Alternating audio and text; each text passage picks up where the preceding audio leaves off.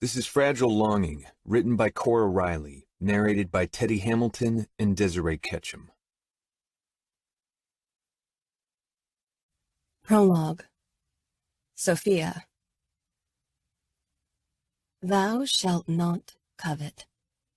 I'd pined for Danilo even when he had still been engaged to my sister.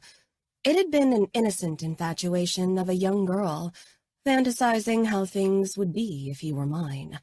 My knight in shining armor. My Disney prince. It had been my favorite daydream, until a simple fantasy had turned to reality when my sister couldn't marry him. That dream soon turned into a nightmare, and a silly girl's fantasy burst. He didn't want me. No two snowflakes are identical in shape. Every single one of them is unique. Magnificent, icy perfection. Like my sister. I tried to imitate her, but an imitation would never be the original. I was an echo of the perfect melody, a shadow of an immaculate image. Always less, never enough. Serafina had been close to perfect in people's eyes when she was still around, but now that she was nothing but a fading memory, her absence amplified all that she had been. She'd become larger than life. She lingered in every corner of the house, and worse, in the minds of the people she'd left behind. How can you beat a memory? You can't. My fingers trembled as I smoothed down my wedding dress. It wasn't my name that would be whispered in the pews today, because I was the consolation prize, the surrogate bride. Worst of all, I was not my sister. I peered at my reflection, my face hazy through the fine gossamer veil. Dressed like this, I almost looked like Serafina, minus the blonde hair. Still less. Always less. But maybe Danilo would see the similarities between my sister and me. Maybe, for a second, he would look at me with the same longing he used to direct at Serafina. Before he realized I wasn't Serafina. Before that look of disappointment settled on his face again. Less than he wanted. Tearing the veil from my hair, I tossed it away. I was done trying to be someone else.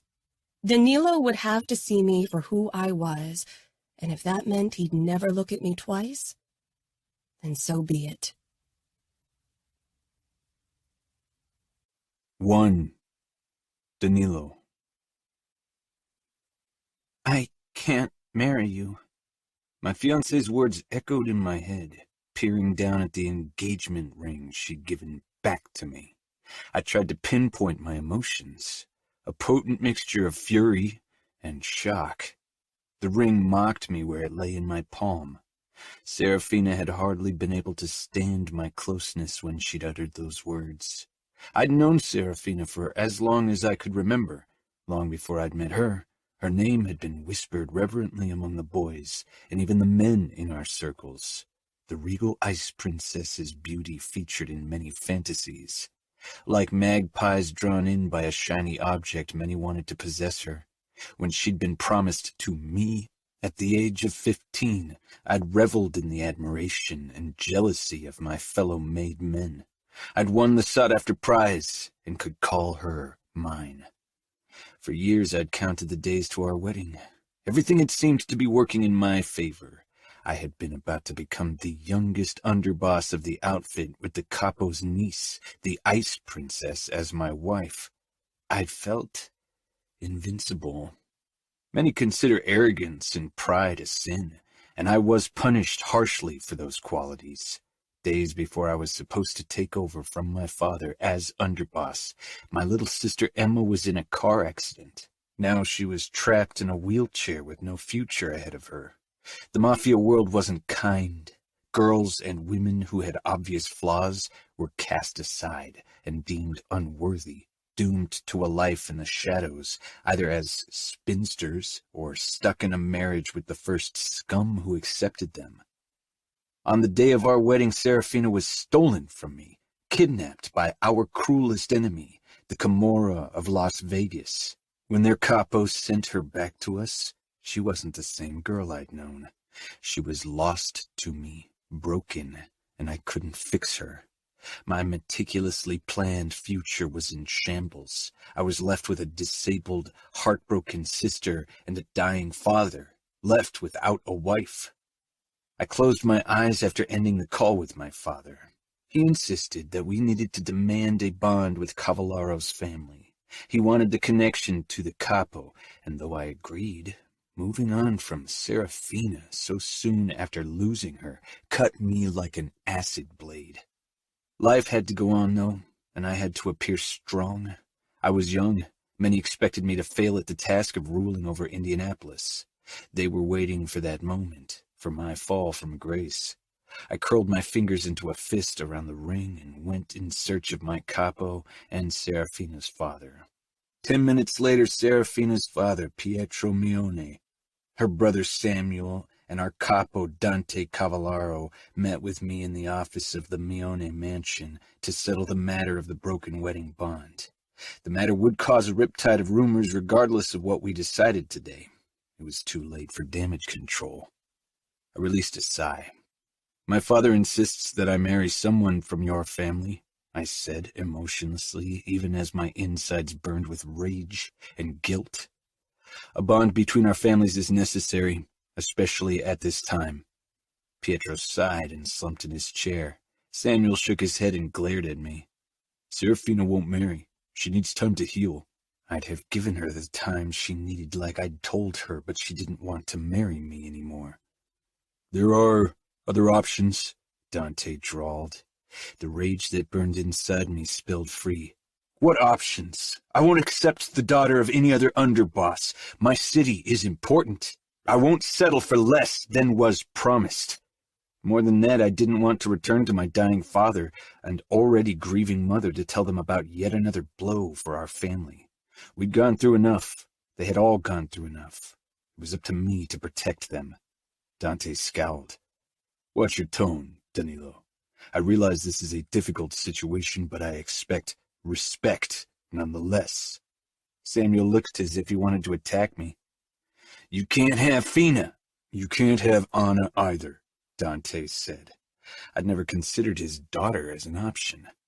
If I married her, it would only cause me problems. I doubted Dante wouldn't shove his nose into my business if it concerned his offspring. You need my support in this war. You need a strong family at your back.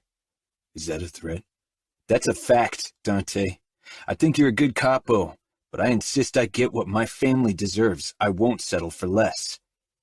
I won't force Fina into a marriage, not after what she went through, Pietro said. Dante nodded. I agree. I understood their reasoning. Serafina didn't want to marry me, and I wouldn't force her into a bond when she'd already suffered a loss of control recently. We're at an impasse then. There was only one option. It was one I wished to avoid but couldn't. Father had immediately suggested my ex-fiancé's younger sister as a substitute. A ridiculous idea, but the only viable option. Dante and Pietro looked at each other, probably considering exactly that option. Pietro closed his eyes. Is that what you ask of me, Dante? Pietro, if we follow the rules, Danilo could demand to marry Serafina. They were engaged. I waited for them to settle whatever they had to. There was only one solution to our problem. When Pietro opened his eyes, they were hard, full of warning. I will give you Sofia. My father had been right. Sofia. She was a child, 10 years younger than me. I'd never even spared her a glance. She's what, 11? Even though it was the only option, a new wave of anger rose in me. Anger for the situation, and absolute rage toward Remo Falcone. 12 in April, Samuel corrected, scowling at me. His hands were curled into fists, but I had a feeling his anger wasn't directed only at me.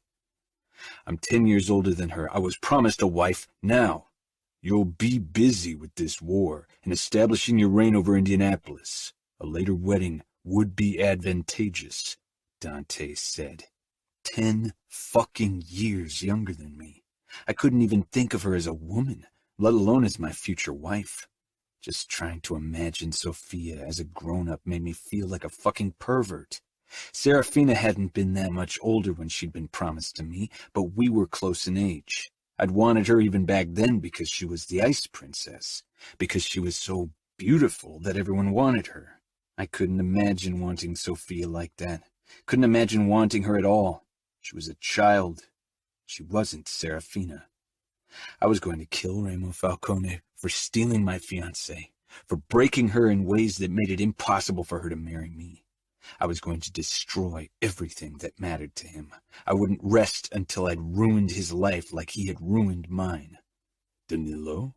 Dante asked carefully, and I realized I'd zoned out. It didn't matter what I wanted. This bond would save Emma. That was all I could hope for at this point. "I have one condition." "What condition?" Dante's voice was clipped. His patience was running dry. These last few months had tested us all. My eyes slanted to Samuel. He was watching me with narrowed eyes. Did I trust him with my sister? More than any of the other prospects. Father would marry Emma off at some point, and nobody of worth wanted her. She'd be cast off to someone who hoped to improve his position, someone who didn't deserve her. "He marries my sister Emma," I said. Samuel's face twisted with shock. "She's in a—" He stopped short. Good for him, because I wanted to kill him. "In a wheelchair, yes. Which is why nobody of worth wants her. My sister deserves only the best, and you are the heir to the Minneapolis outfit. If you all want this bond, Samuel will marry my sister, then I'll marry Sofia." "Fuck," Samuel muttered.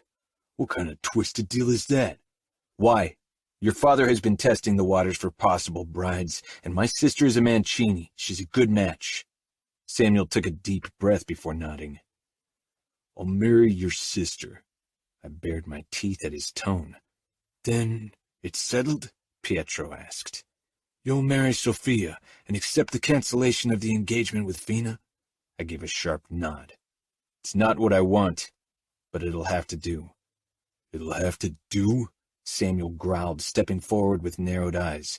"That's my baby sister you're talking about. She's not some fucking thing you accept as a consolation prize." But she was the consolation prize. We all knew it. I laughed bitterly. "You might want to remember that as well when you meet my sister." "Enough," Dante growled. "The wedding will have to wait until Sofia is of age," Pietro said in a tired voice. Did he think I wanted a child bride? Of course. My sister won't marry before her 18th birthday either. 6 long years. It would give me more time to stabilize my rule over Indianapolis, which was the one thing I'd hated about marrying Serafina, but I'd wanted her, and she couldn't wait too long. But now I'd have plenty of time to strengthen my reign, to enjoy myself some more. That's how Father put it. 6 years was a long time. So much could happen before then. I wouldn't lose another girl. I'd make sure Sofia was safe, safer than Serafina had been. Pietro nodded. "Then it's decided," I said. "I have to return home soon. We can settle the details at a later point." Dante nodded. "Just one more thing. I don't want word about Samuel's bond to my sister to get out yet. She doesn't need to know this was a deal in exchange for Sofia." I moved toward the door, wanting out of this house, out of this city, but most of all, away from Serafina. Footsteps sounded behind me, but I didn't turn. There was nothing else left to say. Not today. "Danilo, wait," Samuel demanded. Narrowing my eyes, I turned around. "What do you want?" We'd come to a tentative understanding while trying to save Serafina from Remo Falcone's clutches, but I had a feeling it wouldn't last. We were both alphas and didn't deal well with someone who didn't bow to our wishes. "Sofia deserves more than being second best." That was probably true. True for both our sisters. Fate had dealt Emma some harsh cards, and she deserved only the best. Would she ever get it? Probably not. "I'll treat Sofia with the same respect as I have always treated Serafina." My mouth twisted as I voiced her name. "Remember to do the same with Emma." Samuel shook his head. "Quid pro quo?" I said nothing. This was messed up. We both got girls we didn't want for a bond that would ensure our power. Samuel and I were proud men to a fault, and Remo Falcone had trampled on that pride, a pride we wanted to rebuild. I was beginning to think it would be both our downfall. Sofia. I still remember the first time I saw Danilo. It was a year before he was supposed to marry my sister. He'd come over to discuss details with Dad. Driven by curiosity, I'd pretended to be heading toward the kitchen to catch a glimpse of him. He stood in our foyer, talking to Dad. The moment I spotted him, my heart did a strange flip it had never done before. He gave me a smile, and again my heart beat wildly and my belly warmed. He reminded me of the princes that girls always dreamed about, tall and handsome and chivalrous. His dark brown hair was smoothed back casually, and he had a small dimple in his right cheek when he smiled. I thought he'd remain a fantasy forever. Whenever I fantasized about him, I'd felt guilty. Until suddenly, he was mine. At least officially, because his heart still belonged to my sister. The day I found out I would be marrying Danilo, I'd been sitting at my desk in my room when someone knocked. Then Dad stepped in. He'd sent me to my room a couple of hours ago, like so often in the months since Fina had been kidnapped.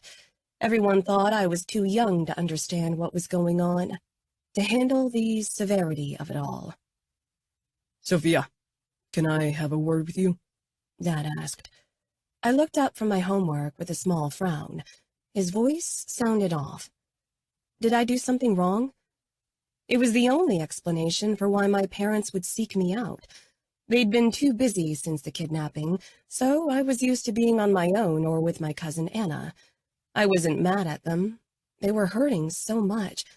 I just wanted things to go back to how they used to be. I wanted us to be happy.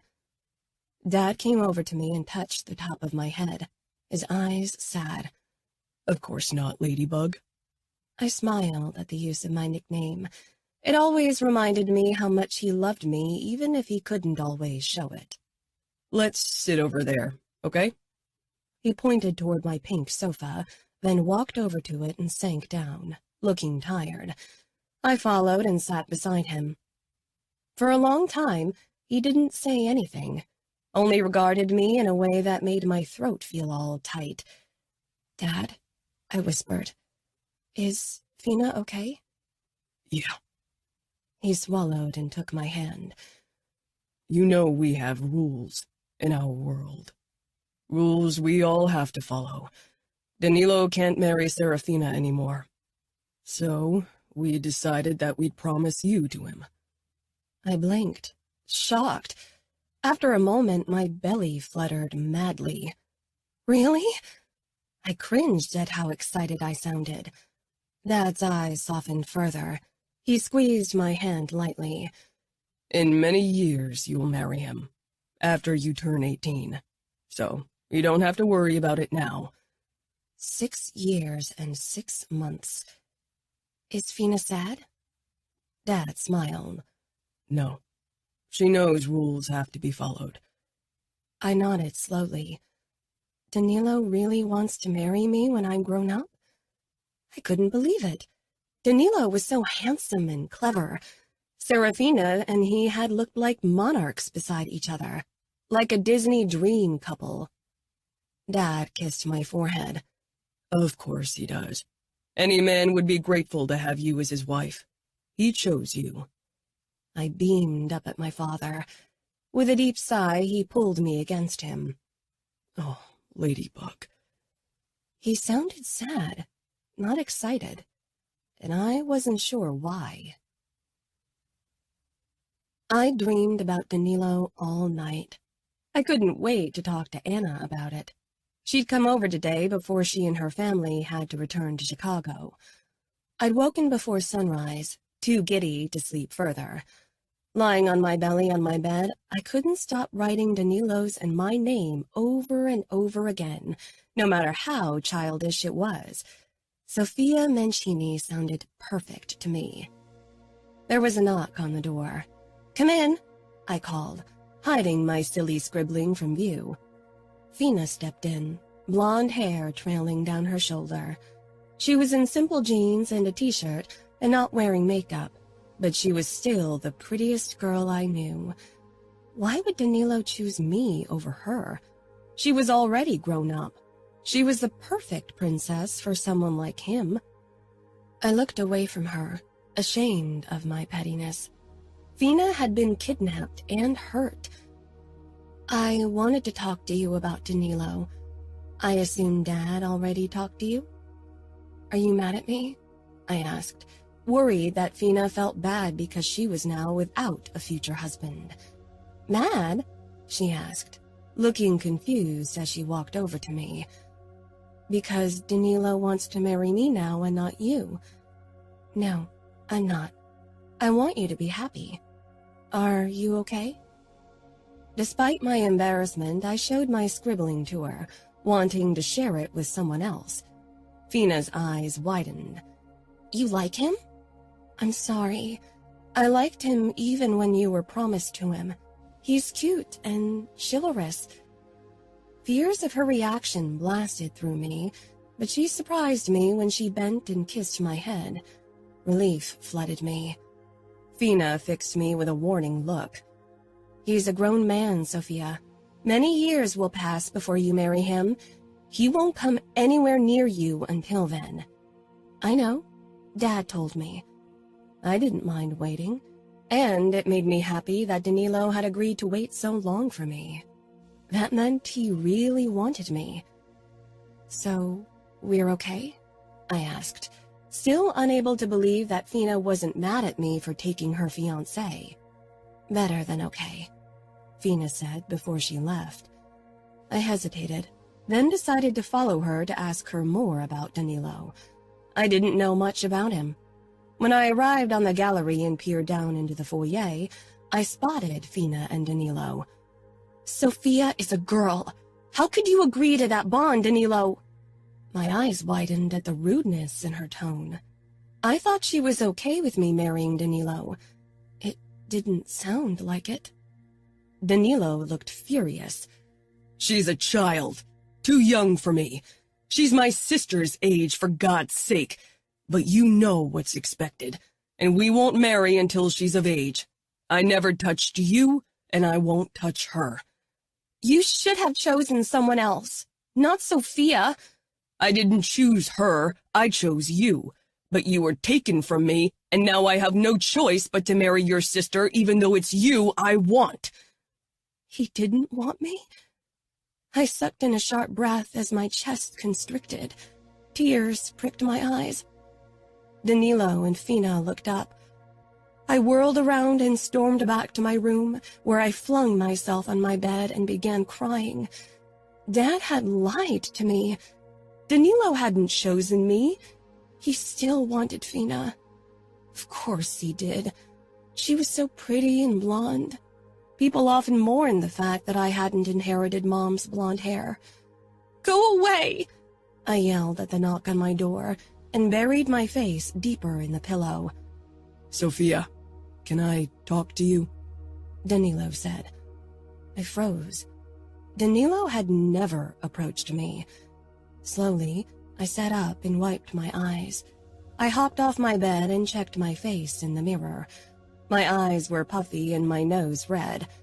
Fina was a pretty crier. I was not. I tiptoed to the door, my stomach twisting with nerves as I opened it. Danilo and Fina waited in the hallway. Fina smiled at me, but my eyes were drawn to Danilo. I had to crane my neck back because he was so tall. My cheeks heated, but I could do nothing about my body's reaction to Danilo. "Can I talk to you for a moment?" he asked. I tried to hide my shock and quickly looked at Fina to see if it was okay. "Sure," she said. I walked over to my sofa, suddenly self-conscious about all the pink in my room. I doubted Danilo liked the color very much. I sank down on my sofa, curling my fingers into fists in my lap to hide their shaking. Danilo left the door open and came over to me. He scanned my room, and I cringed when his gaze lingered on the array of stuffed animals on my bed. I didn't cuddle with them anymore. I just had trouble throwing them away. Now I wished I had done it. Danilo must think of me as a silly little girl now. He sat down beside me, but with plenty of space between us. From the hallway, Fina gave me a faint smile, then walked out of view. But I knew she'd be close by. I risked a glance at Danilo. His dark hair was styled back but slightly mussed up, and he was dressed completely in black. I didn't usually like black, but it looked very handsome on Danilo. He turned to me, dark eyes locking on mine.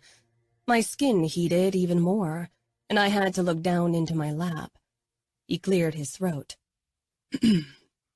What you overheard in the lobby wasn't meant for your ears. I nodded. It's okay. I know you wanted Serafina. My voice shook. Sofia, Danilo said in a firm voice that made me look up. I wasn't sure what his expression meant. He definitely didn't look happy. I chose you. Serafina and I won't work after what happened. I didn't want to hurt her feelings. That's why I said what I said. I searched his face briefly before looking away.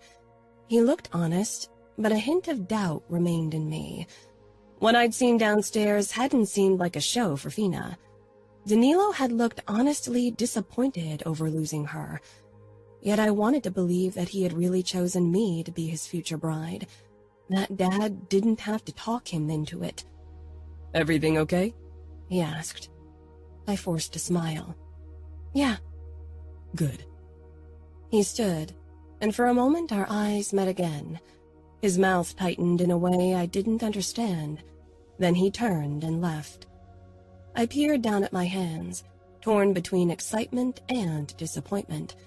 Wiggling my fingers, I wondered when I'd get an engagement ring. Fina had gotten hers immediately when our parents had decided on the bond. But maybe this time they'd wait.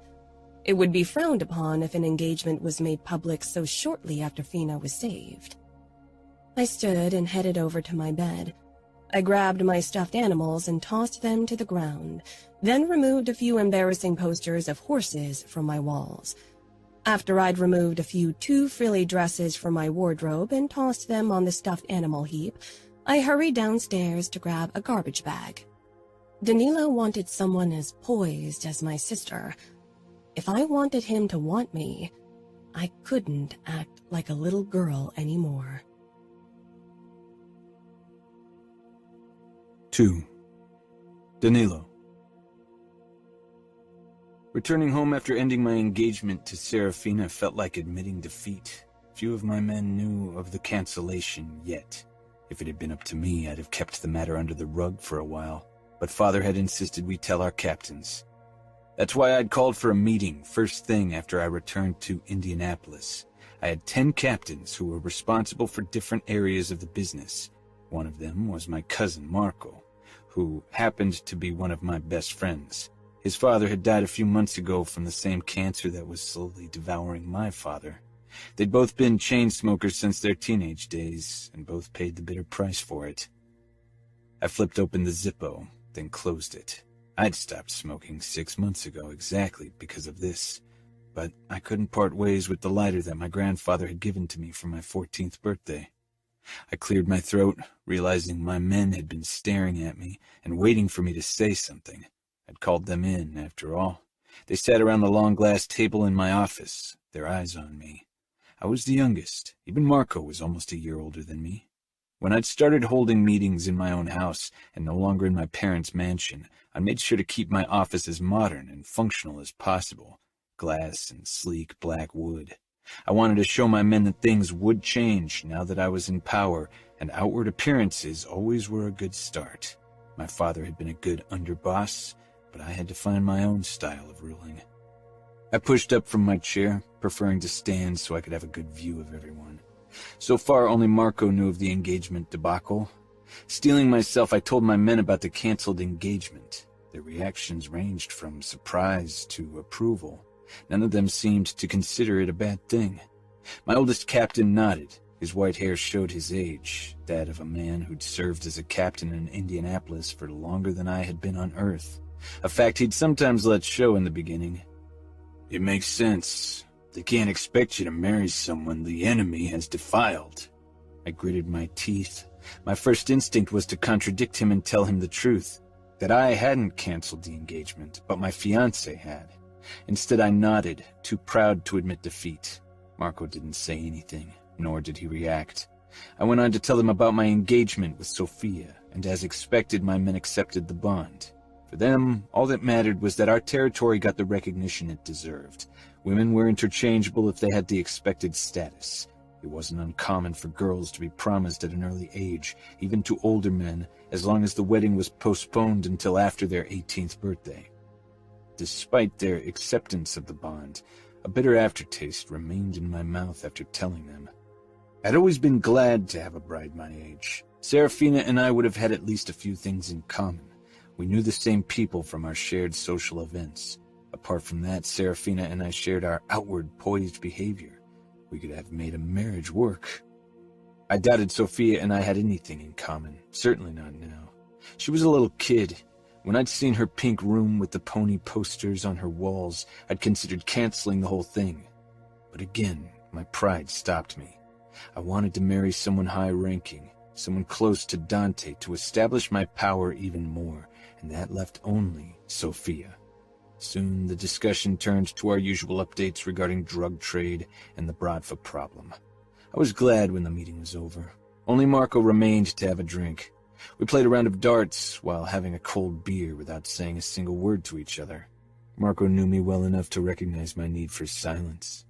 Eventually, after my second beer, I leaned against the pool table in my man cave, as my mother always called it. What do you think? Marco slanted me a look and took a deliberate sip from his drink. We were often mistaken for brothers because of the similarities in our looks. Same brown hair and eyes and the famous strong Mancini chin. He gave a shrug. It's a messed up deal. You realize neither Emma nor Sofia will be happy if they find out you and Samuel struck an agreement to marry each other's sister. Emma would be devastated. Sofia probably wouldn't react much better, but in our circles every marriage was based on a deal of sorts. Always quid pro quo. Love was very rarely the reason behind a bond. They won't find out. The look Marco gave me was full of doubt. You know how easily rumors spread in our circles. I wasn't talking about the deal when I asked for your opinion, I clarified. I'm talking about Sofia. I don't know how I feel about marrying her. What do you think? You won't marry her for another 6 years. Until then, even you, stubborn bastard that you are, will have gotten over losing Serafina. You get a Cavallaro niece. That's what matters, right? It should have, from a tactical standpoint. My position hadn't been weakened, and yet it felt like I'd taken a deep fall. She's too young. Of course she is, but it's not like you're marrying her anytime soon. Trust me, in 10 or 15 years you'll thank your lucky stars that you have a young wife. We'll see. I motioned at the dartboard again. Another round. Marco grabbed the darts without protest and began throwing. What about Emma? What about her? She was supposed to live with you so your mother can focus on caring for your dad, but now that Serafina won't be moving in, that's not going to work out, right? Emma's been getting more independent these last few months. She doesn't need as much support as she used to. I'll employ a nanny who specializes in children with disabilities. The maids can take care of the rest. You realize that you work a lot and are barely home? It's not like you'll have a ton of time to spend with her. I'll make time, I muttered. It wasn't your fault, Danilo. You have to stop blaming yourself for the accident. I glared at him. This discussion is over. Marco sighed, but finally shut up and continued to play darts. Emma's accident wasn't something I wanted to think about, much less discuss with him. It was bad enough that it haunted my dreams. The next day I visited my parents. Emma still lived with them, but I'd promised her that she could move in with me today. When I stepped into the house I'd grown up in, my chest tightened like it always did on my visits lately.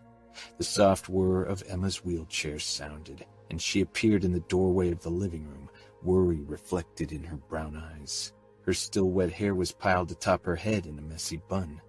I tried to protect her from the darkness of the last few months, but Serafina's kidnapping had been the trudging topic in our circles, even among the children. Emma had witnessed the tumultuous events at my cancelled wedding. She knew more than she should. I headed over to her and hugged her, kissing her forehead before I straightened. She felt frail in my arms, as if a strong gust of wind could break her. "How are you?" In the first months after the accident, she'd often felt an almost stabbing pain in her legs, not to mention the emotional turmoil she'd been experiencing when she realized she wouldn't be able to use her legs like she used to, would never dance ballet again. "I'm fine. But what about you? Mom told me that you can't marry Serafina anymore and have to marry Sofia instead."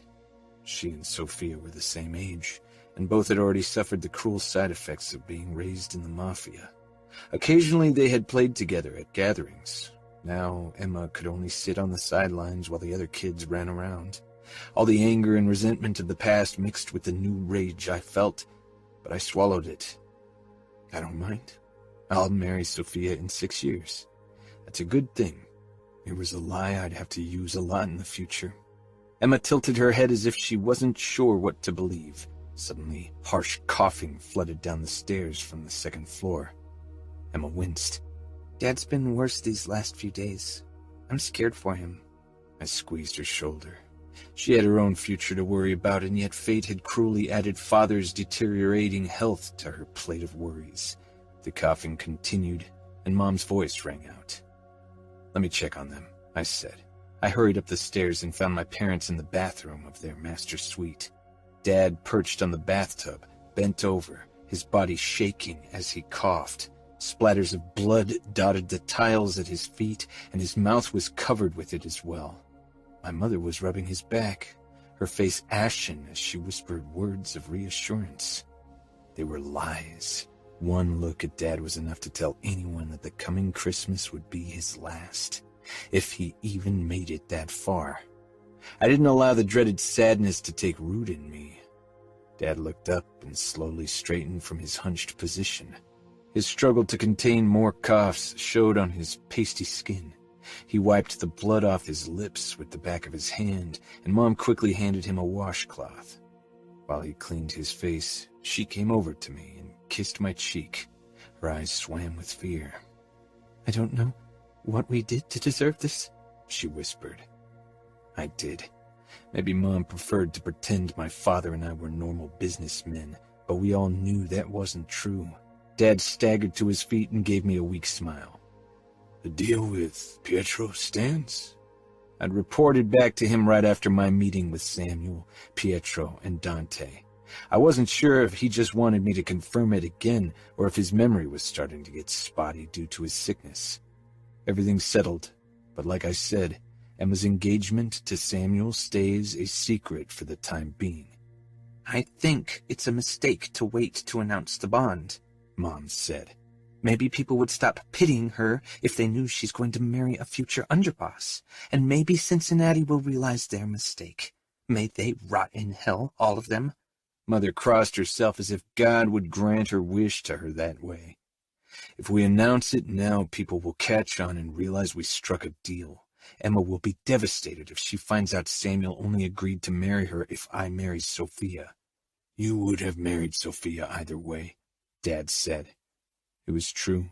Sofia was a good match for me, at least from a political standpoint, and yet it felt as if I'd been bested.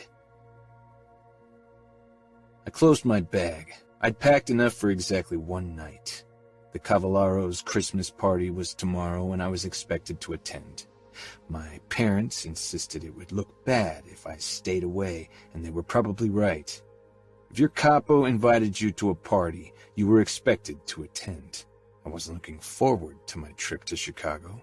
I'd leave tomorrow morning and then return the day after.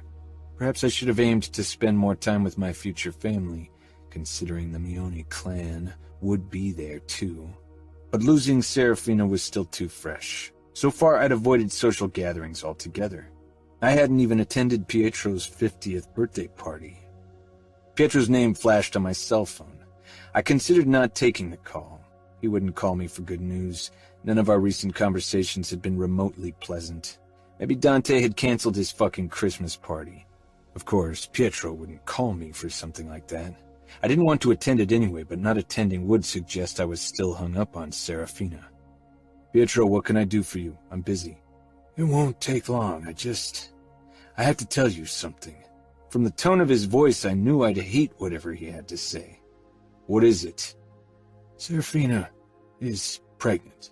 She's 17 weeks along. The news hit me like a sledgehammer. Another reminder of how Remo had taken her from me. As if, even from afar, he'd found another way to humiliate me by showing me again how he dishonored my fiancé. I thought it best that you hear it from us and not someone else. How considerate of you. I gritted out, feeling like my insides were going up in flames. Anger had become a familiar companion. Thank you for letting me know. I'd understand if you decided not to attend due to these circumstances. Everything in me screamed to take the easy way out. I didn't want to see Serafina again, especially not now that I knew she carried Remo Falcone's child. Yet my pride was in tatters, and I wouldn't allow anyone to stomp it to the ground completely, especially not Remo Falcone. I don't see why I should. Serafina is no longer my concern. Sofia is my fiancé now. Even I could hear the lingering bitterness in my voice. Pietro cleared his throat. Very well. See you then. For a long time after I ended the call, I stared at nothing. The whir of the wheelchair announced Emma's appearance. I schooled my features into an expression of calm when she appeared in the doorframe. Are you okay? She asked, her too attentive eyes taking in my face. Emma knew me too well, and she was simply too good at reading other people's emotions. I'm fine. I pressed out. She was too young to be weighed down by my problems. Besides, she had her own issues to conquer. She bit her lip. Okay.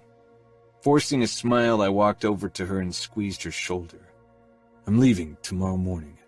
I'll be with Mom and Dad then, right? I nodded, but then an idea struck me. Why don't you come along? I'm in need of company. Her entire face transformed into pure joy and surprise. Really? Won't I be a bother? I squatted in front of her and gripped her knees. You aren't a bother, Emma. Having Emma with me in Chicago would certainly hold me back, which was exactly why I needed Emma there with me. I rarely lost my shit when she was around. I wanted to protect her from that side of me, and I really needed someone to stop me from losing my shit. Seeing Serafina again might very well make me lose it altogether. After dinner, I called my father to inform him that he and Mother wouldn't have to take care of Emma in the next few days. Are you sure that's a good idea? Father asked. He sounded weaker than last time I'd talked to him, as if he could barely take in enough breath to press out a single word. Emma needs to be among people. You know how people always stare at her. I know, but I don't give a fuck. Let them stare. The moment Emma and I entered the Cavallaro mansion through the back entrance, because that one was wheelchair accessible, and stepped into the lobby, people's attention shifted toward us. It was difficult to determine who of us was the center of their open curiosity. Emma in her wheelchair, or myself. Dante and his wife Valentina headed toward us, and I shook their hands. After that, Emma and I moved into the living area, where most of the guests had gathered. Emma gave me an embarrassed smile. People are staring. They're staring at me, the abandoned bridegroom, I said in a forced, joking voice. Emma's eyes widened. Luckily, Dante's daughter Anna and Sofia were heading our way. Sofia gave me a bright smile. Her cheeks turned red when I smiled back at her. Hi, she said. She smoothed out her dress and bit her lip, appearing almost as if she were waiting for something. Emma and Dante's daughter hugged and picked up a conversation while I was left to stare at Sofia's expectant face. How are you? Sofia asked, then flushed an even deeper red. I frowned, wondering where she was going with this. I'm fine. My tone was clipped. Then my eyes landed on her. Serafina entered the room with Samuel, their arms linked. She was dressed in an elegant, loose-fitting dress. My gaze lingered on her midriff, looking for the bump that her choice of clothing managed to conceal. Soon that would be impossible, and everyone would know that Remo Falcone had managed to humiliate me and the outfit in another way. It would be the scandal of the century. The expectant, curious looks from everyone around me would only amplify then. Serafina glanced my way, and our eyes met. She smiled politely, then looked away, moving on with her gaze like she had done with her life. Like so often in the last few weeks, anger surged inside me. It was unreasonable to blame Serafina for any of this. She was the victim. She'd suffered for all our sins and would continue to do so. After a moment, I realized Sofia was watching me. I gave her another quick smile, then turned to Emma. "I'll grab drinks and something to eat. You've got company now?" The last was addressed to Sofia and Anna. Both girls nodded. Without another word, I walked away in search of the open bar. After a drink of scotch, I felt more at ease. Still, I kept searching the room for Serafina. My brain just couldn't let it rest. Frustrated at myself, I went in search of Pietro, or Samuel. A cursory glance told me Emma was still talking to Anna and Sofia. When I finally found Pietro, he was standing on the terrace in the winter cold, talking to Dante. "Am I interrupting anything?" I asked as I joined them. "No, come join us," Dante said. The worry of the last few months that had settled in every line on my face also showed on his. "When are you going to make it public?" I didn't have to elaborate what I meant. Pietro and Dante exchanged a look, then Pietro sighed. He took another sip from his drink. "We'll try to keep it a secret for as long as possible, but I doubt we can cover it up for more than 2 more months.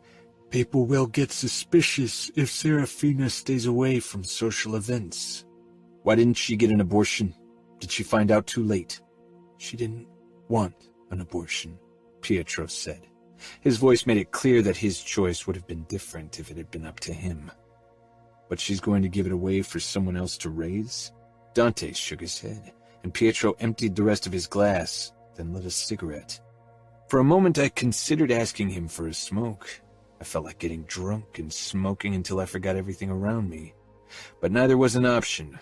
I needed to stay sober enough to get Emma back to the hotel, and she didn't like it when I smoked because it had killed our grandfather and would soon kill father. "She's going to raise Falcone's child?" I didn't get a reply. I couldn't understand how Serafina could even consider raising his child. That she didn't want an abortion was something I could comprehend, but actually watching Remo's child grow up after what he did, that was insanity. Women got sentimental when they were pregnant. Maybe she'd change her mind later. It shouldn't even matter to me. Serafina wasn't my business anymore, and yet it still felt as if she were, as if everything that had happened to her would still fall back on me. It was a prideful thing to consider, but I was unable to abandon the thought. Sofia. I'd been so excited when I'd heard that Danilo would be coming to Uncle Dante's Christmas party. When he hadn't attended Dad's birthday party, I'd been disappointed. I wanted to see him again now that he was mine. Few people knew about our engagement yet, which wasn't even an official engagement. That party would only happen when I was older. My excitement faded when I met Danilo at the party. I'd taken longer than ever before to get ready. I'd chosen a new elegant dress, and I'd even put on a hint of makeup I'd snuck out of Fina's room. Despite my efforts, Danilo hardly looked at me. It was as if I were air. His expression was passive. The only time there was a flicker of passion was when he spotted Serafina across the room. After that, I was invisible to him. Anna nudged me once he left. "Hey, don't pull such a face," she whispered, then turned back to Emma. I forced my eyes away from Danilo and smiled at Emma. "Are you hungry?" I asked. "I haven't checked out the buffet yet. Maybe we can do it together." She nodded and smiled shyly. Anna grinned. "Finally! I'm starving." Anna walked ahead, parting the crowd so Emma could wheel through them. It was obvious that Emma was embarrassed by the attention, so I stayed by her side and distracted her with chit-chat. "I'm happy that you're going to marry my brother," she said a little later when we stood in a corner of the room eating. That surprised me.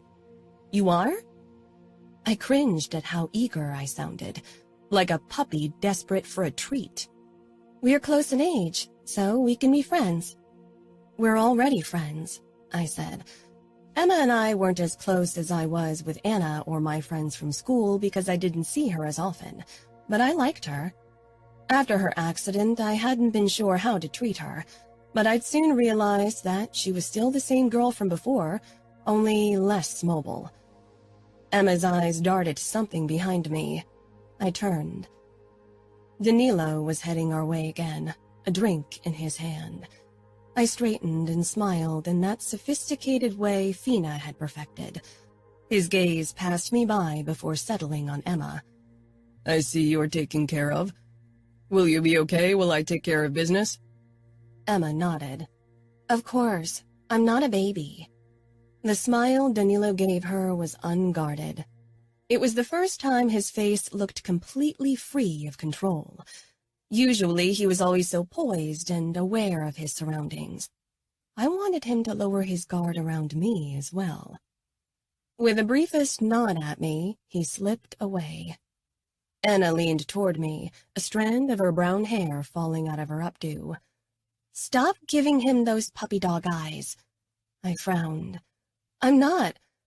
I had been giving him puppy dog eyes. "I just wish he'd stop ignoring me." Anna shrugged. "He has to ignore you in public. Until you're older, it's against etiquette to show that you're engaged." She was right. I kept comparing my situation to how Danilo had treated my sister, but she'd been older and they'd been almost married.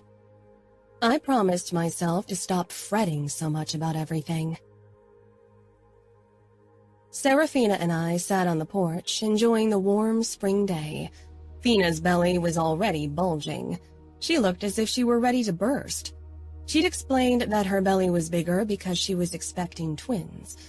I simply couldn't believe she had 2 little humans inside of her. She laughed when she noticed my attention. "Don't worry, I won't explode even if I feel like it." "I can't wait to meet the twins," I giggled. Her smile wavered. "At least someone does." I linked our fingers. "Mom and Dad still aren't happy about the babies?" Fina looked away, biting her lower lip. She didn't say anything, but I could tell she was holding back tears. Ever since she'd become pregnant, her emotions were all over the place. That was why I never talked about Danilo with her, even though I was desperate to ask her about him. Dad stepped onto the porch. "Sofia, can I have a quick word with you?" I got up, surprised that he wanted to talk to me. Was it about Danilo? I followed him inside and we settled on the sofa. His expression told me that I was about to hear bad news.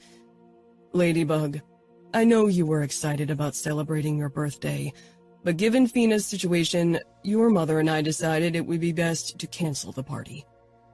My heart sank. I'd been looking forward to my 12th birthday party with my friends. "Okay."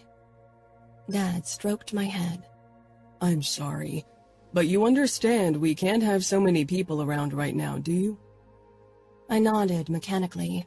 My parents were trying to hide Serafina from the public as much as possible.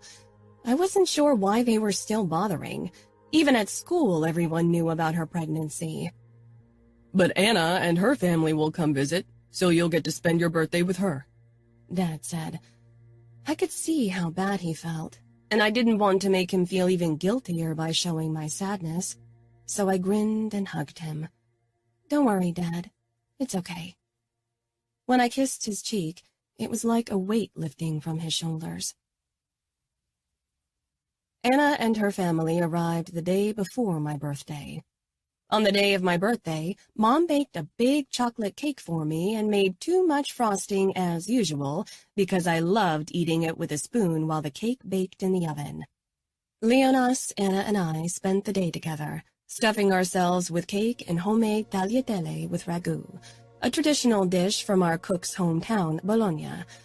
I finally got a cell phone, and even though Danilo didn't have my number yet, I kept hoping I'd get a text from him. It wouldn't be difficult for him to find out my number. All he'd have to do was ask Dad or Samuel. But when dinner rolled by and I hadn't received a message from him yet, I accepted that he'd forgotten my birthday.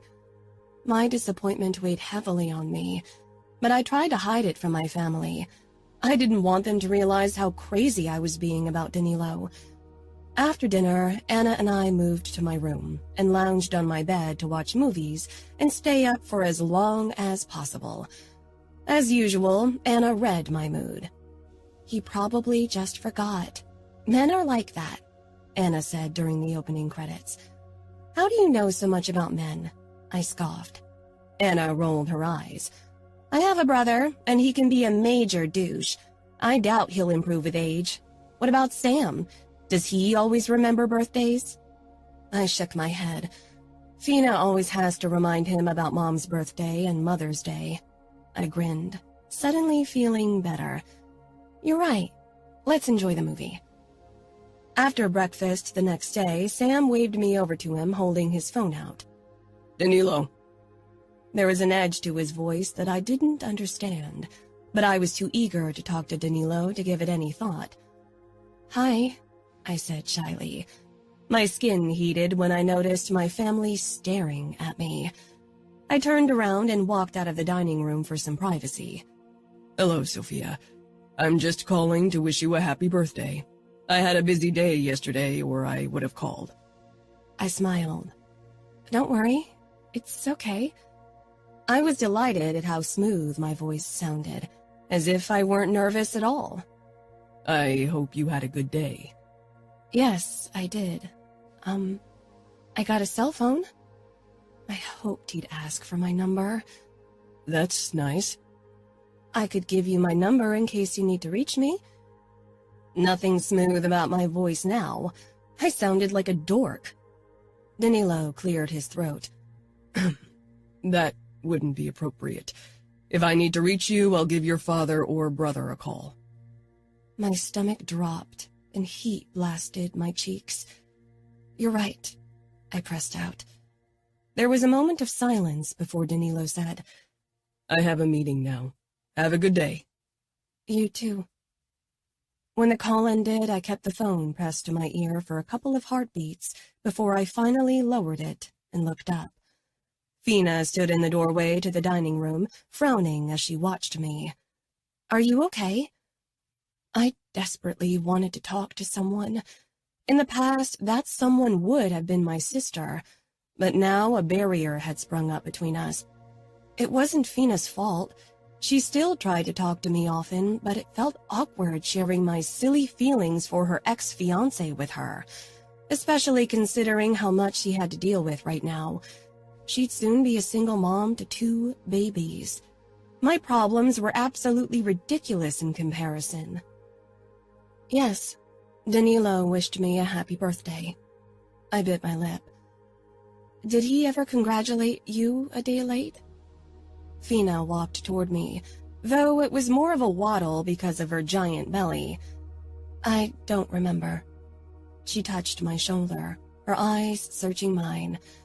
I wondered if she really didn't remember or if she simply said it not to hurt my feelings.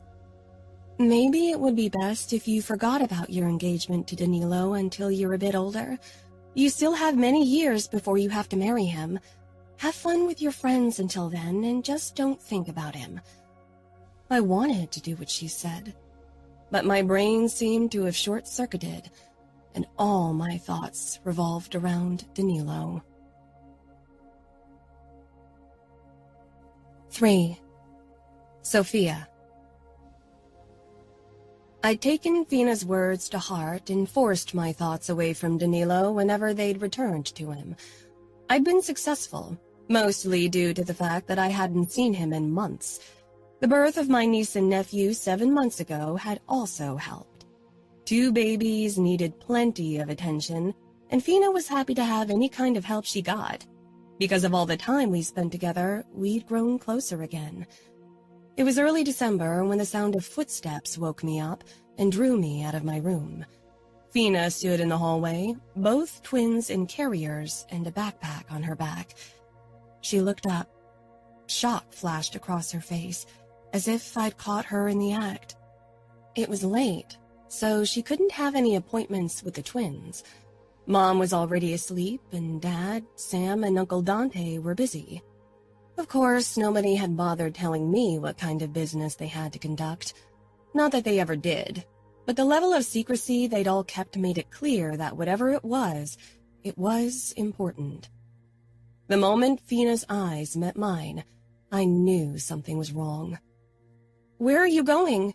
I asked, my heart clenching tightly. Fina looked like she was about to run away. Fina's expression softened. "I'm leaving. I have to." I hadn't expected Fina to tell me the truth. My parents and Sam usually gave me sugar-coated versions of events. "Because of Greta and Nevio?" I stopped beside my sister. Both Nevio and Greta were asleep in their carrier, looking tiny and adorable. I loved cuddling them. "You're leaving us," I whispered, realizing I might never see them again. If Fina ran away, I wouldn't be allowed to see her. "I have to, Ladybug. For my babies. I want them to be safe and happy. I need to protect them from the whispers."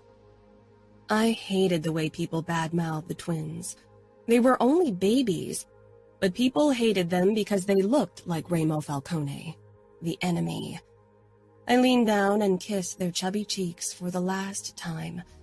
I wanted Fina to be happy, and she hadn't been since before the twins were born. Everyone always stared at her as if she were an alien. Still, the idea of losing Fina and the twins cut me deeply. "I know what people say about the twins, and I hate it, but I don't want you to go." My voice broke. "I know. Give me a hug." I hugged her tightly, trying to memorize everything about her. Her crisp Calvin Klein perfume, her smooth hair, her warm hugs. "Don't tell anyone, please," Fina whispered. I pulled back. "You're going to go back to their father?" Fina nodded. She rarely spoke about her kidnapping, but whenever she'd mentioned Ramo Falcone, she hadn't sounded as scared as I'd expected. Sometimes she even looked wistful, and now I knew my gut instincts had been right. "Do you love him?" "I don't know," Fina said, her blonde brows pulling together. How could she not know? But then I remembered my confusing feelings for Danilo and understood. Emotions weren't always black and white. "Dad won't allow me to see you anymore, will he?" I asked, my eyes prickling with tears that I tried to hold back for Fina's sake. I didn't want her to feel guilty. Fina looked away briefly, blinking rapidly. "I hope one day he'll understand." I didn't understand why Dad and Sam disliked the twins so much, but it had become more obvious every day. They hated Ramo so much that they couldn't see anything but their hate. I couldn't imagine them ever being okay with Fina going back to Las Vegas, even if it were for Love and her twins. "I'll miss you. I'll miss you too. I'll try to contact you. Remember, I love you, Ladybug." Tears tracked down my cheeks as I watched Fiona descend the staircase. I gripped the banister until I heard the soft click of the front door as Fina slipped out of the house. I wasn't sure how Fina would get off the premises or past the guards, but she was clever and determined. She'd find a way. I returned to bed, but I couldn't fall back asleep. My thoughts were with Fina, wondering how she'd get to Las Vegas. I wanted her to be safe. I considered going to Anna. She, Leonas, and Valentina had spent the night here since Uncle Dante was doing business, but I'd promised Fina to keep it a secret. I trusted Anna, but I didn't want to drag her into this mess and force her to lie to her dad. I must have fallen asleep eventually because I was woken by angry shouts. I scrambled out of bed to investigate the reason for the shouting. My heart raced, expecting an attack. Instead, I found Mom, Dad, and Samuel facing off with Dante. Mom was crying hysterically. I was trying to understand what was going on. Everything happened so fast, I barely had time to come to terms with what was happening. And then my parents threw Anna and her family out of her house. I watched everything, mouth agape, heart clenching hard. Anna gave me a fearful look. I'd never seen our parents scream at each other, much less throw each other out of the door. When the door closed behind them, I suddenly realized that I might have lost Fina, the twins, and Anna, all in one day. Mom rushed upstairs, Dad following behind her. Her wails rang through the house and brought tears to my own eyes. Sam walked toward Dad's office, and I trailed behind him. He poured himself a drink and downed it, then sagged into one of the armchairs, looking disheveled and heartbroken. I crept toward him and touched his shoulder, wanting to give him comfort. He and Fiona had been inseparable, and now she was gone. She chose him. She saved him. He gritted out. And then he told me how Fina had gone to a safe house where they kept Remo Falcone to kill him, and she'd saved him. Dante had let her go, and now my family blamed my uncle for losing Fina, but she'd made her choice to leave, not Dante. He'd only honored her wish. I didn't voice my thoughts and listened to Sam's increasingly drunk ramblings. When he mentioned Danilo, I perked up. Danilo was there? Sam nodded and staggered to his feet to grab another drink. Why was he there?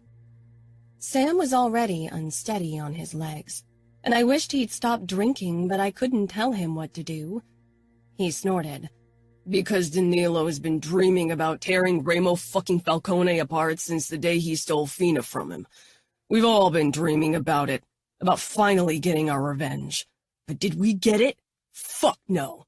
Dante took that from us, and now Fina's gone just like any chance at revenge we ever had.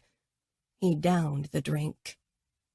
I'd foolishly hoped that Danilo had gotten over losing Fina, that he'd moved on. But if revenge was still on his mind, that obviously wasn't the case. Why can't you just move on? I whispered. It was the question I wanted to ask Danilo. Samuel laughed bitterly. Move on? There's no fucking way I can just move on. I lost her, and nothing and no one could ever replace her. He slumped in his chair, looking like he was seconds away from passing out. I knew Samuel didn't mean to hurt me, and I knew I could never replace Serafina. She and Samuel had always been a unit. They were twins. Their bond was special, and I'd always accepted it. Yet, after hearing his words, I felt crushed, knowing that the same thoughts were probably going through Danilo's mind. He'd wanted Fina, had chosen her, and now he was left with me instead. Samuel's breathing had evened out and his eyes were closed. I carefully removed the glass from his hand and put it on the table. I left him in the armchair and crept out of the room. When I arrived upstairs, I heard Mom's crying coming from their bedroom. For a couple of heartbeats, I hovered in the hallway, wondering if I should knock and try to console her. But Mom was a private crier. She probably wanted to be alone, so I passed the room by. That night, when I lay in my bed, I allowed myself to cry. Danilo. After a moment of exhilarating euphoria yesterday, when Remo Falcone had handed himself over in exchange for his younger brother we'd captured, after hours of seeing him getting tortured and torturing him myself, my mood had now hit rock bottom. I raced through Minneapolis, not even sure where I was going. I'd waited for this day for months. I'd lost count of the times I'd imagined how to dismember Remo, how to bring him to his knees and make him beg for mercy. He did neither. Till the very end, his air of arrogance remained untouched. It didn't matter what we did to him. He kept up that arrogant smirk. Maybe if we'd gotten the chance to go through with our plan and cut his fucking dick off, he would have finally begged. But we were thwarted. After all our struggling and effort, Remo Falcone had won. Serafina, the woman he'd kidnapped and dishonored, had saved him with Dante's help. I'd felt an onslaught of guilt when Serafina had been kidnapped, and even after she'd returned to us broken, a shadow of the girl I thought I knew. Now, anger took up more and more of my emotions, becoming almost overpowering. The instant she'd pointed her gun at us to protect her kidnapper, our worst enemy, I'd hated her. It was one thing to be born on the wrong side and to not know any better like most camorrista, but it was unforgivable to be raised in the outfit and defect. Woman or not, she could have sent her twins to Las Vegas and stayed where she belonged, in the outfit. I pulled into the parking lot of a random bar, not even sure if it was one of our own or if it belonged to the Bratva. I didn't care. I killed the engine and got out of my car. Inside the dingy, dimly lit bar, I downed one shot after the other. The barkeeper didn't ask any questions or try to prevent me from getting dangerously shit-faced. From the corner of my eye, I saw a blonde woman. My heart skipped a beat. For a moment, I thought it was Serafina. I wanted to kick myself for my own idiocy. I downed the rest of my drink and thumped the glass on the counter. The barkeeper refilled my glass without a comment. Upon closer inspection, the woman down the counter from me had no resemblance with my ex-fiancé except for the similar hair color. Every inch of this woman's face spoke of a life full of hardships and frustrations. Serafina had lived in a golden cage. She'd never had to work for anything, fight for anything, and the first time she did it was to save our enemy and betray all of us. Bitterness poisoned my insides. I was caught up in a self-destructive spiral, but I couldn't shake myself free of it. The woman noticed my attention and smiled. She wasn't my type, too unnatural, but she was exactly what I needed. I got up, walked over to her, and sank down on the bar stool beside her. Up close, she barely looked like Serafina, but I didn't care. After a short chat and a few more drinks, we stumbled into the restroom together. I fucked her hard against a bathroom stall, her front pressed against the wall, her back to me. I focused on her blonde hair and let out my frustration and anger. Remo had taken Serafina from me, had stolen her innocence and her heart. I could imagine his feeling of utter triumph every time he fucked her, knowing he'd taken this from me. I came with a violent shudder and untangled myself from the woman in front of me. I wasn't sure if she came, but I didn't care. She didn't look unhappy as she leaned up to me and rasped something into my ear that I didn't understand before slipping a piece of paper into my pocket. She stumbled out of the stall, and I braced myself with one arm and disposed of the condom. For a long time I stared at the graffitied wall, feeling sick to my stomach and not sure if it was the result of too much alcohol or my tasteless fuck in a dirty restroom. I straightened my clothes and stumbled out of the restroom. After dropping money on the counter, I staggered to my car. Once behind the steering wheel, I stared straight ahead, trying to stop my vision from spinning. I closed my eyes, considering where to go. The hotel was out of the question.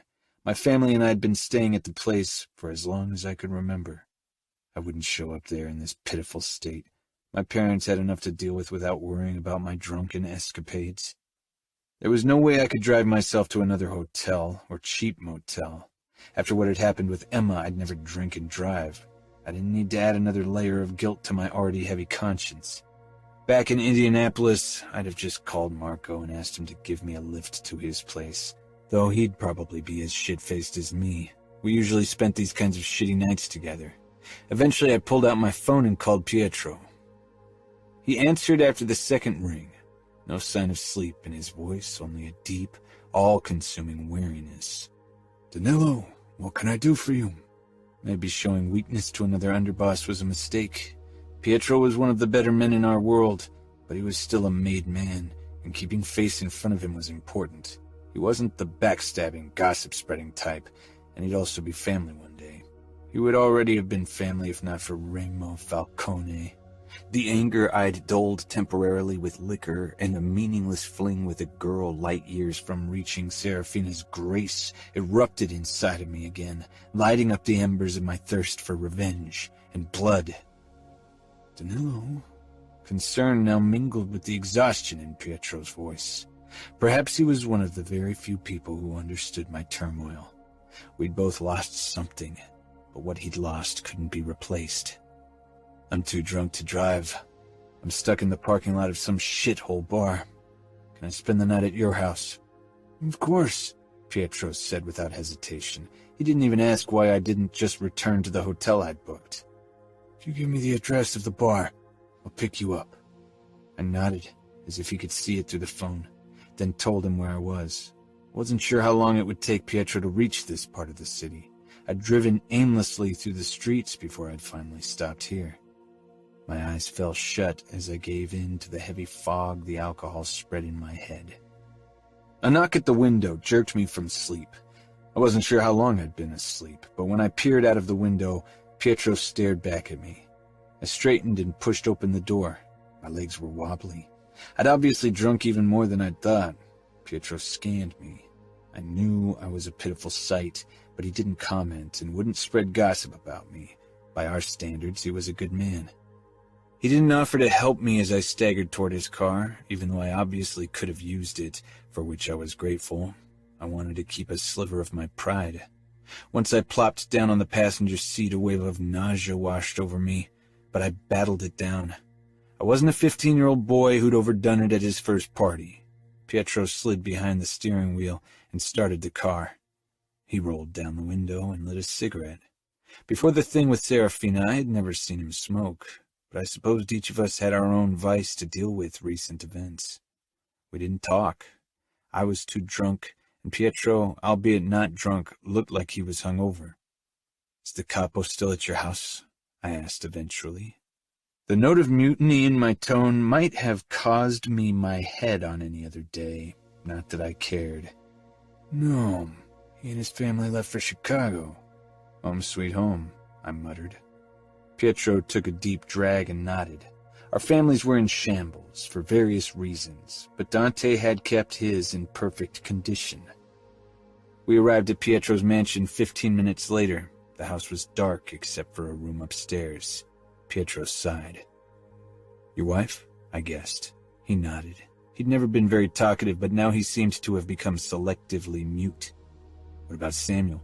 I asked. I wasn't sure why I couldn't just shut up. Pietro took a final drag from his cigarette, stomped it on the ground, and led me toward the front door. He lost his twin. It wasn't much of an answer, but at the same time it was. Samuel and I weren't exactly friends. Our personalities clashed too much to like being around each other, but I respected him. I'd lost my fiancé, my future wife, when Remo had kidnapped her and had gotten Sofia as a replacement. For Samuel, there wouldn't be someone else who could take his twin's place. Pietro led me to one of their guest rooms on the second floor, then excused himself. I dropped down on the bed, shoving my shoes off and not bothering to undress. Seconds after my body hit the mattress, I passed out. 4.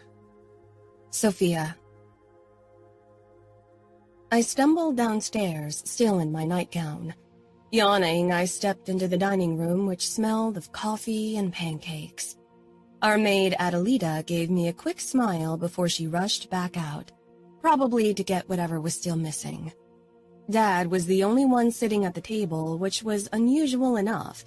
Usually Mom was always up early and the first to make sure the breakfast table included all our favorites, especially on the weekend. Good morning, I said, my voice rough from sleep and crying. Dad looked up from behind his newspaper. Dark shadows spread below his eyes, and when I kissed his cheek, the stench of smoke drifted into my nose. Are you smoking again? I asked, worried. That's not healthy. Dad gave me a small smile, then he scanned my outfit. Maybe you should get dressed. My brows furrowed. It's the weekend. Danilo spent the night. He might be down any moment, and I'm sure you don't want to be in your night clothes around him. My eyes widened in surprise. Why is he here? Dad looked down at his newspaper. If he was reluctant to tell me, it could only be about Fina. He wasn't doing so well after your sister helped Ramo escape, so I picked him up last night and let him spend the night. I nodded, my eyes beginning to prickle. Of course, I'll get dressed now. I stepped back and headed back out. I thought Danilo was over Fina, but if Dad had to pick him up, he must have been very drunk, like Samuel. Lost in my thoughts, I trudged through the second-floor corridor when someone stepped out of one of the guest rooms. I noticed too late and ran right into him. Danilo, of course. He grabbed my upper arms to steady me. I glanced up, cheeks burning. Danilo was in a crinkled shirt and dark pants that smelled faintly of alcohol and smoke. Yesterday's clothes. His eyes were bloodshot and swirled with a myriad of dark emotions that filled my heart with dread. I'd never seen him like this.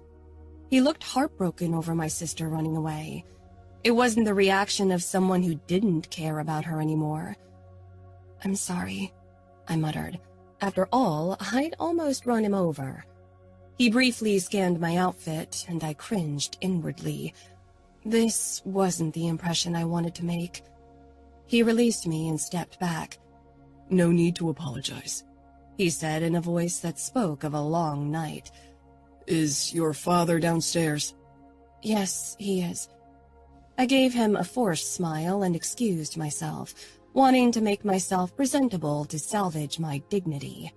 Fina had never paraded around Danilo in childish night clothes. I wanted to scream in frustration, but instead I got dressed in a nice dress before I rushed back downstairs, hoping I could make up for my first appearance. But when I stepped into the dining room, Danilo wasn't there. Mom and Dad sat at the table drinking coffee. "Where's Danilo?" I asked, as I settled across from Mom. "He needed to return to Indianapolis," Dad said. I nodded, hardly able to contain my disappointment. Mom didn't say anything. She looked exhausted, and her eyes were swollen from crying. I reached for the pancakes and loaded a few on my plate. Adelita came in again with the last 2 bowls. One of them contained an assortment of berries, the other grapefruit slices. My stomach became a hollow pit at the sight of the perfect pink half-moons. Fina was the only one who loved grapefruit. Mom and Dad must have thought the exact same thing because their faces fell when Adelita set the bowl down. "You can throw that away," Mom said sharply. She never talked to the staff like that, not even when she was stressed. Adelita jumped, then realization filled her face. By now, our staff would know about Fina. News like that spread like wildfire. My heart felt heavy at my sister's disappearance. By now, she'd be in Las Vegas with the twins in enemy territory. Would I ever get the chance to talk to her again? To see her again? Adelita reached for the bowl, but I stopped her and pulled it over to me. "Don't worry. I'm in the mood for grapefruit this morning." Adelita nodded slowly before she left the room, looking as shaken as I felt. Mom took a sip of coffee, her fingers white from their tight grip on the cup. Dad looked back down to his newspaper, but not before giving me a small, grateful smile. I speared a slice of grapefruit and slid it into my mouth. The bitter-sweet taste bloomed on my tongue, and I had to stop myself from grimacing. After a few more bites, my taste buds got used to the bitterness, and I finished the rest of the fruit. Mom briefly glanced up before she filled her cup with coffee again. I was the only one eating. "Have you seen Samuel?" I asked, eventually unable to bear the crushing silence a second longer. Mom shook her head. It seemed as if the small movement cost her too much energy already. Dad put down his newspaper. "He was still sleeping the last time I checked." "He was pretty drunk." Dad shook his head. "He shouldn't be drunk in front of you." I shrugged. I wasn't a baby anymore. Since Fina's kidnapping, I'd seen so many disturbing things that I wasn't as easily shaken. I think I'll go looking for him, I said, waiting for Dad to give his okay. He nodded, and I stood from the table. I poured a coffee for Samuel and grabbed a pastry before I headed upstairs. It was silent behind his door. I knocked a few times, but there was no sound behind the door. Eventually, worry overcame me. Drunk people could choke on their own vomit. What if something like that had happened to Samuel? I opened the door an inch and peeked in. The bed was untouched. Samuel definitely hadn't slept here last night. I turned and moved downstairs to the office where I'd left Samuel last night. When I stepped inside, my stomach tightened. Samuel lay on the floor, an empty bottle of scotch beside him. I set the cup and pastry down on the side table, then fell to my knees beside him, worried that he might not be breathing. My eyes registered the rise and fall of his chest. He stank of alcohol. I shook him hard. "Sam? Wake up!" It took a few moments before his eyes peeled open and he looked at me. He was squinting as if the light was blinding him. What's going on? He grunted, sending another wave of alcohol stench to my nose. I leaned back slightly. "You slept on the floor. You must have been very drunk." With a groan, he pushed himself into a sitting position. He cradled the side of his head, his face scrunching up in pain. Fuck! What? Realization crossed his expression, as if he remembered yesterday's events. He quickly masked his anguish and looked at me. What are you doing here? "I was worried about you," I said, "and I brought you coffee." I got up and grabbed the coffee and pastry. "I think it might be cold by now. I didn't know you were down here." Samuel took the cup from me. Thanks, Sofia. You're a lifesaver. He downed the coffee in 2 gulps, then let out a sigh and leaned back against the sofa, but didn't bother getting up from the floor. "Do you want me to get you another coffee?" He chuckled. I must look like shit. I bit my lip. "You don't look good," You're too nice, he said. Then his expression softened.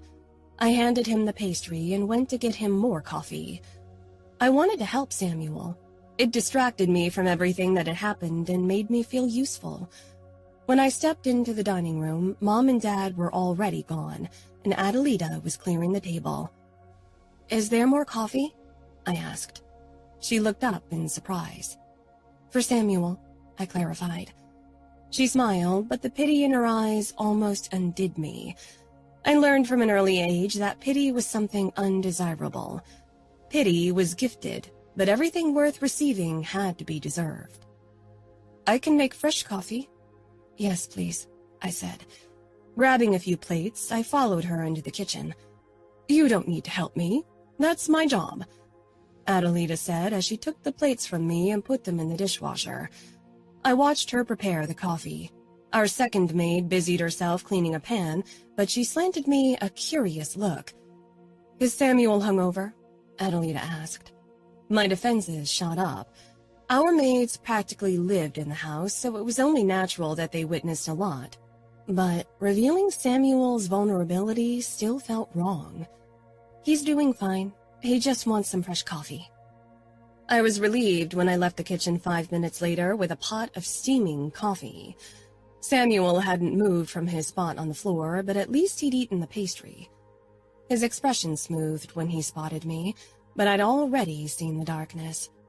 I poured him some coffee and he took a gulp, hissing at the scorching heat. I sank down on the floor beside him, wondering what to say. Samuel had been more closed off since Fina's kidnapping, and now that she'd run off, it probably wouldn't change. For a few minutes, we sat in silence, Samuel cradling his coffee and me lost in my thoughts. Eventually, I couldn't take it anymore. "Do you think we'll see Fina again?" Samuel stiffened. She betrayed us. She drugged me so she could save Falcone.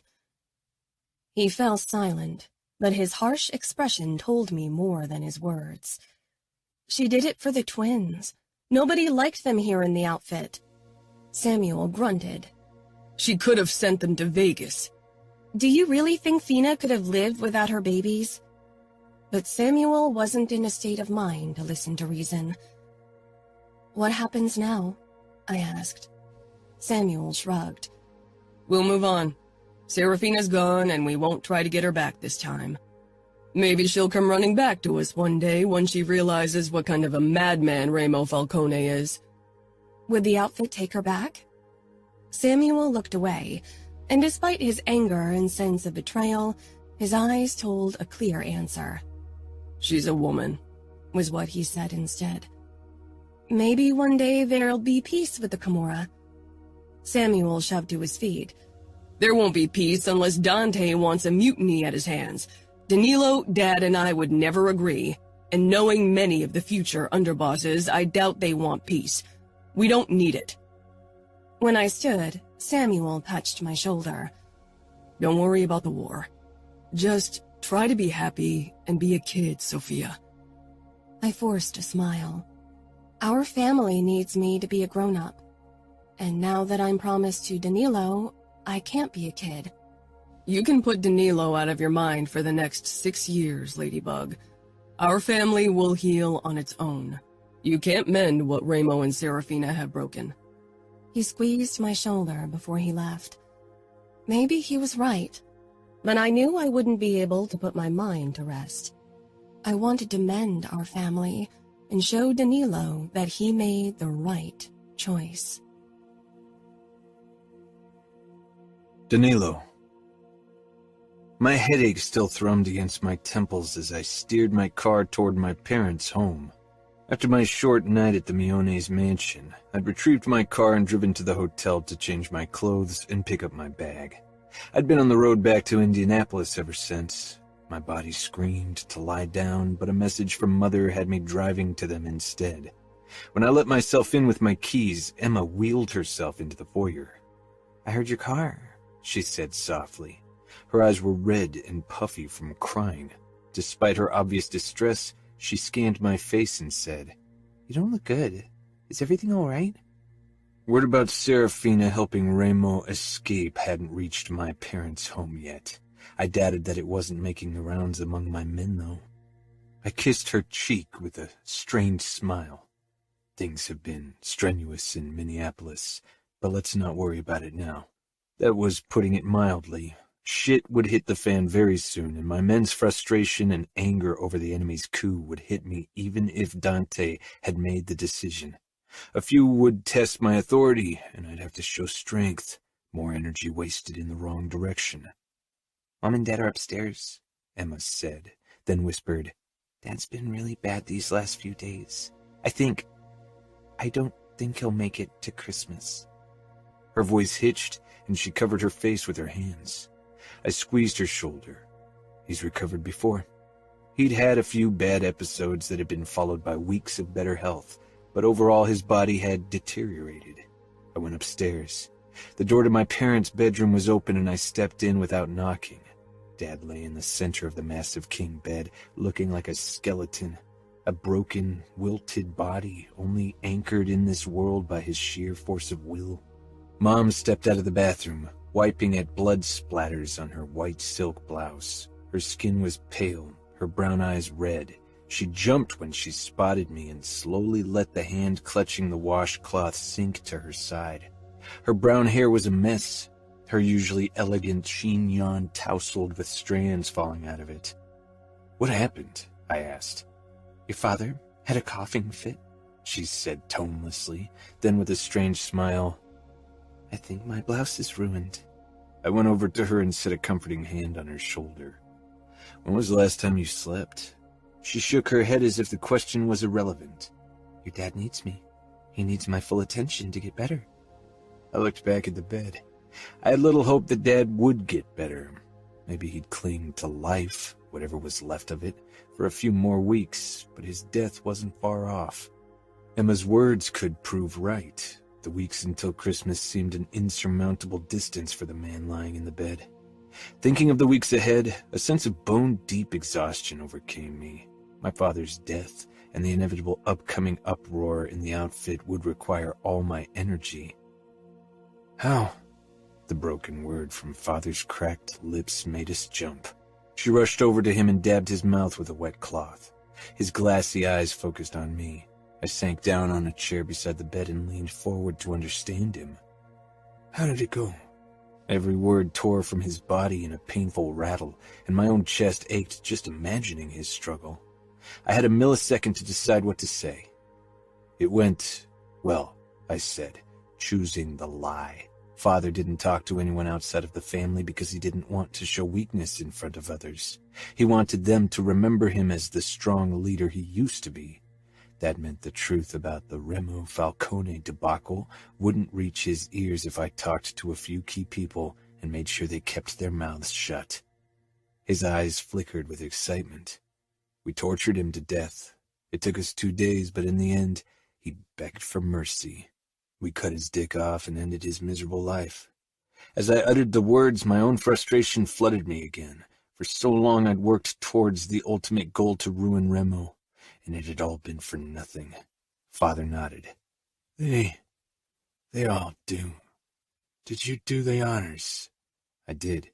The lies flowed easily from my lips, maybe because they were easier to stomach than the truth. I still had trouble accepting that Remo was back in Las Vegas, that he'd be going on with his life, and not just that.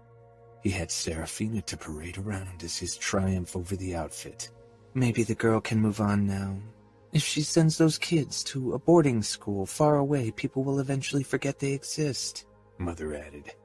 I swallowed my bitterness. Serafina had moved on, but no one in the outfit would forget about the black-haired Falcone spawns anytime soon, nor about the events that created them.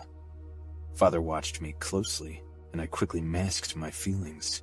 Of course he caught on to my troubles. He was too good at reading people. Are you still hung up on the girl? Gritting my teeth, I shook my head. I wasn't sure what I felt anymore. Until a few days ago, I'd felt a strange sense of longing whenever I'd seen Serafina, or just thought of her. But after what she did, my feelings had done a U-turn. Marco had a very peculiar opinion about women. He said they were all opportunists at heart, easy to sway toward whatever direction suited them best. They chose the option that brought the biggest advantage. I'd always considered his musings the result of his bitterness toward his mother. Now I wasn't so sure. Surely not all women were that way. But in our world, many chose their own advantage over loyalty. Serafina had chosen a life at the side of a capo in the spotlight, with her children as successors to the Camorra throne. She'd just as quickly come running back to the outfit once she realized that Remo Falcone wasn't fit to be a father, that he didn't share his throne. Women meant nothing to that madman. I have to say I'm happy Sofia is going to become a Mancini. She's more down to earth, easier to control. She'll give you less trouble than her older sister, Mother said. I wasn't sure what Sofia was. I didn't know her, and I wasn't sure I had it in me to change that anytime soon. I'd had enough of the Mione women for the time being. The problems arising before me were plenty. Getting to know my soon fiancé wasn't a priority. Father clung to life until Christmas. He was too weak to eat downstairs in the dining room, so we took our plates upstairs to share a meal with him. Emma had decorated the windowsill and headboard with tinsel and baubles to give the room a less depressing atmosphere. Emma talked about her new hobby, pottery, a way to pass her time now that she couldn't do ballet anymore. Mom and I kept up the conversation with tidbits of our daily life and gossip making the rounds. Father was too weak to speak more than a couple of words, but he listened, his chest rattling with every breath. The worst thing about his broken state was that he was still fully there in that broken body, his eyes alert and hungry for life, but his body unable to go on. The days that followed the Christmas holidays dragged on, with Father getting worse every day. Walking into his room became harder every time. I didn't want to see him so lifeless and weak. I wanted to create a bubble of denial similar to what I'd felt when I'd visited Emma in the hospital after her accident. But denial didn't alter the truth. On the last day of the year, I entered the master bedroom and found Father gasping for breath, his face scrunched up in pain, with Mother bent over him, crying. She glanced at me. "I don't know how to help him. I just don't know." Father's eyes met mine. "She needs to rest." He coughed, moaning in agony as he did. I grabbed Mom's arm and led her out. "Lie down on the sofa. You need to rest." She didn't protest. She wrapped her arms around me. "You and your father are so strong. Emma and I'd be lost without you." I nodded, then gently pried her arms off me and returned to the bedroom, closing the door. Dad slumped in the bed, every ounce of tension leaving his muscles and the determination in his face with it. "Danilo," he croaked. I stepped up to the bed, shocked to see tears on his cheeks. His shoulders began to shake, his coughs mingling with sobs. I tensed, unsure what to do. I'd never seen my father like that. He'd taught me to hide emotions, especially tears. It was weakness, and here he was sobbing like a child. I clutched his hand. "It's okay." The words were meaningless, but I was at a loss how to brave Father's despair. "I'm scared to die." I sank down on the edge of the bed. "You faced death so often." "Not like this. Never like this." Listening to his croaked words pained me. His hand shook in mine, his eyes begging me to help him. But there was only one way to ease his suffering at this point. I wasn't ready for that step yet. Neither was he. "What if death is the end? What if it isn't? I'm a sinner. There's nothing ahead of me to find absolution." I squeezed his hand. God had played an abstract role in our lives. We'd gone to church on Sundays because our men were religious, and it was expected. But Father and I had never given much of our time or thoughts toward faith. "Whatever lies ahead, you'll conquer it, Dad. You are strong." "I was. I'm not anymore." He closed his eyes and cried silently. I stayed at his side, not saying anything, unable to comfort him, barely able to see him as the shadow of the man he used to be. A few minutes after midnight, my father died, surrounded by Mom, Emma, and me.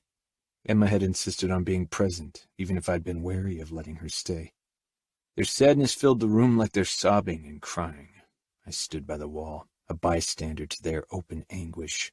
Deep down, the turmoil they showed openly tortured me, but my stoic outer mask remained unperturbed. Mom and Emma needed me to be strong, to be their rock in these unsteady times. It was my task in life, my duty. I balled my hands into fists in my pockets, the only outward sign of the fiery mix of emotions burning up inside me. Sadness and fury had mixed with the dark emotions that had built over many months, and were now joined by newer, darker emotions, creating a potent mix that threatened to unravel me. After the morgue had taken Father's body and I'd made all the necessary arrangements, I left the house. It was almost 5 in the morning, and my mother and sister had finally succumbed to sleep. I was wide awake. I'd suppressed too many emotions in the last year. I needed an outlet, a reprieve from my controlled self. I drove to one of the clubs Marco's family managed. It was the best place in the city if you wanted a good time and had the necessary funds. The guest list was exclusive, and you could only get through the door if your name was on the list. The bouncers let me pass without a word. Before I could settle at the bar, Marco appeared at my side. "I heard," he said. I nodded, ordered a drink, and downed it. I needed to take my mind off things. I wasn't usually a customer in our establishments. Sex for money had never appealed to me, but I was hollow inside, too empty to put any effort into a possible distraction. Marco considered me. "I have someone in mind for you. Go to Suite 3. I'll send her up." I got up without asking for details and went upstairs to the private rooms. The suite Marco had chosen had a Roman theme, with a round bed surrounded by fake columns. I didn't care about the surroundings. Fuck, I didn't care about anything right now. The door opened, and a tall woman with long blonde hair stepped in. She was dressed in a white wrap dress matching the theme of the room. In my exhausted, half-drunk state, she looked like a bad replica of Serafina. Fuck Marco, the bastard. He could read me like an open book. Only her seductive smile and her sexy movements betrayed her true identity. Accepting her was admitting weakness, Sending her back would send the same message. Either way, I was a fucking mess. "What do you want?" she said in a beckoning voice. "No talking," I growled, jerking her against me. "Now suck my cock." She fell to her knees and I tilted my head back, staring up at the ceiling adorned with ancient Roman mosaics. I didn't look at her as she sucked me, didn't look at her as I fucked her. Images of another blonde woman entered my mind, and my thrusts turned almost vicious as the prostitute knelt before me. But the images were distorted, clouded with bitterness and a sickening need for revenge. Satisfaction didn't settle in me even when I came. All that filled me was a sense of defeat. 5. Sofia. More than 3 years later. I couldn't remember when exactly I saw the first photo of Danilo with a blonde girl at his side. It happened a few months ago, shortly after New Year. I'd been perusing Indianapolis newspaper websites to familiarize myself with my future home, and if I was being honest, to feel closer to my fiancé. My heart had stuttered when the image of Danilo leaving a club with a tall blonde woman had mocked me from my laptop screen. Who was she? Was she the reason he rarely contacted me? Had she taken Serafina's place in his heart? My mind had been going 100 miles per hour. I couldn't ask Samuel or my parents about it, so I'd done what I always did. I called Anna, asking her for advice. She talked me off the ledge, and the next morning she'd sent me more articles, pieces that had obviously been taken down shortly after their publication. And all of them had pictures of Danilo with blonde girls. Nobody had taken Serafina's place in Danilo's heart. With every new conquest, he seemed to look for a replica of her. For the first time, a flicker of anger mingled with my usual feelings of inadequacy. We weren't officially engaged yet, but of course everyone in our circles knew we were promised to each other. People had been gossiping about me taking Serafina's place for what felt like ages. Everyone seemed to mourn her loss, always comparing her ethereal beauty and blonde hair to my less angelic appearance. When I'd been younger, I hadn't minded having Dad's brown hair, and most days I still didn't. But sometimes I wanted nothing more than to have Mom's blonde. Knowing that Danilo was pursuing blonde girls to remember my sister had hurt me the first few times. But eventually annoyance had been added to the mix. He'd obviously tried to keep his affairs hush-hush, judging by how quickly every article had been taken down. But now that I knew, the truth lodged itself in my heart like an ever-expanding black hole. Sometimes I managed to talk myself into believing that he just liked blondes and wasn't looking for Serafina 2.0. But I knew I was lying to myself. I hadn't talked to anyone but Anna about my discovery in the 3 months since then, but my mind had been whirling with thoughts. Tomorrow was my 16th birthday, and Anna and her family would arrive today to celebrate with us. Like last year, Danilo wouldn't come to visit. I'd seen him a couple of times since he'd spent the night after Fina ran off, but we hadn't talked more than a few words. I was torn between relief and disappointment. Maybe it was for the best that I wouldn't have to face him until I'd gotten over his blonde girl addiction. But when would that ever happen? I knew he'd send Emma and a present over for my birthday, then give me a dutiful call. My silly dreams of having a dance with him at one of our social gatherings hadn't been fulfilled yet. The moment the bell rang, announcing the arrival of Anna and her family, I ran out of my room, excited about seeing my best friend again. We talked every other day on the phone and messaged every day, but we only saw each other about once a month. Mom and Dad were already in the foyer. It had taken a while for our families to find our ways back to each other after Fina ran off. I was glad that our parents had worked things out because it allowed me to see Anna. She spotted me on the staircase and grinned widely. She looked stunning in a cute plaid skirt and a plain white t-shirt emblazoned with Gucci. Whenever I saw her and admired her brown hair, I reminded myself that I had almost the same hair color, so why shouldn't I be happy with it when I loved it on her? Leonas looked his usual bored, too cool for this world's self, while little Beatrice, who was only 2, seemed giddy. I rushed downstairs and hugged Anna before I greeted the rest of them. "Can we go to my room?" I asked the moment I'd fulfilled my host duties. The look Dad gave me was scolding, but he was smiling. All right, but dinner is in an hour. I grabbed Anna's hand and led her toward the stairs when I noticed Bea, her blonde pigtail swinging wildly, stumbling after us. Anna sighed in annoyance. "She's glued to my side." She turned to Valentina. "Mom, can you please take her? Sofia and I haven't seen each other in ages. We need to talk." You talked for over an hour on the phone yesterday, Leonas muttered. "Who asked you, Blondie?" Anna growled. Anna? Dante warned, but he smiled at me. Val picked Bea up despite her loud protests, and Anna and I used our chance to run off and hide in my room.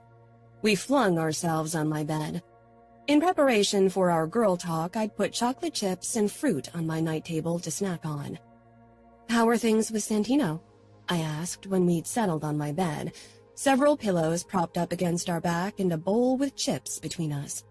Even if my Danilo problem burned a hole in my head, I didn't want to be the annoying friend who never shut up about her own issues. Anna rolled her eyes. "He's being annoying. He treats me like I'm a clueless kid, commanding me around as if he's my boss. He doesn't act like he's working for me, but the other way around. Technically, he works for your father, not for you." I tilted my head, regarding the faint blush on Anna's cheeks. "You like him?" She picked at a chip. "He's handsome, but intolerable. He's fun to piss off, though." I giggled. "And he's your bodyguard. Your dad would kill him if he touched you." She shrugged. "I'm air for him, unless he needs to make sure I follow his security concepts." "I know how that feels," I muttered. Being heir for Danilo was something I should have gotten used to by now, but it still stung, especially after seeing photos of his affairs in the newspapers. My inability to not care annoyed me the most. I wish I could be cool about it and just pretend he was heir until we married. Anna turned to me, her blue eyes as keen as usual. "You still not over those photos? I hope you stop checking the news for more images." My face heated. I'd promised Anna I'd stop stalking Danilo, but curiosity always got the better of me.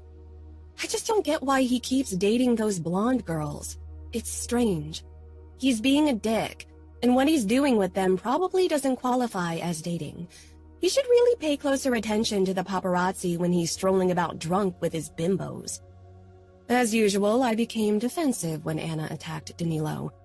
Those weren't official photos, and we're not together yet, so he can do what he wants. It's my problem that I feel insecure about his actions. I probably wouldn't have felt half as bad about Danilo being with other girls before our marriage if every single one of his dates hadn't been tall and blonde. They were Serafina lookalikes. None of them even had the slightest resemblance to me. "Still," Anna said pointedly, "it's weird how he picks all those blonde bimbos. It's been years. Why can't he get over his hurt pride?" Was it really only pride that drew Danilo to those girls? Or was it a longing to remember my sister? To have her in some way, even when she'd been stolen from him? I'd hoped that seeing her happy in her wedding photos would be the kick he needed. It had helped me. Knowing that Fina was happy with her new life had been the closure I needed to let go of her fully. I still missed her, but I'd made my peace with the distance between us. The wedding seemed to have been the turning point for Samuel as well. He wasn't completely over losing her yet, but most days he seemed to be doing fine. Sometimes I wondered whether Danilo pretended those girls were Serafina when he slept with them. Did he whisper sweet compliments into their ears as he held them, imagining they were my sister? Did he even utter her name? The mere thought made me angry and sick at once. He just seems to prefer blondes. I tried to sound as if it didn't matter, but Anna knew me too well. She glared at me. "Don't compare yourself to Serafina. She's gone. You're here." When I'd been little, I sometimes wanted to be my sister because she was older and everyone admired her, not to mention the close bond she had with Samuel. It had been an innocent wish, like a little girl wanting to be Ariel or Cinderella, but it had recently turned into something more obsessive. I couldn't help but wonder if people, especially Danilo, would treat me differently if I looked more like Serafina. I still wouldn't be her, but perhaps then people would take notice of me. I'd scheduled a hair appointment for the next morning to test my theory. I told no one about my plans, not even Anna, because I knew she'd try to talk me out of it. Maybe it was a stupid idea, but there was no harm in trying. "Isn't that what everyone does?" I muttered. "I don't, and maybe you only think they do because you always do." I twisted a strand of my hair around my finger. Chestnut brown. A beautiful color if you regarded it strictly on its own. "How are things between you and Leonas? Still a war zone?" Anna rolled her eyes at me at my cheap attempt to change the subject, but still humored me with an answer. After that, we steered clear of the subject of Danilo. The next morning, after breakfast, Anna and I were lounging on my bed, watching a movie, when a knock sounded at my door. Samuel poked his head in. "We need to leave if you want to make your hair appointment." He gave Anna a small nod before he left, leaving the door ajar. "He used to be more fun," Anna said. "Yeah, I know." Since Serafina had left, he'd become horribly serious and focused. The outfit's success was his driving force.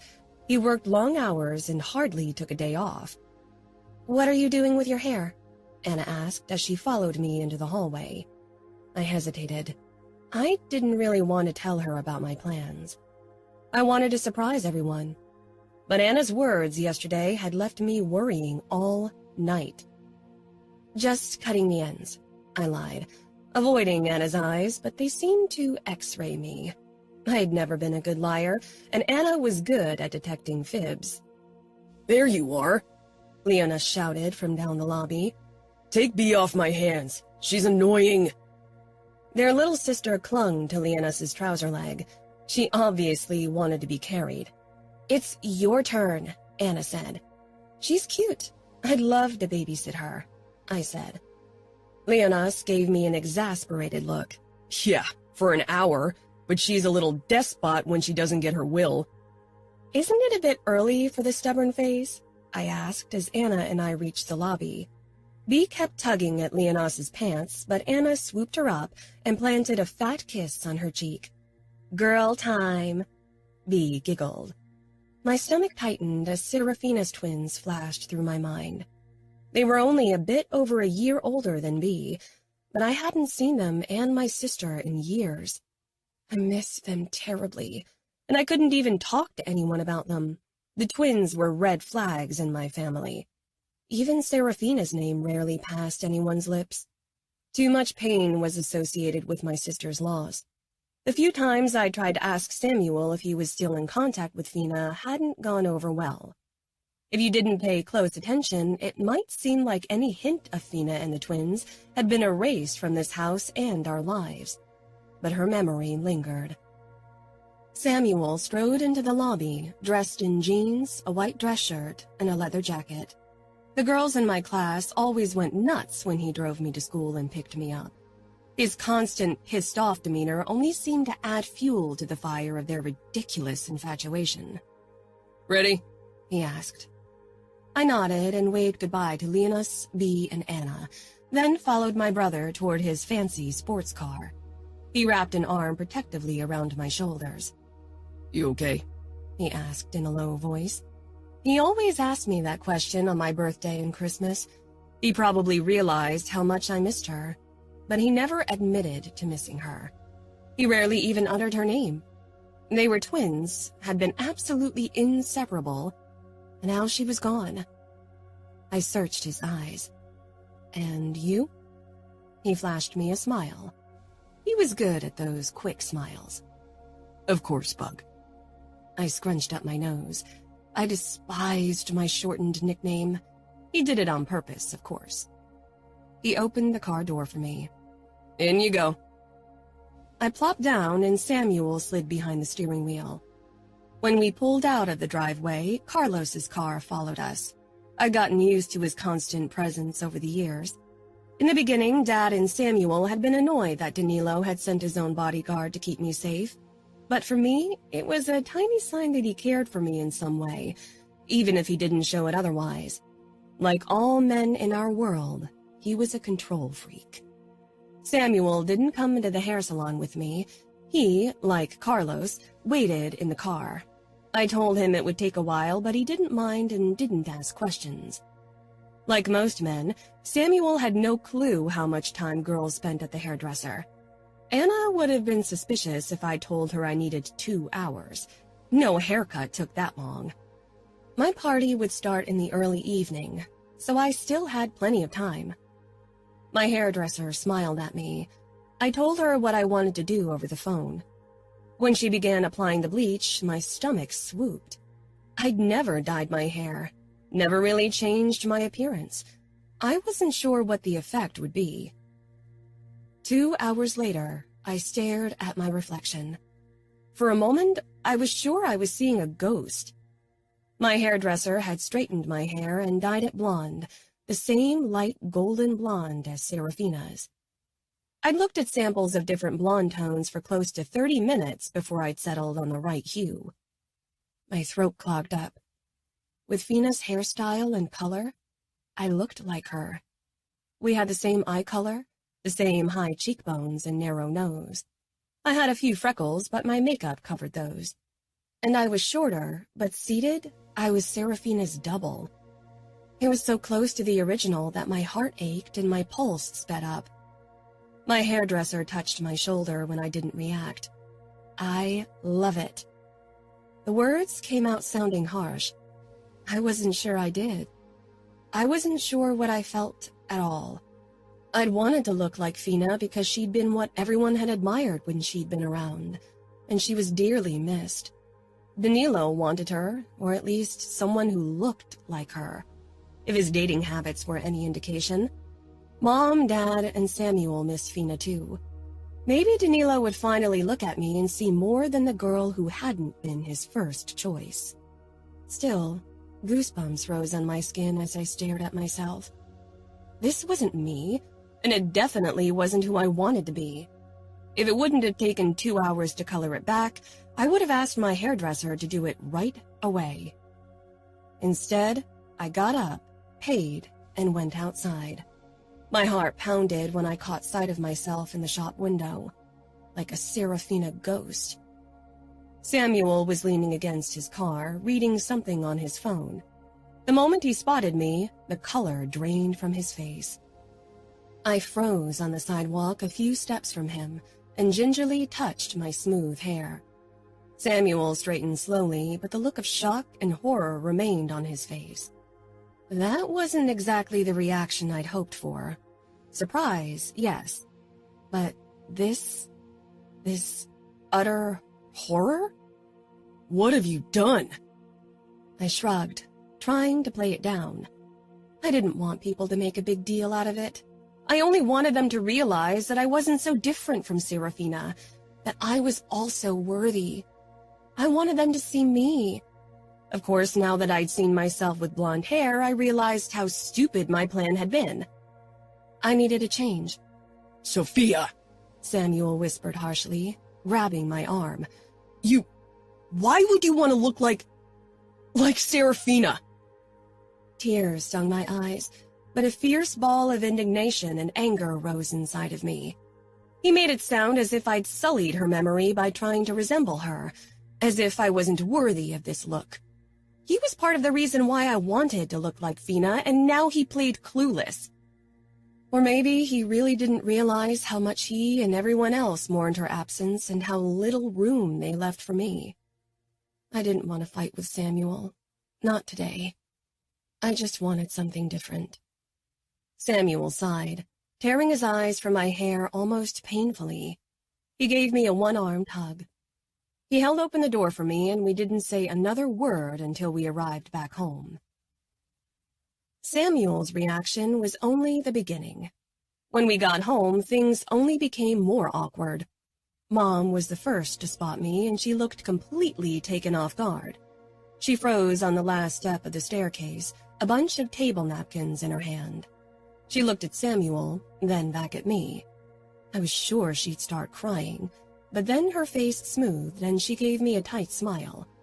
Her grip on the banister was white-knuckled. "You colored your hair?" She tried to sound casual, but I could tell it wasn't easy for her. I'd wanted to surprise everyone, not elicit this horrified shock. Everyone had always commented on how beautiful Serafina's hair was. "I wanted your hair color," I said. Of course, that wasn't the reason. The look in my mother's eyes told me she knew the truth. She nodded as she walked over to me, her eyes constantly flitting to my hair as if she needed proof to believe it. She touched my hair gingerly. "Your hair was beautiful. I already miss it." I searched her face, wondering if she was being honest. Did she prefer me with brown hair? Or did the blonde remind her too much of Serafina and the hurtful truth that I wasn't her? "Where's Anna?" I asked. Sam's and Mom's reaction had made me feel self-conscious. My new appearance was meant to give me a boost, not break my self-confidence down even more. "She's upstairs in her guest room. Don't forget your guests will be there at 5. I ran up the stairs and knocked at Anna's door. The door opened, startling me. Leonas stood in the doorway, his eyes growing wider as he looked at me. "Whoa! What happened to you?" he blurted, staring at me as if I was an alien. I flushed but deflected it with a casual shrug. "I changed my hair. Maybe you should consider it too." He rolled his eyes and tossed his hair back. "I like my hair." Anna stepped up behind me. One glance at me had her pushing Leonas out of her room. "Give us some privacy. Go bug Samuel." "Hey!" Leonas protested, but Anna dragged me inside and slammed the door in his face. Our eyes met. I could tell right away that she wasn't a fan of my new hairstyle. That made 2 of us. "What did you do?" she hissed. Her gaze traced my hair, almost as if she couldn't believe what she was seeing. I touched my hair. It didn't feel any different than before. Neither did I. "I just wanted a change," I said defensively. Anna looked doubtful. "I thought we promised to never lie to each other." We'd pinky sworn on it when we were 6, and ever since we'd always told each other the truth. Anna was my confidant. With Fina gone, she was my only one. I simply couldn't talk about everything with Mom, much less with Dad or Samuel. "It's not a lie," I muttered, then sighed. I walked over to the bed and plopped down, staring up at the ceiling. I wanted to change, but I took a deep breath, hating to admit what had motivated me. Everyone misses Fina so much. Since she left, there's a huge hole in our lives. I just wanted people to notice me. Anna stretched out beside me, watching me. I kept my gaze ahead, embarrassed. "But you aren't her. Even blonde hair won't change that." "I know," I said miserably. Samuel's and Mom's reaction had made that blatantly clear. Anna linked our hands. "You don't need to be her. You're perfect the way you are. Don't you think your parents and Samuel would miss you just the same if you were gone? Be yourself. Eventually, the gap Serafina's disappearance left will close. Just give it time." Would they? Samuel and Fina had shared a special bond, which was natural. When I didn't say anything, Anna leaned over me, her face all I could see. "Or is this about Danilo?" I shrugged again. If I kept it up, I'd dislocate my shoulder soon. "It's not about him." I paused. "He's still in love with Fina. I can tell how much he's hurting because she's gone." Anna shook her head and snorted. "He isn't in love with her. He didn't even know her. How often did they see each other? Twice a year at social functions. I bet he never saw her private side, only the official one, the one we all have to keep up for appearance's sake. But one doesn't resemble the other.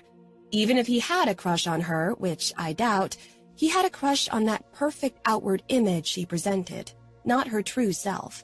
And the only thing that's hurt is his pride, certainly not his heart. Now you're an expert on men, I joked. Part of me thought Anna was right, but Danilo's strong emotional reaction to losing Fina worried me. I'm an expert on the rules in our world. Danilo wanted Fina for her status and image, nothing else. But doesn't that make things even worse? How can I compete with a perfect image? Fina is larger than life now that she's gone. I can't fill in her shoes. Then don't. Don't try to replace her. Be yourself, because that's enough. But I am her replacement, at least for Danilo, I hissed, my frustration rearing its ugly head. Anna grimaced. Forget about him for now. He'll get over her. By the time the two of you get married, he'll have forgotten about her. I nodded, but I wasn't convinced. He obviously had some obsessive issues to work through. I touched my hair uncertainly. Does it look so bad? No, of course not. You look absolutely gorgeous, but you were just as gorgeous with your brown hair. But you looked horrified when you first saw me. Of course, because I know why you did it, and that's the problem. Now that you're blonde, people will compare you even more with Fina because you gave them an opening and a reminder. I didn't see it like that. Maybe I should change it back? Anna considered that. If you change it back right away, it might look as if you have something to hide. Knowing your hairdresser, your new hairstyle is probably already making the rounds in our circle. Anna had a point. Most women from our world went to the same hair salon, and gossip was their main occupation. Then I'll keep it for a while. Anna searched my face. Are you sure you can deal with all the backlash? People will ask questions. You'll have to present your new hair with confidence or people will attack even more. I'd never considered myself to be lacking confidence, but things had shifted since Fina's kidnapping. I felt like a bystander. I'm just so tired of always being in the shadows. I thought if I looked more like Fina, people would finally see me. Trust me, being in the spotlight isn't all it's made out to be. If I could choose, I'd rather be someone people didn't watch all the time. If you're in the light, your flaws are so much more prominent, and everyone is looking for them. Everyone is waiting for a mishap. The moment I'm surrounded by people who aren't close family, I'm not even me anymore. I'm this perfect public version everyone expects me to be. I'm public, Anna, and it's incredibly stressful to be her. So, be happy about your place in the shadows until it lasts, because once you're married to Danilo, everyone will watch your every move. Anna took a deep breath, then grimaced. Sorry, this wasn't meant to become a pity party for me. Why not? I've been celebrating my own pity party excessively. Even I was starting to grow tired of the Fina topic, but Anna was a real trooper and never complained. We grinned at each other. Then Anna became serious again. Just promise me that you don't change your personality for Danilo or anyone. You are who you are, and that's perfect. I hugged her, wishing I could have Anna's strength, but maybe I just discover my own. I won't. The reaction to my new look ranged from open shock to exuberant praise. I lost count of the times I got told that I looked exactly like Serafina. It was always meant as a compliment, as if she was the ultimate goal. And while it was what I thought I wanted, it only annoyed me. Maybe I'd secretly hoped everyone would tell me how pretty I'd been before and boost my ego. Instead, they crushed it. But that was my own fault. I hoped Danilo's reaction would at least make this ordeal worthwhile. Maybe seeing me as a blonde would finally turn the switch that would make him fall in love with me. It was a far-fetched hope, and I wasn't even sure if it was the triumph I should be hoping for. Would I really be happy if he suddenly fawned over me because of my blonde hair? I only had to wait 2 more months until I'd finally find out. 2 more months before our official engagement party. My heart fluttered at the thought. 6. Danilo. I arrived in Minneapolis 2 days before the engagement party. I would have preferred to wait another year to make it official. At 16, Sofia was still too young, at least compared to me. But her parents insisted we make it public to prevent unpleasant rumors. Emma, Mom, and Marco accompanied me. More than 50 guests would attend the engagement, close family and friends, as well as the other underbosses and their families. I met with Samuel and Pietro in their office. We had plenty to discuss, particularly regarding Samuel's engagement to my sister, who still didn't know about the deal I'd struck with the Miones or her future husband. But as always...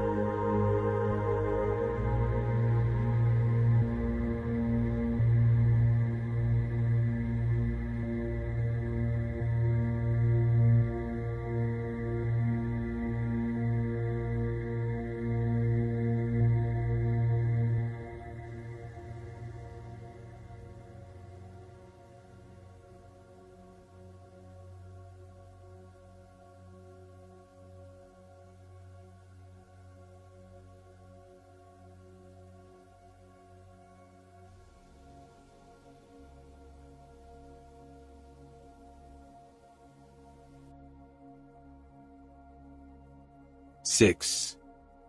Danilo. I arrived in Minneapolis 2 days before the engagement party. I would have preferred to wait another year to make it official. At 16, Sofia was still too young, at least compared to me. But her parents insisted we make it public to prevent unpleasant rumors. Emma, Mom, and Marco accompanied me. More than 50 guests would attend the engagement, close family and friends, as well as the other underbosses and their families. I met with Samuel and Pietro in their office. We had plenty to discuss, particularly regarding Samuel's engagement to my sister, who still didn't know about the deal I'd struck with the Miones or her future husband. But as always, business came first. I think we should convince Dante to risk another attack on Kansas City. Stefano Russo needs to follow his father's footsteps into an early grave, I said after we'd settled in the comfortable leather chairs in Pietro's office, a glass of bourbon in hand. Samuel nodded immediately, which didn't come as a surprise. Pietro looked more thoughtful. Maybe it was his age or his more restrained disposition, but his reaction wasn't unexpected. If Samuel were already underboss, I'd have Minneapolis' support in the matter. "I've thought the same," Samuel said. "We've been lying too low for too long." Pietro swirled his drink in the tumbler. His eyes narrowed in thought. "Dante's following a new strategy. Our businesses have been thriving these last couple of years because we weren't wasting money and energy in useless battles with the Familia and Camorra." "It's not all about business," I growled. "It's also about honor and pride. Schmoozing with politicians is a nice trick on Dante's part to make us untouchable, but we need to make a bloody statement now and then. Our men don't understand the political strategies. They want blood and grand gestures. We have to keep them happy as well." "It would certainly please them, but I get the feeling it would please you even more," Pietro said. I took another swig from my drink, biting back a comment. Pietro was right. Since we had to let Remo go, I felt the need to erase this feeling of unfinished business. "Fuck. It would please all of us to fuck the Camorra over," Samuel snapped. Pietro didn't deny it. "We have to think of the future. The two of you have to think about the future. Don't let the past drag you down, no matter how messed up it was. We tried our hand at revenge and failed. We've got to move on and ensure the outfit's business keeps growing." Samuel and I exchanged a look. We certainly didn't want to move on, but I doubted Samuel would go against his father. "Perhaps we should change the subject. After all, you're here for a far more pleasant occasion," Pietro said. "Indeed. Speaking of engagements, I intend to tell my sister that you are going to marry her while we're here," I told Samuel. "That way we can pretend the agreement was made now." Pietro nodded. "That sounds reasonable. Nobody will link it to the arrangement between you and Sofia." Samuel remained silent. He looked less than thrilled about the prospect of making anything official with my sister. "You gave your word," I growled. He smirked. "I'll marry your sister, don't worry." As usual, our mutual understanding ended the moment either Sofia or Emma were mentioned. Good.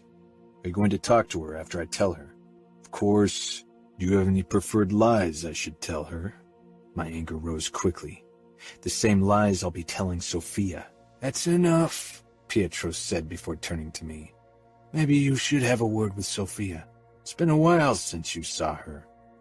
I forced a smile and excused myself to go in search of my future wife. I hadn't seen her in more than a year. Emma's laughter rang out, followed by Sofia's. It wasn't a little girl's laughter as I remembered, but still held the bell-like quality of her voice. I followed the sounds toward a library and froze in the doorway. A blonde girl stood by the window, long legs peeking out of a summer dress that accentuated a narrow waist. It took me a couple of heartbeats to realize the girl was Sofia. With the blonde hair and her face in profile, her resemblance to Serafina was striking and unexpectedly unpleasant. I hadn't seen my ex-fiancé in many years and had absolutely no intention of changing that. I stalked into the library, trying to control my rising anger and confusion. The latter in particular set my teeth on edge. Sofia's eyes widened, and a hesitant smile brightened her face. "Emma, can you give us a moment? I need to talk to Sofia alone." My words were clipped. Emma nodded and wheeled out of the room, closing the door after her. I backed Sofia up against the wall, completely taken aback by her appearance. I hadn't seen Serafina in years, and now Sofia played her doppelganger. None of the blonde girls I'd fucked over the years had come even close to looking like my ex-fiancé, and here stood my fiancé looking like a fucking replica of her sister. I towered over Sofia, staring down at her pale, confused face. "What have you done to your hair?" I growled. I touched her blonde strands, then cupped her face to force her to look me in the eyes. She blinked, pink lips parted, eyes wide. She had more freckles than her sister, and her lower lip was plumper. Not to mention she was a bit shorter and more petite. My 16-year-old fiancé. I took a deep breath through my nose, trying to calm my racing pulse. I dropped my hand that was still touching her face and took a step back. I knew I should apologize, but that was out of the question. "What have you done to your hair?" I repeated, unable to take my eyes off the golden hue. It wasn't just any shade of blonde, it was Serafina's. She jetted her chin out. "I wanted a change." "You look like a bad copy of your sister. Do you want people to badmouth your family again because of what happened?" I didn't mean it like that. I shook my head. "People will talk at the party if you show up with blonde hair. About you, about me, about our families. I won't have it. You'll get your old color back before the party, understood?" Sofia had Serafina's eyes, the same cool blue, and if one didn't look too closely, even their faces were very much alike. It felt as if the past was meant to repeat itself, as if fate was taunting me with my biggest failure. I'd lost one girl, but I wouldn't lose another, and I definitely didn't need a daily reminder of the most shameful day in my life. I'd been fucking blonde girl after blonde girl for years, as if I could fuck her out of my system. It never worked. Any reprieve I felt was short-lived, before my anger burned only brighter. Sofia. I was frozen in shock as I stared up into Danilo's angry face. I'd been nervous about his reaction to my new hair, but it had been more of a nervous giddiness. I'd secretly been hoping that he'd be delighted to see the similarities between Serafina and me. I hadn't expected his fury. He made it sound as if I'd committed blasphemy by looking like my sister, as if I was sullying the perfect image of her that he probably still harbored in his mind. "Understood," I said through clenched teeth, even as my throat closed up in a mixture of shame and frustration. Some of the anger dissipated from his face, and he took another step back, clearing his throat. He was becoming the gentleman I'd only ever encountered so far. "Good," he said quietly. I stayed pressed to the wall. He ran a hand through his hair. "You don't have to be scared of me. He regarded me for a few heartbeats, his mouth set into a tight line. I wasn't really scared of him. I wasn't even sure what I felt. A whirlwind of confusing emotions. Was he going to say he was sorry? Because I definitely deserved an apology. You caught me off guard. I expected to see you and not this version of you." This version of me. It wasn't what he wanted to say. "I thought you'd like it." The moment I uttered the words, I wanted to take them back. It was such a weak thing to admit. I hated showing weakness in front of him, especially after his freak-out just now. Mom had taught me to be prideful, not this cowering, wanting to please everyone's slip of a girl. "Change it back, Sofia. Before the engagement party. I don't want photos of us together with you looking like that." I pressed my lips together. Tears of anger and embarrassment threatened to burst forth, but I held them back. The door opened and Samuel stepped in, his eyes narrowed. "What's going on here?" I could have cried from relief. I just wanted out of this situation and away from Danilo to clear my head. It was difficult to think straight with him so close. "Nothing," I blurted. Of course, my brother didn't believe it. He stalked inside, his glare locking on Danilo. "The rules haven't changed. You shouldn't be alone with my sister before you're married to her." Danilo's smile was dangerous. "Thank you for the reminder." I used their alpha plays to slip out and rush upstairs. It took every ounce of self-control to call my hairdresser and ask her for a last-minute hair appointment the next day. Then I burst into tears. That's how Anna found me 15 minutes later. She sank down on the bed beside me, stroking my head. "Danilo didn't like your hair?" she guessed. "He hates it." My throat was raw from crying, but at least the heavy feeling had turned into a small flame of indignance. "Fuck him." I rolled on my side, giving Anna a bitter smile. "Language, Anna." I mimicked Santino's warning growl. "What are you going to do?" I shrugged. "I have a hair appointment tomorrow." Anna's lips thinned. I know you would probably keep it despite him, but I don't want trouble on the day of my engagement.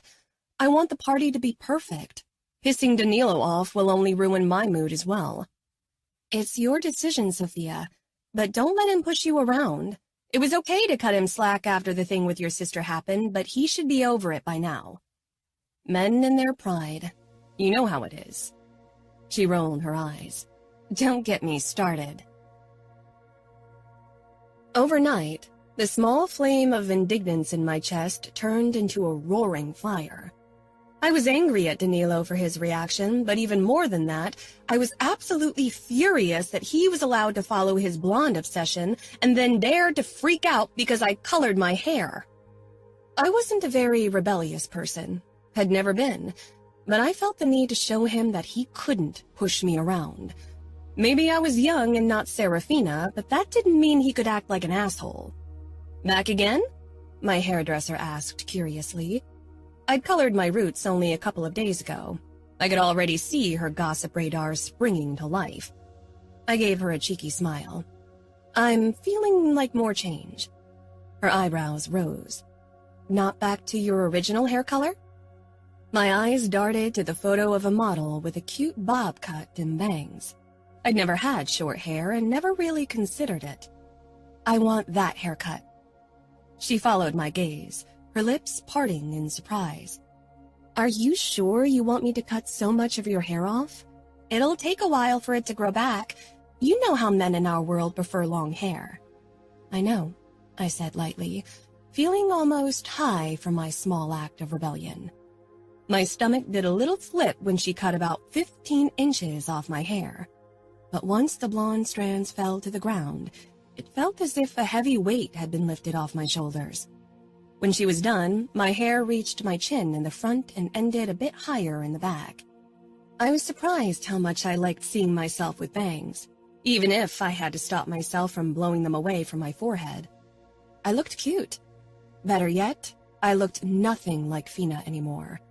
The cut would have looked even better with brown hair, but that would have to wait until my next appointment, so Danilo didn't think I had colored it because of his order.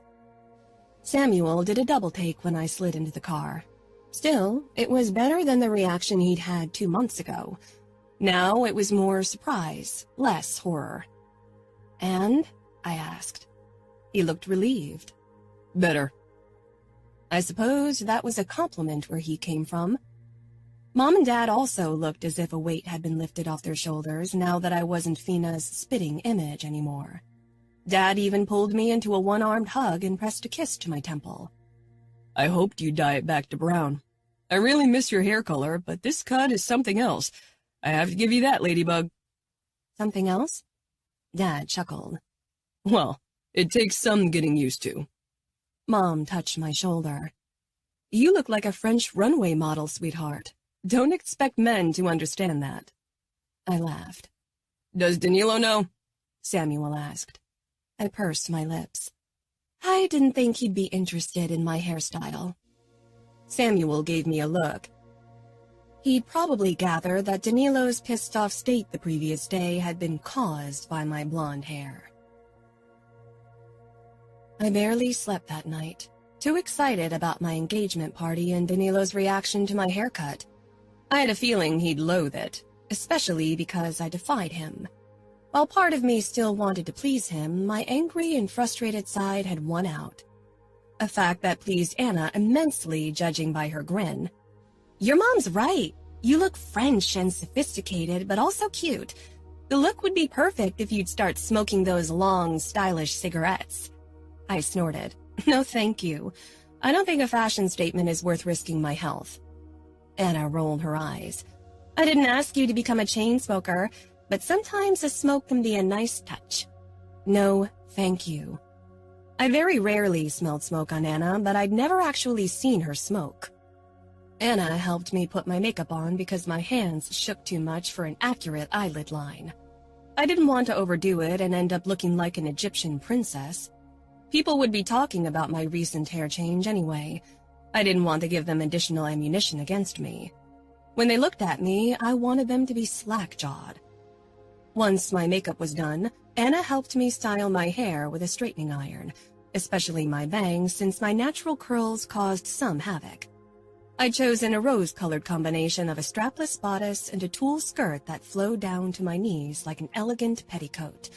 I loved the dress and felt stunning in it, and I had to admit it looked great with my shorter hair because it accentuated my collarbones and throat.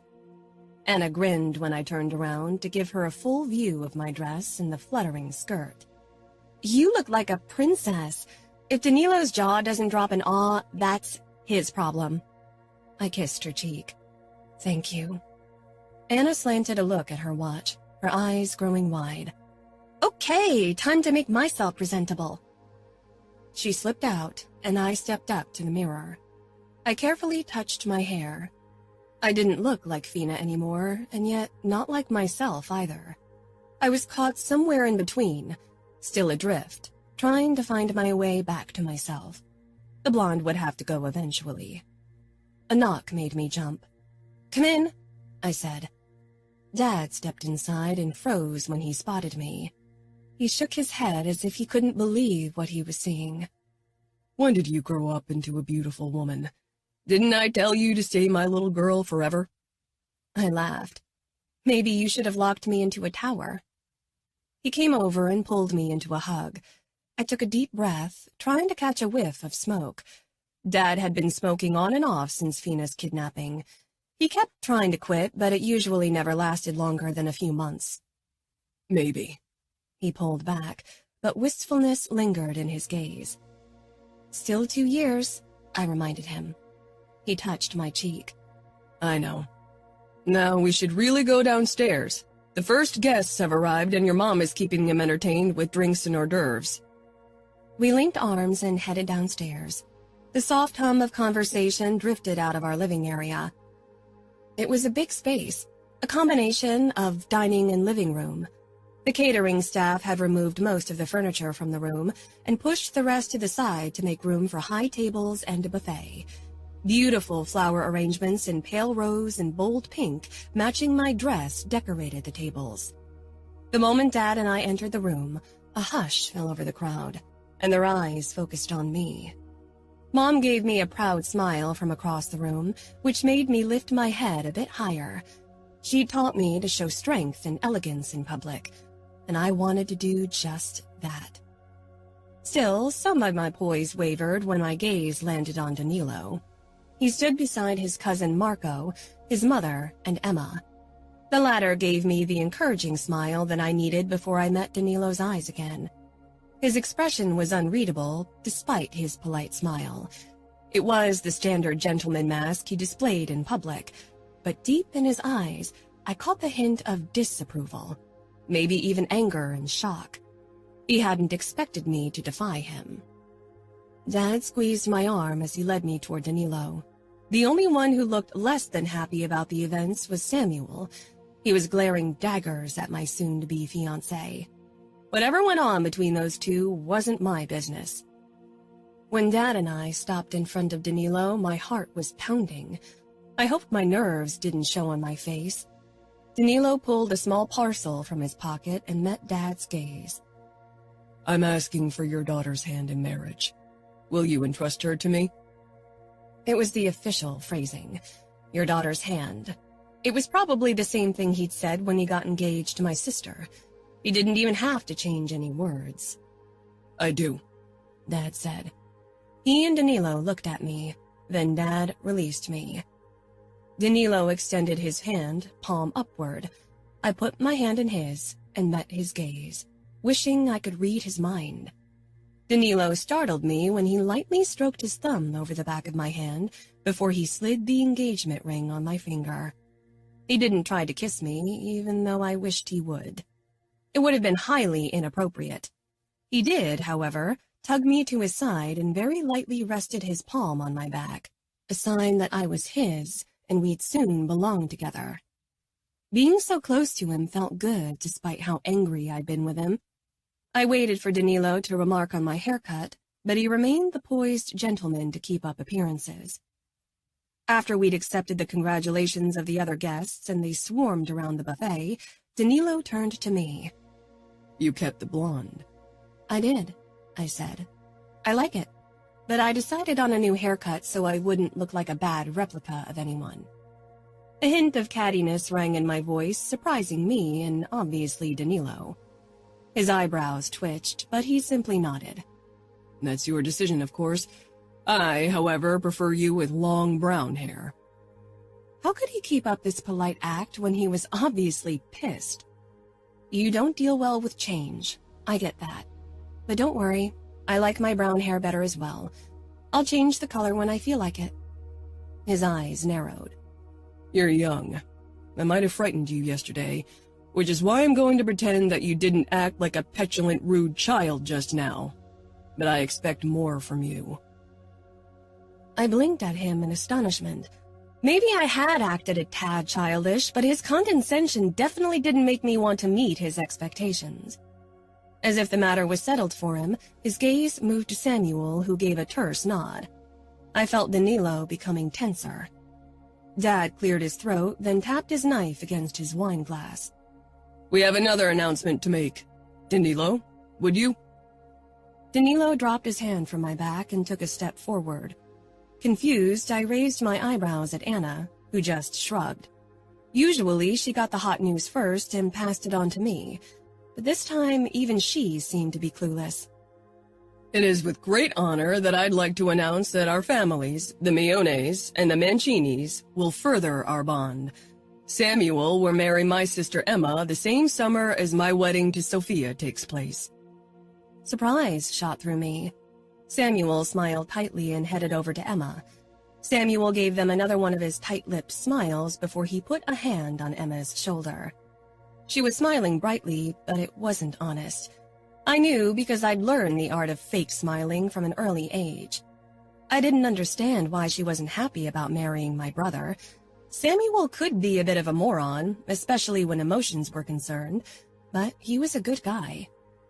A clever deal. A low female voice muttered spitefully, but I couldn't detect its source. Frowning, I turned to Danilo. He had a murderous glint in his eyes. Now that I paid closer attention, I noticed that quite a few guests were whispering conspiratorially, thinking nobody would notice because many others were congratulating Emma and Samuel. The poor girl is so lucky. What about him? He needs an heir. Danilo pressed his hand against my back, firmer than before, his eyes thunderous as he led me toward his sister and Samuel.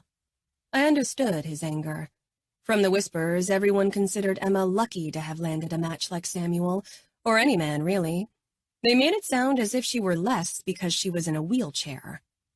I gave her a bright smile and leaned down to hug her. I'm so happy for you two. Thank you, she said politely, then pulled back a few inches to look into my eyes.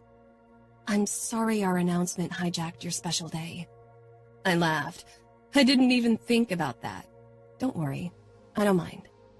In fact, I was relieved the announcement had cut through the argument between Danilo and me. I turned to Samuel and wrapped my arms around him. I grinned. You'll finally settle down. Congrats. His expression loosened slightly. I never thought I'd marry the same summer as you, Ladybug. I flushed, my eyes darting to Danilo, who must have heard Samuel's use of my embarrassing nickname. Samuel chuckled, but sobered immediately when the next guest congratulated him in a less than honest way. I stepped back and allowed the other guests their turn.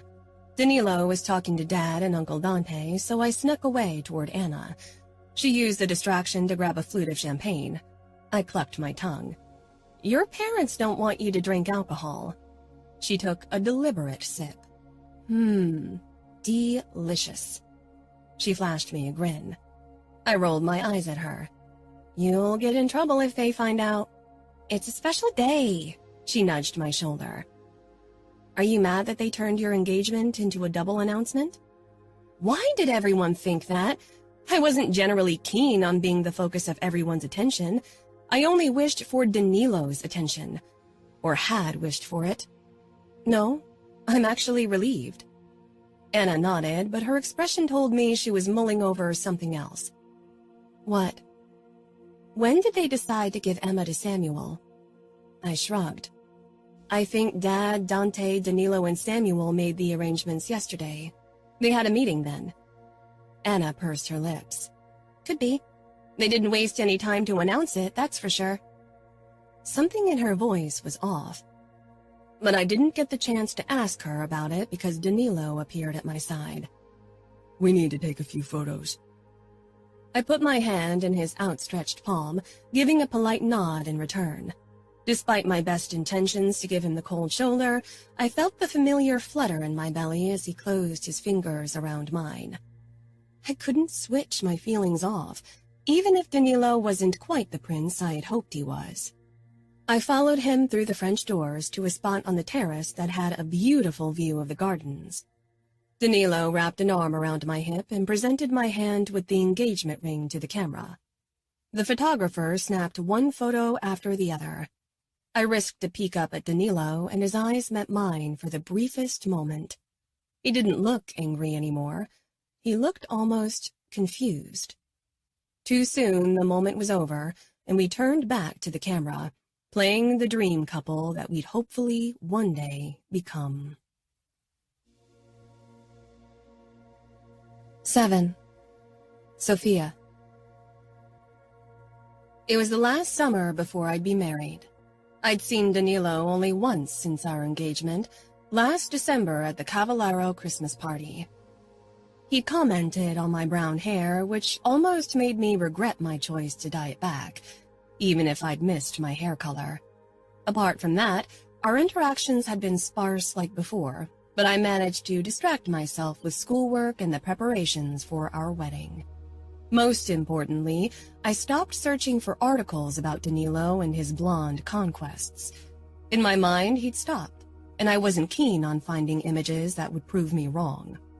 I wanted to enjoy my life without constantly worrying about Danilo. So you really can't stay longer than the weekend? I asked Samuel again, as we drove along the narrow road that led to the Cavallero Lake Lodge. Anna, Emma, Leonas, and I would spend a few weeks of the summer holidays up there. It was the first year Anna and I would be at the lodge without our families. Anna's younger sister was staying in Chicago with her parents, and Samuel had business to attend to, so he'd only drive me up and spend a night before returning to Minneapolis. Danilo was driving Emma to the lodge, which was why I hadn't chosen my usual lake style of shorts and a top. Instead, I was wearing a beautiful summer dress to impress him.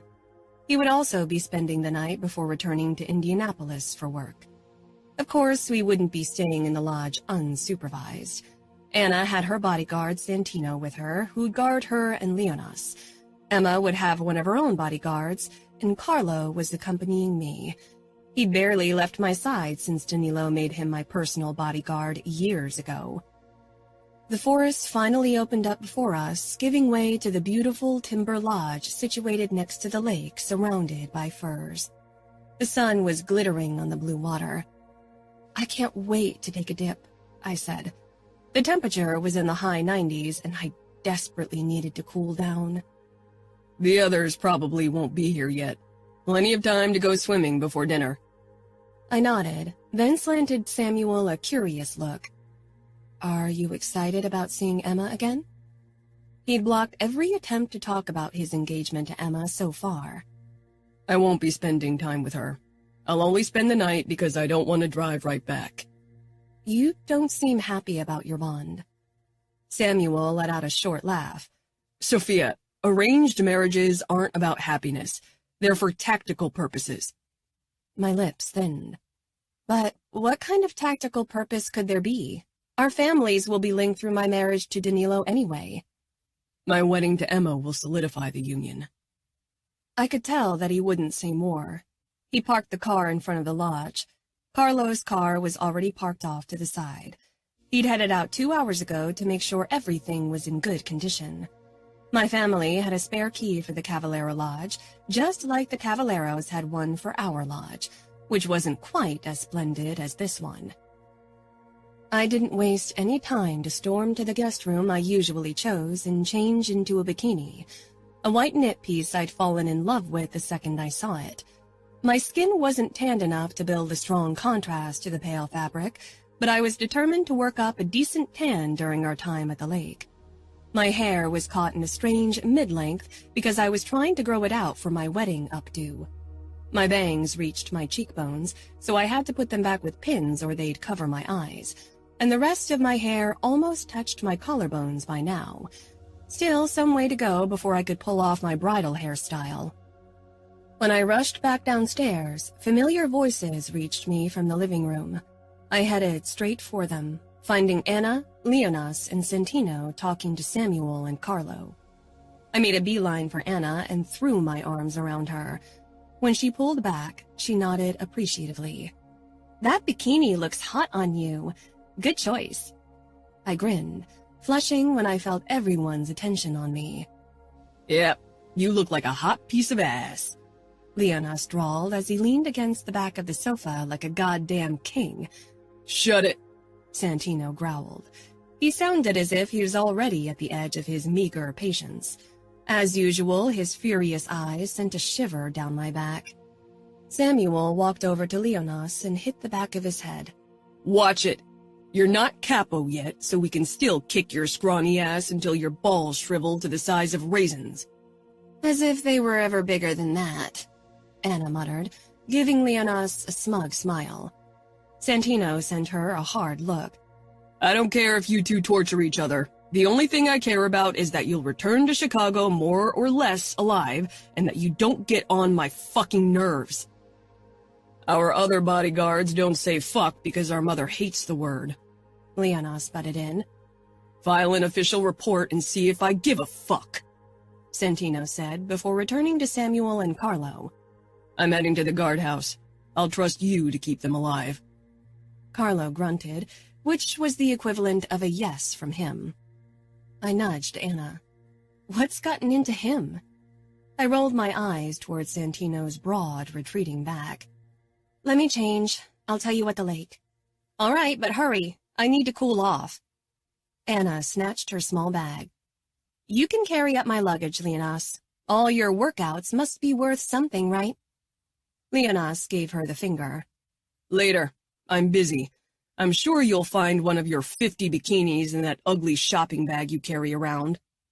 "It's a Louis Vuitton shopper, you moron," Anna said in a sing-song voice as she ran up the stairs. I turned to Leonas. "You're really going to carry her luggage?" He grimaced. "Lost a bit. Don't ask. Santino refuses to do it, and so she finds new ways to bribe, coerce, or blackmail me into doing it." I giggled. Those two were like cat and dog sometimes. Samuel gripped Leonas's shoulder in what looked like a tight grip. He was still a head taller than my cousin at 14, but Leonas was slowly gaining some muscles, even if Anna still called him a scrawny shit often. "I want to go hunting for our dinner. How about you come along so I can keep an eye on you?" "Cool."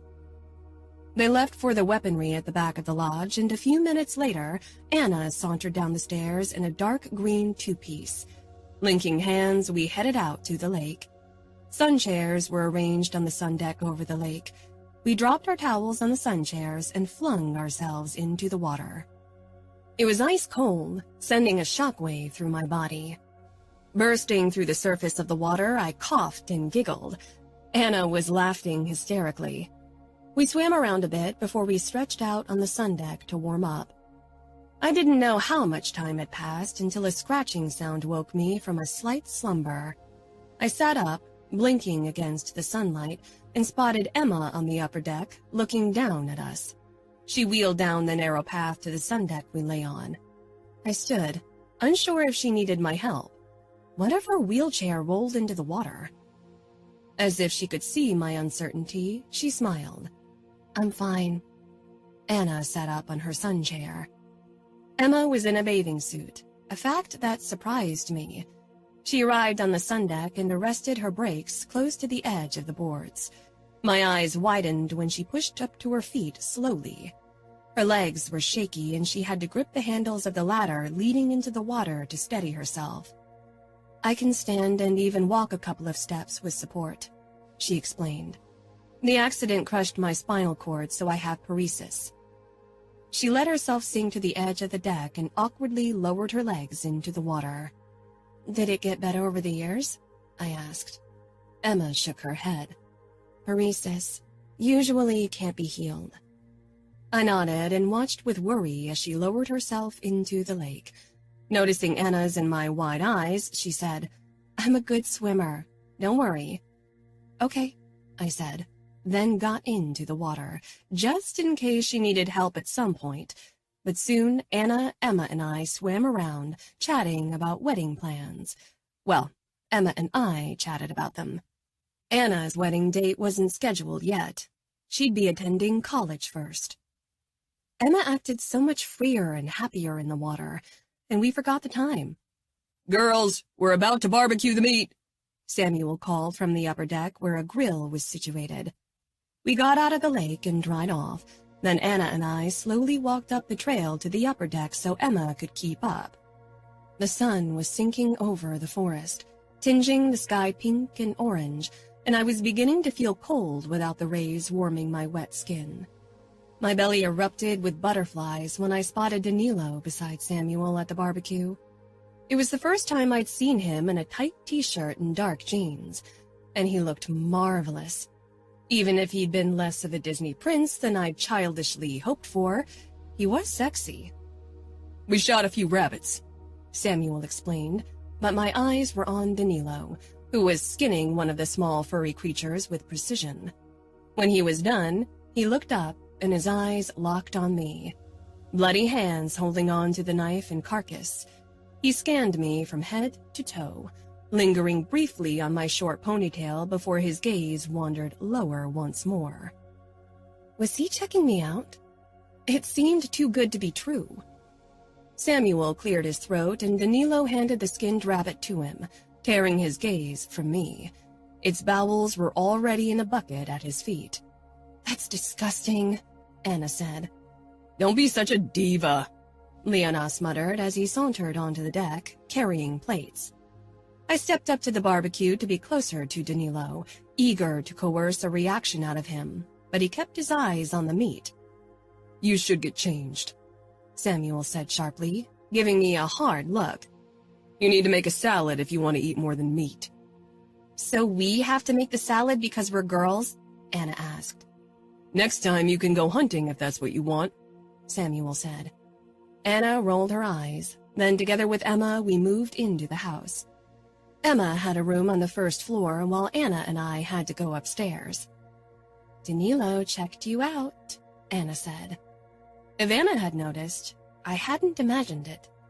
Maybe Danilo and I were finally getting somewhere. The dinner was a relaxed affair. The guards joined us at the big wooden table. The men, even Leonas, talked about work, while we girls chatted about our plans for the next day and the school year. I occasionally stole a glance at Danilo, but overall I focused on Emma and Anna. Once or twice I thought I caught Danilo sneaking a glance at me. Anna had advised me to wear a white summer dress and let my hair air dry so it curled naturally. She insisted the wild mane looked good despite the length. After dinner, we settled around the fire pit. It got quite fresh out here at night, and goosebumps soon covered my bare arms despite the roaring fire. I didn't want to go inside to grab a jacket. I was enjoying myself too much. Emma had been clever enough to bring a cardigan. I rubbed my arms, trying to warm them up a bit. Danilo got up and headed into the house. A few minutes later, he returned with 2 blankets, one for Anna and one for me. I gave him a grateful smile when he handed it to me. I liked this side of him. He walked back over to his chair and sank down. Samuel looked as if Danilo had committed a crime. Maybe he should try to act like a gentleman around Emma now and then. Danilo caught my gaze over the flames and gave me a small smile. My heart sped up, but I simply returned his smile. He looked relaxed, lounging in the teak chair in jeans and a tight t-shirt, beer bottle in hand, dark hair tousled. I hadn't taken Danilo for the beer-drinking kind of guy. He seemed too sophisticated, like a red wine or expensive whiskey kind of man. He looked approachable, not like the unattainable knight in shining armor, the powerful underboss. Maybe this trip was my chance to get to know the real Danilo. Our last encounter had been bumpy. but I was willing to put it in the past and move on. I want to take a dip, Leonas said eventually. My eyes had been drooping by then, but the prospect of seeing Danilo without a shirt for the first time had me wide awake in a heartbeat. Sounds good. Maybe a creature of the lake will devour you, Samuel joked. We could go skinny dipping, Anna suggested. I looked at her in disbelief, but she was giving Santino that challenging smile she'd adopted around him. He downed his beer. Clothes stay on, and you two won't behave like bickering toddlers. I'm not a kid, Sonny, Anna muttered. His eyes flashed. I wasn't sure why Anna loved to piss him off by using that stupid nickname, or pretty much anything else she did. It had become her favorite pastime. Leonas got up from his chair and pulled off his shirt, then shimmied out of his pants without shame, leaving him in dark boxer shorts. I'm going. You keep on chit-chatting. He ran down the path to the lower deck and catapulted himself into the black water with an ass bomb.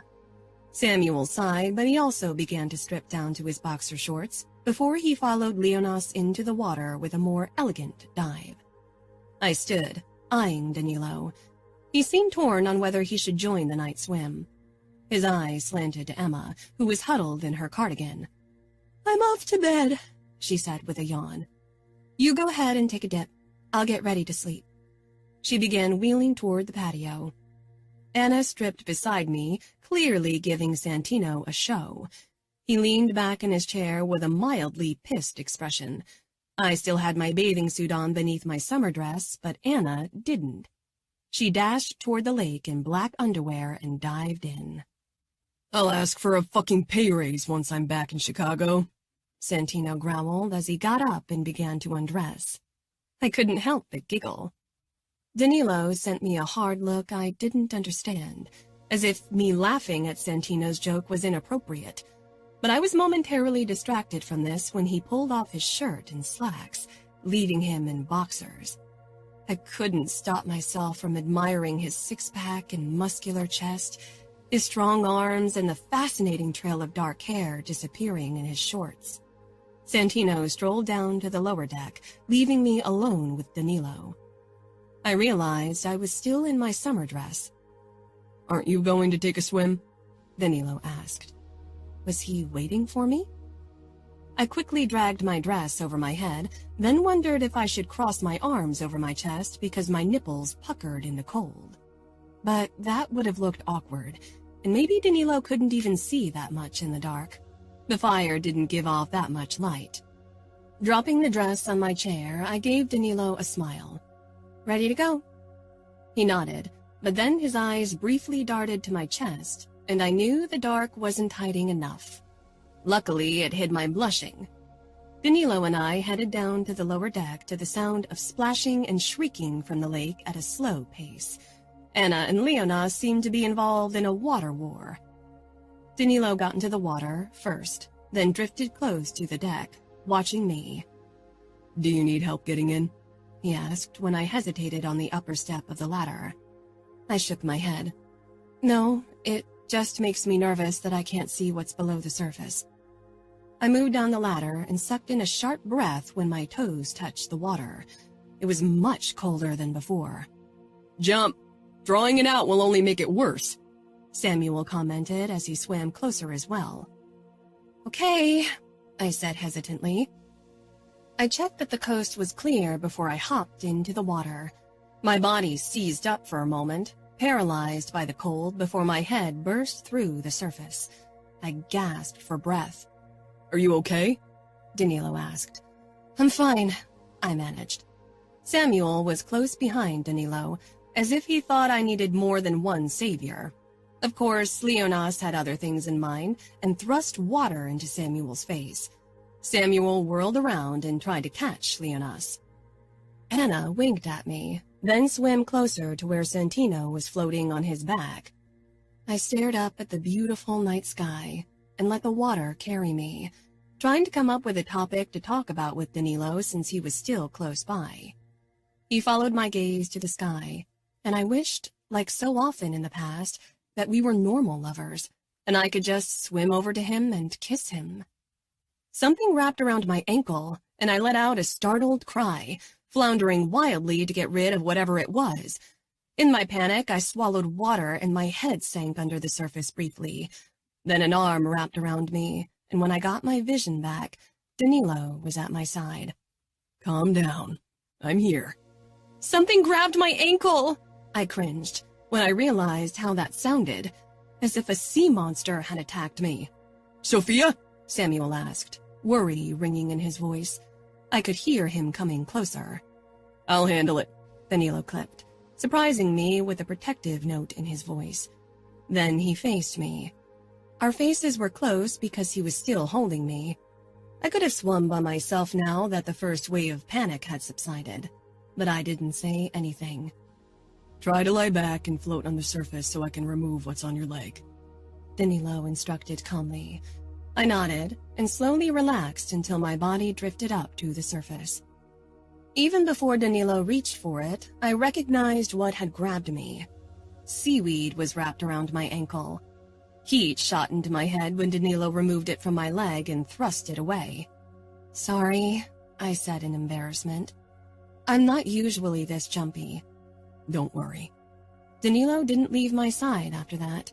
Even though Samuel shot him warning looks, I wanted to smack my brother over the head. With his constant hovering, he was ruining my chance to have a moment of privacy with Danilo. I'm going to check on Emma, Danilo said eventually. Will you be back? I asked. His lips twitched. Then he nodded and got out of the water. Anna swam over to me. Nice job playing the damsel in distress so Danilo would save you. I glared. I didn't do it on purpose. Well, it still worked perfectly. Say what you want, but he's protective of you. That guy doesn't want to lose another girl, that's for sure. I grinned. Not wanting to lose me was a good start. She nudged my shoulder. Pretend you need to go to the toilet and intercept him on his way back. Samuel, Leonas, and Santino are talking about rifles, and I can distract them for a while. And then what? Anna gave me a look as if I was a stupid kid. Have you ever kissed a guy? Of course not. Then that's your chance. You've been engaged to him for years, and you'll be married to him in less than 12 months. Get some action. You're crazy.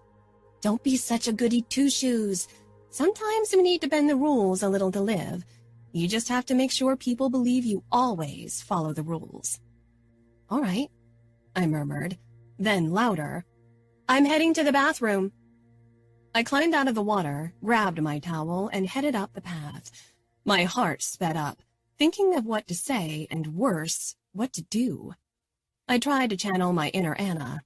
I'd be daring and take a risk. I wanted a reaction from him. No risk, no fun. That was pretty much her motto. Danilo. I was glad to be away from Sofia. In the past, our encounters had been mildly entertaining due to her awkwardness and crush on me. I'd watched her innocent flirting with amusement, but never taking it seriously. She was a child, and I couldn't imagine her as a grown-up, much less my wife. Our life together had been an abstract concept. Already at our last encounter, I'd noticed a change, and now it was impossible to ignore. I noticed Sofia, not because she deserved my attention due to our planned future together, no. I noticed her curves, her beautiful face. Sofia wasn't a kid anymore. She was a young woman with a desirable body. Now her flirting didn't seem amusing or like a game. It felt like a promise of what would soon be in my reach, a dangerous temptation. I wasn't a man who acted on impulse or followed his sexual drive without a second thought, but the mere fact that Sofia tempted me when she was still off limits set my teeth on edge. I didn't enjoy this feeling of being a slave to my instincts, but when I saw Sofia's body, certain body parts definitely held more power than others. The house was quiet and dark as I made my way toward Emma's room. I carefully opened the door and peered in. Emma was asleep, her back turned to me. She was still my little sister, still a little girl in my eyes, which was at odds with my perception of Sofia, who was barely older. I closed the door again and headed back out because I'd promised to return.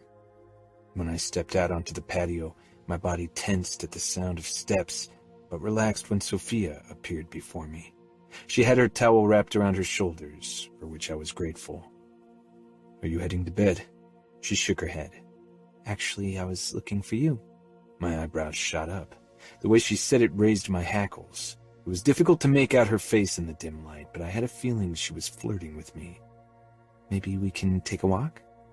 "Okay," I said slowly, not wanting to deny her, even if I didn't think being away from the others was a good idea. To my brain's displeasure and my body's delight, Sofia dropped her towel on the chair, then headed down the path that meandered around the house. I followed her, trying not to pay too close attention to her peach-formed ass in her tiny bikini bottoms. "Is there something specific you want to discuss with me?" Sofia stopped and looked up at me. She appeared nervous. "I just wanted to be alone with you. We're engaged and are soon going to be married, but we've never been alone. We never really got the chance to get to know each other better." Sofia probably meant it in a very innocent way, but I couldn't help but imagine all the ways I wanted to get to know her, especially when my gaze dipped to her erect nipples, straining against the wet fabric of her bikini top. "We'll have plenty of time to get to know each other once we're married. Being alone with you like this is against our rules." Sofia shrugged as if it didn't matter, but it did. We didn't need another scandal on our hands. The Serafina debacle had caused enough uproar.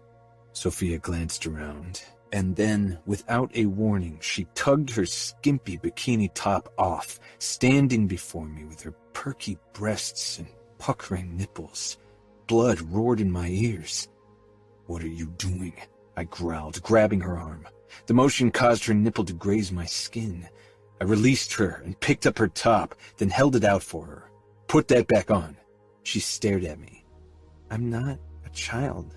"Put your top back on," I gritted out, keeping my eyes on her face. She'd be 18 in a few months, and I wouldn't fucking touch her until then. 8 long months to go. She snatched the bikini top out of my hand and finally covered herself with it. "I bet you wouldn't have made Serafina put it back on." She'd mumbled the words under her breath, so I almost missed them, but I got the gist of it. As usual, the mention of her sister made my blood boil, but I held on to my control. I chose to ignore her comment, saying instead, "I swore to your parents not to touch you before our wedding, and I'm a man who keeps his oath." "But you don't want to keep your oath?" she teased, trying to sound all flirty, but there was a darker undertone to her voice that hadn't been there before. What a question. Of course I wanted her body, but not before we'd said our vows. If things went downhill for whatever reason before our wedding day, if I got killed, Sofia would still be able to marry someone else. I looked back toward the house, avoiding her question. On the outside, I was the epitome of control, but inside a storm was raging. In my darker hours, I'd have gladly taken Sofia up on her offer to make her mine before someone else could take that from me. Like Remo had taken Serafina from me. Women often connected sex to emotions, especially if it was their first time. That's why Remo had had it easy winning Serafina's heart after he'd fucked her. I wasn't sure if he'd raped her, or if it had been consensual like she claimed. If there's even such a thing as consensual in a captive situation, but whatever had happened, it had made Serafina fall for him. Sofia stepped closer and touched my arm lightly. The feel of her soft fingers against my skin felt good, but I pulled back. "Sofia!" I scolded her, trying to make her feel like a child so I could keep thinking of her as one, even if she wasn't anymore. "You should go back to the lake." "Yeah, I should," she whispered. It wasn't what she wanted, and I could tell that she took my rebuke to heart. What had she hoped for? That I'd whisk her away to a secluded corner of the forest and kiss her, maybe even more. Though in her innocent fantasies she probably would have stopped at kissing, making our encounter into some kind of romantic fairy tale. Problem was, I didn't want to stop there. I wanted to make her mine as soon as possible, wanted to stake my claim. But unlike Remo Falcone, I had honor and a sliver of a conscience. I'd wait until our wedding night and give Sofia the chance to make people forget the shame Serafina had brought over her family. I waited until Sofia was out of sight before I followed her. I didn't want to make Samuel suspicious. Of course he narrowed his eyes at me in distrust when I appeared on the lower deck. Sofia was already back in the water and talking to Anna. I could imagine who they'd be talking about, another reason for me to be wary. Maybe Sofia trusted Anna not to blabber to Dante or Valentina, but I didn't want to take the risk. Dante hadn't been my biggest fan since I'd challenged his decisions in the months after Serafina's escape with Remo. "Took you too awfully long to return," Samuel said, climbing out of the lake. He stopped close in front of me. "What the fuck happened up there?" he asked in a low voice. "Nothing," I said with a hard smile. What happened between Sofia and me wasn't his business. He was too pushy. "I doubt you'd be happy if I went off into the dark woods with your sister." I leaned forward. "So far you hardly notice her existence, so anything else would be a fucking improvement, Mione." His lips curled. "Stay away from Sofia until the wedding. Our family doesn't need another pregnancy out of wedlock." "You don't seem to have much faith in your sister." His eyes flashed with rage, but he didn't say anything. I doubted Sofia would have gone further than kissing. She sought my closeness, but she wouldn't risk more. Yet I understood Samuel.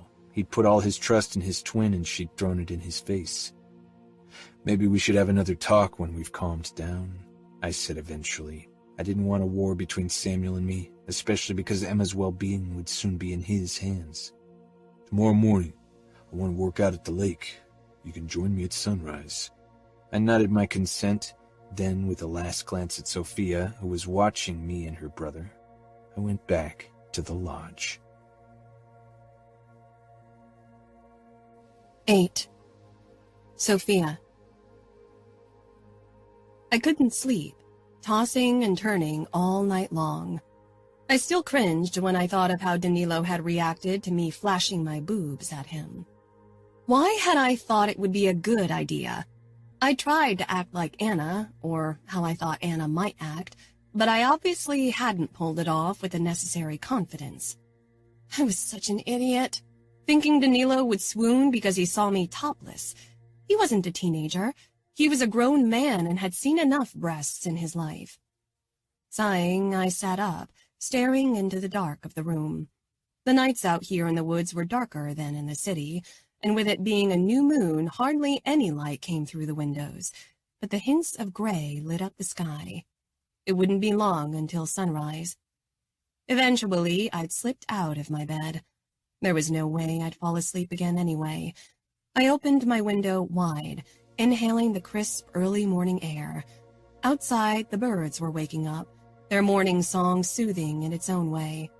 I leaned against the window ledge and enjoyed the view over the tree-lined lake. From this vantage point, it looked like a huge mirror. Still, except for a few gentle ripples where fish burst through the surface. The sun rose behind the tree line, turning the horizon gray rather than yellow and orange. Footsteps crunched outside. I peered out of the window, searching for the source of the sounds. Samuel wouldn't leave without saying goodbye, and I doubted Danilo would either, at least not without saying goodbye to his sister. Samuel and Danilo came into view, dressed in gym shorts and tight t-shirts. I hid behind the curtains so they wouldn't detect me, but I still got a good look at them. They talked for a couple of minutes before they started jogging and disappeared in the forest. I took a shower and dressed in another beautiful halter summer dress. When I emerged from the bathroom, Danilo and Samuel were back from their run and were working out on the lower deck by the lake. For a few minutes, I watched them doing push-ups and crunches before I decided to stop the stalking and head downstairs. The house was quiet, except for the chirping of the birds that drifted through the open windows. I made myself a black tea, a Darjeeling, my favorite, with milk and sugar naturally. The terrace door was ajar, letting the morning air in. It was cool and crisp. I tiptoed closer to the terrace door, peering outside. I couldn't see much from my position, so I crept out onto the patio with my teacup. Danilo and Samuel were still busy with their workout. I curled up on the lounge shell, even though I couldn't see them. I sipped at my tea and read the messages I'd gotten from friends at school as well as Mom. Soon, I heard them coming closer. I was about to announce my presence, but then Danilo said, "People are asking many questions. It was inevitable. I hope you have the right answers. I don't want Emma to find out about the deal. Most people don't dare spreading their rumors yet." "What kind of deal?" "Don't worry, I can handle it. Or do you really think I want Sofia to find out you only agreed to marry her if I married your sister? She'd be fucking heartbroken." I stifled a gasp, my chest clenching with acute pain. Danilo had only agreed to marrying me in exchange for Samuel's engagement to Emma. But Emma and his bond had only been made this year, right? Or had everyone just kept the truth from me and the public all this time? Mom, Dad, Samuel, Danilo? How many more had known? Marriage in our world is based on logic. Danilo sounded so emotionless. He hadn't been emotionless in the slightest when Serafina had been concerned. I backed deeper into the lounge shell, scared they'd catch sight of me. The opening of the shell faced toward the other direction of the lake, not the path leading up from the lower deck. I didn't want to hear more, but I couldn't run off without them noticing. I closed my eyes briefly, trying to compose myself. I didn't want to lose it now. "You know it. I know it," Samuel said, his voice briefly muffled as if he were towel wiping his face. "The girls want romance and magic. They don't want cold logic, especially Sofia. Emma's the same way," Danilo said regretfully. "It's our duty to make the bond work." I was a chore. His duty. He was only marrying me so Samuel would marry Emma in turn. He'd never wanted me for myself. He probably still wanted Serafina after all these years. I blamed her, and I hated myself for feeling that way. It wasn't her fault that my fiancé couldn't let go of her. I blinked rapidly to stop myself from bawling. I didn't want to cry because of Danilo. He didn't deserve my tears. I tucked my legs in, holding my breath when their steps came even closer. But then they went into the lodge. I waited a couple more heartbeats before I slid out of the lounge shell and ran down the path away from the lodge. I didn't stop until I reached the lower deck, where I sank down and lowered my feet into the cold water. I tried to let the lake calm me. I'd always known this marriage wasn't based on emotions. It had been a deal from the very start, me as a substitute for Serafina. Still, the knowledge about the additional deal tore at me. Emma didn't know either. For the briefest moment, I considered telling her, but then I decided against it. The truth would only cause her heartache. At least she should enter her marriage thinking we weren't exchanged like cattle. I sat like that for a long time until my toes became numb from the cold water. "Hey, what are you doing out here all alone?" Anna asked, startling me. She sank down beside me, still in pajama shorts and a top. I felt like a broken record whining to her about Danilo, but I needed to get it off my chest. She listened quietly, a frown on her face. When I was done, I waited for her to start a rant, but she didn't look that shocked. "Did you know?" I asked, horrified. She shook her head. Her eyes were still puffy with sleep and her hair all over the place. Her reactions were slower, too. "I didn't know. It's not like Dad shares these kinds of things with me. I mostly find out about them when I sneak around the house or force Leonas to do the spying for me." "But?" I asked, because I could tell there was more. I had a strange feeling when they announced Samuel's engagement to Emma. First, why had they stopped looking for a suitor for her years ago? Second, why would Samuel or your parents agree to the bond? No matter how horrible it sounds, you know in our world Emma is considered damaged goods. Her lips curled and she shook her head. Samuel was a sought-after bachelor. He could have had the daughter of any captain or even underboss. That would have made more sense from a tactical standpoint as well, because then your family would have furthered their bonds with another city. With your marriage to Danilo, they are already linked to Indianapolis. I know, I whispered. So, Danilo forced Samuel to marry Emma in turn for marrying me? Anna touched my hand. I don't think it says anything about you, Sofia. He used his chance to save his sister. It was probably his only chance. He would have married you either way, but he needed to secure a good match for Emma. Yeah, I said, but it doesn't really make me feel any better. She bumped her shoulder against mine. And it doesn't really matter what happened years ago. What matters is that Danilo now keeps checking you out and acts very protective. That's a good sign. I hadn't told Anna about my embarrassing boob flashing yet. Closing my eyes, I burst out with the story. For a second, silence followed. Then Anna started laughing. I gave her an incredulous look. She covered her mouth with her hand. Sorry, but that's hilarious. I can't imagine you being so forward. My cheeks burned. Yeah, well, I was, and it didn't go over well. Anna lowered her hand, still fighting laughter. He's trying to be a gentleman. That's kind of cute. Since when do you like gentlemen? She shrugged. I don't, but you are all about the gentlemanly Disney princes. I'm not delusional. I know men aren't princes, especially our men. Good, Anna said firmly. That's going to spare you a lot of heartache in the future. It would have been stupid of him to do anything with Samuel close by. Your brother would have lost his shit. Danilo won't risk that much trouble for a boob squeeze. I slapped her thigh. You make it sound really stupid. It was stupid, but also cool. I wish I could have seen his face when you showed him your boobs. I know they're nice. Next time you want to flash your boobs, do it in front of Leonas and his friends. They'd holler like the horny idiots that they are. I shook my head but smiled. How do you manage to make me feel stupid but at the same time make me feel better about myself? Being stupid is the best thing about being young, she said. We'll be tied down with responsibilities soon enough. Let's make stupid decisions as long as we can. Do I even want to know what kind of stupid decisions you have planned? Anna grinned. No, but I'll tell you anyway. But hey, who says I'll be the only one being stupid? You seem to be catching up with me. Anna's words proved to be correct.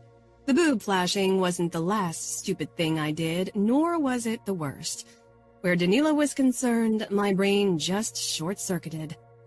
It started one evening when Anna mentioned on the phone that Santino had met Danilo at a party, and that he'd left with a blonde girl. I checked the news for Indianapolis afterward, but didn't find anything. Danilo had become more careful with his conquests, keeping them out of the public eye. He still seemed to be sleeping with blonde girls. Anna kept me up to date after that because Santino reluctantly shared information with her. Apparently, Danilo was sleeping his way through the high society of Indianapolis. The blonde high society, mind you. Overcome with jealousy and anger, I decided to make him realize he had a desirable woman at his side, one who'd be his wife soon enough. For once, I wanted to be the one he looked at with desire. The problem was I wasn't sure what to do. Then a chance presented itself in mid-January of my wedding year. Samuel mentioned that Danilo was throwing a huge birthday party at his lake house. Marco was organizing it, a last huge birthday bash before Danilo became a married man. When I found out it was a costume party, a crazy idea formed in my head. I called Anna immediately. When I told her about my plan, she fell silent. You take my stupid decisions theory a bit too seriously. I'm not joking. I want to confront him. I want to hold a mirror to his face. By wearing a blonde wig and a slutty costume and trying to get him on the hook, what would that accomplish? That he'll realize I'm sexy too. That he'll look at me and really see me. But he won't see you. He'll see a costumed blonde chick. Anna, I whined. Least of all, we'll get the chance to attend a cool party. I deserve a bash before I become a married woman. I have a bad feeling about this. Not because of the party, but because I know you won't like how Danilo will react. He won't feel guilty when you reveal yourself after your kiss. He'll only get angry. That's how men in our world handle situations like that. Will you help me? She sighed. Let me come up with a plan. We can hardly ask our parents to allow us to attend. That would defy our incognito mission. Anna snorted. We watch too many gangster movies. As if I have to, I muttered. How far from the Mancini Lodge is your family's lodge? 50 miles? Maybe a little less? Do you think we could stay there? Let me see what I can do. We can pretend we need a girls' weekend in your lodge, and then we sneak off to the party. Carlo and Santino won't let us leave their sights. Don't worry about Santino. I'll handle him. I'll give you a call once I've ironed out the details. In usual Anna fashion, she did indeed handle everything. Anna had a way of getting her will in a subtle way. I wasn't sure how she convinced her parents that she needed a weekend in the woods with me, but they agreed, and that meant mine did too. And so Anna and I met at our lake house on the weekend of Danilo's birthday party.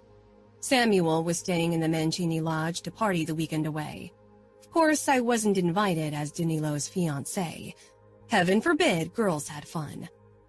We arrived at the lodge on Friday afternoon, which gave us a day to prepare for the party on Saturday night. I had Carlo and one of my parents' bodyguards with me, while Anna came only with Santino. It was ridiculous that I had more protection than the capo's daughter, but since the thing was Serafina, my parents and Danilo were uber protective. Fresh snow covered the treetops and the roof of the lodge and crunched under my boots as I headed toward the front door. Santino's car was already parked in the driveway.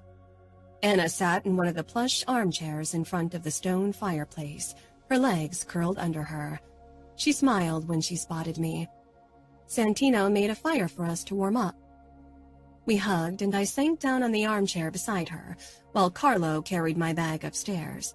Santino stepped into the living room, his expression verging on murderous. He gave me a curt nod before he headed back out. What did you do? I asked. Anna waved me off. He'll calm down eventually. Don't mind him. We need to focus on you and how to dress you up. You still sure about doing it? I nodded. I'm going to confront him. You can confront him without playing a blonde chick and kissing him first. I ignored the comment. I was determined to go through with it, even if Anna considered it a stupid plan.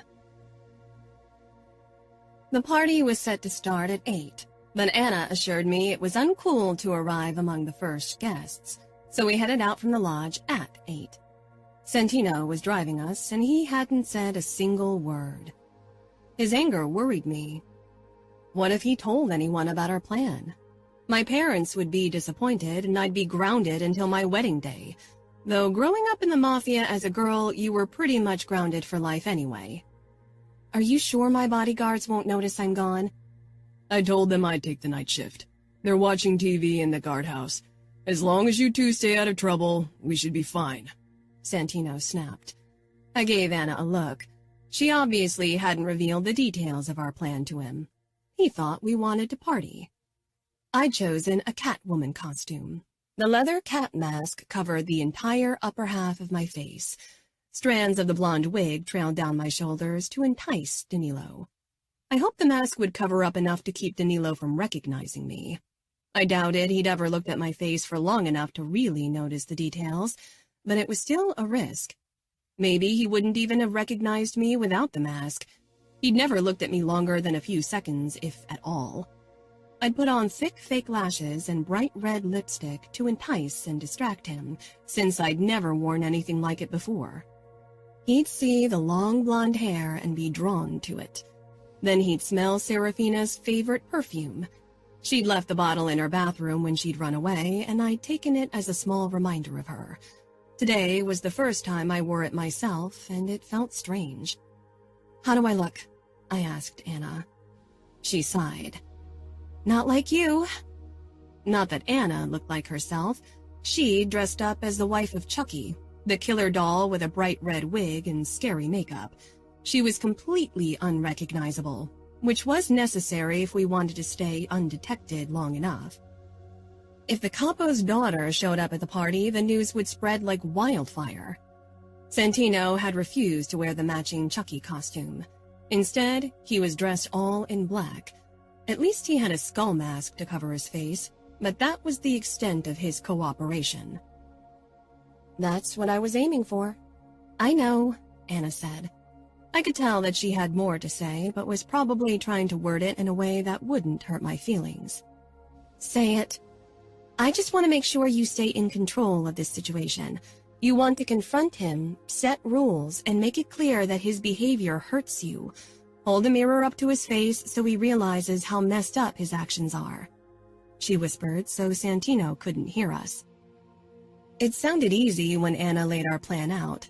She was a planner and had no trouble getting her way most of the time. I hated conflict and wanted people to like me. Don't worry. We went over our plan 1,000,000 times. I'll stick to it. All right. But I heard the doubt in her voice. My worry that we wouldn't be allowed to enter the party had been unfounded.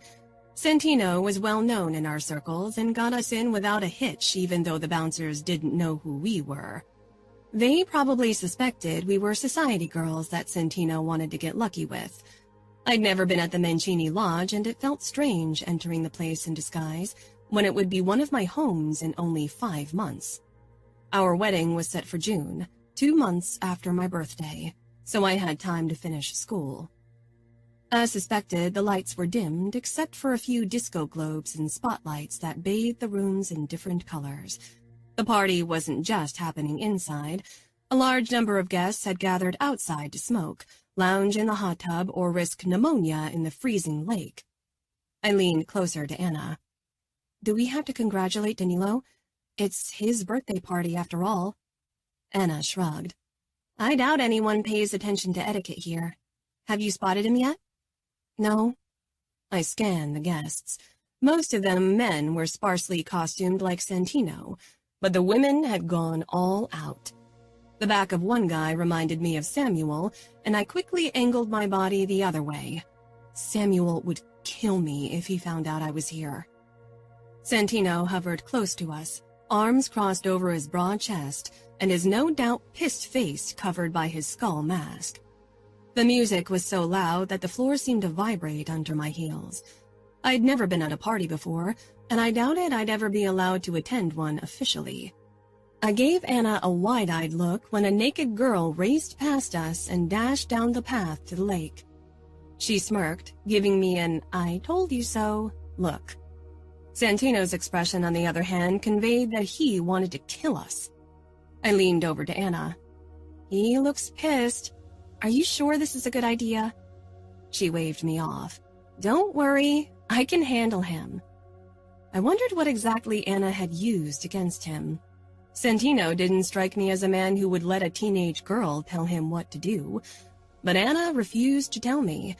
Technically, she wasn't breaking our pinky swear by keeping a secret because she wasn't lying outright. I wish I'd thought of that when we'd made that promise many years ago.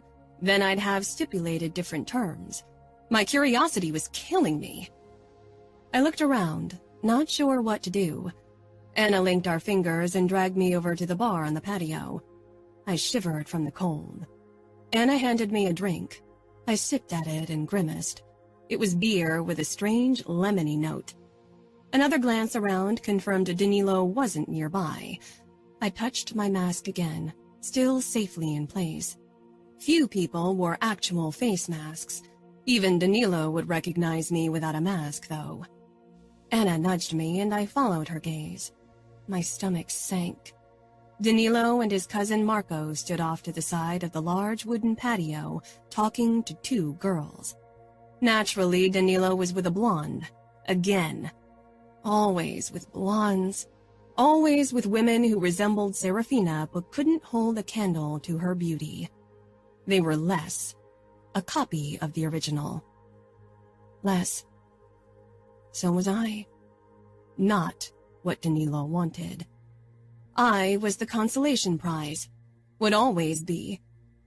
Indignation rose in me. He'd never given me a chance to show him I was more than second best, more than a consolation prize. I shoved down those thoughts and nodded to show Anna that I'd spotted him.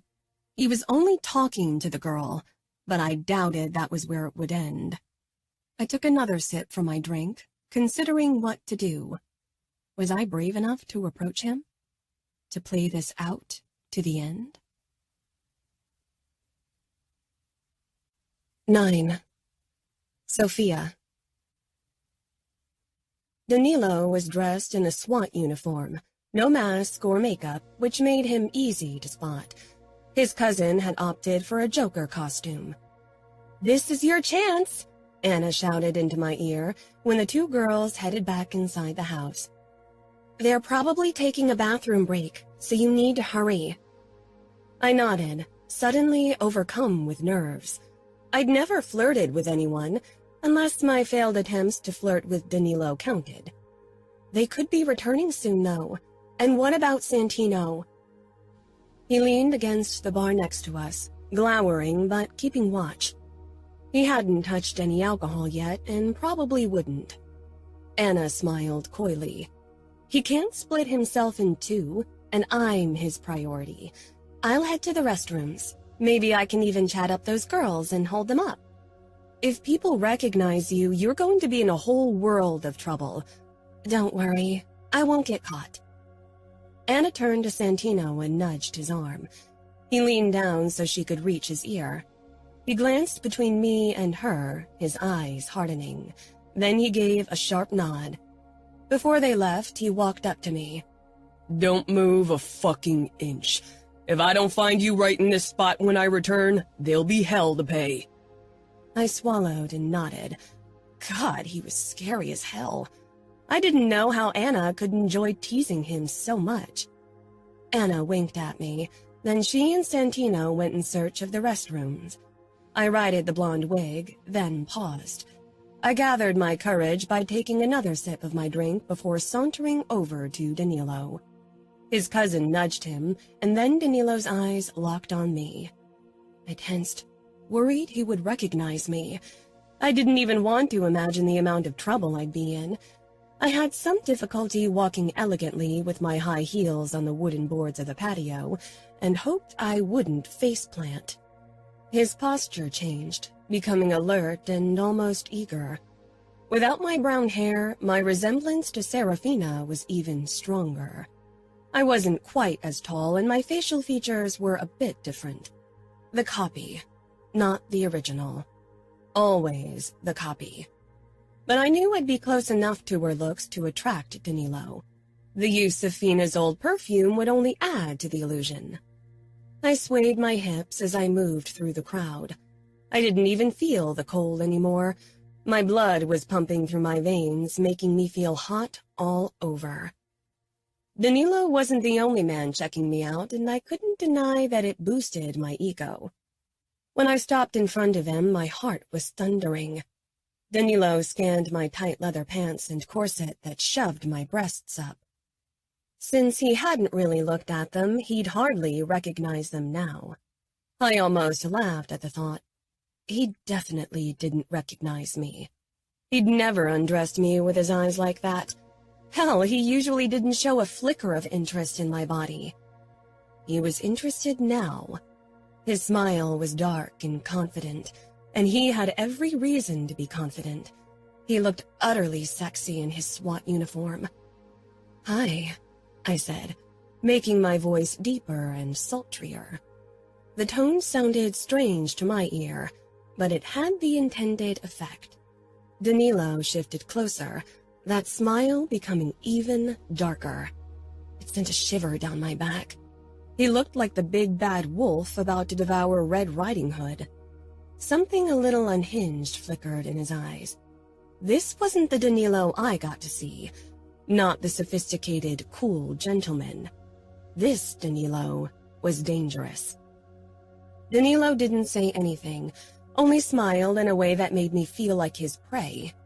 Men in our world were careful when they interacted with me. I was the daughter of an underboss and the future wife of one. I'd never been confronted with open hunger like Danilo's before. Even though it scared me, I wished he'd look at me that way one day, and not a copycat version of Fina. Danilo cut in before I could introduce myself with my fake name. It doesn't matter. Names are irrelevant. This is about tonight, not tomorrow. I nodded quickly, feeling my cheeks heat at his rebuff. At least that meant he didn't care about the women he met at clubs. He forgot them the moment he was done with them. I wondered which Danilo was the real deal. Which was his true self? The restrained gentleman or the ruthless predator? I feared it was like Anna had told me. The gentleman was his public image, the one he needed to portray. But this version of him, right in front of me, the dangerous bad boy, was his true self. Danilo stepped closer and leaned down so I could hear him better over the music drifting from the speakers above the bar and our heads. Was there a reason why you came over to me? You seem to have a purpose in mind. I swallowed, overwhelmed by his presence. I want to dance. Good. That was part of the plan. Dance? He pulled me toward a clearing off to the right of the patio, where lights and heaters had been set up.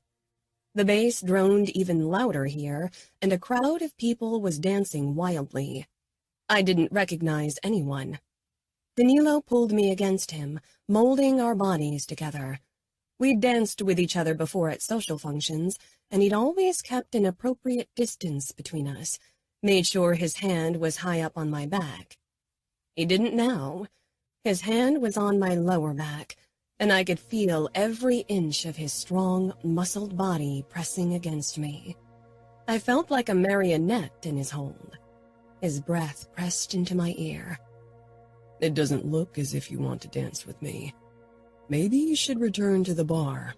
The cat's only a kitty after all. He'd noticed how stiff I was. Of course he had. He was a made man. Panic rose in me. What should I do now? Anna would probably say this was the perfect moment to confront him, to reveal my true identity and give him a piece of my mind. But even as I went through the plan in my mind, I realized I wouldn't be able to pull it off. I didn't want to. Not yet. In theory, the plan had seemed easy, but with Danilo so close, my brain couldn't function. I wanted to keep dancing with him, wanted his unwavering, dangerous attention. It was thrilling and terrifying at the same time. Anna and Santina were still gone, which meant neither of them could interfere. I would handle this myself. Even though this Danilo unsettled me, I was still drawn to him. I wanted to keep playing this game of seduction I'd never be allowed to entertain if I were me. I wanted, needed, to win him over as this wanton, sexy vamp version of me. He'd finally see me as more than the undesirable consolation prize. He'd see my worth, and maybe then I could stop feeling so insecure. I shook my head and tightened my hold on his shoulders. No, I love dancing with you, but it's too crowded for my taste. I prefer less people. Danilo moved back slightly and smiled knowingly as if I told him a secret. I wasn't sure what kind of message he'd received, but it seemed to please him immensely. Danilo gripped my hip as he leaned down to my ear, his breath hot against my skin. Good thing that I know just the right place where we can be alone. Alone? I repeated dumbly. Danilo chuckled into my ear. I want to fuck. I was stunned by his demeanor, by the vibe of dominance and aggression he gave off, by his words. He'd always been a gentleman around me, always in control. He hadn't even wavered a second when I'd flashed my boobs at him. But to this blonde girl, he was completely different. His words shocked me to the very core. Half dazed, I nodded. I need you to say it, he murmured. Say what? Was my first thought. Then I understood. He needed me to express my consent verbally. My consent to fuck. I couldn't wrap my mind around it. Was this how it always went? Yes, I got out. even though my brain was screaming no at me. The voice was Anna as usual. This wasn't the plan. This was madness. But I could still confront him when we were alone. That was better anyway. This was between us and not for a crowd to witness. After what felt like eternity, Danilo took my hand and pulled me along. I had trouble staying on my high heels, trouble setting one step after the other as my heart throbbed painfully. The stone pathway was uneven beneath my shoes as I stumbled after him, feeling less like the confident, sexy vamp with every passing second. He dragged me around the corner of the house, down an even narrower path into the surrounding woods. The pathway was lit dimly by small lanterns dangling from wooden poles. I tightened my grip on him both to keep my balance and because I needed something to hold on to. He left the path and slowed to give me a chance to find my footing on the rough forest floor. Still yes? He asked as he turned. I nodded, looking around. We were in the middle of the woods. The lights from the lanterns was even dimmer here, but it was enough for me to make out Danilo's attractive face. Were we supposed to have sex here? Suddenly, he turned me around and pressed my back against a tree, grinding himself against me. My eyes flew open when I felt his erection digging into my belly. The most I'd ever done was dance with Danilo and hold his hand for a moment. I dreamed about more, had fantasized about his touch. But this was nothing like my fantasy. His mouth returned to my ear. I'm going to fuck you hard, right against this tree. I'm not in the mood for fucking foreplay, so you better tell me now if your pussy is ready to take my cock, he growled. Fear swirled in my chest, stealing my breath, and with it any sane thought. This was what he did with all the blonde girls? Tell me, he ordered. This was my chance for the big reveal. Anna and I had gone over the moment often, how I'd remove my mask and my wig and whisper, "I'm Sofia," in his ear. We'd imagined his shock, perhaps his guilt. Anna had told me I needed to lay down new ground rules. But the words wouldn't leave my mouth. I gave a sharp nod, so confused and broken up and shaken. Say it. Yes. I didn't even recognize my voice. He turned me around so I had to support myself against the tree. The bark of the fir was dry and rough against my palms as I braced myself against the tree trunk. I stared at it, breathing shakily, tears stinging my eyes. He pulled down the zipper at the back of my leather pants and shoved them down. My panties followed. The cold hit my skin and I shivered. I like your ass, he rasped. He pushed my legs further apart with his foot and squeezed my ass cheek once. I couldn't connect these actions with the Danilo I desired and loved. It would hurt. He'd tear me apart. I knew the stories of other girls, and they hadn't been taken like this. I could stop this before real damage was done.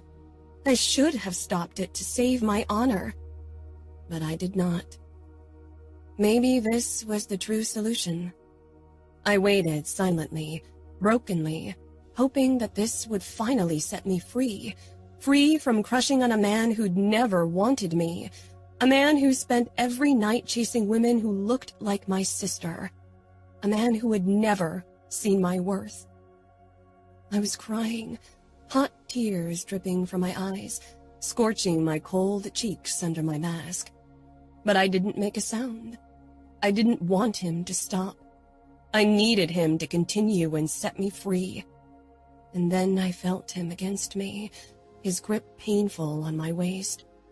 I stared at the bark, listening to his harsh breathing.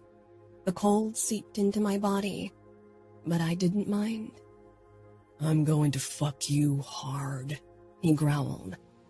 No, he was going to kill me slowly, splinter me into millions of pieces of despair and hurt. His grip tightened and he pushed forward, then jerked to a stop as my body refused to let him in.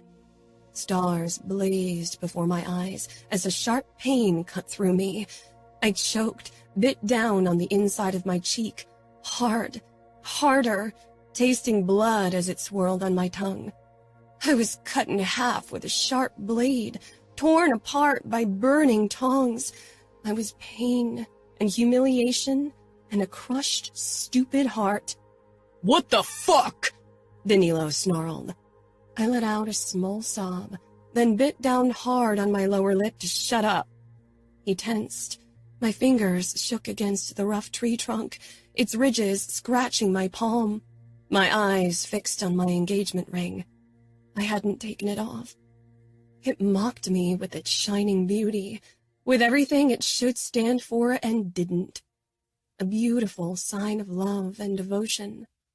The diamond flickered in the lantern light. So very beautiful. So meaningless. Danilo froze and let out a sharp breath. His fingers moved to mine, touching the ring. His ring. His touch was suddenly feather-soft, as if the anger had slid right out of him. He exhaled with a shudder. Sofia? He rasped, voice shaking. Sofia. For a moment, I wasn't sure if I was still her, if I even still knew who she was. I couldn't say anything, couldn't move, couldn't speak, could hardly breathe. I'd stopped living, merely existed now. I was gone, gone, gone. His palm stroked over my hip so very gently, and he pulled out slowly. I whimpered and arched. The sound surprised me. I was numb and burning up with pain, physically and deep in my chest. Danilo tensed. Oh, God, he breathed.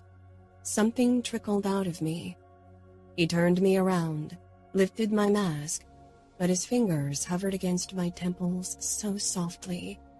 Tears blurred my vision as he appeared before me, tall and dark, his sharp features lacking the previous brutality, the aggression gone from his face. Sofia. It was half plea, half groan. I didn't understand. His thumbs smoothed away my tears, gliding so softly over my cheeks that I cried harder. I wanted to stop, but couldn't. My words were like shrapnel in my throat. I think I'm bleeding. Fuck, he breathed. Anguish. Was it his or mine? Clothes rustled and a belt clinked. He bent and carefully pulled up my panties and pants, edging them over my hips. I didn't move, only stared at him. He didn't bother closing the zipper of my pants. I didn't care. He wrapped an arm around me and lifted me. His heartbeat raced against my temple as I leaned against his chest. He didn't say anything as he carried me through the woods. He stayed away from the lit pathways, choosing the dark. It felt good to be cloaked in nothingness. Eventually, the lodge appeared like a beacon of light, and with it, the sound of music, laughter, and conversation. Bury your face against my chest in case we run across someone, he said gently. And I did, breathing in his familiar perfume, something crisp and woodsy. He walked to the back entrance, and then we were heading upstairs. The music and the voices started to dim.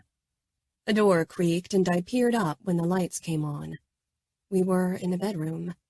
Danilo lay me down on a soft mattress and hovered over me, his face close to mine. His eyes swirled with emotions, but his face was perfectly still, beautifully controlled.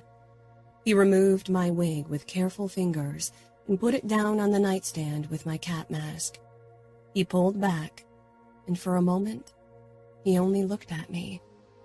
I'd never regarded his face as unabashedly as I did now. There was nothing in me to be embarrassed or shy or anything. I was empty. Nothing. His gaze moved lower to my legs. They were stiff. I ached too much to move them. I felt sticky between my thighs. "I'm ruining my pants," I whispered. It was such a ridiculous thing to worry about, but I couldn't help it. His expression was like a thunderstorm.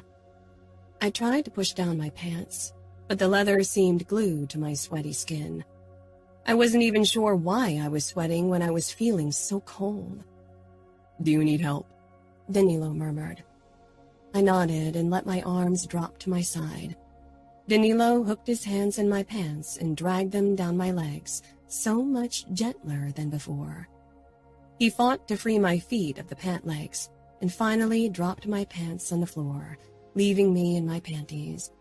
They were mint-colored, one of my favorite colors, but I could tell they were ruined. I'd reached out, hands shaking, touched my inner thigh, and lifted my palm. My fingertips were coated in light pink. It wasn't as much as I'd thought, and not pure red like I'd feared. I shuddered out a breath. Danilo closed his eyes, shoulders heaving, face contorting. Then he turned and moved into the adjoining bathroom. I heard water running, and when he returned, he had a washcloth. He sank down beside my hip, not meeting my eyes as he took the hand I was still staring at. He wiped it with the warm cloth, removing the blood from my fingertips. "Do you want to clean yourself?" he asked, holding up the cloth. I stared at his face in silence. His brown eyes searched mine. "Sofia, say something. Anything. Do you want me to call a doctor?" "No," I croaked. My family had suffered enough. They didn't need this added to their pain. His gaze darted to my panties, then back up. "Emma's got clothes in her room. Do you want me to get you fresh underwear?" I nodded. He stood and held out the wet washcloth, but I didn't take it. He dropped it on the nightstand before he left the room. He returned quickly with a pair of black panties. I hadn't moved an inch. He lowered himself on the bed and put the panties down beside me. Everything about this felt strange, surreal. His eyes came to rest on my still sticky thighs. "You need to clean yourself and take a look to make sure that I didn't seriously hurt you." His deep voice trailed off before he looked into my eyes again. I stared back at him, at the soft hazel tone of his eyes, at the worry edged into every inch of his handsome face. I waited for the fuzzy feeling in my belly, but again, I felt nothing. "Sofia," he rasped.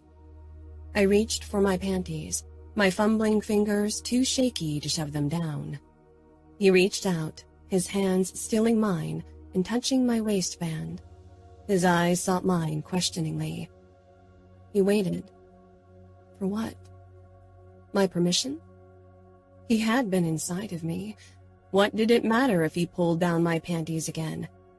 He seemed to see the answer on my face, and finally slid my ruined panties down my legs, throwing them into a bin beside the bed. He grabbed the washcloth, held it out to me once more, but I refused to take it. I was tired and drained, broken. I didn't want to make this easy on him. I wanted him to suffer as much as I did. He angled his upper body toward me, his warm hand touching my knee. He gently parted my legs just enough so he could reach between them. Deep down, I knew I should have felt shy and ashamed of being this vulnerable, but I didn't feel anything. He ran the warm cloth over my inner thigh, as if I were a butterfly wing, as if the barest touch could make me crumple. Where had the brutal dominance gone? A muscle in his cheek twitched, but apart from that, his face was stone. He cleaned my other thigh before he pushed my legs a bit farther apart. A shiver raced down my body when he exposed me. I hadn't been waxed yet. I always trimmed myself, but I wasn't smooth as it was expected for a wedding night. "I'm sorry I'm not groomed yet," I said tonelessly. Why was I apologizing? Danilo's eyes burned into mine. I didn't understand the look in them. The fiery smolder might have ignited the glimmer of childish hope in my chest if my heart hadn't been turned to eternal ice. Sofia. My name rang like a lament from his mouth, and then he fell silent again. He turned his head, and I watched those sharp, regal features I couldn't stop dreaming about. Maybe now I would. His shoulders tightened as he touched my inner thigh, applying the lightest pressure until my legs opened further for him. He ghosted the cloth over my sore flesh, and I shrank away with a whimper. A shadow passed his face, a remnant of his previous fury, and a flicker of fear sparked in my rib cage. I forced myself to still as he cleaned me with light brushes. Then his fingers touched my thigh lightly, and I became even stiller, my breath locking in my throat. Danilo pulled back and swallowed. You should see a doctor. I shook my head. Sofia, I want to make sure you'll be okay. I shook my head again. My body would heal, and the part of me that really needed mending couldn't be healed by a doctor. I wasn't sure if it could be healed at all. I'm okay, I pressed out. His eyes were more expressive than they'd ever been when he'd looked at me, but the emotions I saw in them weren't the ones I wanted. There was guilt, concern, and pity. I wanted more. I looked away, my throat closing up again. I'd never felt more stupid in my life. But deep down, beneath the shame and hurt, a fiery ball of anger had started to glow. He bent down and kissed my half-raised knee, looking like someone was twisting a knife in his chest. The touch of his lips, so gentle and careful, kindled the flame that I squashed at once. No more. My first kiss. Danilo's eyes snapped up to me, brimming with a myriad of emotions. What? He murmured. That was my first kiss. It was a stupid thing to say, a ridiculous, childish thing. But I didn't blush, didn't feel embarrassed. Emotions were a distant memory. He swallowed, looked down to the bloody washcloth in his hand, then squeezed his eyes shut. He leaned his cheek against my knee, his stubble scratchy against my skin. I deserve to go to hell for this. I was mute. What could I possibly say? Danilo held out the panties and picked up the leather pants. Can you get dressed? I reached out and noticed a small cut in my palm, probably from holding on to the tree so hard. A trickle of blood followed the ridges in my skin. Danilo took the washcloths and cleaned the blood off my hand. It's not deep, he said. Before he dropped my hand, he lifted it to his mouth and kissed my fingertips and my palm. He released me, and I let my arms sink down to the bed. My skin still tingled from the affectionate gesture. I tried to make sense of the situation, of everything that had happened in these last few minutes and before, but my brain couldn't process the enormity of it all. 10. Danilo.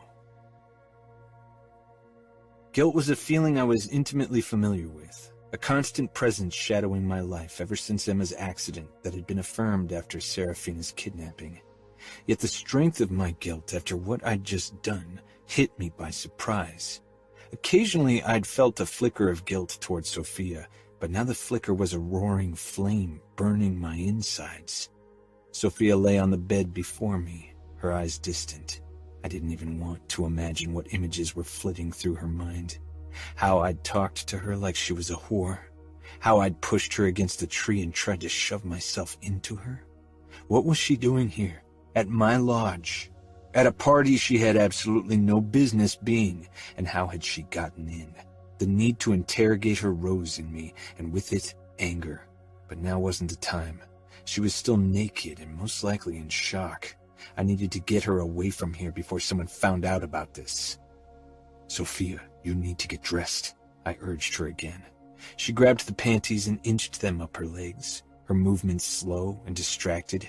She had trouble getting her tight leather pants in place, so I helped her. Sitting up, she closed the zipper over her butt before she leaned back against the headboard, as if the movement had already drained her of all energy. Laughter carried through the hallway. I'd made it clear that the upstairs rooms were off limits, but obviously a few drunkards had other things on their mind. Most of the rooms were locked except the one we were in. I shoved to my feet and stalked to the door, ripping it open. Scowling down the hallway, I discovered Samuel with an arm around a chick. Of course he'd be the one ignoring my order. He was dressed as a goddamn cowboy, and it fit his blonde, sunny boy look perfectly. The girls were going crazy about him. I was enraged over his obvious disrespect for my sister before the stark realization of what I had done set in. I wasn't any better. I was also fucking girls, and I hadn't even realized that my latest conquest was my fiancé. I was a fucking asshole. Samuel looked my way, but his gaze was unfocused, and he was leaning heavily on the girl at his side. I doubt he'd be able to fuck her, much less remember a single thing of tonight in the morning. "Keys?" he slurred. Gritting my teeth, I closed the door behind me and unlocked the door to the guest bedroom. Samuel gave me a drunken grin before he stumbled inside with the girl. He'd either be busy for a while or pass out. I returned to my bedroom where Sofia was still exactly how I'd left her. I was really starting to worry about her, but calling a doctor, even if it was my most trusted man, didn't sit well with me, and it was against Sofia's explicit wish. I had to find out what had happened. "Are you alone?" I asked in a low voice. For a moment she looked at me blankly. "At the party," I added. It was highly unlikely that she was alone. Carlo had mentioned that Sofia would be spending the weekend at the Mione Lake Lodge nearby, but I had been busy with work and party planning and hadn't paid much attention. She bit her lip, obviously weighing her words, her fingers fumbling with the covers. Someone had gotten her here. She avoided my eyes, sinking down beside her. I nudged her chin up, but quickly pulled back when she tensed. Fuck. I was such a goddamn asshole. "Where are your bodyguards? And how did you get here?" "I can't tell you." "Then I'll have to call your father." It was the last thing I wanted to do, but honor dictated it. Sofia was his daughter, and had run away from her bodyguards and found me at this party. I didn't ask her why she'd sought me out, why she'd worn that blonde wig and used her sister's perfume. I knew, and it made my guilt burn all the fiercer. Sofia wasn't stupid. She wasn't as naive as I'd thought, had wished she was, but I'd have preferred it didn't take this to make me realize it. My anger had overshadowed everything else, had made me act without considering what my actions might do to my young fiancé. I'd been lost in my need to get revenge, to fuck the anger out of my system. Sofia's head shot up, her eyes widening in shock. She pushed up, wincing, then clutched my arm. "Please don't. They can't find out." Her hand trembled. She was my responsibility. It was my duty to protect her, and I'd failed. How many more people would I fail? "Then tell me how you got here. Tell me who helped you." She swallowed. "You have to swear not to tell on them." "I might just kill whoever was responsible. You know that's not something I can promise." I could see her walls coming up. She wanted to protect the person, so it had to be someone who was close to her. Samuel was out of the question. He was extremely protective of her and would have never allowed her out of sight. No one else from her family either. That left one of her friends. I stood and pulled out my phone, calling Carlo. He took the call after the second ring. "Who guarded Sofia today?" "We did in the afternoon, but in the evening Santino took over." "Don't leave Sofia out of your sight ever again, understood?" "Yes, boss." I ended the call and turned back to Sofia. She perched on the edge of the bed, one arm wrapped around her middle. She looked small and lost, and my guilt slashed me deeply over and over and over again. Anna Cavallaro and her goddamn bodyguard. It made sense. Anna had always seemed like such a good girl, but it was all probably just for show. If she had her father's cunning, Tricking people into believing whatever she wanted wouldn't be a problem. Sofia wrung her hands, her eyes lowered to her lap. "I'm not taking the pill yet. I'll start in a few days." She shuddered violently. I moved closer and sank down, but made sure to keep my distance. "I didn't come," I said. Slash, slash, that burning whip of guilt. I hadn't even been halfway inside of her, but of course she didn't know that. She'd been too tight, her body not ready for the assault. She was innocent, and I'd try to fuck her against a tree like a cheap whore. And I used a condom, because I thought she was a random girl out for a fuck, a meaningless fling to relieve my anger, not my fiancé. Pietro and Samuel would gut me if they found out, as they should. "Thank you," she said automatically. Then her brows drew together as if she realized how little sense those words made. She was in shock, no doubt, and maybe in need of medical treatment, but I respected her wish. "Where are Santino and Anna now?" Her shock came swiftly. "How?" She trailed off, grimacing. "Carlo." I nodded. "Please don't tell anyone. Santino would get in trouble, and Anna too." Why did Santino agree to this? Anna and Sofia must have talked him into it. A hint of anger towards Sofia flared, but I quenched it. She'd only reacted to my thoughtless actions in a childish way, but she was young. I didn't have that excuse anymore. Sofia shrugged and shivered again. She needed to catch some sleep and hopefully get over her shock. I glanced at my watch. It was past midnight. "I should take you home." Sofia shook her head. "You can't." Maybe I should have told her parents. They might have demanded I marry her right away, which I would have done if it weren't for the rumors an early wedding might cause. People would badmouth Sofia, speculate about a pregnancy, or about her sleeping around. I wouldn't allow those kinds of rumors to spread about her. She'd suffered enough.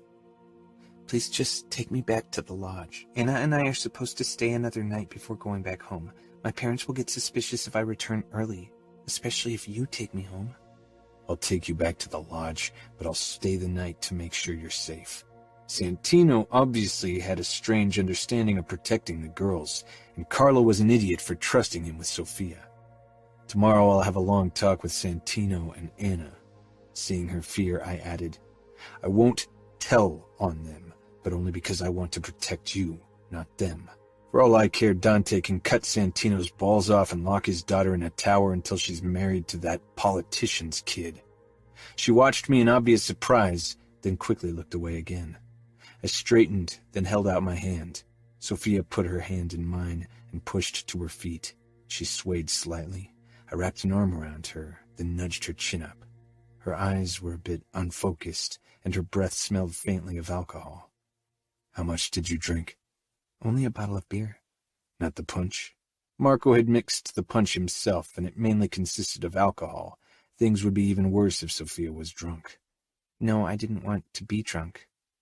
Relief didn't really set in. "Let's get you out of here. Do you need me to carry you?" She flushed and shook her head quickly, my arm wrapped tightly around her waist. I led her into the hallway. The sounds from the party, music and laughter, drifted up the stairs. When we passed the guest bedroom, Samuel's girl left the bedroom half-dressed. Sofia cringed, and I tightened my hold on her. Santino came up the stairs, one of his hands under his leather jacket, ready to pull his gun. A skull mask was shoved back on his head. I narrowed my eyes at him. If it wouldn't have made waves and brought attention to what had happened today, something I couldn't allow if I wanted to protect Sofia's honor, I would have put a bullet through his head. I'd never liked him much. He was a good fighter, cruel and ruthless, but he was also reckless and arrogant. He looked at Sofia and grimaced. "Where's your ward? Did you allow her to roam the party without protection as well?" I growled, close to losing my patience. I'd always prided myself on my self-control, but in recent years I'd often reveled in losing control, had feasted on the rush of adrenaline and anger. One glance at Sofia's still terrified and lost expression made my protectiveness trump the need for an outlet. Santino sneered. "Anna's perfectly safe, don't worry. And she isn't your concern, Mancini." I smiled, but it was as much a friendly gesture as a dog baring its teeth in a snarl. But Sofia is my concern, and you had obviously no problem taking her away from her bodyguards and leaving her on her own at a party with men of our nature. Santino's lips tightened. Her bodyguard should pay better attention, or I couldn't have gotten her out of the lodge. Sofia snuck away to get cozy with you when I was making sure Anna was safe in the restrooms. I don't care what you were doing. You shouldn't have brought Sofia and Anna to a party, which makes me wonder what forced you to take them here. Sofia glanced nervously between us. Something flickered in Santino's eyes. I chuckled, realizing my guess had been correct. Does Dante's little angel hold something in her perfectly manicured hands against you? Santino got in my face, but I didn't back off. Don't you worry about my secrets. Then I won't worry about the secret you'd like to keep. He glanced between Sofia and me. Of course he'd know something had happened between us. Dante wouldn't have picked him for his daughter if the man didn't pay attention. My secret won't mean my death. Yours, on the other hand? I shrugged. I doubted Dante would give Santino another chance, not where his daughter was concerned. He'd make an example out of him, a very painful, public example. And yet you don't want it to get out, so we're on the same level. Santino was taking a big risk by provoking me, but he had hit the nail on the head. Protecting Sofia made keeping this secret crucial. She was a good girl. Her reputation shouldn't suffer because despair had made her seek me out like this. I'm going to take her back to the lodge now, Santino said, reaching for her. I got in his way, shoving his arm away. You'll stay away from her. Do you really think I'll allow her to be alone with you ever again? I'll take her to the lodge myself and stay the night. Once Samuel is sober, I'll ask him to drive there and make sure his sister gets back to Minneapolis safely. Sofia's eyes widened, and she tensed. This might lead to questions. My men know when to keep their mouths shut. Don't worry, and Samuel will think I'm only being protective as usual. Santino glanced at Sofia again before he turned around and left. Anna will be worried sick about me, Sofia whispered. She should have thought of that before she brought you here. It's not her fault. She just wanted to help me. I gritted my teeth. I didn't want to let my anger out on Sofia, even if she was at fault. She'd gone through enough thanks to me. Come on now. Let's get you into bed. She stiffened even more, and I cringed at my own choice of words, but continued as if I hadn't noticed her reaction. I handed her the cat mask. Can you put this on? I don't want someone to recognize you downstairs. She slipped the mask on, then peered up at me with her blue eyes. I nodded, wondering how I could have been too blind to recognize those eyes. But I'd had a couple of drinks and had been starting to feel drunk when Catwoman approached me. I hadn't paid attention to more than her curves and her blonde hair. I still couldn't wrap my mind around the fact that Sofia had mesmerized me with her body like that. I led her out of the back entrance into my car parked down the driveway. I never parked close to the party. Drunk people had a penchant for pissing against your tires or scratching your car by accident. I knew I shouldn't be driving, even if the recent events and the ensuing adrenaline had sobered me up, and I didn't feel drunk anymore. But I'd read up enough on intoxication to know that my judgment was impaired. Yet I couldn't risk calling my men to pick me up. Calling a taxi, which meant a public appearance, was out of the question too. Even with a mask, I didn't want people to see me and Sofia together. I helped her into the passenger seat of my Jaguar, then slipped behind the steering wheel. I had been to the Mione Lodge once before, a long time ago, so I didn't remember the way. After Carlo sent me directions, I set out while the party was still in full swing. The drive took longer than usual because I didn't drive as quickly as I normally would have. Sofia fell asleep with her forehead pressed up to the passenger window. The alcohol she'd consumed must have knocked her out, or maybe the shock of the night's events had exhausted her. Soon I was driving up the narrow driveway and parking. The lights were on. Of course, Carlo would be waiting for me. I got out and took a deep breath to clear my head. A few times I'd thought I'd fall asleep during the drive, and I was glad I'd brought Sofia here safely. I hovered in front of the passenger door. Sofia's forehead was still pressed up against the glass, her face peaceful. I was glad she was asleep, so I didn't have to look into her sad, broken eyes. but carrying her seemed like a bad idea given what had happened. Shoving my qualms aside, I slowly opened the door. Sofia sagged forward but still didn't wake. I picked her up, glad when her soft breathing fanned over my throat, and pressed her against my chest. She didn't wake as I carried her into the house. Carlo awaited me in the foyer, his eyes going wide when he saw Sofia. "Boss? Shut the fuck up. We'll talk later," I growled. I headed up the wooden staircase and carried Sofia into her bedroom, which Carlo had described to me. I lay her down on the bed. I didn't tuck her in and only removed her shoes. It felt too personal to undress her, as if I were invading her space without permission, even if I'd already done worse before. I only lifted her mask so the elastic strap wouldn't cut into her skin. She'd kept it on during the drive. Sofia looked peaceful in sleep, not to mention absolutely stunning. I'd never taken the time to really look at her face. It had seemed inappropriate before our wedding, especially considering our age difference. I straightened and moved to the door. With a last glance at her sleeping form, I extinguished the lights and closed the door. My phone vibrated in my pocket. Instantly, I wondered if someone had found out. I doubted Santino had let anything slip, but you never knew who might have noticed something at the party and immediately told Dante to better their position. I relaxed when Marco's name flashed across the screen. I took the call. "Where the fuck are you?" I had to leave. "Leave? Why?" "What the hell, Danilo? I organized this fucking party for you so you could have one last hurrah before you bound to one woman forever. Don't tell me you went off with that blonde chick. Since when do you let a pussy make you forget your best friend?" "Careful," I growled, out of instinctual protectiveness. Of course, that raised Marco's alarm bells. "What's going on?" "I can't explain now. I need sleep. We can meet tomorrow afternoon." "All right, but you better have a good explanation, and you better stop grating on your boss's nerves." I ended the call without another word. I dragged myself downstairs despite the bone-deep tiredness. Carlo was waiting for me in the living room in front of a roaring fire. "Had a cozy night while my fiancé could have been kidnapped, raped, killed?"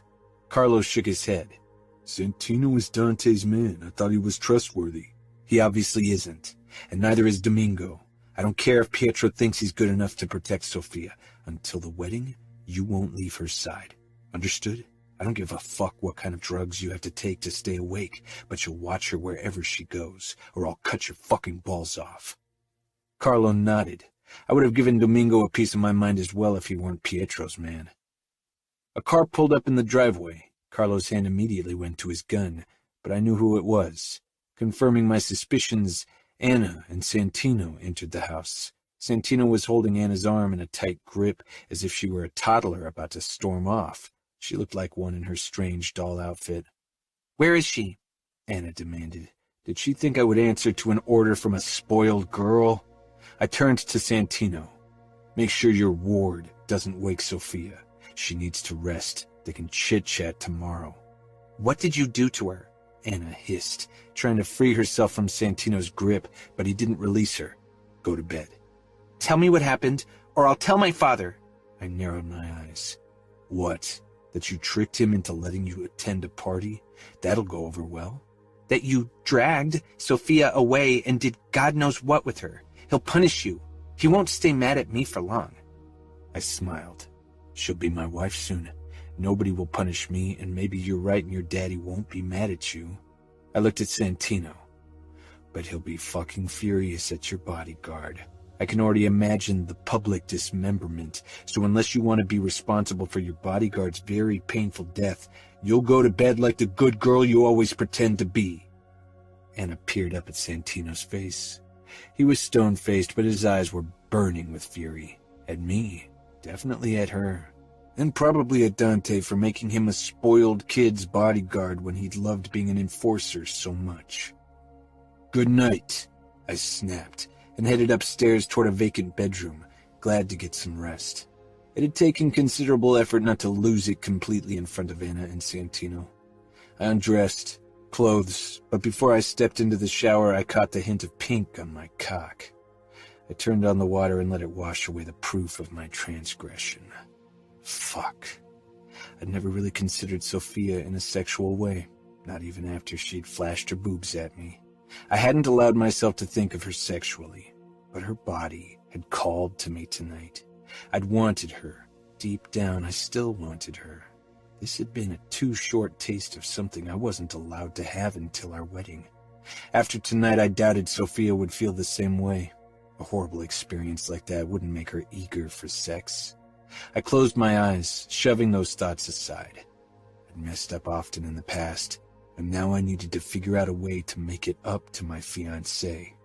Problem was my pride. It had always been, and would always be, a problem. 11. Sofia. I woke on top of the covers. At first, I wasn't sure where I was. Then everything came crashing down.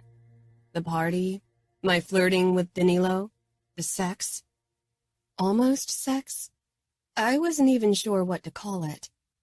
The slight soreness between my legs reminded me of whatever it had been, and with it came the humiliation, sadness, and again this small flame of anger that steadily grew in my chest. I pushed myself into a sitting position. I was in my bedroom in my family's lodge. Relief flooded me. Danilo hadn't taken me to Minneapolis. I wasn't worried about how I'd be punished. I was terrified about worrying my parents, about causing them distress when they had suffered enough already. I slid to the edge of the bed. Someone had taken my shoes and mask off, but not my clothes. The leather pants hugged my body uncomfortably. I got up, forcing down the rising emotions. Judging from the dimness outside, it was still early. Danilo must have driven me to the lodge, carried me inside, and put me on the bed. A new wave of embarrassment washed over me. What about Anna? Was she back as well? She must be so worried. I crept toward the door, wanting to go look for her, but then I remembered my costume. I cringed as I looked down at myself and the outfit I'd chosen to gain Danilo's attention. I couldn't walk through the lodge with it. What if my bodyguards saw me? What about Danilo? Was he still here? Or had he returned to the party, to the girls he'd been flirting with before I'd approached him? I shoved those thoughts aside and went straight ahead to the bathroom. When I spotted my reflection in the mirror, I froze, completely stunned by what I saw. My hair was matted from wearing a wig, and my mascara was smeared under my eyes from crying. But that wasn't even the worst of it. That was the look in my eyes. It was empty and dejected. I didn't recognize that hopeless shadow of a girl in front of me. I didn't like her. After a quick shower, I dressed in simple shorts and a top. I just wanted to go back home and pretend this weekend never happened. But I wasn't sure if I could. In a few months, I had to marry Danilo. Right now, I couldn't even think about it. I never wanted to see him again. I grabbed my party clothes from the floor, rolled them into a tight ball, and threw them into the trash. Then I grabbed my discarded heels and hid them in the farthest corner of my closet before I stepped into the hallway. The house was quiet and peaceful. Maybe nobody was awake yet. I headed downstairs. I dreaded meeting my bodyguards, or worse, Danilo or Santino. I wasn't sure if I could handle a confrontation now. I needed time to come to terms with the situation. But the house was silent, and I would have thought I was alone if not for the scent of coffee. Before I could decide if I should head toward the kitchen, the door opened, and Danilo appeared. Our eyes met. Good morning. He sounded calm and composed, but he didn't look it. His clothes were wrinkled and stubble covered his face. I peered into his eyes, hoping to see what he felt, but his eyes were guarded. Good morning. Thank you for bringing me here. This forced politeness felt safe, almost as if last night had never happened. Danilo nodded. Do you want coffee? Yeah. I followed him into the kitchen. He moved as if this was his place, as if nothing out of the ordinary had happened. It pissed me off. I sank down on a stool at the wooden kitchen table as Danilo poured me coffee. I took a sip, clutching the cup as if it were my lifeline. For a moment, he looked at me in a way that could be taken as affectionate, but then he cleared his throat and that polite mask I despise returned. How do you feel? I wasn't sure how to answer that. I didn't want to consider my emotions or the tight feeling in my chest and the hollowness in my belly. Don't you have to return to your lodge? I asked. Sofia, he said gently. Answer my question. This man before me was not the same man I had encountered last night. Something flickered on his face, an emotion trying to break forth, but it didn't. He waited and waited. The silence threatened to suffocate me. He was back to looking poised and in control. None of the aggression he had given off last night. Nothing that indicated anything had ever happened between us. And what had really happened between him and me? He thought I was someone else and wished that someone else was Serafina. Sofia. Impatience entered his tone and I snapped. I couldn't pretend nothing had happened. Couldn't. Wouldn't give him the absolution he probably wanted. It hurts, I whispered harshly. Between my legs, in my chest, everywhere. I should hate you. Danilo gave a curt nod, then finally his eyes cut to me. I wished I knew what he was thinking, but maybe it was for the best that I didn't. I didn't know it was you. Didn't he get it? I pressed my lips together. Trust me, I know. He nodded again as if he understood, but I doubted that he did. He sighed and ran a hand through his hair. Listen, I sent Samuel a message telling him I caught you and Anna at the party and drove you here. I froze. What? His eyes became imploring. I want to make sure your brother keeps a closer eye on you until our wedding, until I can protect you. Mortification washed over me. How much? My voice cracked. I didn't tell him everything.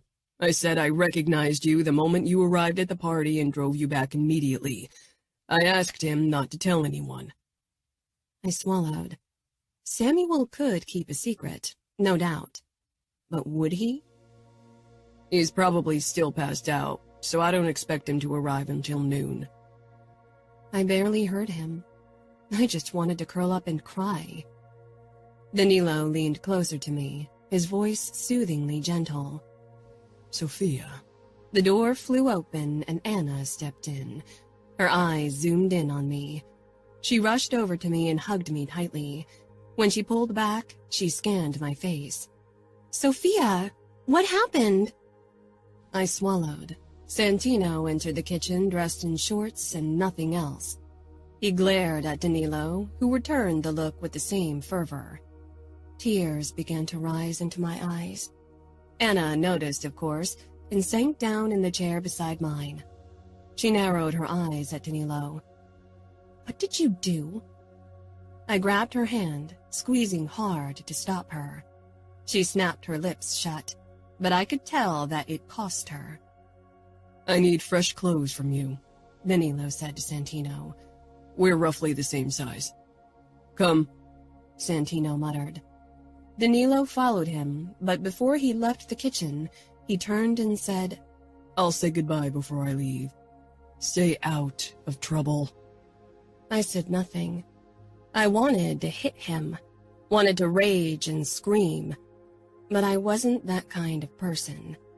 Then he and Santino finally disappeared. Anna shook me. Sofia, talk to me.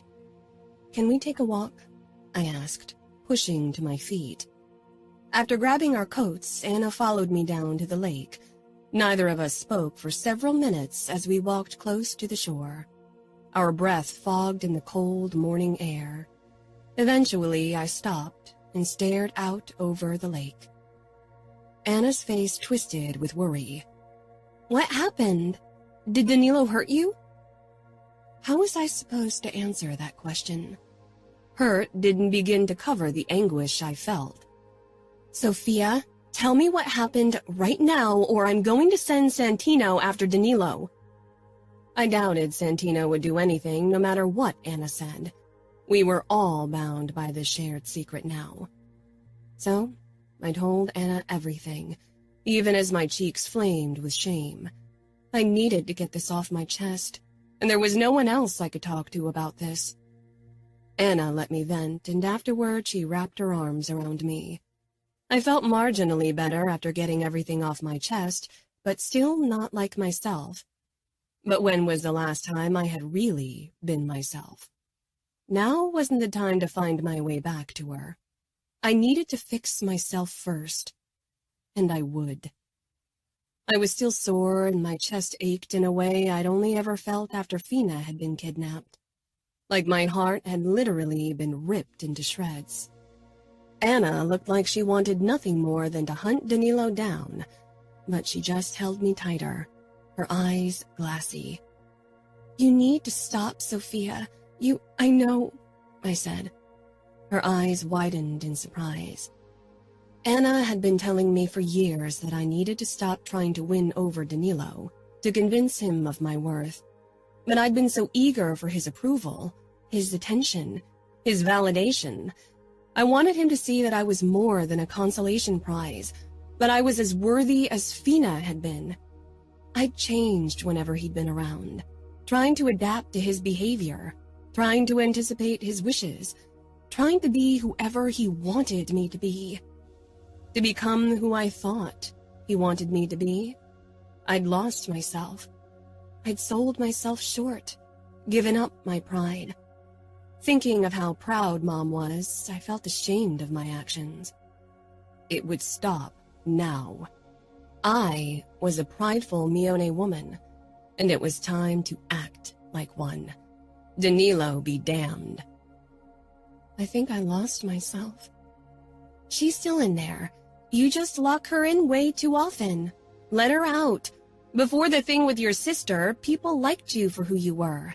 Why shouldn't they do the same now? Tears burned in my eyes.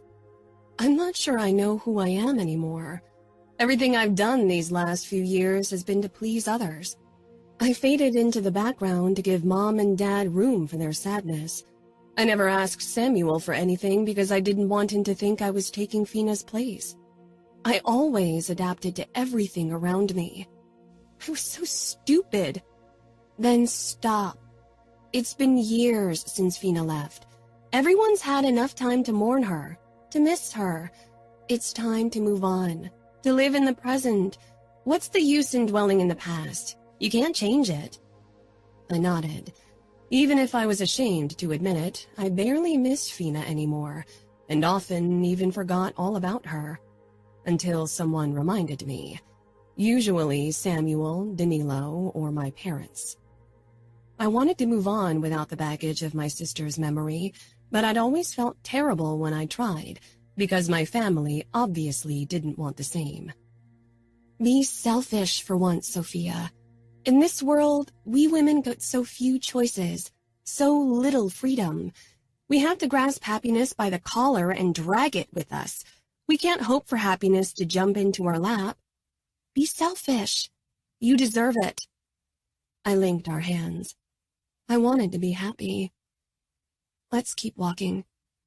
Are you sure you don't need to see a doctor? Anna asked when I winced. I'm sure, I said firmly. Santino could take us to a doctor who wouldn't have to tell my dad or your dad anything. He knows enough people. I don't need a doctor, I repeated. Santino had looked ready to kill someone earlier. I doubted Anna would be able to blackmail him into doing much more, no matter what she had against him. What I really need is hot chocolate. Anna gave me a look. You want me to get hot chocolate? Yes, I said with a small smile. I'm practicing being selfish. Anna rolled her eyes but smiled. Asking me to get hot chocolate after all you went through can't really be classified as selfish. I think we need to practice more. We made our way back to the lodge, and I settled in front of the fireplace. my legs curled up under my body and a fluffy blanket wrapped around me. "With mini marshmallows," I called. Slowly, my smile died. Touching my belly, I thought of everything that had happened yesterday. How I'd expected the day to go when I'd gone over our plan with Anna in the morning, and how far it had gone off course. I thought last night would end with a big revelation, Danilo realizing I was desirable and that he'd stop looking for a copy of Fina. Instead, it had ended with the realization that I'd given up myself to please someone else, and that whatever person you portrayed, it would always be less than what your real self could be. I'd always considered myself a loyal person, but at the first chance I'd stabbed myself in the back, ditched my true self for an image I thought I needed to be, and where had it gotten me? Danilo definitely hadn't looked as if he'd suddenly saw my worth. He'd looked guilty, and worse, he pitied me. Of all the things I'd wanted from him, pity wasn't one of them. But I suppose that's what I deserved for being such an idiot. Even if last night had crushed my pride under its cruel boot, even if my actions could ruin me in our society's eyes, I'd learned a valuable lesson. Danilo wasn't the knight in shining armor I thought him to be. He wasn't the broken-hearted gentleman who sought those blondes to find consolation. Last night, he'd been like a hunter who sought to satisfy his own base needs. Lust, revenge, and whatever else haunted him. But I was done finding excuses for his actions, done trying to be what he wanted, what he needed, because so far he'd done nothing to deserve my kindness or affection. Anna was right. I needed to stand up for myself for the first time in years, not just against Danilo, but also against my family. I needed to make them see that while they'd lost Fina without a choice, they'd willingly given me up. Danilo. I changed into Santino's clothes and shaved. Then I went in search of Sofia to say goodbye. I needed to return to my lodge before Marco trashed it out of anger. Of course, that wasn't the only reason why I was keen to leave the Mione lodge. I needed to get away from Sofia. My mind was a mess, and I needed to figure out what I felt before I saw her again. It had been a while since I'd messed up like this. Hopefully it would be the last time. I found Anna and Sofia in the vast living area, drinking hot chocolate in front of the fireplace. I cleared my throat, and their heads shot up. Sofia avoided my eyes, but Anna had no problem glaring daggers at me. "I need to leave. Samuel just texted me to let me know he's on his way." "Okay," Sofia said. Anna obviously didn't intend to give us privacy. "I'll come to your birthday party. That way we can discuss any last-minute wedding issues, should they arise." Sofia nodded. When it became apparent that she wasn't going to say more, I took my leave. Carlo assured me again that he wouldn't leave Sofia's side. I was about to get into my car when Samuel's Porsche pulled up. He practically jumped out of the car, no longer in his cowboy costume. He staggered toward me as if he had every intention of killing me. "Where is she?" "Inside, by the fireplace. She's fine. I got her back safely and she didn't get the chance to get in trouble." "Fuck it," Samuel snarled. "Sofia isn't the type to sneak off to a party." I smiled bitterly. Anna seems to be, and Santino isn't really helping matters. Fuck. I should tell Dante. You should keep your mouth shut, or it'll reflect badly on Sofia. You know how it is. Anna and the Cavalleros will get out of the situation unscathed, and our families will be left to suffer. Nothing happened, so don't make a big deal. Samuel gritted his teeth. "I don't like it. I want Santino to be punished. From what I can tell, he's punished with the task of guarding Dante's offspring. Let's keep it at that." I got into my car and Samuel stepped back. "Maybe you should try not to get shit-faced so often. I hope you didn't throw up in my lodge. How about you stop fucking blonde chicks?" I swallowed my anger. He had a point, and after last night, my futile quest for revenge was over. "I'm done fucking around. Don't worry. I'll focus on work until my wedding to Sofia." Samuel's brow furrowed in doubt, but I didn't give a fuck. I threw the door shut and drove off. 12. Sofia. Sofia! Anna! We'll be late! Mom called. I fixed a wayward strand hanging out of my ponytail and studied my reflection. Anna entered the bathroom and hugged me from behind, resting her chin on my shoulder. "You okay?" I smiled. "Yeah, I am. Really." She'd been asking me the same question on the phone every day for the past 2 weeks. I was okay physically. My soreness had disappeared after a couple of days. My emotions were still all over the place, though. Each time Danilo had sent me a message inquiring about my well-being, which had happened 4 times in the last 2 weeks, I'd been overwhelmed by mixed emotions.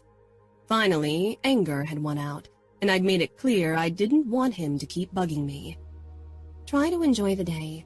You've been looking forward to dress shopping for years." I put my hand over Anna's. "I will. Don't worry. This dress is about me, not Danilo. I won't waste any thoughts on him." But I still wished Mom had made an appointment for wedding dress shopping sooner, before the party. Before I realized my fiancé wasn't what my silly hopes had made him out to be. We were already late by wedding planner standards. 6 months before the wedding was the magical date to order a dress, but Mom had insisted we wait a bit longer. I had a feeling she was being superstitious, as if we'd be tempting fate if we bought the dress too soon, as if history might repeat itself. Emma had already bought her dress a few weeks before Christmas. Anna had arrived the night before, and we'd watched movies and talked until way past midnight, so we both had trouble getting up early for the appointment. Sofia! Anna! Anna and I grabbed our purses and headed downstairs.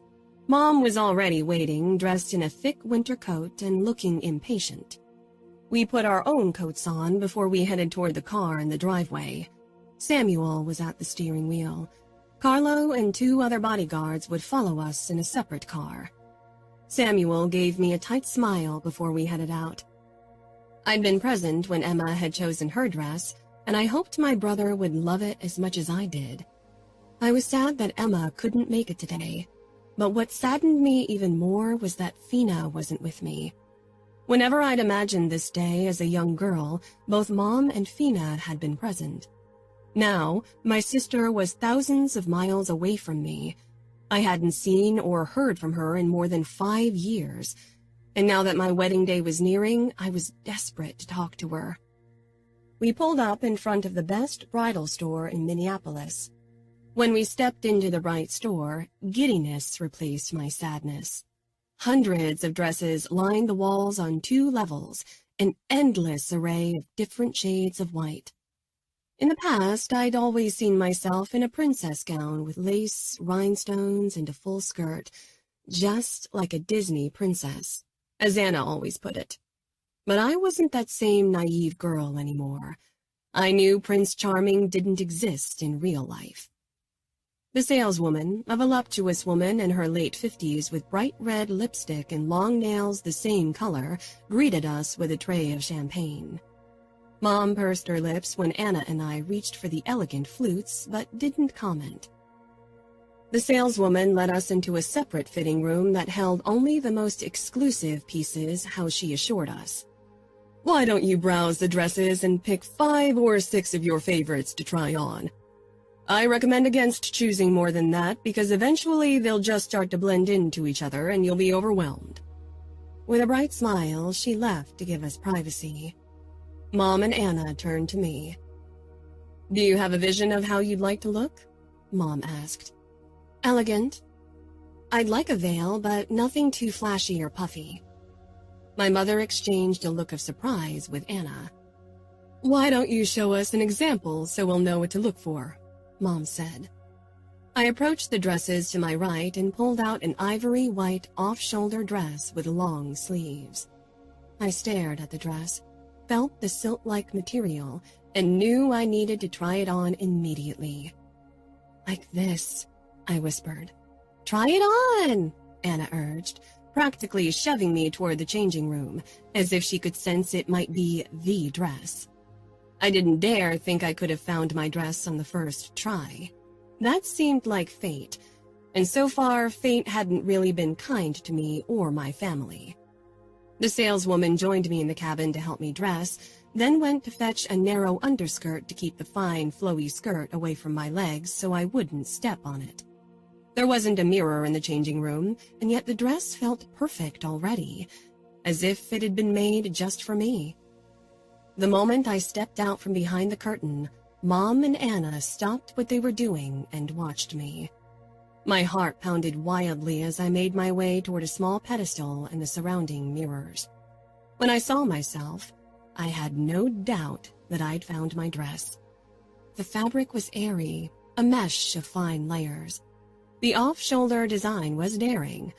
Lace trimmed the bodice that wrapped around my body and dipped low to reveal my shoulders, collarbones, upper arms, and down to the swell of my breasts. The slight sweetheart neckline accentuated my chest. The sleeves ended in the middle of my forearms, and the full skirt flowed elegantly around my legs. "Perfect," Mom gushed. Anna nodded. It was probably the first time I'd ever seen her speechless. The saleswoman appeared with a simple, elegant veil that she attached to my head with a jewel-studded hairpiece. Mom sucked in a deep breath when the veil fell down my face. If Fina had gotten the chance to walk down the aisle, she would have worn a veil similar to this in style, as was tradition in our family. "Danilo will be blown away," Mom whispered. "I love it," I said simply. Anna touched my bare shoulder. "Then you should get it. You're the bride, and all that matters is that you love it. And yourself."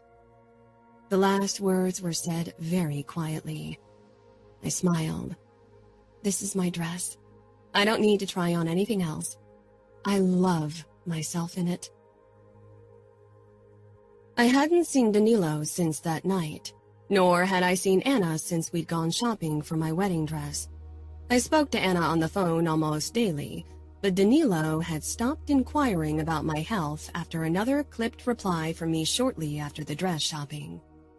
I didn't want his concern, because I wasn't sure if it was honest or driven by guilt. I needed time to come to terms with what had happened and find the necessary strength to harden myself against the feelings Danilo evoked in me. My crush on him hadn't magically disappeared, but I promised myself that I wouldn't give up myself for this infatuation anymore. With my parents, I'd witnessed what true love was, a constant give and take. So far, Danilo hadn't given, but I needed him to. I wouldn't make another move. It was his turn. I walked out of the bathroom and into the bedroom where Anna was putting makeup on at my vanity. She and her family had arrived in Minneapolis yesterday. It gave us the chance to get ready together for my 18th birthday party, one of the most important dates for a girl in our circles. Anna turned to me when I entered, and her mouth fell open. "Wow! What the hell are you wearing?" Anna only cursed around people she knew well and trusted, people who wouldn't tell on her. I loved that she knew I was one of them. I glanced down at myself. A dress? At least, that's what the sales lady said. I grinned. Anna got up, rolling her eyes. "That isn't a dress, that's a liability." "A liability?" She walked around me, checking me out like I was a piece of meat. "You're a risk to any man with a heart condition." I snorted. Right. I was thrilled with Anna's reaction. When I'd first seen the dress in my favorite boutique, I thought it would look perfect on Anna or Fina. But then I gathered my courage and decided it would look good on me, too. And it did. I'd never worn anything as daring before. It was cut low in the back, dipping down to the dimples right over my ass. Beautiful, intricate Swarovski crystal chains held the fabric together. It hugged my body like a second skin. The neckline was high, reaching my collarbones, which only added to the allure. The dress had a long slit on my left side, revealing more of my leg than I usually showed. When I'd first put it on, I hadn't been sure I could pull it off, but now I was glad that I'd bought it. I looked fabulous. Danilo will lose his mind when he sees you. I smiled at her, but we both knew it was fake. I tried to avoid thinking about seeing Danilo. It would be awkward. Will you be okay? I gave a resolute nod. I'd promised myself I'd keep my composure around Danilo. I wouldn't embarrass myself again. Let me do your makeup. You should look spectacular. I followed Anna to the vanity and allowed her to wield her magic. Once she was done, my hair fell down my shoulders in smooth ringlets, and my eyes seemed bigger due to the fake lashes she'd glued to my lids. I'd never worn fake lashes to our social gatherings before, but I loved how they accentuated my eyes. They weren't too bushy or extravagant like the ones I'd put on for the Catwoman costume, but they added a nice touch. I grinned. It's perfect. Anna looked gorgeous in a dark purple dress. Anna, the guests are about to arrive, Valentina called from downstairs. My presence is required to greet your guests, Anna said with a hint of annoyance. For as long as I could remember, Anna had to take over representative tasks. It was just something that was expected from a capo's daughter. How come it's not even my birthday, but I still feel like the hostess? She grimaced. You must hate being friends with me. I really don't mean to hog all the attention. I grabbed her hand and squeezed. Anna, you're the capo's daughter. People will always look at you if you're at a party. I don't mind. I know you don't like it. It gives me time to compose myself before I head down for my big entrance. I winked at her. Anna! Anna rolled her eyes before she slipped out, leaving me alone in the room. I checked my reflection again. I liked what I saw. Over the years, open comparisons to Fina had become less frequent, but I knew some people still compared me to my sister. But today, maybe for the very first time, I felt confident enough that I didn't mind. I wasn't less than her, definitely not a consolation prize. I snatched my favorite purse, a small clutch with a silver chain so I could throw it over my shoulder, and left my room to head downstairs as well. The door to my right flew open, and Leonas stalked out, almost bumping into me. Careful, I warned. Whoa! I flushed. Nice suit, I said to cover up my reaction. Leonas smiled smugly. Leonas! Valentina whisper-shouted, clearly at the edge of her patience. My presence is required, he said with the same annoyance Anna had displayed earlier. They always insisted they were complete opposites and fought like cat and dog on a daily basis, but they shared many character traits. Leonas strolled toward the stairs as if he had all the time in the world. Valentina's tone had suggested that wasn't the case. Shaking my head at him playing it cool, I took a step to move down the hallway when Samuel stepped out of his room. Originally, the plan had been for him to move to Chicago after Fina's wedding and work under Dante for a few years before he returned to Minneapolis to assist Dad. But after the kidnapping, he and Dad had decided his presence was required here for our protection. While he already owned a mansion a few houses down from ours, he wouldn't move there until after he married Emma. He froze when he saw me. Sofia, he said, almost as if he didn't recognize me. Yes, I asked. He walked over to me, studying me from head to toe. When did you grow up so much? I couldn't help laughing. It must have happened in the last 3 to 5 years, I suppose. I barely stopped myself from saying, while you were busy living in the past. I didn't want any conflict today. He chuckled, but a hint of wariness remained in his gaze. Part of me wished you'd stay the little kid I could call Ladybug. You can still call me Ladybug when no one else is around. And it's a good thing I grew up, or my wedding to Danilo in 2 months would be a problem. Samuel's eyes hardened and his lips thinned. 2 months, he repeated, as if he'd forgotten how soon the wedding was. Occasionally, I caught myself shocked by the looming wedding day. I used to look forward to my wedding day, but now I leaned more heavily toward dread. "Don't forget about your own wedding," I teased to lighten the mood. Samuel would marry Emma only 2 weeks after my wedding. As usual, Samuel's face became guarded when I tried to talk to him about Emma. I didn't push him. Fina had once mentioned that he rarely talked to her about girls. He was just very private with these things. I'd often caught myself thinking about Fina these last few months, almost as much as in the days after she'd run off with Remo Falcone. "Sam," I began hesitantly. Wariness entered his blue eyes. "Do you still talk to Fina?" His face closed off, but I grabbed his hand before he could walk away. "Please, Sam, I need to talk to her before my wedding. I need closure before I can start this new phase in life." Samuel looked away from me. You really think that'll make things better? I found that it only complicates things. "So you're still in contact with her?" As far as I knew, he hadn't seen her since he'd attended her wedding in Las Vegas 5 years ago. We should go downstairs. Mom and Dad are already waiting. My fingers tightened around his wrist. "Sam, please, as an early wedding present to me." Sam sighed. I haven't talked to her in months, and you know very well that whenever I did, Dante was aware of it. I won't betray the outfit for Serafina, not when she's part of the Camorra now. "Maybe you can give her my cell phone number so she can call me if she wants. It's not like I could tell her anything of importance. I don't know anything about business." Samuel looked at me for a long time. If someone finds out, it could cause a stir. Danilo will be majorly pissed. Not that our parents or Dante will be much happier. "They won't find out." I'll give her your number. Now, we should really head down. I squeezed his hand. "Thank you." Samuel cupped my face and kissed the top of my head.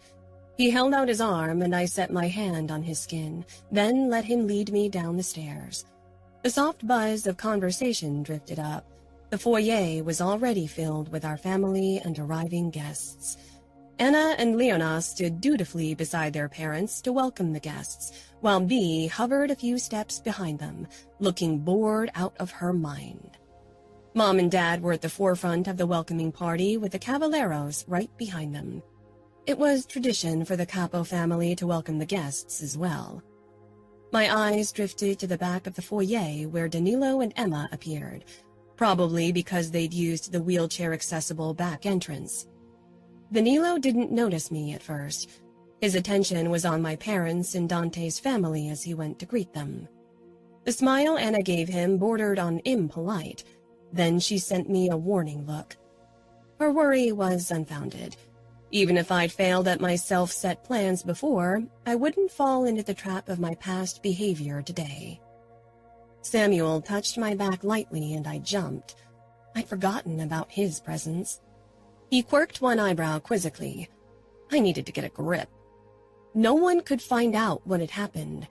Samuel had already been out of his mind with worry and anger because he thought I'd tried to attend the party. If he knew what had really happened, he'd lose it, and most likely try to kill Danilo. Let's go. I nodded, but then Emma noticed me and grinned. Of course, Danilo followed his sister's gaze. I braced myself for the inevitable. His eyes met mine and flared with emotion. Surprise? Shock? His gaze roamed my body as if it were a revelation before he schooled his expression back to its usual cool mask. A flicker of triumph filled me. His shock was like a balm for my anxiety. Still, I felt a hint of wariness, and my palms became sweaty. Even now that he looked like the perfect gentleman again, I couldn't forget his demeanor from that night. Anna was practically X-raying me with her eyes from across the foyer, and I found strength in her gaze. I'd promised her I'd be strong, and more importantly, I'd promised it to myself. This time, I wouldn't crack. Danilo, Over the years, there had been several long periods of time when I didn't see Sofia. I'd barely thought about her once we went our separate ways. This time, everything was different, though. Since I'd dropped off Sofia at their lodge after our encounter at the party, I couldn't stop thinking about her. It was mostly worry for her well-being, but not only that. For the first time, I saw her as more than a girl who took her sister's place. She was a young woman with curves that had attracted me. There was no denying it. Guilt, again, had been a very prominent companion when I replayed what had happened. When I'd met Pietro and Samuel, 7 days after the party, in Chicago for Leonis's initiation, I'd briefly considered telling them. Until the wedding, Sofia was theirs to protect. Even if I hadn't known it was her, I'd broken my vow, the codex upheld by generations. What I'd done was inexcusable. As I saw Sofia come down the stairs, looking absolutely mind-blowing in a tight yet elegant dress, I wished I could turn back time. I'd spent so much time regretting the past and what was lost that I hadn't focused on what fate had given me. Sofia was gorgeous beyond measure.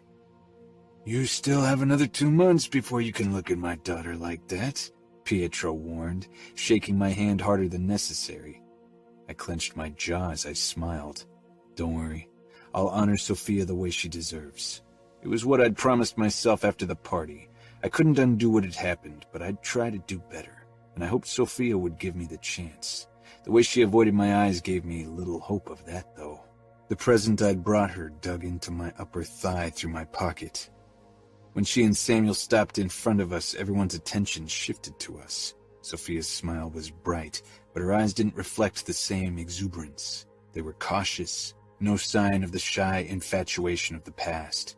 Samuel released her and gave me a sharp nod before he greeted a few of the captains. I lightly touched Sofia's hip and leaned in to kiss her cheek. Happy birthday, Sofia. She tensed under my touch but didn't move away. Thank you, she said formally. I searched her eyes, but with dozens of bystanders, it was difficult to create a private moment. Can I have a moment alone with you? I asked quietly. Usually I'd have to ask her father first, but after his yes, Sofia would be obligated to give me the same answer. I wanted this to be up to her. She ran a tongue over her lip nervously, drawing my attention to her mouth. I'd practically fucked her against a tree, but I hadn't kissed her yet. I'd remedy that once we were married, if she let me. If my father agrees, she said. I turned to Pietro, and he gave his consent. None of the guests would feel offended if I whisked my fiancé away from them for a moment. She could accept their birthday wishes later. Sofia led me toward her father's office. I opened the door for her and lightly touched her back to motion her in. The feel of her skin awakened a primal desire in me, but I shoved it down. Sofia shied away from my touch. Her body brimmed with reluctance at being close to me now that we were alone. If not for the public setting, she would have probably taken flight. I closed the door, my chest tightening at the wariness in her beautiful eyes. I apologized, Sofia. I thought that had settled things. She shook her head, pressing her lips together. Her lack of communication frustrated me. I wasn't used to getting the silent treatment, and I hated mind games. Then something occurred to me. Maybe she didn't remember my apology? I tried to remember the night. I wasn't good at apologies, but even if I hadn't said the actual words, Sofia must have realized I'd expressed my sincere apologies in other ways. It's fine, she said quickly, but it obviously wasn't. I stepped toward her and took her hands in mine. She didn't pull back, but didn't relax either. I wouldn't have touched you if I'd known it was you. The actual words "I'm sorry" were too difficult for me to say. It was a bad habit I couldn't shake. Sofia looked up at me with a tight smile. I know. I wasn't sure what to make of her reaction. Frustrated by my own inability to communicate properly with her, I took out the small box with her present, hoping to salvage the situation that way. This is for you, I said, as I handed the small box to her. She took it and opened it. I'd chosen an intricate golden necklace with a diamond-studded teardrop pendant. Inez had told me that Sofia had had her eye on this particular piece for a while. It's gorgeous. How did you know? Your mother told me. Sofia nodded. I took out the necklace. Should I help you put it on? She turned around and lifted her hair, holding her breath when my fingers brushed her skin as I fastened the necklace. She turned around. "And? It looks perfect on you." Her eyes seemed to bore into mine, as if she was trying to see beyond the obvious. I wasn't really sure what she was looking for. I could tell that the present didn't quite have the effect I'd hoped for. "Maybe we should return to the party?" she suggested, stepping back from me. "Of course," I said, following her back toward the living area. Sofia kept her distance from me throughout the evening, a polite distance I wasn't used to from her. It was the kind of behavior I'd wished for when she was younger, but now that our wedding day was close, her new reluctance to closeness worried me. 13. Sofia. An unfamiliar number flashed across my cell phone screen. After my initial confusion, I became suspicious. What if this was Fina's number? Samuel had promised to give my number to her. That had been 2 days ago. Maybe she was already calling? I reached to take the call, my heart beating excitedly at getting the chance to talk to her. I wondered what it would be like to hear her voice after all this time. Over the years, my memories of her had become hazy. Would it be awkward between us? I trembled when I held the phone in my hand, suddenly overcome with nerves. My finger paused over the screen, and instead of answering, I stared at the numbers. What if it wasn't a good idea to talk to her? With only 2 months to go until my wedding, what if talking to her only increased my nerves? It wasn't her fault, but she'd become the Damocles sword over my head, the unattainable precedent, an unwilling and yet victorious rival for not only Danilo's but also my family's attention. It's not her fault. And yet somehow I couldn't stop feeling that it was. If she hadn't run away with the enemy, our parents and Samuel wouldn't be as heartbroken. But if she were still here, Danilo would have an even harder time getting over her. It was a paradox. Not her fault. The screen turned black, and I released a sigh, but then a wave of guilt washed over me. Still, I couldn't bring myself to call her back. I'd asked Samuel to give her my number. I wanted the contact, so why couldn't I go through with it? Had she ever asked for my number? Had she tried to reach out to me? I stood and headed over to my vanity, where I sank down on the small poof and stared at my reflection. Even if my hair wasn't blonde anymore, my resemblance to Fina was unmistakable. Suddenly, I didn't want this anymore. I wanted to be different. As long as I looked like Fina, but not quite, people would keep comparing us. My phone rang again, and my stomach clenched with dread and guilt. Shaking off my irrational feelings, I finally answered. "Hey," I said, trying to sound casual, but my voice came out shaky and hoarse. "Sofia," Fina said, relieved. "I'm so happy to hear your voice. I was scared you changed your mind and didn't want to talk to me." A new wave of guilt raced through me. "I was in the shower," I lied easily. "Of course I want to talk to you. That's why I asked Samuel to give you my number. I couldn't believe it when he told me. I haven't heard from him in forever, and then he calls and even allows me to talk to you. I'm over the moon." She sounded so happy, and not at all like someone new, someone different because she was part of the Camorra. "Allowed? Didn't Samuel allow you to contact me before?" She sighed. "I've been asking him to let me talk to you so often over the years, but eventually I gave up. Maybe I shouldn't have. He can be stubborn." "Oh, yes." We laughed, and for that instant, it felt like time and distance didn't matter, as if we hadn't been separated for years. "How are you?" Fina asked, that motherly, worried tone she developed since giving birth to the twins ringing in her voice. That was such a loaded question. There was so much to say after all the years of separation, but so much of it was linked to bad memories or feelings, and I didn't want those to taint our first call. I'm fine. Pretty busy with last-minute preparations. I didn't really want to talk about the wedding with Fina, but not talking about it would suggest I was troubled. And that would raise Fina's suspicions. Did she even know about the wedding, though? You're marrying Danilo this summer. In June, I said. I can't believe you're already of age and ready to be married. I'm not a girl anymore. Fina was quiet for a moment. I wish I could be there and see you in your wedding dress, she said wistfully. For years, that had been my biggest wish as well. Now I was glad she wouldn't be present. All eyes would be only on her, even Danilo's, and I just couldn't bear that on my wedding day. I'll send you photos once I get them. Yes, please do. I bet you're going to be an absolutely stunning bride. I love my dress, I said softly. I'm sure Danilo won't be able to take his eyes off you. I considered talking about my troubles with Danilo with her, but then I couldn't bring myself to do it. After all, she was the root of the problem, even if she didn't mean to be. It hit too close to home. I wondered if she'd read a few of the articles detailing Danilo's nightlife activities over the years. Fina was clever. She must have realized this was all because of her, the never-ending number of blonde conquests. I hope so. Has something happened? Something with Danilo?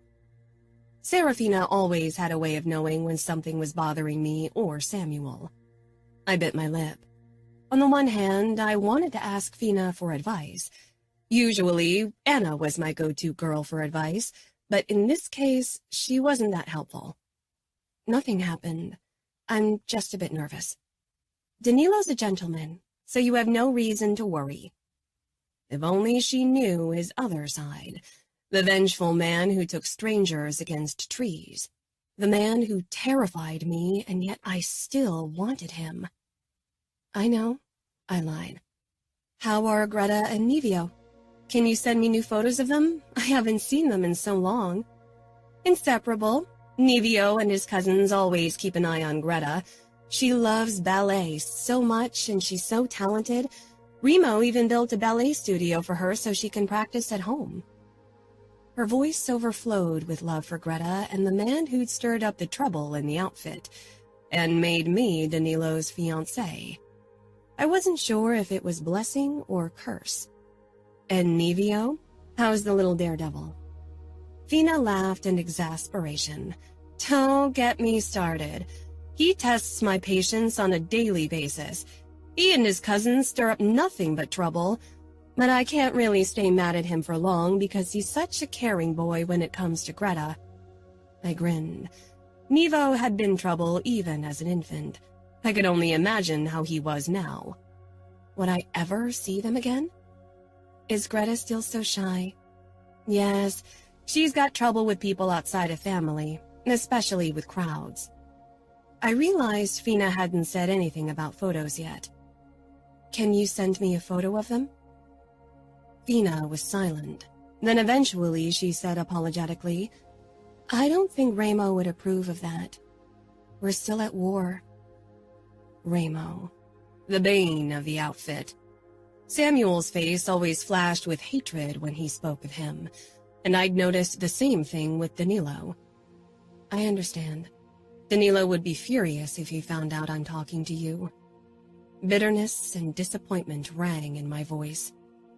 I wish things were different. But they won't be.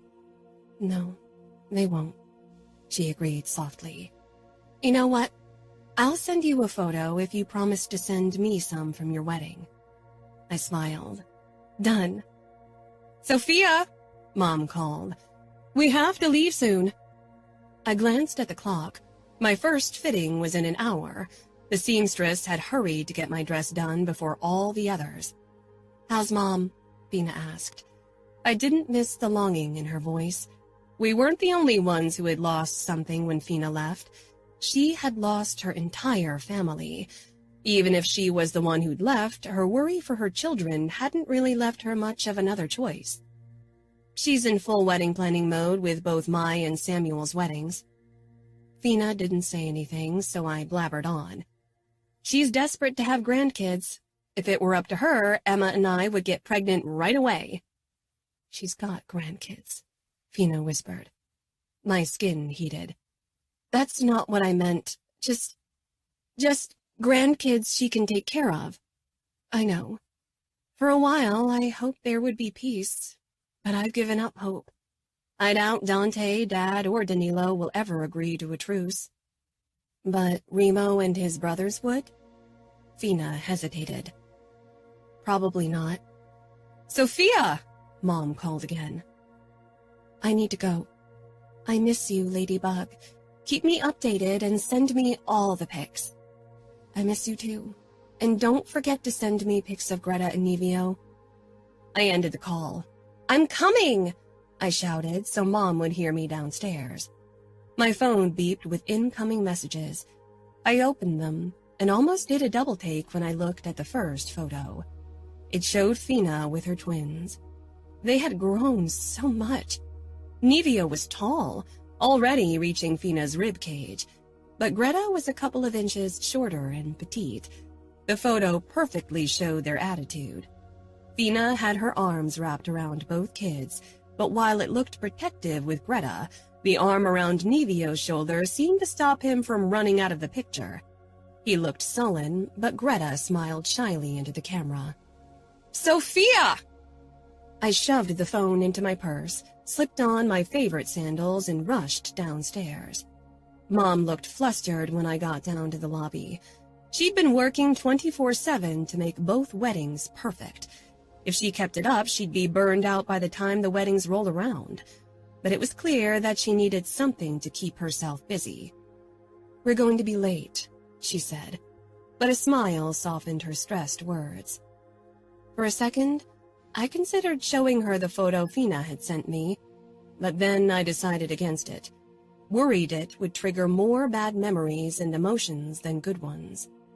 Mom knew that Samuel was in contact with Fina, so she could have asked him for her number if she wanted to talk to her as well.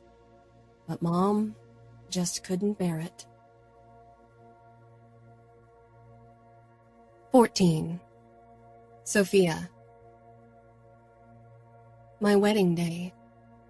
I'd waited more than 6 years for this moment to come, but the expected joy didn't fill me. When I'd been a young girl, I'd often imagined my wedding day. I dreamed about choosing my dress surrounded by Serafina, Anna, and Mom, fantasized about the endless joy and admiration on my husband's face when he first saw me. Fina hadn't been there to help me choose a dress. I hadn't seen her in 6 years and only once talked to her on the phone. She wouldn't be at my wedding. Deep down, I was glad. If she were present, Danilo would have only eyes for her, and even without her there, I'd have to battle her memory. He'd be thinking about another Mione sister when I walked down the aisle toward him. I'd stopped hoping for admiration from him on my wedding day. Anna nudged me, one brow rising. Hey, what's up? She leaned closer so Mom wouldn't hear her, but she was busy chatting with the stylist anyway. Is it because of Danilo? Of course it was. Most of my dark moods over the years had been because of him. You are so beautiful, Anna whispered, her face lighting up. Enjoy it. Trust me, everyone will be speechless.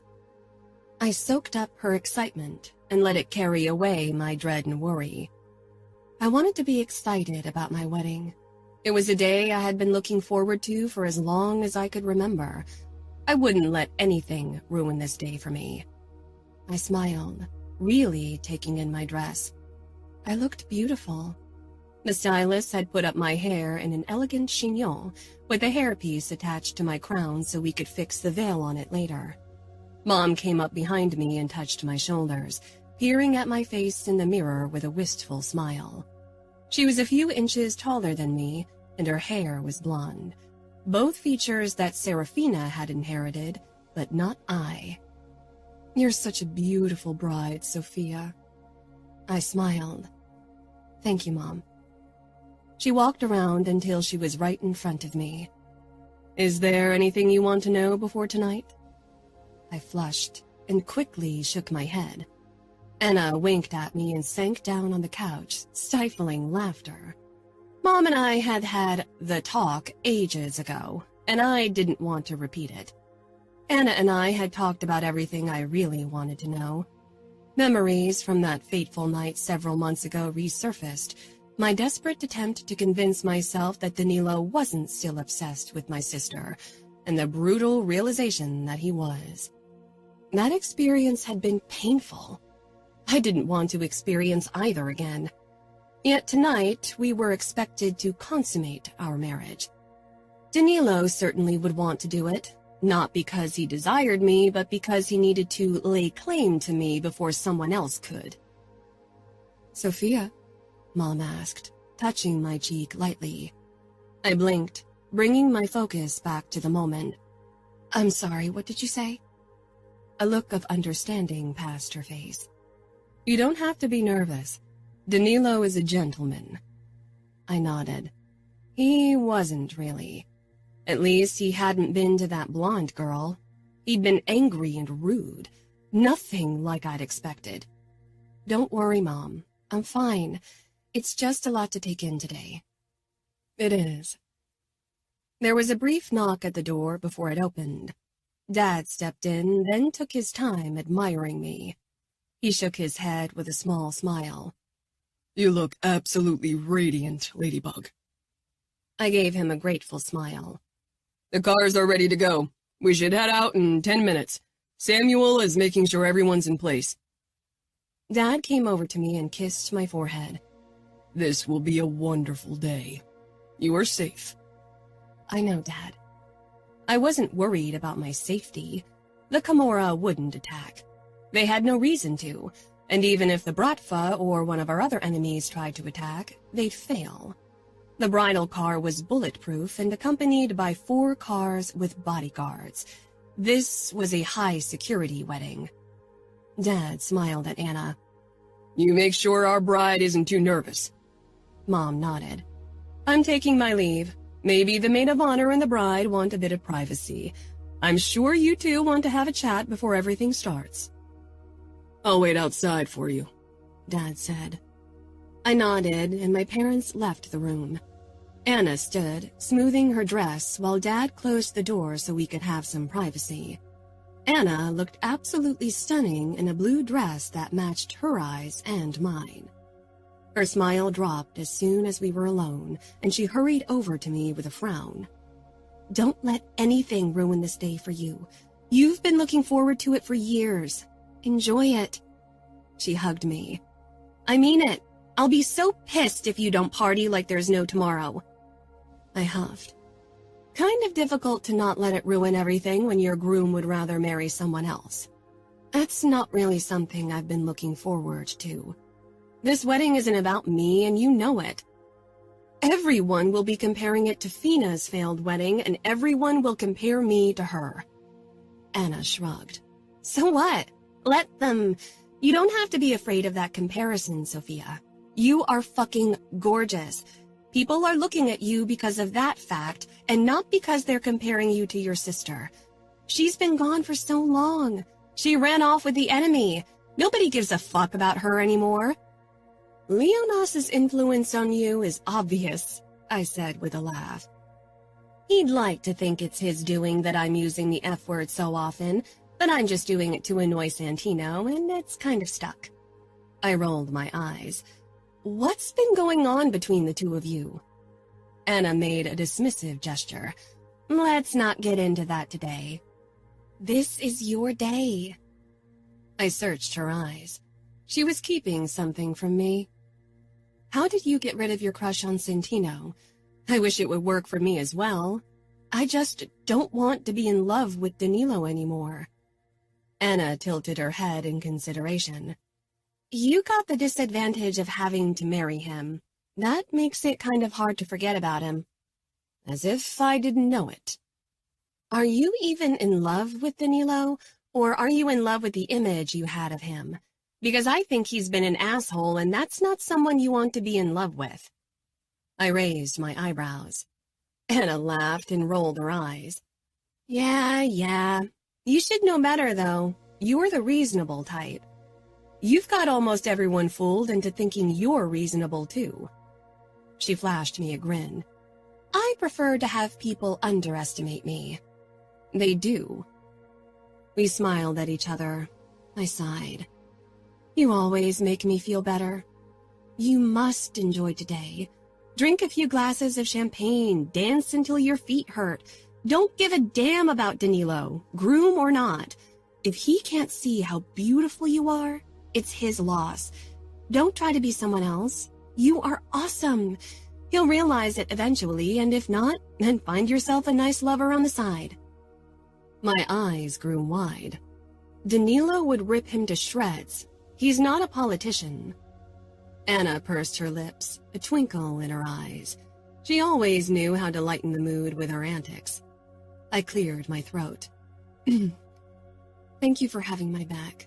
I don't know what I would have done without you these last few months. You're my best friend, and I love you. Anna swallowed hard and looked up to the ceiling, blinking rapidly. Don't make me cry, Soph. I have your reputation to uphold. I've worked hard for the title of Ice Queen. I giggled. Don't worry. I won't tell anyone you're sentimental. She took a deep breath, then fixed me with a stern look. Are you okay? I nodded. I am now. What about tonight? Are you worried because of last time? I'm trying not to think about it. Don't let him treat you like he did then. He won't, I said. I told you he was careful and gentle the moment he realized who I was. It was as if he suddenly couldn't bear touching me. I tried my best, but I couldn't keep the bitterness out of my voice. Trust me, he'll want to touch you. Take control. Don't just let it happen. I won't. Dad's voice came from the other side of the door. 2 minutes. Anna looked me in the eye. I should probably hurry to my family. Will you be okay? I took a deep breath, then plastered a firm smile on my face. Go ahead. I'm fine. She pressed a quick kiss to my cheek, then rushed out and closed the door behind her. My fingers trembled as I smoothed down my wedding dress and lowered the veil over my face. This was my day, and yet it wasn't my name they would whisper in the pews today, because I was the consolation prize, the surrogate bride. Worst of all, I was not my sister. I peered at my reflection, my face hazy through the fine gossamer of the veil. Dressed like this, I almost looked like Serafina, minus the blonde hair. Still less. Always less. But maybe Danilo would see the similarities between my sister and me. Maybe for a second he would look at me with the same longing he used to direct at Serafina. Before he realized I wasn't her. Before that look of disappointment settled on his face again. Less than he wanted. Tearing the veil from my hair, I tossed it away. I was done trying to be someone else. Danilo would have to see me for who I was, and if that meant he'd never look at me twice, then so be it. I was enough. I glanced at my cell phone. I turned it to silent, but Serafina's number flashed on the screen. She tried to call me yesterday as well, but I'd ignored her attempts to contact me. Guilt flickered within me. I loved my sister. I'd never stopped loving her, even if my family pretended they had. For a long time, the thought of Serafina's absence at my wedding had made me terribly sad. Until suddenly, it hadn't. Until the idea of having her there had made me anxious. If Serafina were here, everyone would only talk about her, even if it was behind my back. And not just that. Danilo would be faced with what he'd lost. I didn't want his eyes on anyone else but me. There was nothing I could do about his thoughts, though. Serafina's number finally disappeared from the screen, and I stifled a sigh of relief. I wanted this day to be about me. Talking to her now would only increase my feelings of inadequacy. Today, I'd be selfish. Dad looked surprised when I stepped into the hallway without the veil, but he didn't comment. We linked arms, and he led me downstairs to the driveway where the bridal car waited. Samuel stood beside it, his vigilant eyes scanning our surroundings. In one hand, he held my wedding bouquet, a gorgeous, sweeping arrangement of white flowers, roses, calla lilies, and smaller, intricate blossoms. When his gaze settled on me, his face lit up, his smile easing some of my anxiety. Dad led me toward him. Isn't she gorgeous? Samuel pulled me against him and kissed my forehead. I can't believe my little sister is getting married today. You're next, I teased as he handed me the flowers. He pulled away and nodded, the smile becoming tenser. Samuel hadn't chosen Emma because he wanted her. He'd been forced into the bond in exchange for Danilo marrying me. Sometimes I managed to forget that fact, but now it came back with a soul-sucking force. Samuel opened the door for me, and Dad helped me get into the back seat with my long skirt. Samuel sat shotgun while Dad took the seat beside me. Then he gave the sign to the bodyguards in the cars in front and behind us, and we set out for the church. Nerves fluttered wildly in my stomach. I twisted my engagement ring around. It was beautiful, and I still loved it. Sometimes I wondered why Danilo had chosen a different design than the one for Serafina. I pushed thoughts of her out of my mind. She wouldn't be physically present today, and I couldn't allow her to take up room in my mind, even if it hurt me to ban her from the most important day of my life. The drive to church was only 5 minutes. It had been chosen based on its closeness to our hotel and wedding location to avoid a long drive. The driver pulled the car up right in front of the entrance, where 4 bodyguards stood at attention. Dad took my hand and kissed it. Ready, Ladybug? I nodded, even as my throat became tight. This was it. I'd marry Danilo today and move out of my home. What would my life be like now? I'd been raised in a warm and loving home. Danilo had been so cool and restrained, except for that one night, and the tenderness he'd shown me afterwards had been unexpected. Dad opened the door and got out, and like Samuel, he scanned our surroundings first before he held out his hand for me. I doubted anyone would kidnap me. I'd never feared that. The Camorra had no reason to do it. They had what they wanted, and I hoped Fina's influence on her husband would prevent anything from happening. I put my trembling fingers into Dad's, and he squeezed gently, giving me one of his reassuring smiles. With a smile of my own, I maneuvered myself out of the back seat. Samuel gave a quick nod before he slipped into the church to give the small orchestra a sign. I took a deep breath and gave Dad a shaky nod. The moment we entered the church, my skin flushed with heat and my pulse sped up. Everyone stood, their eyes directed at me. Hundreds of guests, most of whom I hardly knew, some not even by name. Now I wished I'd kept the veil. It would have protected me from their scrutiny and hidden my own nerves from the audience.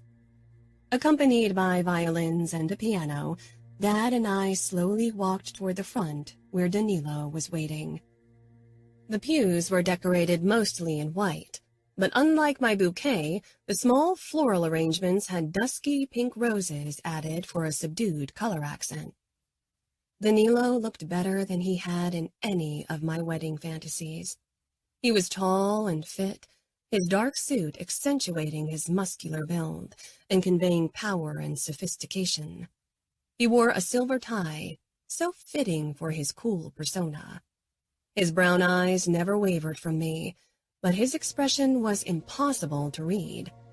I didn't detect a flicker of nerves or excitement. He was composed and controlled, as if this was duty and nothing to get his pulse racing. I wished I could be like him, but even now, I longed for a bond driven by love and affection. a bond that went deeper than political tactics. Danilo. When Sofia had taken her sister's stead more than 6 years ago, I'd considered her the consolation prize. She'd been a child. I hadn't been able to see her as anything but the cute kid who followed me like a lost puppy. She'd been an afterthought. My thoughts had revolved around Serafina, around what had been taken from me, what I'd lost. I couldn't get past that hit to my pride, still battled almost uncontrollable rage when I thought about Remo Falcone, and ever since she ran off with him, Serafina as well. I didn't want Serafina, not the woman she'd turned out to be. Maybe the girl I'd desired and longed to possess had never existed in the first place. She was a figment of my fantasies, something I'd construed to make my possession of her an even bigger triumph. I'd been young. I'd enjoyed the envy of other men who wanted her for themselves. Their pity and schadenfreude following my humiliation by Remo's hand had only fueled my fury and hunger for revenge, and my insatiable need to prove myself. Today, I considered myself a different person. I was still too prideful, still hungry for revenge, but it wasn't all-consuming. It had been a long struggle, one I was still fighting, but the party 5 months ago had only spurred me on. In the beginning, and over the years, I'd compared Sofia to her sister, had looked for similarities, for hints that our bond was doomed as well. Marrying another Mione woman had seemed like tempting fate. As I regarded my young wife striding toward me, I realized she had little of her sister, and I was relieved. Serafina and my obsession with her had almost brought me to my knees. Sofia wasn't her sister. She was less poised, less controlled, and wore her emotions on her sleeve. I had considered those traits disadvantages. Now I realized they weren't. When Pietro finally handed Sofia over to me, her palm was cold and sweaty in mine. She briefly met my gaze, then quickly looked away, her cheeks tinging red. The way her fingers didn't close around mine, and the way she leaned away the slightest bit, made it clear that she still hadn't overcome her aversion to my closeness. Since our encounter at the party, Sofia had avoided me, and whenever we'd met, she'd been nervous and aloof. She had no reason to be ashamed, and she certainly didn't have to fear me. Her youth and inexperience excused her foolish behavior. I only had my wrath as explanation, and it wasn't a good one. I allowed myself to take Sofia in, to see her for what she was, a gorgeous young woman, not a consolation prize, not Serafina's sister. And damn it, Sofia was stunning. I was glad she'd stopped dyeing her hair blonde. Her auburn hair contrasted beautifully with her fair skin and baby blue eyes. She had a soft smattering of freckles that I'd never noticed before, probably because makeup had covered them up, which was a shame because they added to Sofia's charm. Her dress wasn't pompous like I'd thought. She'd opted for an elegant, flowy piece that accentuated her almost elfin figure. I had trouble taking my eyes off her when the priest began his speech. His words held little meaning to me, but with hundreds of eyes on me, I had to pretend. Sniffling came from the pews, perhaps Mom. Inez was usually more controlled, even if her immaculate mask had had a chink in it since Serafina's kidnapping. I shoved the thought aside. Today the past would lay dormant. After the priest pronounced us man and wife, Sofia stiffened. It was time for the kiss. Ever since that night, my dreams had been filled with Sofia. Kissing had been only a small part of my fantasies. Seeing Sofia's reaction to my closeness, I knew our sexual encounters would take a very different turn from my dreams, at least until I could show her how good I could make her feel. I hadn't been a selfish lover in the past, but my one-night stands with the blondes had hardly been about pleasure and more about venting my anger. Of course, Sofia didn't know that. I could only imagine how she imagined our sex life would be like. While I loved to dominate and was a demanding lover, what Sofia had witnessed definitely wasn't what I had planned for her. Turning fully to her, I took the lead and cupped her cheeks. She met my eyes, and I hoped she could see that from this day forward I'd do my best to make her forget our painful encounter and all my other fuck-ups. She closed her eyes when I leaned down and pressed my lips against hers. This should have been our first intimate moment, Sofia's first experience. Maybe one day she'd only remember the good. When I pulled back, her cheeks were red, but she was still tense. Her eyes fluttered open, beautiful blue and unguardedly hopeful.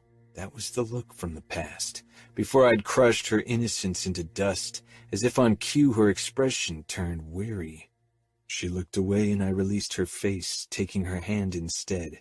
Applause rose among our guests and soon everyone was standing, waiting to see us out. I took Sofia's hand into mine and led her down the aisle and out the church where staff with champagne and finger food were waiting for us. "Are you okay?" I murmured before the first guests could swarm in on us. Sofia accepted the glass of champagne I held out to her and took a sip. "Of course." Dante, Valentina, and their children appeared before us, cutting our moment short. Close to an hour of congratulatory words followed before we could finally head to the hotel for the festivities. We took a limousine, which gave us another moment of privacy before the party. The barrier between the driver and us was up, so he wouldn't be able to hear us. "Do you like your wedding ring?" I asked, running my thumb over her finger. I had chosen rings that had an ombre effect, changing gradually from white gold to rose gold. My ring was simple, the white gold more prominent, but the rose gold dominated Sofia's ring. One side was lined with small diamonds. It was meant to symbolize our different personalities, mine cold and controlled, hers warm and hopeful, coming together with this marriage. I planned on telling her during the car ride, but now I couldn't bring myself to explain the emotional intention behind the rings. "It's beautiful. I've never seen a color progression like that." She fell silent, and I was once more at a loss for what to say.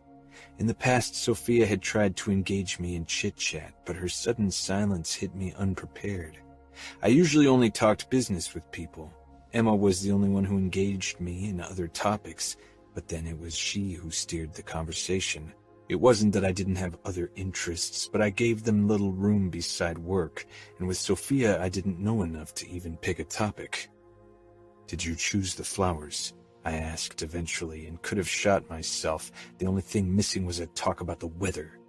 Sofia's brows puckered. "The color scheme, yes, but Anna and my mother handled the arrangements." "You and Anna are still close?" Sofia gave me a hard look. "Why wouldn't we be?" "She was the reason you were at the party." Sofia let out a disbelieving laugh, jerking her hand away from mine. "I wanted to be at the party to see with my own eyes how you hunted blonde girls. If I'd ceased contact with anyone after that night, it would have been you." She snapped her lips shut. "I suppose I deserve that," I murmured. Sofia turned to the window. If she knew why I'd chased those girls, maybe she wouldn't take it so personally. But I didn't feel comfortable sharing my greatest weakness with her. It was time for our first dance. Sofia had played her part so far. Nobody would have guessed she wasn't the happy bride she portrayed so skillfully. I caught the occasional flicker of frustration in her eyes, though, probably because they were directed at me. As usual, my pride stopped me from offering an apology. Instead, I pretended I didn't notice her sour mood. Everyone rose around us, awaiting our dance. I stood and held out my hand for Sofia to take. With a graceful smile, she let me pull her to her feet and lead her to the dance floor. Her fingers felt a little stiff in mine, and the flickers of nerves showed on her face. I pulled Sofia into my arms, my palm on her lower back. She didn't relax in my hold, but she easily followed my lead. "Are you enjoying yourself at least a little?" Sofia looked up in surprise, her steps faltering for a beat, but then she moved along again. "Yes, I am," she said quickly. It was polite and detached. This wasn't the girl I remembered from previous encounters. I gave a terse nod. "Are you angry?" I had trouble analyzing her mood. Anger was part of it, but there was more. She felt uncomfortable around me, and I'd only blamed it on her nerves due to our unfortunate party encounter, but now I wasn't sure. "Why would I be?" she asked, but her posture had become even tenser. because of what happened at the party. Her cheeks tinged red, and she frowned at my chest before her face smoothed into her pleasant smile again.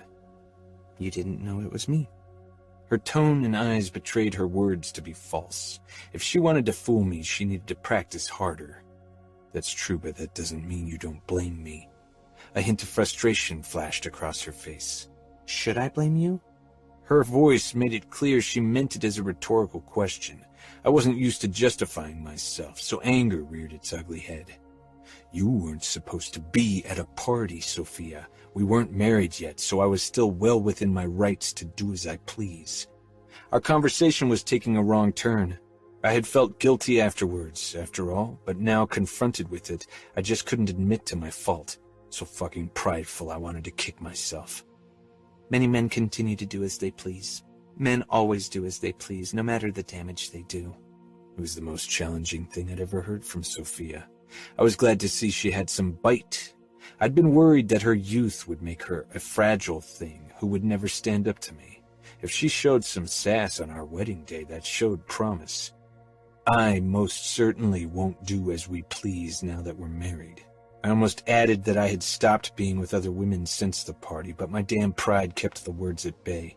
It felt like a weakness to admit it aloud. That's good, I suppose. I didn't get the chance for a reply because our song ended and it was my turn to dance with Inez.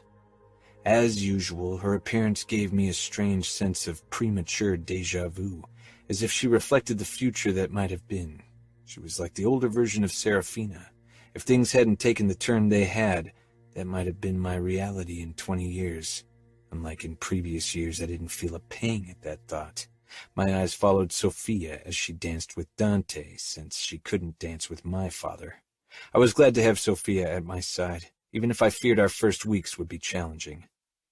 You can't take your eyes off her, can you? Inez asked, with a pleased smile, as she followed my gaze toward her daughter. She was right. I had trouble keeping my eyes off her. She was stunning, and now she was mine. What had been before was now irrelevant.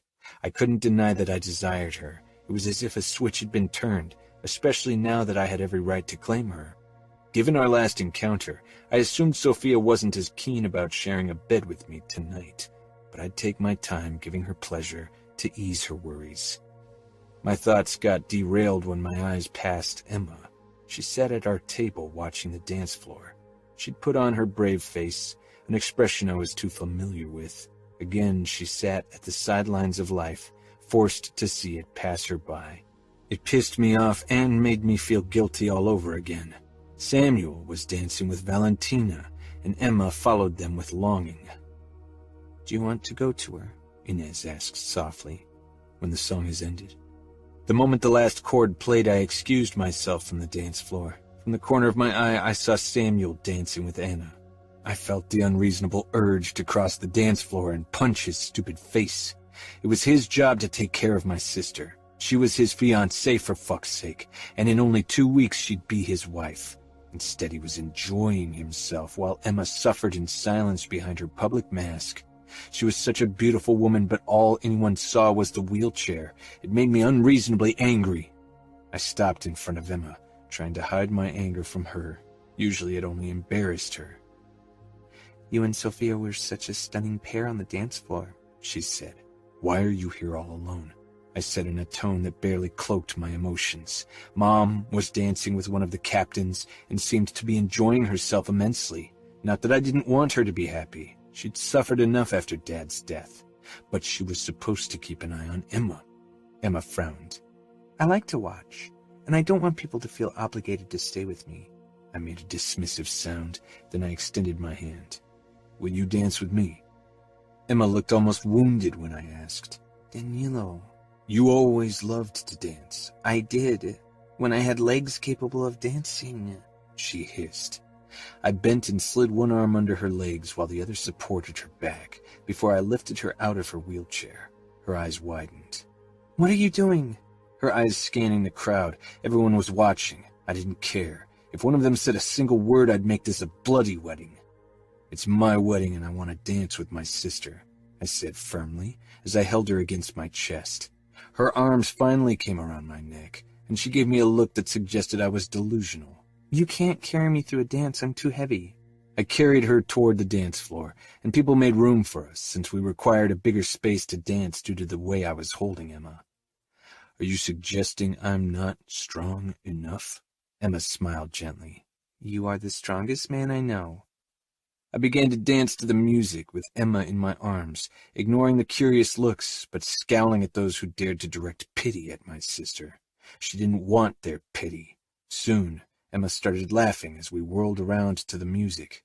When the dance was over and I carried her back to her wheelchair, she didn't release me immediately, but clung to my neck for a few seconds. "Thank you so much. You're the best brother I could ever wish for." I kissed her temple, then straightened. Sofia approached us. For the first time since the party, she looked at me like she'd looked at me in the past, as if I was a man beyond his sins. It hadn't been my intention, but seeing it gave me hope that Sofia would forget what had happened. Of course, it was hypocritical of me to expect her to lay the past to rest so quickly when I still clung to it. She lightly touched my shoulder, a silent praise. "Your dance was beautiful," she said, to Emma's obvious embarrassment. Then she sank down beside Emma with an audible sigh and slipped off her high heels. "You need to dance with Mom now," Emma reminded me, my life organizer. Mom was indeed heading my way, determined to follow etiquette. I, however, was reluctant to leave Emma. "Is it okay if I sit beside you for a bit?" Sofia asked Emma, who bit her lip. "You should dance. You don't have to spend time with me. It's okay. I don't mind watching." Sofia leaned closer to Emma and began massaging her feet. "To be honest, my feet need some rest. My high heels are killing me." Emma's smile brightened. I could have kissed Sofia. Her kindness was impressive and made my own selfish acts of the past all the more despicable. After a few more dances, I managed to escape the dance floor and went in search of Samuel. I found him in the courtyard of the hotel, typing on his phone. He tensed and looked up at my approach. "We need to talk," I muttered, my voice clipped. One of his eyebrows darted up in that annoying way he had. His cell phone flashed with a message. I didn't see the words, but didn't miss the kiss emojis. I got right in his face. "I hope that isn't what I think it is." He narrowed his eyes at me and slid his phone into his pocket. "How about you mind your own fucking business, Danilo? You're marrying my sister in 2 weeks. I won't let you disrespect her by messing with other women, understood?" He sneered. "I don't give a fuck what you want. I'm not married to your sister yet, so what I do in the next 2 weeks is my fucking business. And if I remember correctly, you fucked quite a few blondes in a very media-effective way over the years. What do you call that if not disrespecting Sofia?" He had a point, but I would not admit it. That was a long time before the wedding, not to mention that I didn't intend for anything to get to the press. "At least I keep my fucking private," Samuel snapped. I ignored his comment. "And what the fuck were you thinking letting Emma sit all by herself while everyone danced? As her fiancé, it's your duty to keep her company. She'll realize you don't want her if you keep it up. I went over to her and asked her if she wanted my company, but she told me to go dance. And maybe you should focus on making sure Sofia is happy. She is your wife, and so far you've been a shitty fiancé. I don't have much hope for your abilities as a husband. It was fucking embarrassing how you kept chasing those blonde girls like a little pussy who can't get over being dumped." I slammed my elbow against his throat. "Maybe I just like fucking blondes, Samuel. I'm not the one who's been moping for years now because my sister chose the enemy and not her supposed brotherly soulmate." Samuel shoved me back, and soon we were grappling. "What are you doing?" Sofia's horrified voice made us jump apart. I cleared my throat and straightened my suit and tie. Samuel did the same, but not without sending me a death glare. As if that had any effect on me. "Why are you fighting like a pair of 5-year-olds? Sofia asked, stepping between us as if she was worried we might be at each other's throat again if she didn't. "We just had a small dispute. Nothing for you to worry about," I said. She shook her head and glanced at Samuel. "Maybe you should go to Emma?" Her voice was stern, and to my surprise he left without another word. Sofia turned to me. Now that we were alone, some of her confidence waned. She was definitely nervous about being alone with me. "This shouldn't have happened at our wedding," I said as my version of an apology. "You're right. There are quite a few shouldn't have happens in our past. Maybe we should try to minimize them." Things aren't always as easy as you might think. The world isn't black and white. She huffed. I know what the world is like. Don't worry, I'm not a naive 11-year-old anymore. Remo destroyed more than one life. Maybe Remo began the process of tearing down my innocent view on the world, but you finished the job 5 months ago. Her lips formed a thin line as soon as the words were out, her eyes growing wide. I froze. I couldn't believe she was comparing me to that man. I moved very close to her until she had to tilt her head back. Don't compare me to that monster. I'm nothing like him. I don't know who you are, she whispered. I thought I did, but that night I saw a side of you I wished didn't exist. I never meant to hurt you. If I'd known it was you under that wig, I would have never laid hand on you. I know, she said bitterly. If you'd known it was me, you would have ignored me like you have all these years. I shook my head. You were a kid. I wasn't Serafina. My pulse spiked, as it always did when I heard that name, and the familiar wave of fury washed through me. I felt the almost irresistible urge to push Sofia against the wall and kiss her, then slide my hand under her skirt and have my fucking way with her.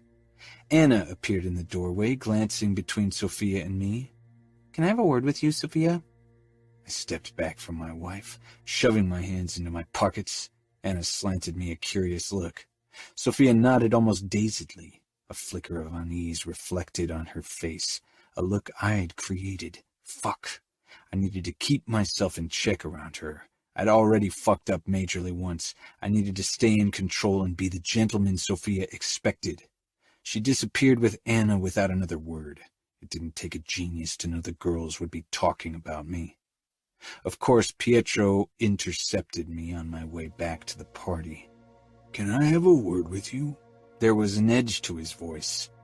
I wasn't in the mood for a worried father lecture, but offending my father-in-law on my wedding day wasn't on my agenda either, so I followed him back out into the courtyard. He took out 2 cigars and held one out to me. Cuban, the best you can get. One won't kill you. I took the cigar. Pietro took out his knife and cut off the end of his cigar, then off mine. I suppressed a snort at this gesture.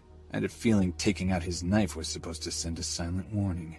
We smoked our cigars in silence for a couple of minutes before Pietro finally cut to the chase.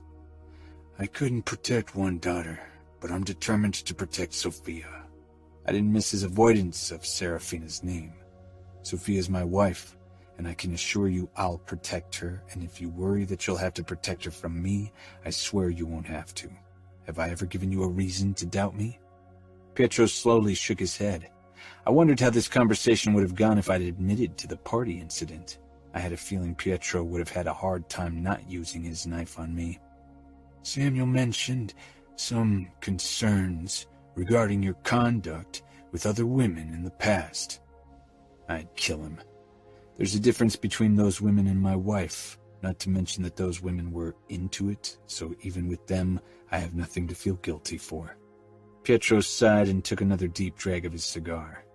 Sofia is infatuated with you. That's a consolation. Just don't fuck it up. A little too late for that warning. I nodded. 15.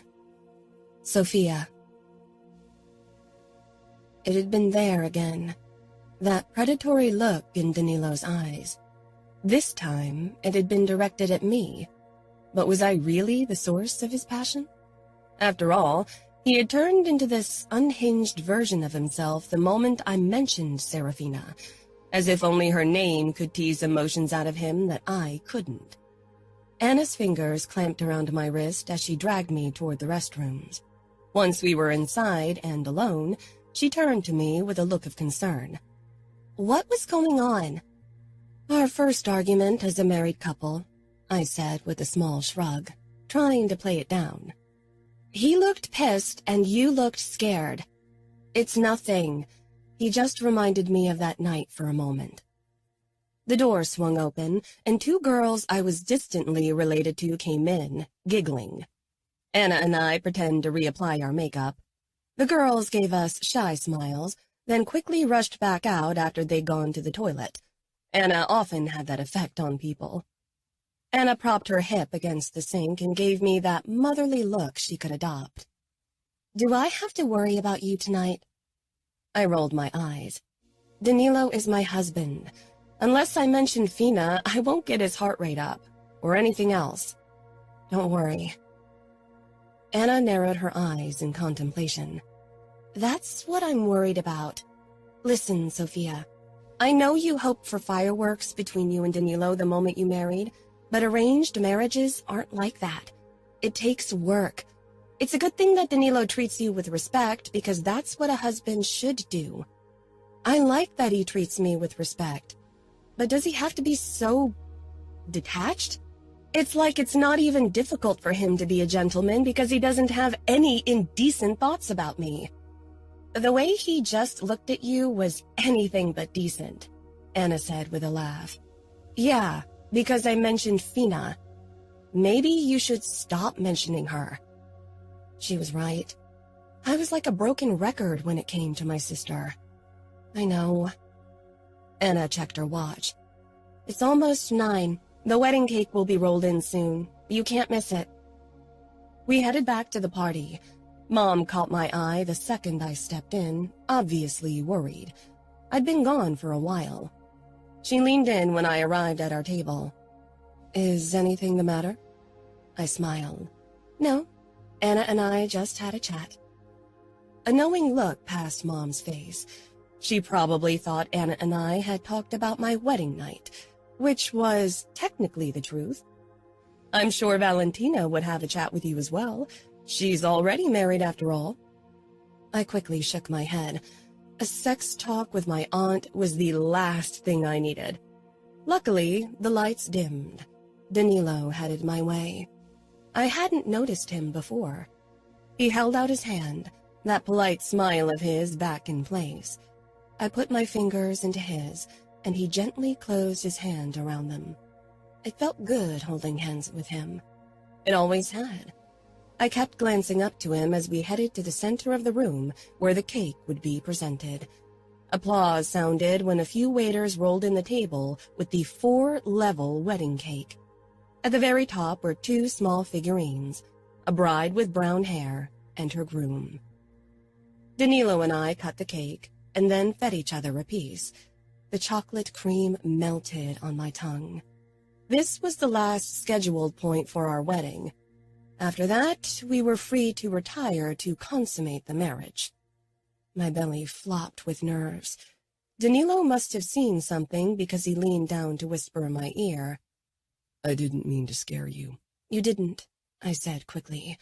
Too quickly. Danilo straightened because our guests had gathered around the table so we could serve them cake. After 15 minutes, the waiters took over from us and we returned to our table. Our family was eating cake and chatting, looking relaxed and happy. Even Dad and Samuel had lost their vigilant demeanor. The alcohol probably accounted for that. We took our seats, and Danilo easily fell into the conversation, but my mind was far away. I poked at my cake and jumped when Danilo touched my back. How about we retire? You look tired. I was exhausted, but adrenaline pumped through my veins at his words. Still, I nodded with a small smile. It was ridiculous to postpone the inevitable. Danilo turned to our family. If you'll excuse us, we'd like to retire. Dad and Samuel stood immediately, and the look they sent Danilo made my cheeks flush with heat. Danilo, however, ignored their attempts to kill them with her eyes. Mom hugged me embarrassingly long as if we wouldn't see each other again in the morning. Anna caught my eye. I gave her a firm smile. Danilo grazed my back and led me away from our guests. The rest of the room had caught up on our leaving by now and formed a tunnel and clapped as they let us out. Some of the men winked at Danilo or whisper-shouted something at him that I luckily didn't catch. I was relieved when we were out of the ballroom and in the quiet hallway. Danilo led me to the underground garage, where he'd parked his car. We wouldn't spend the night in the hotel suite, even though we'd booked it. Instead, we'd drive to the Mancini mansion, my future home. Danilo slanted me the occasional look, but I kept my eyes straight ahead, trying to appear composed and poised, trying to be everything I wasn't. He held the door open for me, and I slipped into the seat. It took a couple of minutes for me to gather my skirt around me.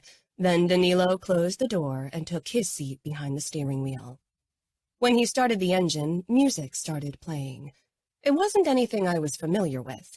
I was more of a top 100s kind of music listener, but this seemed an older piece.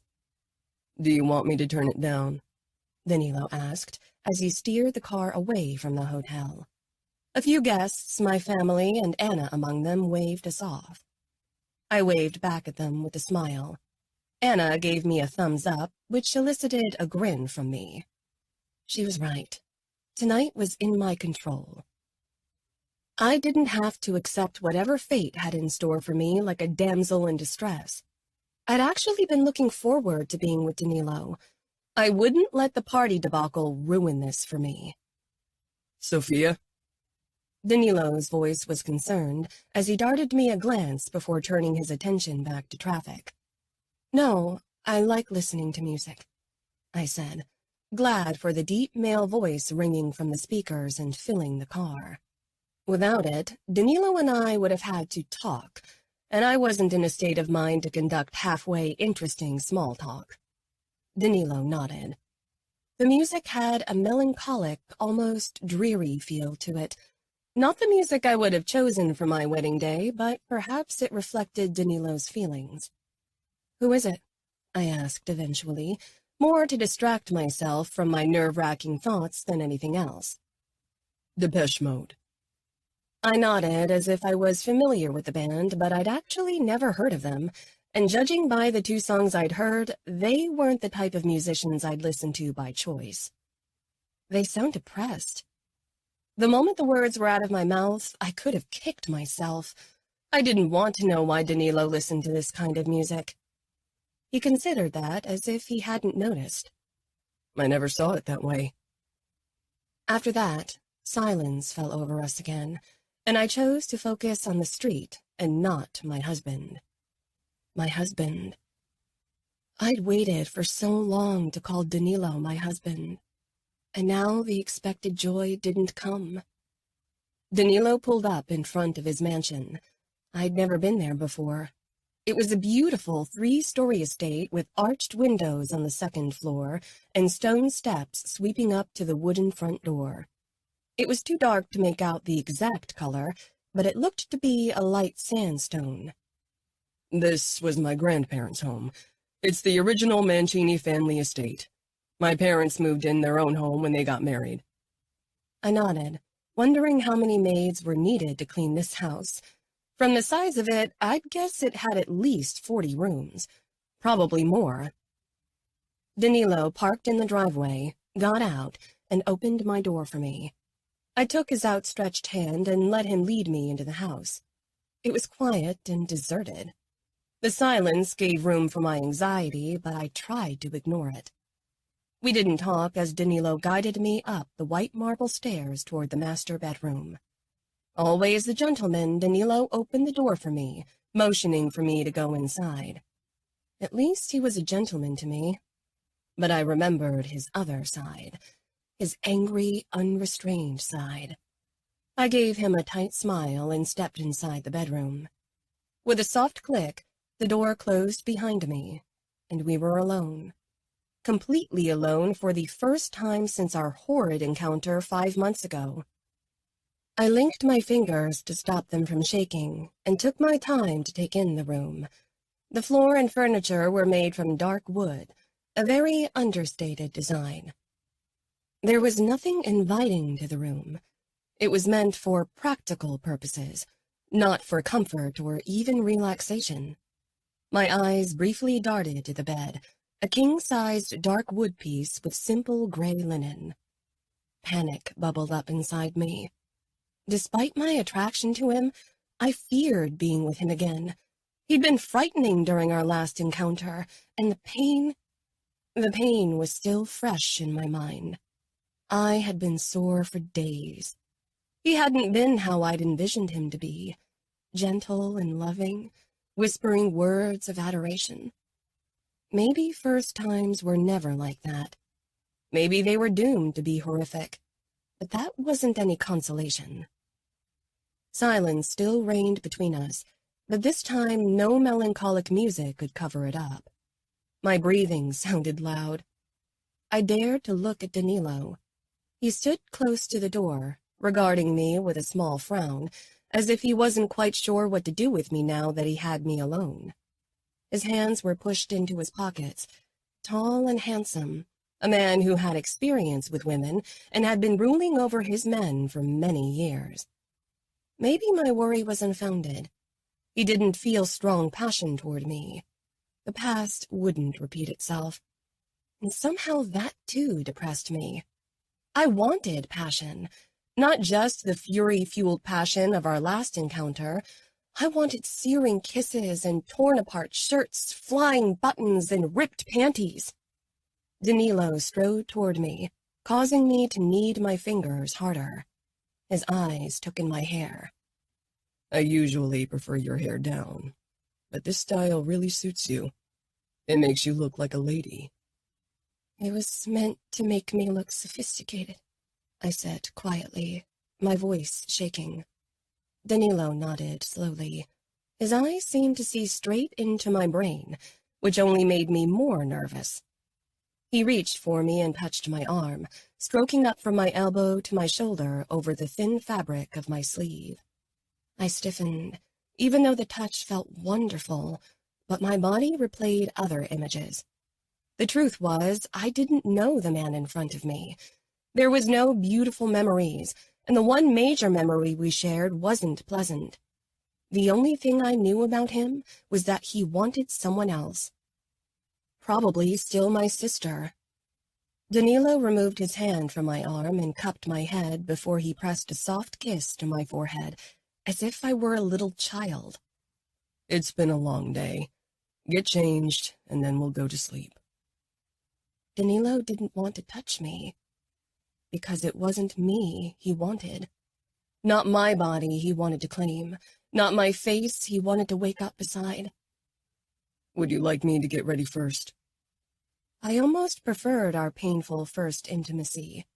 Anything was better than his ignorance, this feeling of being less than he wanted no matter how hard I tried to be enough. I'd sworn to myself not to care, but I cared a lot. I wanted his desire, his love, his passion, everything. I nodded jerkily and walked into the bathroom, locking the door after me. I didn't recognize the girl in the mirror, an occurrence that seemed to repeat itself lately. A bride in her beautiful dress with hopeless, jaded eyes. I'd always thought I'd be delirious with happiness on my wedding day. Even in arranged marriages, the husband usually desired the wife and couldn't wait to claim her. But Danilo didn't even want me in that regard, much less the way I wanted him. Searing kisses and ripped panties. A bitter smile twisted my mouth at my idiotic fantasies. A maid must have laid out my nightgown for the night. It was neatly folded on a small stool in the corner beside the freestanding bathtub. A beautiful, sexy silk piece with lace trimming in red. A color that suited me very well, Anna had assured me. I slipped out of my wedding dress, realizing that this was it. The day I'd been dreaming about since I was a little girl had come and gone, and I felt horrible. Tears pulled in my eyes and trickled down my cheeks as I removed my garters and underwear. After a quick shower, I put on my nightgown and the matching lace panties. Looking into the mirror, I felt like a fraud in the sexy garment. The red was daring and seductive, meant to show Danilo what he now had. Instead, it only reminded me how hard I was trying. He wouldn't care if I walked out naked. Why would he care if I wore sexy lingerie? Bracing myself, I stepped back into the bedroom. Danilo had removed his jacket and checked his phone. He put it down on his nightstand when he heard me and looked my way. Something flickered in his eyes. Something that gave me hope. But then his disinterested, gentlemanly mask was back, and I wondered if I'd imagined the flicker. Why don't you go ahead and try to sleep? I'll take a long shower. I'll be a while. I walked closer to him, still hoping. He gave me a tight smile, barely looking at me as he went to the bathroom. I'd loved him innocently, wholly, desperately with my stupid, naive heart. Could I learn to hate him with the same passion? It was a matter of survival. I couldn't take it. His disinterest, how he avoided looking at me as if the sight of me was repulsive, as if he couldn't bear it for even a second. Won't you claim me before someone else can? I thought Serafina's kidnapping taught you a lesson, I blurted.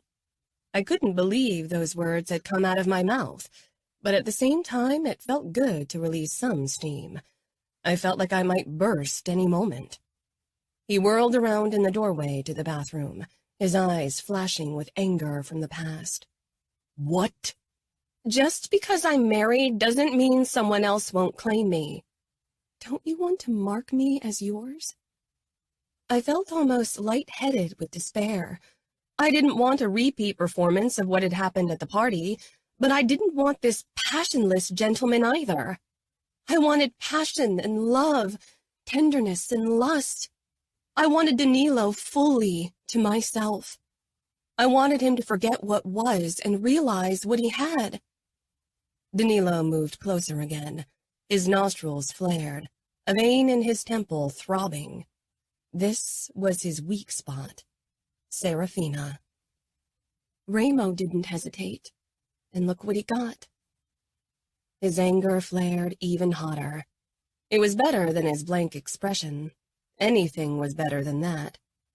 He bridged the distance between us in 2 long strides, grabbed my upper arms, and pulled me against him. Fear pulsed through me, but I couldn't back off now. I didn't want to. This anger was so close to passion. I hungered for more. Won't you take what's yours? I said, hoping Danilo couldn't hear the tremor in my voice. His smile was harsh. Not as long as you look at me like that, he growled. Like what? Aren't you a man who takes what he wants? Danilo pulled me even closer until our chests were pressed against each other. His heart was pounding even harder than mine, and it felt good to know this controlled man could be unhinged so easily by a few words from stupid, naive me. His grip was tight, but not painful. What are you doing, Sofia? His voice was drenched with warning, and his eyes burned me with their intensity. I felt his emotions in every fiber of my body, and even if they weren't the emotions I wanted, I drank them in hungrily. But I could see his anger waning, his fingers loosening. Maybe you need me to put on a blonde wig like last time. Maybe then you can finish what you started at the party. His grip tightened. Taking you up against that tree, blinded by anger? That's not what I promised your family. Not what I promised myself. I swallowed. I was losing him. His fury, his passionate hatred. And I didn't want that. I could see myself getting drunk on his fiery hatred. Could see myself pretending it was angry lust. I wanted something. Anything. I wanted to feel like I had some kind of power over him, even if it was only over his anger. Ramo took what he wanted, and he got everything. He laughed in your face, and you let him. I bit out. Danilo didn't let me finish. He shoved me back, and I landed on the bed. Then he climbed on top of me. Is that what you want? To be fucked in anger? Wasn't last time enough? Is that what you want? His body pressed me down, and even through the fabric of my nightgown, I could feel his growing erection. Is that what you want? He snarled. His eyes were wild with anger, but pain lurked in their depths. Was this hurting him as much as it hurt me? My chest constricted with unease. I wanted lovemaking and a beautiful fairy tale. I was too old to believe in the latter, too realistic to hope for the former. Some of the anger drained from his expression, regret passing his face, and he began to push himself off me.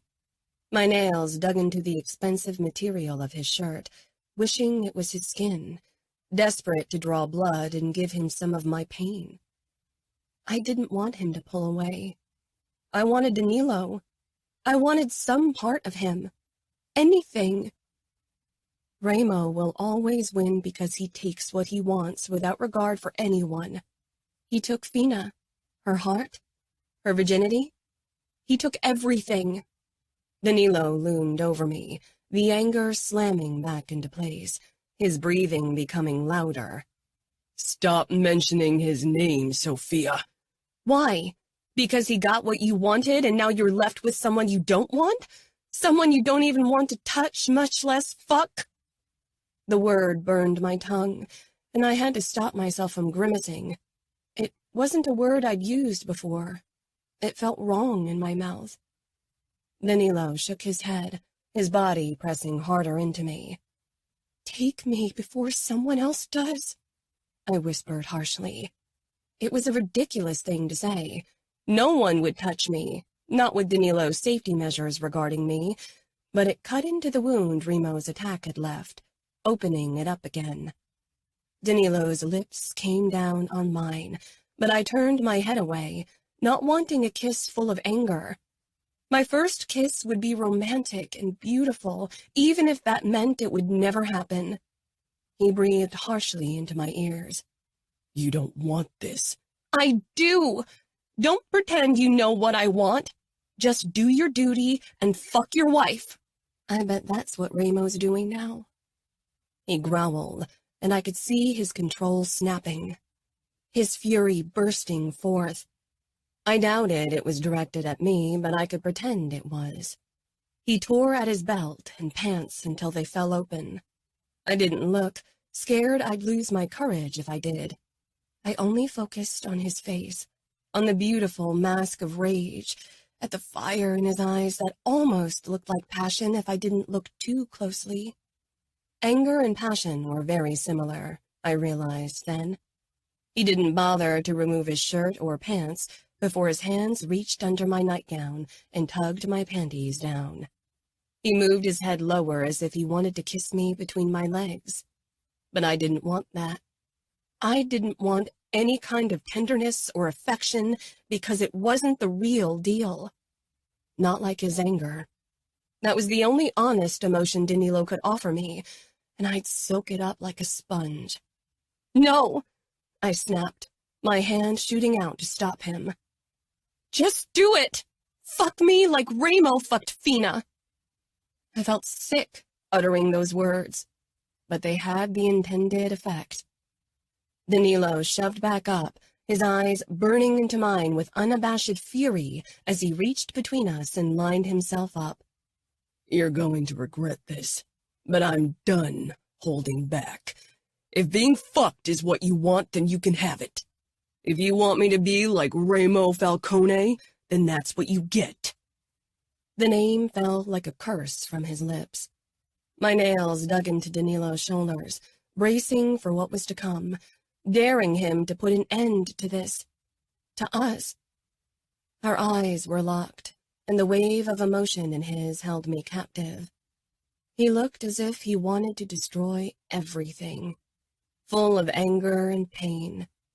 His body was stone, frozen. I waited for the pain, wanting to drown in his rage and fury-fueled passion. I'd fought for his love for years, and gotten his anger instead. It had come quick and easy, and I hoped it would kindle my own. I hoped tonight would mark the turning point for me, from love to hatred. The pain didn't come. I glared up at Danilo, at the battle in his eyes. Danilo. My chest burned with anger and hatred so potent it threatened to make me implode. Ramo, Serafina, 2 names I never wanted to hear ever again, least of all on my wedding night. My cock was hard. This was like the anger-fueled fucks of the past, and my body reacted to it as if on autopilot. Sofia's nails dug deeper into my shoulder, and she let a shaky breath. The sound burst through my fog of fury, shoving it aside to give way for reality. My wife. My young wife, who deserved so much better than angry fucking. I wouldn't do this to her. Her blue eyes were frozen on mine. She held my gaze with a fierceness that caught me by surprise. I froze, panting. What the fuck was I doing? Fuck, why did she push me? Why did I let my emotions get the better of me? I'd almost fucked her out of anger. My cock softened, overcome with revulsion at my own behavior and confusion over Sofia's. Her brows furrowed, her lips parted. "What are you doing?" she practically growled. "I thought you wanted to claim me." Now that my fury wasn't leading the show anymore, I detected the insecurity and hurt behind her spiteful tone. I swung my legs out of bed and perched on its edge, far away from my wife. Sofia's sweet scent mingled with my muskier scent. I stared down at my soft cock, remembering how it had been covered with Sofia's blood after the party. I'd sworn to myself then that I'd always treat her right. And just seconds ago, I'd almost let her drive me into fury sex. Fuck, I muttered, running a hand through my sweat-damp hair. This shouldn't have happened. I glanced at Sofia. She still lay on her back, her legs parted. Her body called to me like a siren, her pussy inviting, but I didn't want our sex to be like this, with Sofia like an injured cat clawing at me in despair. Last time had been excusable. I hadn't known it was her. I thought she wanted it, but tonight would have been absolutely inexcusable, even if she'd practically urged me to fuck her, to take her like a fucking animal. I had to control myself, at least until she really wanted this sort of sex. But looking into her pale face, I knew she was as confused as I felt, and whatever she wanted, it wasn't what I'd almost done. "Sofia," I murmured, trying to form words to make sense of the situation. What almost happened, it won't happen again." It wasn't enough. Sofia's gaze snapped to me, hurt and anger crossing her beautiful face. "Sleeping with your surrogate bride?"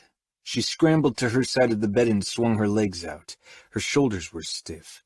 I reached for her, my fingers brushing her skin, but she jerked away. "You should have done what I wanted." "Don't lie to me. I'm not blind. I could see in your eyes that you didn't want our first time to go like this." "First time?" she scoffed. "That doesn't count," I said firmly. Fuck, I hadn't even been fully in. She scowled at me. Her eyes were glassy. "You don't know what I want, so don't pretend you didn't claim me tonight because my eyes told you I didn't want it. You didn't want it." She shoved to her feet and disappeared in the bathroom, her shoulders stiff and straight. Confused, I gave her room. She obviously didn't want my closeness. I stared down at myself. What the hell was happening?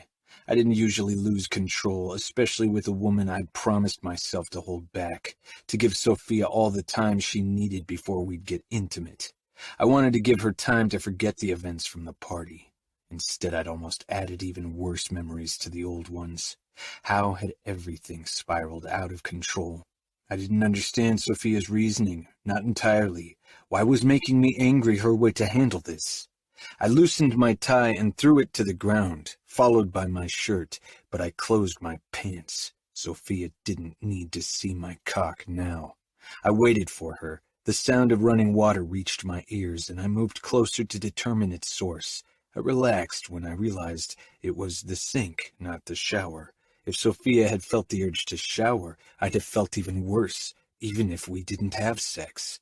My guilt was an overwhelming presence as it was, but beneath it simmered exasperation and frustration over my inability to understand my young wife. 10 minutes later, Sofia emerged in the same sexy red nightgown, barefoot and without a hint of makeup. She looked innocent and young, but so gorgeous and delicious. I was torn between arousal and guilt. With Sofia, guilt had become a too familiar companion. She avoided looking at my half-naked state and tried to pass me by on her way to the bed, but I grabbed her wrist. "Are you okay?" She nodded, but still wouldn't look at me. "I'm fine, just tired." "Sofia."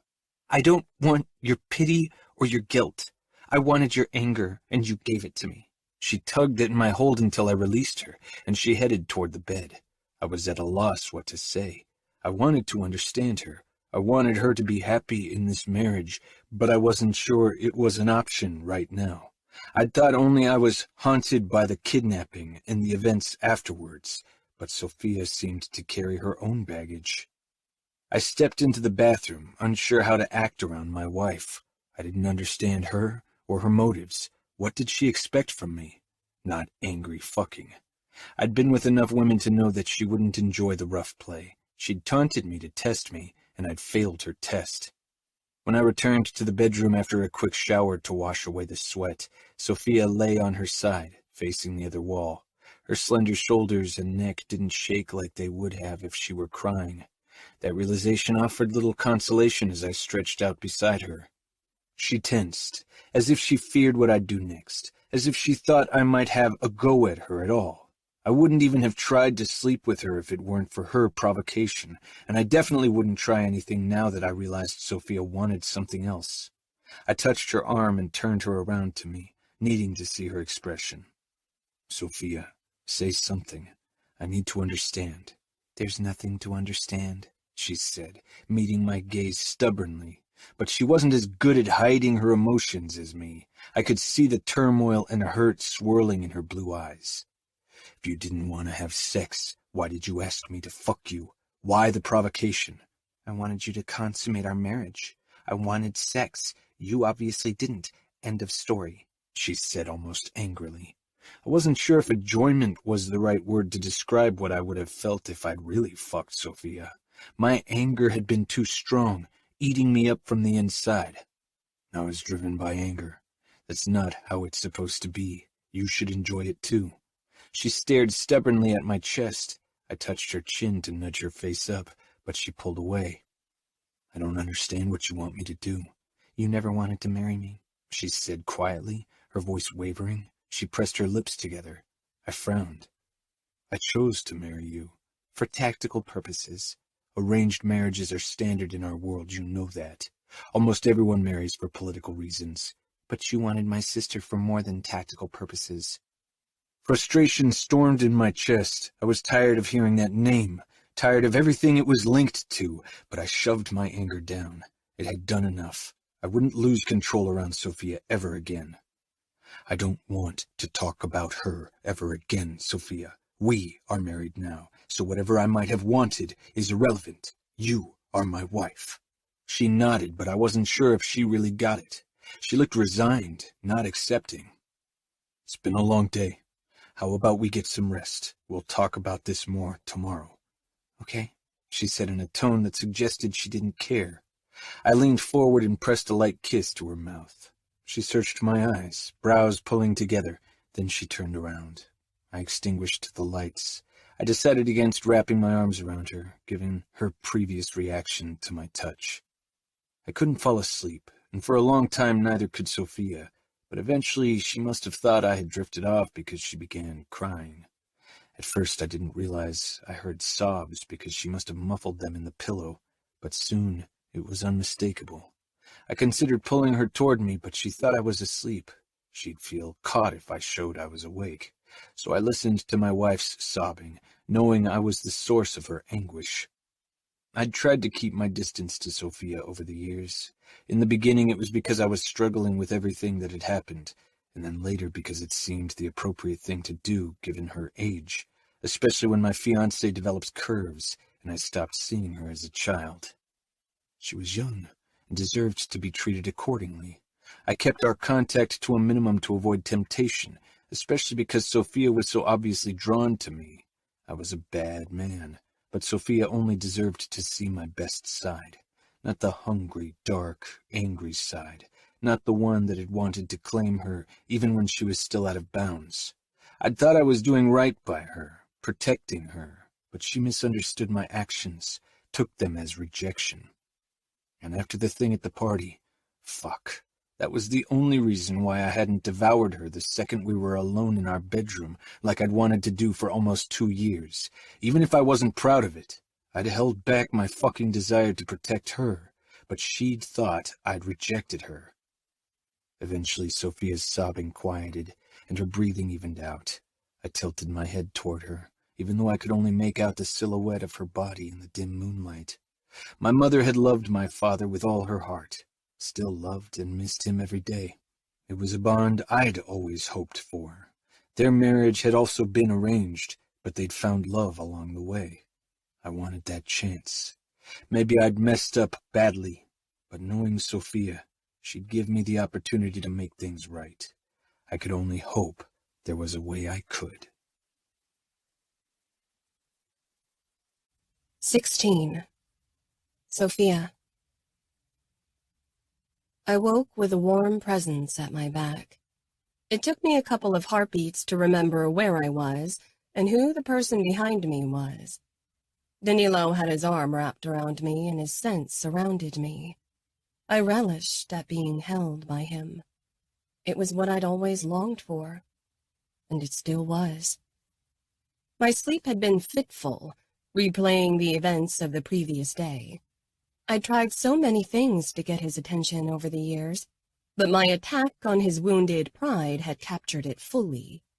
His anger and despair had hit me like a tidal wave, with almost crushing abandon.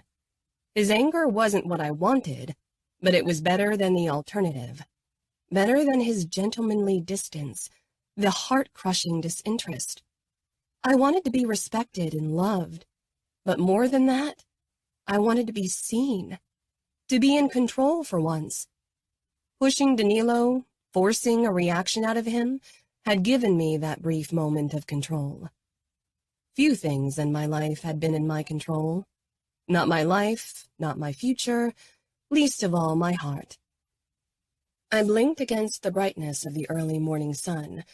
Despite my harsh words, my provocation, Danilo had pulled away. Even in a rampant rage, he hadn't claimed me. I was done. If he didn't want me, then that was his problem. I wouldn't try to get his attention again. And yet, I didn't regret last night. It had given me a sense of final loss, as if I could let go of Danilo and my childish hope for love. I was done pining for him. I turned around. Danilo rolled over on his back, still asleep. His hair was all over the place. He was gorgeous. The blanket pooled at his hips, revealing his muscled chest and a fine trail of hair disappearing in his boxers. Judging by the tent the blanket formed over his crotch, he was aroused. I slid toward the edge of the bed and stood. I needed to do something, to keep myself busy before what happened could drag me down.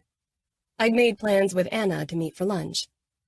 Our mothers, Littleby and Emma and Mrs. Mancini would be present as well. I'd worried Danilo would be disappointed if I went off on our first day as a married couple. Now I was relieved to be gone for a while. Danilo woke with a start, knifing up in the bed. Sofia, what are you doing? I grabbed my bathrobe and put it over my nightgown before I slanted him a look. I didn't allow his tousled look to warm my heart, shutting it off with every ounce of self-control I had. I'm going to take a shower, and then I'll go looking for breakfast. I forced a smile and headed for the bathroom, but before I could close the door, Danilo had crossed the room and held the door open. He searched my face, looking so openly confused that some of my anger slipped away, but I clung to the rest. I didn't want to be forgiving.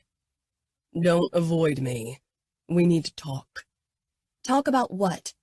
About last night. About the party. About our marriage and what you expect from it. We're both part of this bond, and I won't let you run from it.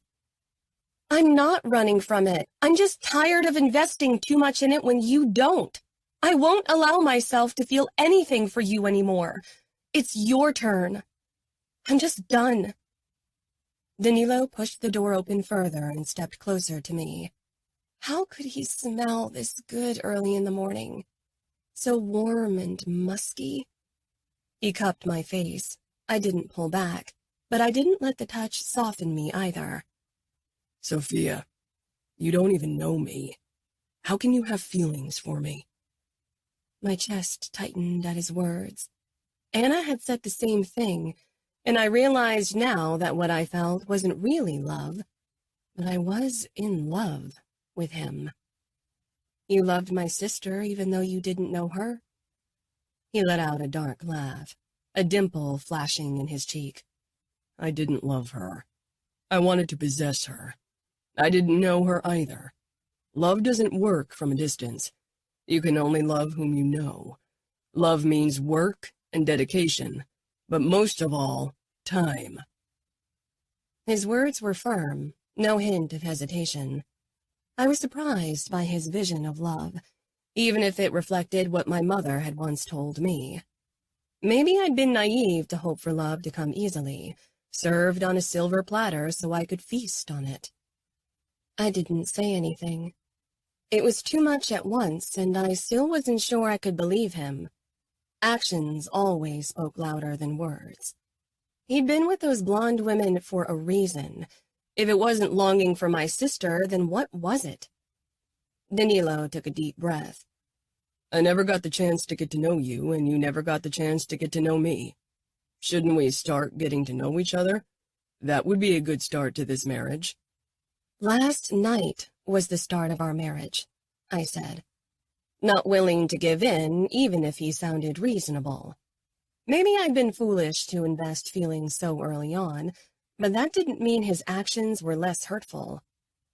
I should have controlled myself. I didn't want you to, and yet you did. I'd provoked him to get a reaction out of him, to unleash his anger. That's why I wasn't even really mad at him for last night. Not for his rage, for losing control. I was hurt because he was able to control himself. If that wasn't crazy, I didn't know what was. I was just disappointed and sad because my dreams of a happy marriage seemed so far away. He frowned as if nothing I said made sense to him. Was it a man thing? A Danilo thing? Or maybe a Sofia thing?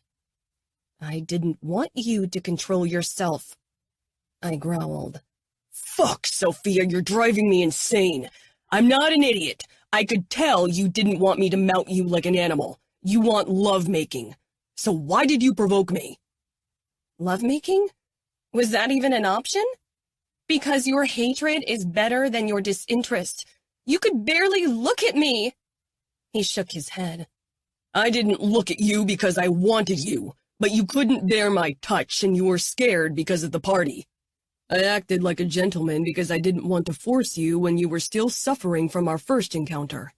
I held back to show you I cared about this marriage and you. If I'd known you'd take it as proof that I don't desire you, I'd have ripped your clothes off, buried my face between your legs, and then fucked you. His nostrils flared, his face contorting with frustration. I blinked up at him. You desire me? Of course I do. I'm not blind, Sofia. You're a gorgeous woman. Any man would desire you, he murmured, his eyes trailing lower to the lace trimming over the swell of my breasts. Give me a chance to make it up to you, Sofia. Let us work on our marriage. This is just the beginning of our life together. Our parents had good marriages, and I want the same. I stepped back, needing to create distance between us. I was too eager to dive headfirst into this again, to give my all for a chance at a happy marriage. But I needed to be careful if I wanted to protect myself. I don't know what to say right now. I'm just too overwhelmed. I know, he said in a low voice. With him so close, especially shirtless, in only low-cut boxers, it was difficult to focus. Maybe I hadn't wanted the angry fucking like he said, but I wanted to be with him. I'll give you all the time you need, and I'm going to make up for my mistakes, especially your messed up first time. I don't think that's possible. Let me try. Why don't we go back to bed and I'll make it up to you? I took the day off. We have plenty of time. Suddenly, I realized what he meant, and I wished it were as easy as that. My body heated at the prospect of what Danilo wanted to do, but my brain put a stopper to it. I shook my head. It's not just the physical side. I can't be close to you right now. I need time to figure things out, to get to know you, like you said. Danilo nodded, but I didn't miss the disappointment that flickered across his face. Then let's spend the day together getting to know each other. I looked away from him, trying to determine if that's what I wanted. Maybe I needed space. I made plans with Anna and the other women in our family for lunch before everyone leaves Indianapolis. I can't cancel it. I'm sure my father and the other men won't mind a meeting with you as well. Danilo sighed but nodded. It was obvious that he didn't like the idea of us being apart today. Maybe he realized I was on the verge of slipping away and wanted to make sure I couldn't. As long as you take Carlo with you, you can meet with Anna and the women for lunch. I won't lock you in at home, but lunch is still some time away. So, what about breakfast together and a tour of the house before you leave? Okay, I agreed. But I'd like to shower first. He stepped back, and I closed the door. I felt relieved that Danilo obviously wanted to work on our marriage, but I didn't want to put my heart and hope in it too soon again. I'd be careful. I'd set ground rules and keep my own wishes in mind. When I left the bathroom 20 minutes later after a long mind-clearing shower, Danilo was lounging in bed, reading something on his phone. A tray loaded with food, coffee, and orange juice sat on the bed beside him. I was only in my bathrobe, but the scent of fresh coffee drew me toward the bed. Pancakes and fresh fruit, as well as scrambled eggs, smelled divine, and made me realize I hadn't eaten in a while. I sank down on the bed, feeling insecure about joining Danilo. He put away his phone and motioned at the tray. I made us some breakfast. I gaped at him. You made breakfast? A smile flickered across his face. That and the slight stubble made him look like a guy next door. A very handsome guy next door. I've been living on my own for a while, and I prefer to have the house to myself in the morning. My maids usually come around 10 to 11 when I'm gone for work. Did Emma never cook for you? Usually the women cooked, and until shortly before our wedding, Emma had still lived with Danilo after all. Not that I was a good cook, or any kind of cook. I'd never tried my hands at it. Emma's a lousy cook, and she hates it. Samuel's going to be in for a surprise? I said with a delighted laugh. My brother probably thought Emma would present him with a beautiful home-cooked dinner every night. He'll need a maid or do the cooking himself, Danilo muttered. I slanted a curious look at Danilo. He'd never struck me as a man who would set foot in the kitchen. I took one of the forks and cut off a bite-sized piece of pancake, a bit wary about Danilo's cooking skills. I was surprised that it was delicious. Fluffy and sweet, with a hint of vanilla. It's good, I attested, already bringing another bite to my mouth. Come, join me properly, he said, patting the spot beside him. I crept under the blanket, and Danilo positioned the tray between us so we could both eat from it. He drank his coffee, watching me. I felt self-conscious under his scrutiny and decided to face him head-on. I know you probably don't want to talk about it, but I need to know that you're okay after last night. I took a sip of orange juice. I am. I was expecting your anger, so I'm not emotionally scarred, if that's what you're worried about. Danilo shook his head. Okay, I messed up twice, but there won't be a third time. It's in the past, I said simply. You can do better now. We ate in silence, but it wasn't as awkward as I feared. Even if it was obvious that we didn't really know how to handle each other. When I was done with eating, I turned to him. What do you expect from me as your wife? You are underboss, so you have many responsibilities. Do you need me to handle certain things? Danilo looked thoughtful. I hadn't given it much thought. I want you at my side for public events, of course, but I'd appreciate it if you'd get along with my mother, and if you'd meet with the captain's wives now and then. They have a brunch date once a week, if I remember correctly. My mother attends it as well, so she can help you. Those were the typical social responsibilities. Anything else? I wanted something to focus on outside of this marriage, so I didn't feel too pressured about making it work as quickly as possible.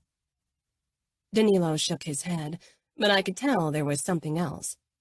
Tell me, I said. Emma was active in an organization that helped disabled children from less fortunate families. She organized fundraisers and tried to create awareness about the realities of people with disabilities. Now that she'll be moving to Minneapolis to live with your brother, she won't be able to continue her work. I didn't miss the edge in his voice when he mentioned Samuel, but I chose not to ask him about it. Can't I continue her work? I know I'm not disabled, so maybe the kids won't identify with me like they did with Emma, but I'd love to help. It sounds like a worthy cause. Better than entertaining bored mob wives. Emma would appreciate it, and so would I. He reached for my hand, and I let him take it. I want you to really arrive in Indianapolis and see it as your home. I'll do my best, I said. I didn't know the city yet. I hadn't seen anything except the brief glimpses of the city on our drive to the house. Is there anything you want to do? I work a lot. Do you have a hobby you'd like to keep up, or anything else you'd like to pursue? I considered that. Anna was starting college in Chicago this fall, but she was one of the few allowed to do so. Given Danilo's past experiences with my sister, I doubted he'd like me being on a campus every day. I like aerobics and swimming, but that's not really something I'm pursuing as more than a hobby. But maybe I could start by learning to cook? I feel at a disadvantage since my husband can cook and I can't. Danilo's mouth twitched.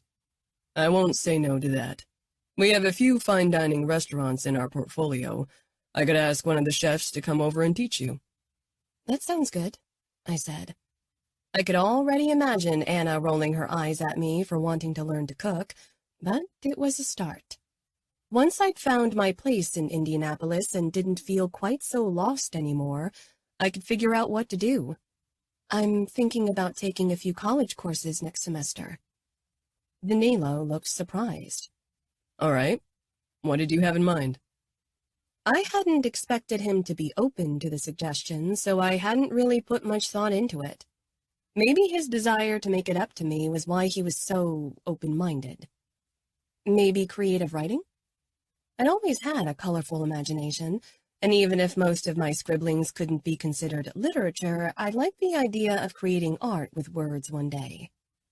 I suppose you'd have to wait for the spring semester. If that's what you want, we'll figure it out. A bodyguard would have to be with you at all times, of course. Of course. I searched his face, trying to figure out if he was only agreeing to placate me or if he was being serious, but his expression didn't give anything away. He met my eyes and I flushed. I wasn't even sure why. We were close and he was half naked. As for your swimming, there's an indoor pool on the first floor. Really? I asked excitedly. We never had a pool at our mansion, so I always had to let Samuel drive me to a swimming pool in an outfit-owned gym. He refused to let the bodyguards accompany me because then they'd have seen me in a bathing suit. Danilo reached for me and brushed a strand of hair from my cheek. You've got a bit of syrup on your cheek, he said roughly. I flushed and pulled back, wary of my body's reaction to the fleeting touch. My heart rate had picked up and heat raced through me. I'll wash it off.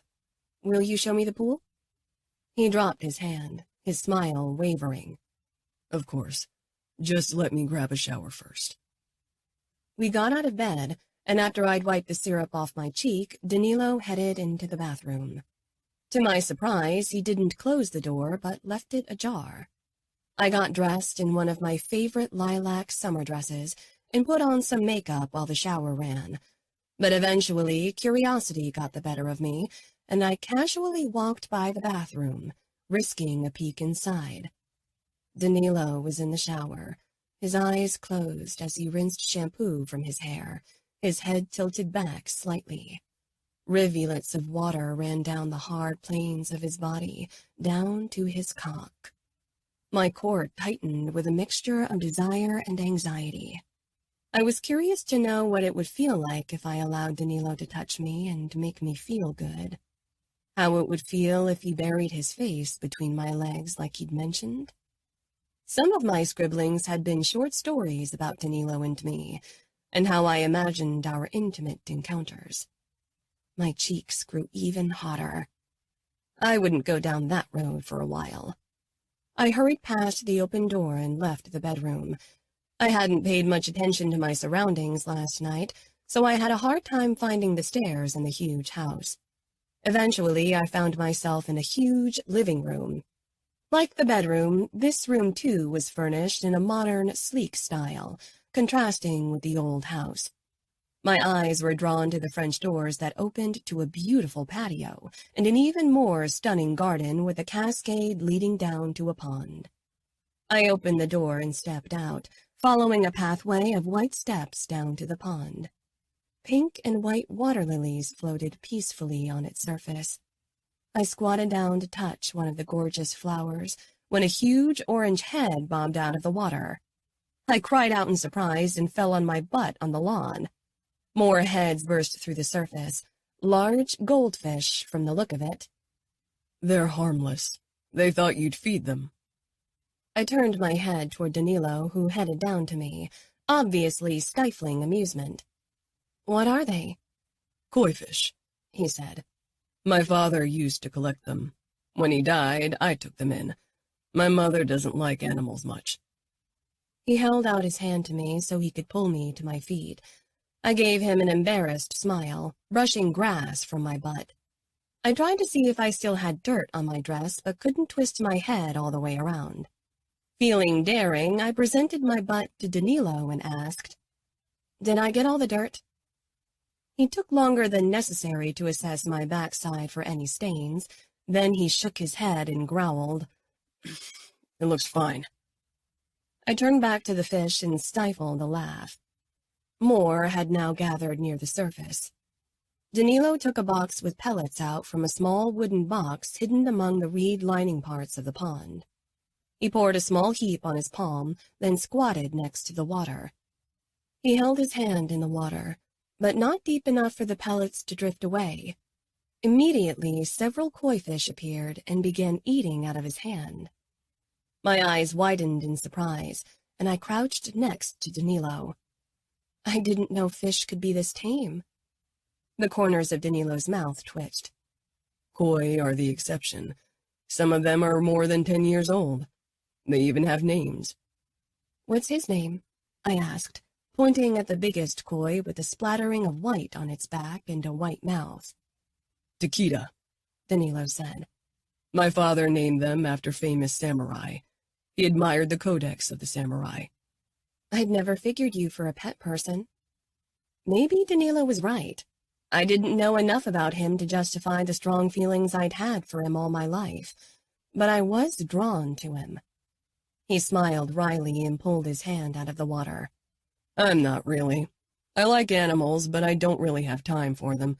Fish aren't demanding, and I like feeding them after a long day at work. It calms me down and reminds me of my father. For a second, it looked like he was embarrassed by his admission. I get it. It's peaceful. He held out the box of pellets. Do you want to try to feed them? I bit my lip. They don't bite? Danilo took my hand and piled fish food on it, then guided my hand into the pond. The water was cooler than expected, and goosebumps flashed across my skin. Maybe the cold wasn't the only reason for my body's reaction. Danilo's gentle touch might have had something to do with it as well. I giggled when the first koi touched my palm. It was the big one, Takeda. Its strange eyes seemed to fixate on me before he snatched up more food. They were really careful, and watching them fascinated me. I couldn't take my eyes off them, but Danilo watched me. I pretended I didn't notice. I'd longed for his unwavering attention for so long, so I didn't allow myself to let self-consciousness take the lead. Danilo and I stayed like that for a while, and I felt a sense of peace I hadn't felt in forever. I got why Danilo sought this place after a long day of work. I doubted his duties as an underboss could be classified as peaceful in any regard. Eventually, when we didn't have any more food to give them, the koi began to swim away, diving below the water lilies. I really love this place. Danilo smiled, an honest, less guarded smile. I'm glad. This is your home. I want you to feel comfortable. I glanced around. The garden was vast and meticulously kept. Bushes and stone walls kept it hidden from prying eyes. I could only make out the occasional roof of the surrounding houses, which seemed to be in a similar Victorian style. Irvington is an old neighborhood with many beautiful mansions, Danilo said. I can show you more of Indianapolis tomorrow. Aren't you busy with work? I hadn't expected a honeymoon or any kind of attention, really. Danilo gave me a tight smile. I blocked the next few days for you. I'll only have to do a few things I can't postpone, but I wanted to give us time to get to know each other. I bit my lip. I hadn't expected that. Samuel always called Danilo a workaholic, which was funny since he was the same way, so I'd assumed he'd return to business as usual right after our wedding. That sounds good, I murmured. We rose and stood across from each other for a moment. Without my heels, Danilo was a head taller and much broader than me. Can I change things? Like decoration or furniture? Danilo hesitated, glancing back to the house. Sure, but maybe you can tell me your plans beforehand. You don't have to worry that I'll turn this into a pink, frilly girl's dream. I'm not a little girl anymore. Trust me, I noticed. He murmured, his gaze sliding along my curves before they hit me with their toe-curling intensity. This less restrained side of Danilo startled me, but I appreciated it. I wasn't sure how to handle it yet. It had come on too suddenly, and I couldn't help wondering if he was forcing it to make amends for the past. Let me show you more of the property. I kept my arms wrapped loosely around my middle and made sure to keep walking an arm's length away from Danilo so he wouldn't try to take my hand. His touch wreaked havoc with my body, and I needed to keep a cool head, to take this slow and really allow Danilo to do what he'd promised. Danilo led me around the patio to a huge winter garden encased in glass. Upon closer inspection, I realized it was the indoor swimming pool. Danilo opened the door for me. My jaw dropped at the size of the pool. It had Olympic dimensions. Palm trees and huge tubs decorated the corners, giving off a vacation feel. I try to work out here at least twice a week. It's a good addition to the gym, Danilo said, motioning toward the pool. I itched to swim a few rounds in the pool, but decided to wait for another day. A door at the back of the swim hall led back into the house. Danilo touched my back as he led me down the hallway. Is this okay? He murmured, his finger brushing my back to indicate what he meant. I met his gaze. My first impulse was to say no, but it wouldn't have been the truth. I don't mind. In fact, I liked the gentle touch and how Danilo tried to make sure I felt comfortable. I regretted provoking him last night and my need to force a reaction out of him. But what was done, and we now had to figure out a way to go from here. Danilo led me into the huge kitchen. You can cook here whenever you like, but Theodora usually takes care of dinner. I only use the kitchen for breakfast. You'll meet her and the rest of the staff when you return from your lunch. I nodded and followed Danilo back out and down the long corridor toward a living room, adjoining dining room, a library, and cigar lounge as well as a guest bathroom. Where's your office? I asked eventually. Upstairs. I prefer the view over the gardens from up there. The gardens are really lovely. We paused in front of the staircase, Danilo's palm still on my back. When do you need to leave for your date with the women? In about an hour, I said. We're meeting in the hotel restaurant. I can drive you there and have a quick word with your father and brother. I'm sure I'll find them in the bar with Dante. Will your parents and brother come over for dinner tonight? Can they? I asked hopefully. Of course. I'm sure they'll be glad to see you again before they have to leave tomorrow. Danilo moved even closer and cupped my cheek. I told you I'm going to make it up to you. I'm invested in this marriage. The way he sought my closeness like this after years of distance felt reassuring. Still, I stepped back with a small smile, wanting to be the one to set the boundaries this time. His palm was warm and strong against my cheek. The way he sought my closeness like this after years of his distance felt reassuring. Still, I stepped back with a small smile, wanting to be the one to set the boundaries this time. 17. Danilo. Sofia and I entered the hotel lobby together, my hand resting on her hip. She didn't draw back as she'd done in the mansion. Instead, she stayed close to my side, probably to keep up appearances in public. Many of our guests from other cities had stayed in the hotel and were mingling in the lobby, either checking out or talking to each other. They all looked our way the moment we stepped inside. The men tilted their heads in a respectful greeting, and the women sent curious glances Sofia's way. I accompanied her to the entrance of the Capitol Grill where she'd be meeting the women. The head waiter greeted us politely, motioning toward the back of the restaurant where I spotted Mom, Emma, Valentina, Beatrice, and Anna. Their eyes were glued on us. I turned to Sofia. I'll pick you up at 2:30. I didn't want to let Sofia out of my sight for too long. I wouldn't have trouble staying busy until then. Pietro, Samuel, and Dante were waiting for me in the wine bar for lunch and a quick business chat. All right. She hesitated, then moved closer to me, stood on her tiptoes, and pressed a quick kiss to my lips. It was over too soon, and probably for show like every touch in the last few minutes, but my body flared to attention. Smiling, she turned and headed for the table. My eyes were drawn to her narrow waist and firm ass. Eventually, I tore my gaze away and strolled to the bar. Dante, Pietro, and Samuel were already seated around a dark wood table when I entered, and sank down on one of the heavy red leather armchairs. Dante gave me a terse smile. Pietro and Samuel, however, regarded me with a gleam of murder in their eyes. A primitivo for me, I told the waiter. Good choice, Pietro said. It's my favorite red. Mine too. So how are things? Samuel asked, interrupting his father and me. I waited for the waiter to set down my glass and took a sip before I answered. Very well, as expected. If they thought I'd give them more than that, they had another thing coming. I didn't like to share private details with others, especially not when they weren't as stellar as I'd hoped they would be. Sofia's in the restaurant with the women, I presume? Dante asked. Yes, I dropped her off. I'm surprised you didn't mind her lunch date, Samuel said, watching me closely. I raised my eyebrows. Sofia can do as she pleases. Within the boundaries of our world, of course.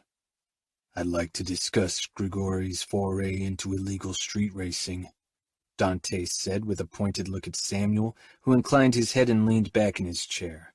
It's not part of our business model, so I prefer him extending his interest in that direction. Maybe they'll lose focus on weapons and drugs, Pietro said. It might lead to a conflict with the Camorra and the Familia, or it could make them work together. I think we need to keep a close eye on the situation. We can't have the Bratva working with the Camorra. I doubt that'll happen, Samuel said. Remo's good at holding a grudge, and we know he has a grudge against Grigori after he refused to help him.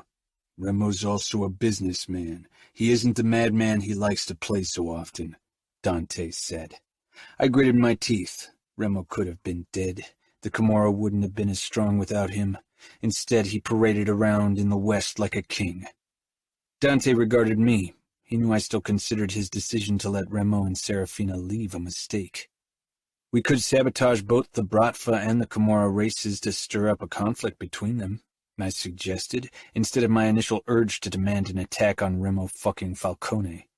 Dante thought about that before he nodded. That could work, but we have to be careful about it. Our cooperation with Senator Clark has extended our reach in the political elite, but these people don't like to be associated with bloody incidents, so we can't risk having any suspicion fall on us. We could plant 2 of our men in either race circuit. They hold qualification races now and then. I'm sure we have a few ambitious young soldiers who would be eager to play racers for a while and cause the occasional accident, Samuel said with a chuckle. They have to be unknown faces, Pietro said. I nodded. Definitely not from well-known families. We'll have to give them new identities to get through the background checks. I don't doubt Grigori and Remo keeps a close eye on their racers. It's $1 million game. I was glad that Dante hadn't quite lost his bite and wanted to play dirty. I'd been waiting to mess with Remo's business for a while. We soon lost any sense of time as we discussed possible prospects for the task. When I glanced at my watch and saw that it was almost 2:30, I pushed to my feet. The other men gave me curious looks. I promised Sofia to pick her up at past. Pietro smiled. Don't make your wife wait on your first day. I'll pay. Will you and your family be joining us for dinner tonight, Dante? No. I'm afraid I have to return to Chicago. I have a meeting with Senator Clark early in the morning. I inclined my head and strode away. When I crossed the lobby toward the restaurant, Emma, Anna, and Sofia left the restaurant. Emma's face lit up when she saw me. Anna looked less pleased to see me. Sofia had probably shared details of our night with her, which didn't sit well with me. I'd ignored Marco's messages asking for details. I bent and hugged Emma. Are you okay? She whispered. Always. I straightened and held out my hand for Sofia. She embraced Anna before taking my hand. Anna gave me a tight smile, warnings flashing in her eyes. I ignored her subtle threatening tactics. Are you ready to go? With your family coming over for dinner, we should be back in time for you to meet the staff. Sofia nodded. She waved at Emma and Anna, then followed me. I squeezed her hand, searching her face. How was lunch? Good. Nobody tried to interrogate me. They probably hoped you'd share tidbits without prompting. There isn't really much to share, Sofia mused as she met my gaze.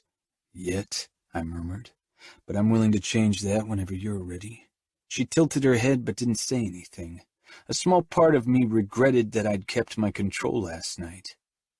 The drive passed mostly in silence. Sofia seemed lost in her thoughts, and I wasn't used to having to work for a woman's attention like that, even if Sofia was more than worth it. I want to show you the city tomorrow after breakfast. Indianapolis isn't a tourist magnet, but there are quite a few things to do. Her brow furrowed adorably. Sure? Fuck. I wanted the giddy, infatuated girl back. This cautious version made me feel out of my element. Maybe that was what she wanted. Sofia was clever. Dinner with Sofia's family was a pleasant affair as usual. Even Samuel suppressed the lingering hostility between us. After they left and the staff finished their shift, we were once again alone. I gestured at the fireplace. Would you like me to light a fire? We could have a glass of wine. I'm kind of tired, she said. I'd like to go to bed, but if you want to stay up, I don't mind. I got the feeling she'd prefer if I stayed downstairs so she could fall asleep alone, but I wouldn't allow her to put more distance between us. I'll join you, I said, setting my hand on her back as we headed upstairs. She didn't pull away, and I didn't exactly get the impression that she loathed my touch. Maybe she wanted to hate it, but I doubted she actually did. I loosened my tie as soon as we entered our bedroom and dropped it on the bench in front of the bed. Sofia eyed me curiously as I began unbuttoning my shirt. I had no intention of hiding in the bathroom whenever I had to change.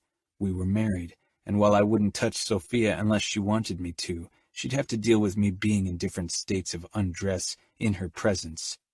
Sofia moved toward the window and looked out over the grounds. Then she surprised me by reaching for the zipper at her back and pulling it down. I followed as inch after inch of her smooth skin came into view. She turned around, not looking my way, and casually shrugged out of her dress, letting it pool to the floor as if she undressed in front of me every day. Despite her played ignorance to my attention, the faint tinge of pink on her cheeks betrayed her. Fuck. I couldn't take my eyes off her in her red lace underwear. Red suited her perfectly. She ran a hand through her hair, then slanted a look at me. Her expression was probably meant to be blasé, but I noticed the nerves flickering in her eyes. I had to hold myself back from crossing the room and pulling her against me. Instead, I calmly continued unbuttoning my shirt and shrugged it off before I unbuckled my belt and stepped out of my pants. Sofia watched me for a moment, then she slipped into the bathroom. I took a deep breath before I followed her. "Do you mind if I get ready as well?" Sofia had her toothbrush in her mouth and shook her head. I stopped at the sink beside hers and began brushing my teeth. I watched her eyes travel down my body in the mirror. I had trouble not looking at her, especially with the way her nipples puckered under the thin material of her bra. She finished before me, and when I followed her into the bedroom a little later, her back was to me as she pulled her nightgown over her head. She was wearing only those tiny silk panties. Beneath it, my cock sprang to life. I didn't bother hiding my arousal as I got into bed beside Sofia. She wanted proof that I desired her, and if getting an erection just from watching her in nightwear wasn't enough, I didn't know what might be. I stretched out on my side facing her. There was an arm's length between us. Sofia draped the blankets up to her shoulders before she looked at me. She seemed at a loss for words, and so was I. I hardly knew my wife. I reached out and cupped her face. She didn't pull back, but she didn't move closer to me either. She simply watched me, as if she was trying to figure me out by merely looking. Most days I hardly understood myself. "I want to kiss you," I said in a low voice. Sofia swallowed audibly but leaned forward and gave me a quick peck before she withdrew from my touch and turned on her back. That wasn't the kiss I'd envisioned, but I'd take whatever closeness Sofia was willing to allow. She glanced at me. "Any time?" "You'll get all the time you need, Sofia. I'll take what you're willing to give, just never mistake my patience as disinterest again, because if it was up to me, your body would be mine tonight." She shivered, and a pleased smile flitted across her face before I turned off the lights. "Good night," she whispered. "Good night." I listened to her rhythmic breathing. This time she fell asleep without crying. Maybe I could do this. Maybe I could fix whatever my thoughtless actions had broken. Sofia. I woke with Danilo's body pressed against me. I wondered if he did it on purpose, but I didn't mind. I kind of liked waking up with his warmth at my back. Danilo used our second day as a married couple to show me around Indianapolis as promised. He took me on a gondola ride in the city center, and the gondolier even sang for us. Unfortunately, he got many Italian words wrong, which led to a few very awkward wordings. I had to stifle laughter at some of his mishaps because I didn't want to offend him. Danilo's mouth twitched, and he leaned closer. "I had hoped this would be romantic. Alas." I giggled, then covered my mouth with my hand. Danilo looked pleased as he put his arm around me and pulled me closer until I was resting in the crook of his shoulder. I relaxed against him as the gondolier bulldozed through one Italian love song after the other. "One day, I'm going to take you to Venice so we can have a romantic boat ride." "That would be wonderful," I gushed, forgetting my new restrained self for a moment. Danilo took my hand and kissed my palm, the same gesture he'd used after the party. After our tour through the city, we had an early dinner at a modern French restaurant in our neighborhood, where I enjoyed a delicious bouillabaisse. It was still early in the evening when we returned home. "I'm going to take a swim. Would you like to join me?" he asked. I shook my head. I promised to call Anna. "I'm going to read a bit." He nodded, but I caught the hint of disappointment in his expression. Once Danilo was gone, I took out my phone and called Anna. She picked up after the second ring. After I told her about our day, she said, "He's trying. I have to give it to him. He's probably worried about blue balls." I snorted. I doubt he's worried that I'll make him wait forever. "Will you?" I crossed the living room and stepped out on the terrace. I don't know. It's not like I haven't been thinking about being with him, Before the mess at the party, it was all I could think about. Someone's horny, Anna said dryly, making me laugh. I just know I'll get emotionally invested if I allow closeness. Anna cleared her throat. Even more emotionally invested? I don't know if I want to risk that yet. Danilo says he desires me, and I believe him, but the thing with the blonde girls still unsettles me. I sighed. I don't know. As long as you're not sure, don't do anything. If you want to have sex with him because you feel like it, then do it. But if you're doubting it, stay away. Buy yourself a satisfier or another toy to keep the hormones in check. You are impossible, I hissed. I'd lend you mine, but that would be awfully strange and unhygienic. Oh, be quiet, I laughed. What? A girl needs to keep herself entertained? As if you don't know how to stay entertained. Anna laughed. We chatted a couple more minutes before we ended the call and I went to the swimming hall. Danilo was just drying off. I watched his muscles flex as he ran the towel over them. Before he could see me, I hurried back to the house. I was already in bed when Danilo came upstairs and got ready for bed. It was close to midnight, and I wondered what he'd been doing since his swim. He looked tired. Is everything okay? I asked. He startled, as if he'd forgotten about my presence. He perched on the edge of the bed. I talked to my sister. She had a little freak out and I had to calm her down. What happened? Is it because of the wedding? Danilo stretched out on the bed in his low-cut boxer shorts.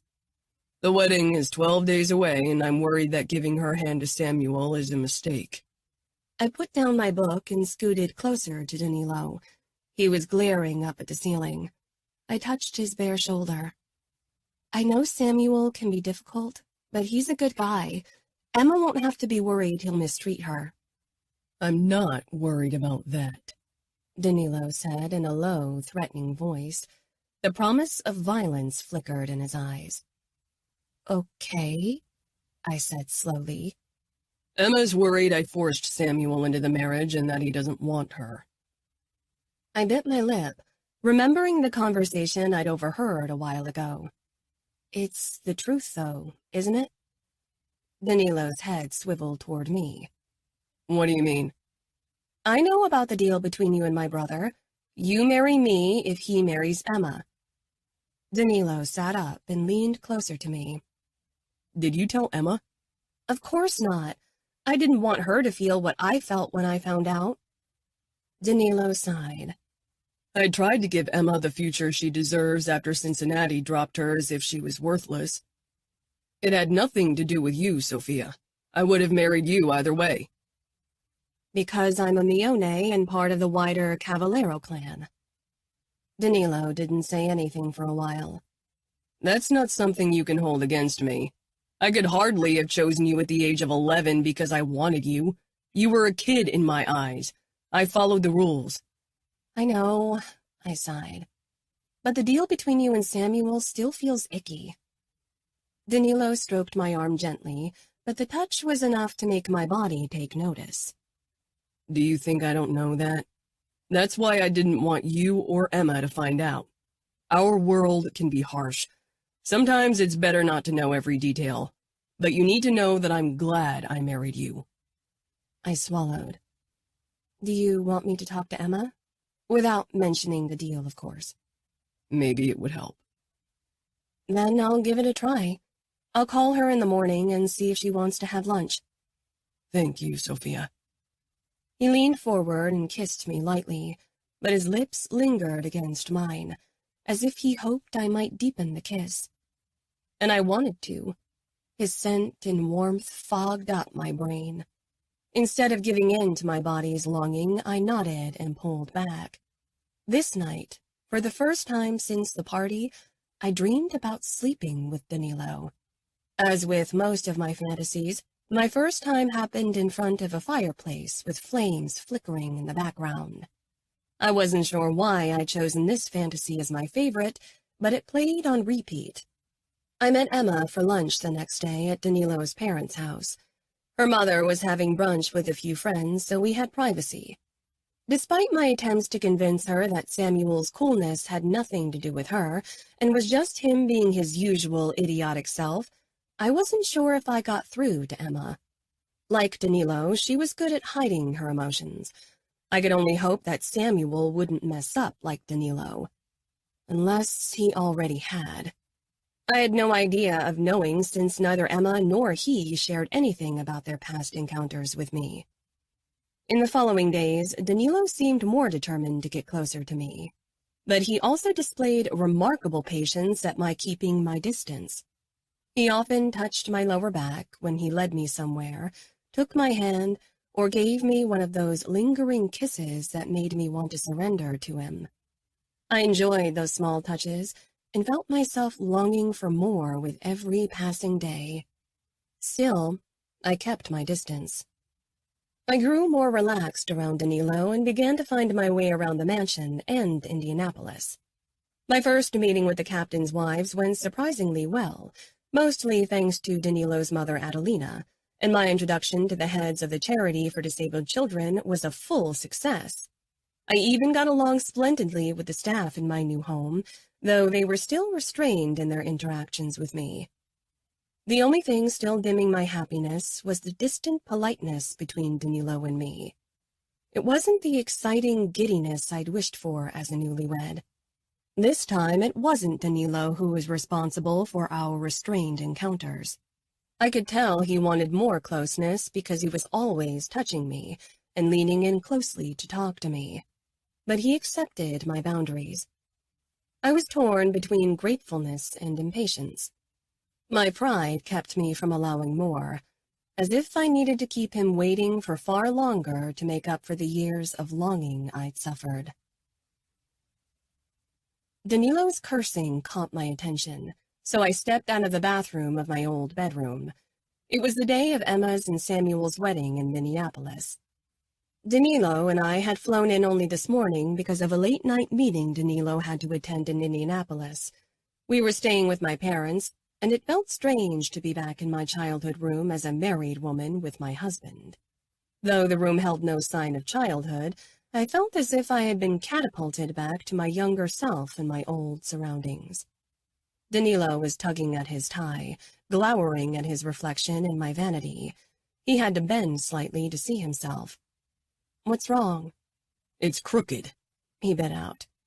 Raising my eyebrows, I approached him. The tie looked perfectly fine to me, but Danilo had been in a mood all morning. "Let me," I said, even though Danilo was better at binding ties. He dropped his arms and straightened. "Is this because your sister is getting married to my brother?"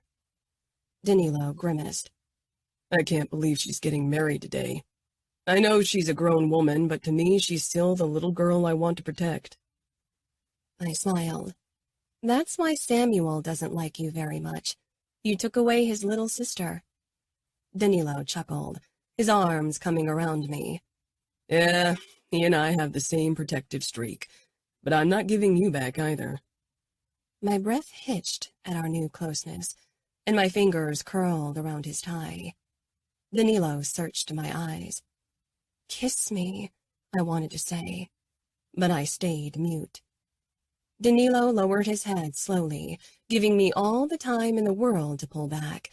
His warm breath brushed my lips, and my heart beat so quickly that I was worried it might burst through my ribcage. Of course, I'd heard girls whispering about kissing, that it could be a magical moment that filled your belly with butterflies. When Danilo's mouth touched mine, it was all that. My body warmed, and a flock of butterflies went on a rampage in my stomach. But that wasn't even half of it. I'd never thought a kiss could make my core clench with desire, could make me so aroused that my panties stuck to my throbbing skin. But Danilo's lips on mine managed that. He massaged my scalp as he tilted my head while his other palm rubbed circles on my back, and his mouth and tongue. My mind was spinning as my tongue followed his lead. He kissed me without hurry, a languid, savoring kiss as our tongues discovered each other. Danilo pulled back to suck on my lower lip. My breathing grew heavier as our mouths slid over each other, as his tongue teased and stroked in a way that made me want to feel it in other places. When he finally broke the kiss, I was dazed and panting. My panties were soaked, and I wanted nothing more than to get some relief. Danilo's eyes seemed to have darkened, and his chest was heaving.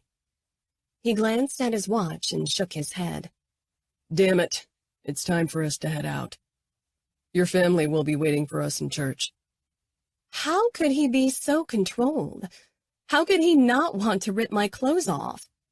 Part of me was glad, the part that remembered our last encounter and clinging to my pride, but the part my throbbing core led had other plans. Still, I stepped back, nodding. I knew my face was flushed. Danilo grabbed his jacket from the chair at my vanity. That's when I noticed the bulge in his pants. Triumph shot through me. He slanted a look at me as if he was trying to see how I was dealing with our kiss. Gathering my courage, I went over to my suitcase and grabbed a fresh pair of panties. Mine felt sticky, and I wouldn't feel comfortable wearing them at the wedding. But under different circumstances, I would have hidden that fact from Danilo to spare myself the embarrassment. After seeing his arousal, however, I wanted him to know I wasn't unaffected by the kiss. Danilo's eyes never left mine. I flashed him a coy smile. Just give me a sec to change, okay? His gaze flickered over the panties dangling from my fingers, and his nostrils flared, his eyes darkening even more. Go ahead. His voice was little more than a rasp. Almost high with the giddiness, I retreated into the bathroom. I didn't close the door. Reaching beneath my lavender cocktail dress, I tugged down my soaked panties. Danilo hadn't moved from his spot in the center of my room, and it thrilled me that he was watching me. My body thrummed under his attention. Pretending I didn't notice, I stepped into the fresh panties and shimmied them up my legs. When I returned to Danilo's side, his arm snaked around my waist. I didn't pull back. Sofia, he said, shaking his head again. We should head out, right? I slid out of his hold and walked away. Soon his steps caught up with me. I could feel his eyes practically burning into me. The wedding was spectacular, and so were the festivities, which were, of course, held in the best hotel in Minneapolis. Danilo's tension returned when we were seated in the church, but slowly abated throughout the evening, though he was still far from relaxed. The first time he didn't follow his sister's every move with his vigilant eyes was when we danced. He held me close, his palm hot against my lower back. With us being so close, I couldn't stop remembering our kiss. My first real kiss. And man, what a kiss. Even in my fantasies, it hadn't been that good, which made me wonder how the rest of our physical encounters would be. The party debacle obviously wasn't the scale to judge our sex life by. I caught Anna's eyes briefly from across the room. We hadn't had time for a private chat yet. We talked on the phone practically every day since my wedding, but talking in person was different. Anna beats my protective streak by far, Danilo murmured. I laughed, meeting his gaze. We've been friends all our lives. She just wants to make sure I'm all right. And are you? After the kiss? Biting my lip, I whispered, I am. The kiss had awakened my senses and my hopes. If Danilo could kiss me like that, then surely he had to desire me. Good, because I can't think about anything else than the taste of your lips, Sofia. I can't wait to kiss you again. I squeezed his shoulder, pressing a bit closer. What are you waiting for? Surprised by my own courage, I laughed. If I kissed you the way I want to kiss you right here on the dance floor, that'll cause the scandal of the year, Danilo said dryly.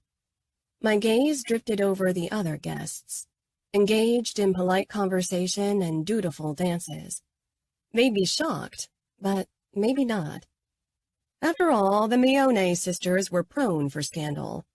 I shoved Serafina out of my head like I had done every day over the last 2 weeks. For me to feel comfortable with Danilo and really give us a chance, I couldn't have let thought Sofina mess with me, which was also why I hadn't taken her calls. We shouldn't ruin your sister's wedding like that. Danilo searched my face, as if he had picked up on my brief meander down memory lane. You should probably dance with her, I added. Danilo nodded and reluctantly handed me over to Dad. After a few more dances, I excused myself from the dance floor, my feet aching in my high heels. I searched the room for Anna, but she was dancing with Samuel. Desperate to get out of my heels, I slipped out of the banquet room. I could hardly take my shoes off around people. It would go against etiquette. I found a comfortable bench in a side corridor and sank down on it. I released a sigh when I slid my heels off. My feet were red, and blisters were forming at my toes. I shouldn't have worn new shoes for a night of standing and dancing. Footsteps alerted me that someone was coming, and I looked up to see Danilo rounding the corner, a look of concern on his face. He relaxed visibly when he spotted me. Worried I'd run off? I said with a small smile. He sat down beside me and surprised me by taking my foot and massaging it. I leaned back and moaned under my breath. Sorry, this just feels too good. Danilo shook his head and bestowed the same treatment on my other foot. The look he gave me was intense, and soon the simple massage felt like more than a way to ease my pain. It was silent in this part of the hotel. The banquet room was a good distance away, and the restrooms were in the other direction. Danilo set down my foot and cupped my face. I scooted over to him, and our mouths crashed together. I lost myself in the kiss, in Danilo's warmth and taste. He hoisted me onto his lap, and I wrapped my arms around his neck, sinking even deeper into the kiss. His erection dug into my ass, stirring up my own need. So much for changing panties. Shit, someone muttered. Danilo and I jerked apart. Anna stood a few steps from us. She sent me a look that made it clear she wanted details, then slowly backed away with a fake, sheepish expression. Before she turned the corner, she winked at me. Danilo made a low sound in his throat. She's getting annoying. You can't blame her. You haven't given her much reason to like you. I'm trying to make up for my past transgressions, Danilo said as he kissed my throat. I closed my eyes, letting his mouth work its magic. We should return to the party before people get suspicious. Let them get suspicious. We're married. We can do whatever we please. What we do in private is our business. Goosebumps rose on my skin as I considered the options. I scooted off his lap before I could lose myself completely, but Danilo caught my wrist and pulled me down so he could murmur in my ear. How are those panties? Soaking wet? My eyes widened, surprised by his directness. I wanted to be just as bold. Looking around, I reached under my dress and dragged down my panties. With a coy smile, I stuffed them into his pocket. He froze, and I worried I'd crossed a line or done something disgusting. Then he jerked me against him and kissed me hard. I gasped and pulled away. We should get back. Danilo shoved his hand into the pocket with my panties and groaned. Sofia, fuck. What are you doing to me? I stepped back. The air against my pussy felt strange. The thought of spending the night bare almost made me regret my little stunt, until I saw Danilo looking at me as if he wanted to devour me. On our way back to the banquet room, Anna intercepted me. Danilo went ahead as Anna and I made our way to the restroom. The moment we were alone, I blurted, "I'm not wearing panties." I wasn't sure what made me say it. Perhaps it was the effect of the nervous energy buzzing under my skin, since I'd lost the barrier between my throbbing flesh and the air. Anna's brown eyebrows shot up. Good for you! I covered my eyes and giggled. I think I'm losing my mind. All because of a kiss? Or did you two have a quickie in a dark corner before I caught you? She pulled my hand down, forcing me to meet her curious gaze. That was only our second kiss. We haven't really done more, unless you count the party. It doesn't count, Anna muttered. But you two looked awfully cozy. Not at all like people who wanted to stop at kissing. I didn't. I don't. I sighed. I don't want to rush into things after everything. Then don't. Or try to separate lust from love. You could start by having great sex with Danilo and then slowly work your way up to an emotional connection. I doubt that's going to work. I can't separate sex from emotions. If you say so, but from what I saw, I can tell that you won't be able to resist much longer. Walking around without panties doesn't really scream abstinence, you know?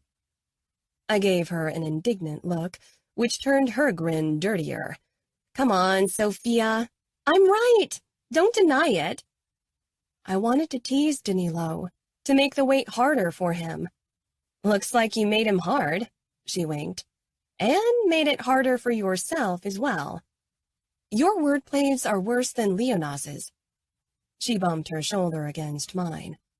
Let's get you back to your husband. I'm sure he's been guarding your panties with his life. Anna, don't say anything to anyone. She rolled her eyes. Don't worry. Your good girl reputation is safe with me. I have practiced keeping a white vest. Life's all about enjoying the little freedoms. I huffed as she dragged me back to the party.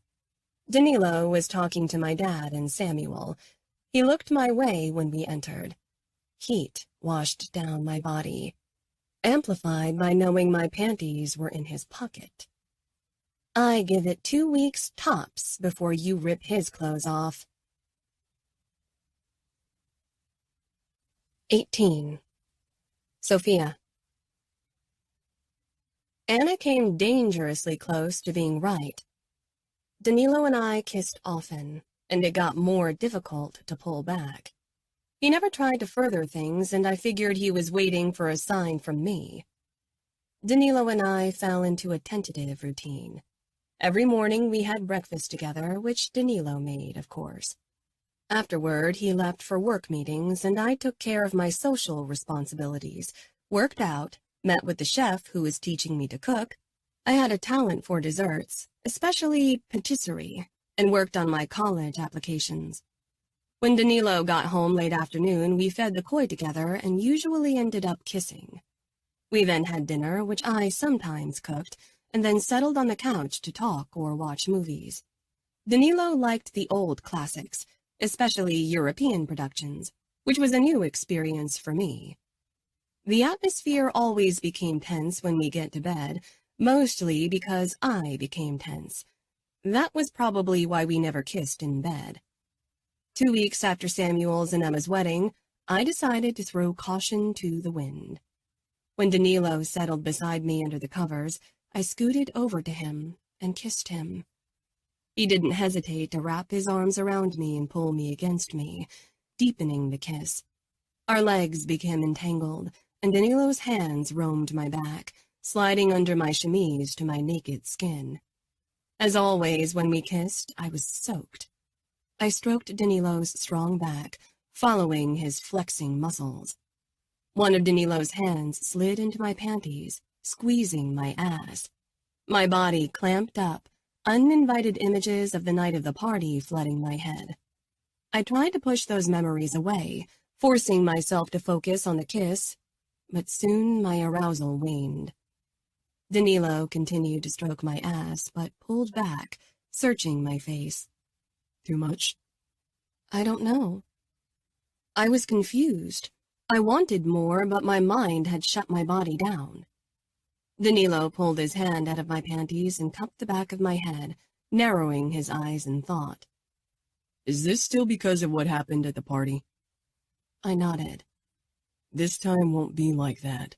I'll take my time, prepare you, pay attention to what you like. I leaned in and kissed him again. Running my hands down his chest, I rocked myself against Danilo's thigh, desperately trying to win over my mind, but by now I wasn't wet at all.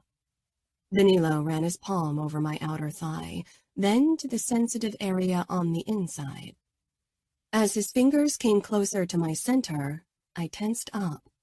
He began to draw back, but I put my hand on his, stopping him. "Don't stop." He slid his fingers further up, brushing my outer folds. My body felt ready to splinter with tension, and not in a good way. Danilo shook his head and stopped kissing me. "This isn't working." I groaned. "I know." I flopped onto my back and stared up at the ceiling, trying to determine why exactly I clamped up. Part of it was me being terrified of the pain, but I doubted it would be like that again. The other part? My brain replaying those blonde chicks Danilo had been with in the past. "Do you prefer blondes?" "What?" Danilo muttered, bracing himself on his elbow and leaning over me. I shrugged. "All your dates were blonde, and at the party you chose me because of my wig." "Is this because of that?" "Maybe. I really don't know." He sighed and ran a hand through his hair. "I never had a thing for blondes. Not even years ago." I assumed he was referring to when he had been engaged to Fina. "I dated girls with brown hair, black hair, blonde hair." "Not afterwards," I said, also avoiding Fina's name. Danilo touched my hip, his thumb sliding beneath my chemise to stroke my skin. "I didn't do those women because I felt more attracted to blondes. I did them because of my anger issues." He reached for my hair and ran his fingers through my curls. "I love the color of your hair. Like chestnuts." "Okay," I murmured, even if anger issues seemed a strange explanation for banging blondes, but everyone handled trauma in different ways. I rolled over, curling into him. "I want to keep trying. Eventually my body will give in." Danilo smiled wryly. "I'll give it as many tries as you want, but maybe we should continue in the morning." He wrapped his arms around me and I settled against his chest. I felt more comfortable with Danilo every day. I still didn't understand him, but maybe that was normal. Men, especially the men in our world, were a strange species. I woke up in Danilo's arms and turned to kiss him. Our bodies were still relaxed from sleep, but quickly heated up. But like before, my mind messed things up. Danilo gave me time to compose myself and went downstairs to prepare breakfast. Staring at the ceiling, I slipped a hand between my legs. I was dry as the Sahara. It was strange how quickly my body turned from full-blown arousal to a desert state once it clamped up. I hadn't stroked myself since the party. For some reason, the events had dulled my libido. My fingers worked my clit the way I usually liked it, but my body barely reacted. Frustrated, I rubbed harder. Danilo cleared his throat. I jerked my hand away and closed my eyes with a groan. The bed dipped, and I opened my eyes as he set a tray down. I was just trying to see if my body still worked. Danilo leaned down and kissed me slowly. "You looked as if you were in pain. That didn't look pleasurable." It wasn't. "How about we have breakfast and then we'll tackle the issue again?" Tackle the issue? I repeated, my brows climbing my forehead. I put a strawberry into my mouth. That doesn't sound pleasurable either. We'd finished our waffles and were talking about my plans to start college in spring when Danilo asked, "Will you ever let me read something of yours?" My cheeks blasted with heat. So far, all my stories had been sappy and sexy love stories. Danilo raised his eyebrows. "That bad?" Just really embarrassing. "Worse than how I embarrassed myself by not recognizing my own fiancé only because she wore a wig?" I snorted. Maybe. Danilo's phone beeped. He groaned. "Ugh, I have to call Marco." I'll grab a shower. I climbed out of bed, grateful for the reprieve from talking about my writing. After showering, I cinched my bathrobe around my waist and went back into the bedroom. Danilo was still on the phone, lounging against the headboard, his muscular chest on display. Seeing my appreciative look, Danilo smirked as he muttered, "What's so difficult about racing a car?" I strolled over to the bed and sat down beside Danilo.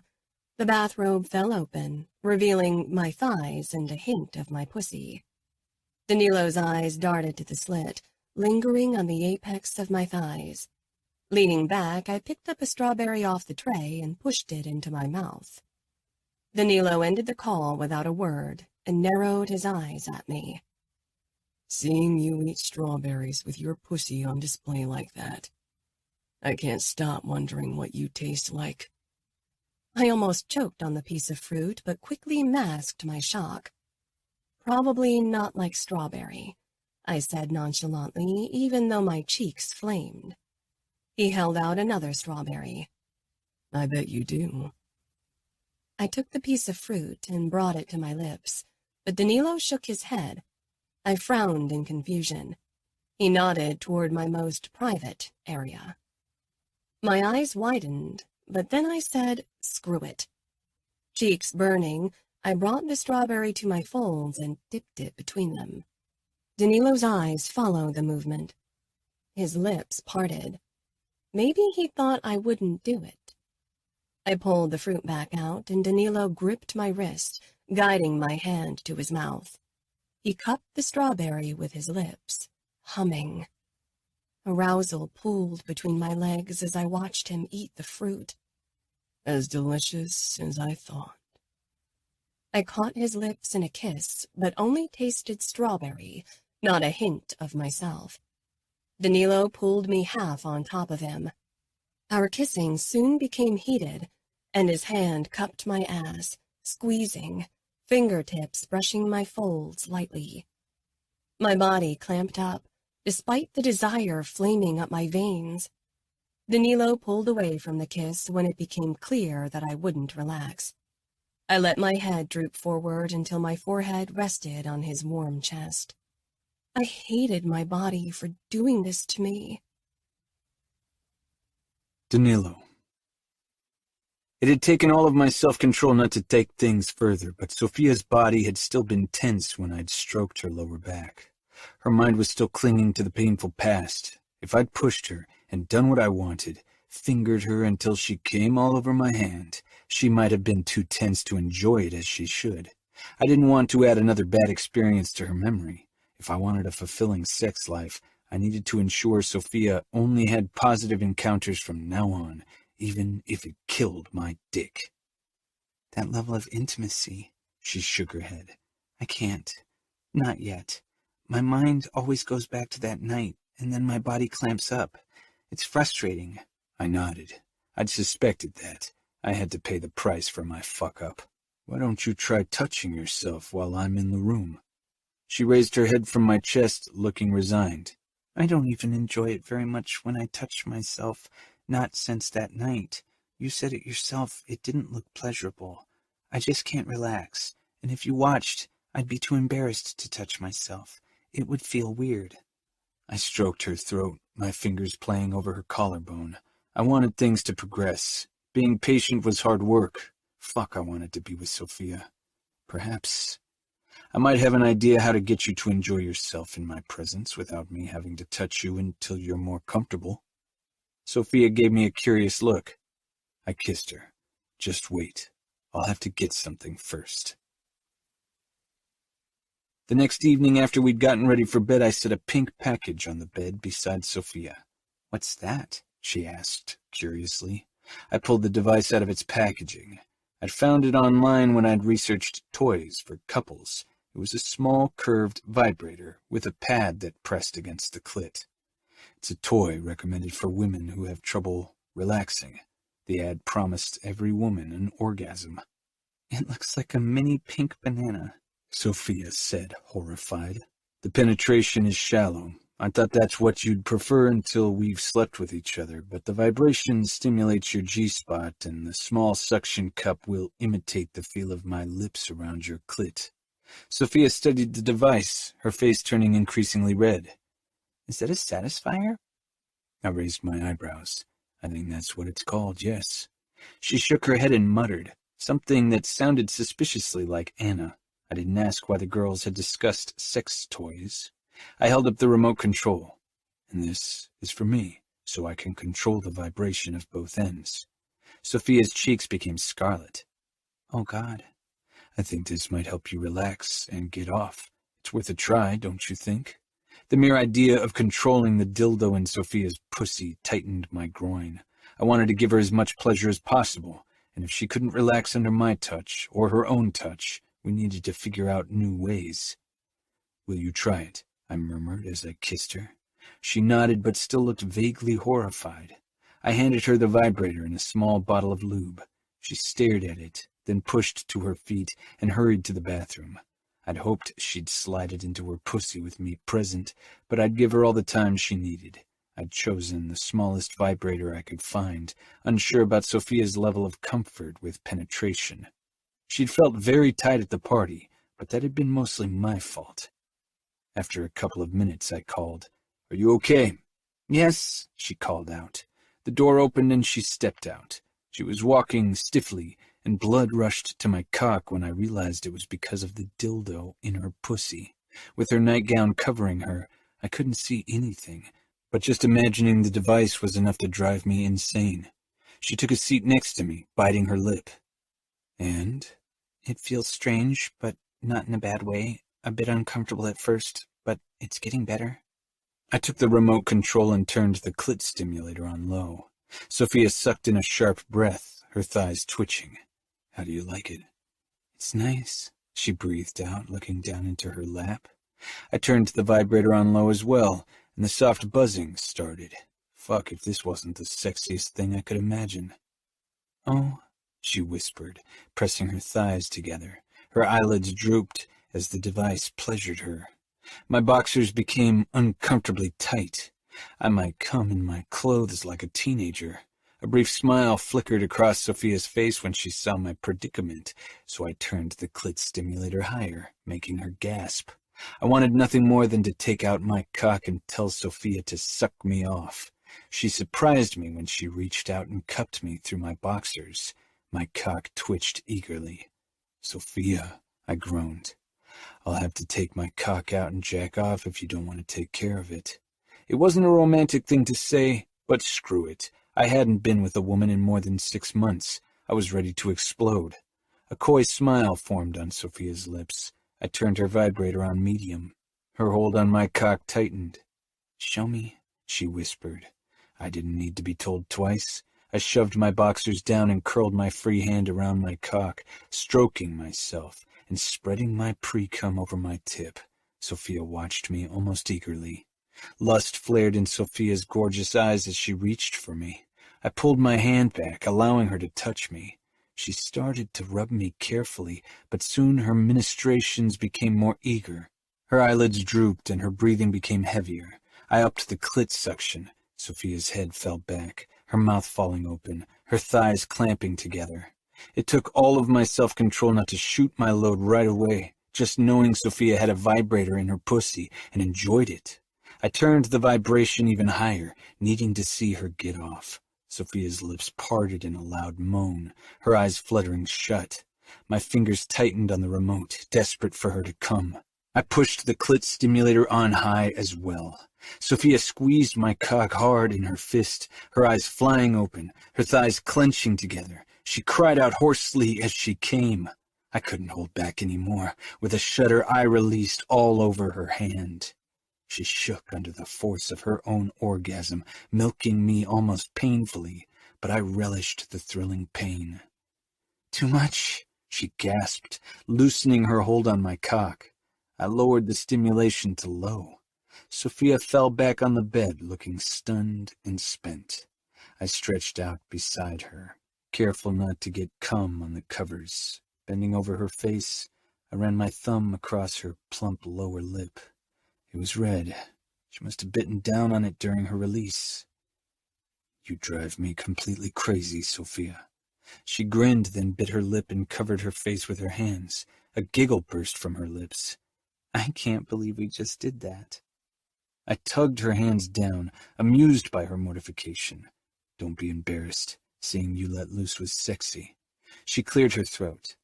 I should remove the toy, she said, and got up to disappear in the bathroom. I used the time to clean myself with a tissue. I needed a shower. I followed Sofia, who stood at the sink, washing the vibrator. I'm going to shower. Do you want to join me? Sofia pursed her lips, then shook her head. Go ahead, I'll lie down. I walked up to her and touched her hips, meeting her gaze in the mirror. Are you okay? She smiled. I am. I just need to process. She put her hand over mine. Don't worry. I nodded and watched as she walked back to the bedroom. When I was done, Sofia was sitting up in bed, reading something in a notebook. I slipped under the covers and wrapped an arm around her. She held out the notebook for me. I raised an eyebrow. It's something I wrote. It's embarrassing, but I want to share it with you. I began to read what I discovered was Sofia's fantasy for our first sexual encounter. Surprise washed over me as I read her story, especially how she saw me, her ideal version of me. She didn't go into every detail, but she didn't shy back from describing how I touched her and made love to her. That's how she put it, and it was probably what she longed for. Lovemaking was something I'd always wondered about but never experienced. I cared deeply about Sofia and couldn't deny that I was falling for her. Her smiles and kindness and her stubborn streak that came through occasionally. But love wasn't something that happened in the course of a few weeks. It took time. That was something I believed firmly. When I was finished reading, I looked up. Trepidation shone in Sofia's eyes, as if she feared my reaction. That's how you want our first time to be, in front of a fireplace on the floor. She flushed. It's how I imagined it. It's not supposed to be instructions for you. She closed her eyes, turning even redder, though I hadn't thought it possible. I just wanted you to know that I've been imagining our first time, and that even if my body is being difficult, I eventually want to be with you. I set the notebook aside and pulled her against me. There's a beautiful fireplace in the living area of my lodge, with a view over the lake. I fell silent. Bringing up the lodge probably wasn't the best idea, but Sofia only smiled. We'd have to wait for the temperature to drop for a fire to make sense.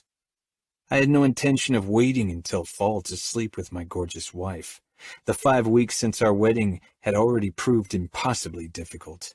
Sofia must have read my thoughts because she rolled her eyes. I don't want to wait that long either. Good. I don't mind dying of heart stroke in front of a roaring fire in summer if it means I get to claim your beautiful body. Sofia pressed her face into my neck and chuckled, but she didn't say a word about when she'd be ready. I'd just have to practice some more patience. 19. Sofia. In addition to aerobics in the local outfit gym where I'd met Marco's wife Bria by chance and hit it off, I started yoga on her recommendation. Before our accidental meeting, I'd only seen her at the wedding. For some reason, we'd never had a double date. Danilo always met Marco alone, mostly to deal with business. It was a beautiful, mild July morning when I rolled out my yoga mat beside the koi pond. In the 6 weeks since I'd moved into the mansion, I'd started to feel more and more at home. I still talked to my mother every other day, but I didn't feel homesick for Minneapolis anymore.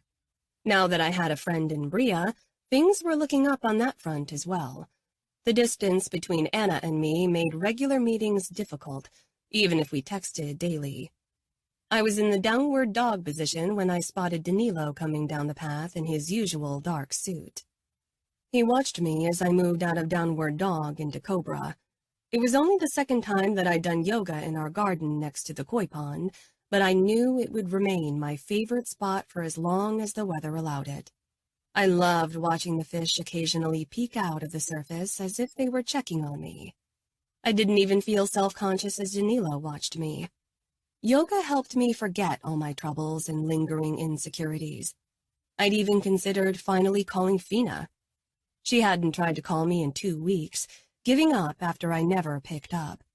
Now that my relationship with Danilo grew every day, I felt guilty for refusing to talk to her.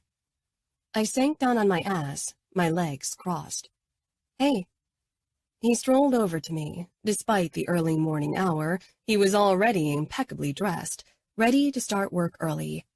I admired his work ethic, even if it meant we didn't have as much time together as I might have liked sometimes. But Indianapolis was an important city, and Danilo was still a young underboss in the outfit. He needed to show he was a hard worker so his men, and especially the captains and other underbosses, respected him. Making bloody statements had its limits after all. They mostly only brought you fear, not admiration. "I want to spend a few days in our lake lodge. It would be good to have time for each other without any distractions, like a mini vacation." Surprised, I pushed to my feet and wiped my face with a towel. "That sounds great." Remembering Danilo's comment about the fireplace in the lodge, my belly filled with butterflies. Danilo stepped close to me and cupped my face. "Just you and me. Nothing else." I nodded against his mouth and sank into the kiss. His tongue parted my lips, eagerly tasting me. I loved kissing Danilo. It always awakened every nerve in my body. Since he'd gifted me the sex toy, something I hadn't mentioned to Anna yet, I'd relaxed more and more, and I came every time we used it. While I loved it, I wanted to be physical with Danilo without the help of a device. Maybe the lodge would give us the opportunity. "Aren't you too busy?" I whispered when he pulled back. Danilo hated leaving Indianapolis, even for a day. Being the underboss of one of the most important cities of the outfit came with many responsibilities, and he took his responsibilities very seriously. That he'd leave his city for several days to spend time with me showed me that he really wanted our marriage to work. "Our marriage is more important. We could use some time to enjoy each other's company." A pleasant shiver mixed with nerves in my body. Would we finally have sex? I wasn't as worried about the prospect as I used to be. In the last few days, Danilo had made sure to give me plenty of pleasure to make up for our botched-up first encounter, and I was certain he'd keep doing so. "I can't wait," I murmured, hoping he understood what I meant. He pulled me even tighter against him and kissed me until my clothes felt uncomfortably warm and my body pulsed with need.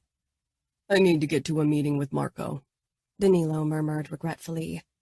"I met his wife in the gym twice now. We really like each other. I thought we could have dinner together sometime." Danilo looked surprised. "Marco didn't mention anything." I shrugged. Maybe Bria didn't tell him. The look on his face told me that didn't surprise him. I hadn't talked to Bria about her marriage with Marco, so I wasn't sure if they had problems. The only thing I knew was that they'd gotten married a few weeks before us. "I'll talk to Marco about it, but we'll have our vacation first." He kissed me again before he turned around. I watched him walk away and let out a small sigh, trying to ignore the pulsating need in my body.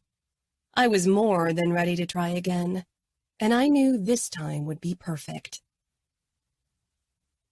A week later, we finally made time for our getaway. It was the first time we'd returned to the Mancini Lake Lodge after Danilo's birthday party. In the daylight, I could fully appreciate the beautiful landscape surrounding the lodge and the lake. I peered curiously out of the window. A small flicker of nerves kindled in my belly as we drove up the driveway. I didn't want to link this place with my bad memories. After all, a place couldn't really harbor bad feelings, and I didn't want to be shackled to the past. Danilo put a hand on my knee and squeezed. "Are you all right?" I glanced over to him and curled my fingers around his. "Yeah, just enjoying the landscape." "I hope you can enjoy the trip. I know your only experience here was horrible, but I really love spending time at the lodge, and I hope you will eventually as well." "Don't worry. I'll just focus on the here and now." Danilo pulled up in front of the lodge, a 2-story timber building with a large patio overlooking the tree-lined lake. I got out and breathed in the fresh forest air. The late July heat dominating Indianapolis wasn't present here. It was warm and humid, but not hot. Perhaps we could really light a fire in the fireplace. Danilo grabbed our luggage from the trunk and carried it into the lodge. Now, without dozens of guests and flashing lights, the cozy vibe the inside of the house gave off surprised me. Everything was timber, sheepskin, cowhide rugs, and soft cognac-colored leather sofas. Huge windows allowed the sun to penetrate the big rooms with their high ceilings. A magnificent stone fireplace dominated the center of the living area, as was standard in most lodges in the area. Danilo set down the luggage in the lobby and showed me around. When we stepped out onto the patio, I had a brief flashback, remembering how I'd first spotted Danilo on the lower deck and how we danced together. Goosebumps sprang up on my skin, but the onslaught of memories didn't come. Danilo touched my hip, his eyes searching mine. Are you sure you're fine? Definitely, I said. How about you show me the rest of the lodge? Danilo led me to a jacuzzi off to the side of the patio that overlooked the lake and the surrounding forest. I hadn't noticed the sauna off to the side of the patio the last time. It took my breath away. I remembered briefly seeing the jacuzzi at the party, crowded with half-naked, drunk people. Suddenly curious, I narrowed my eyes at Danilo. How often did you have parties like that? Danilo chuckled. To be honest, I wouldn't even have organized that party at all if it weren't for Marco. He was determined to have a last hurrah for us before we got married. I huffed. A last hurrah it was. Danilo stroked my hip, tugging me against him.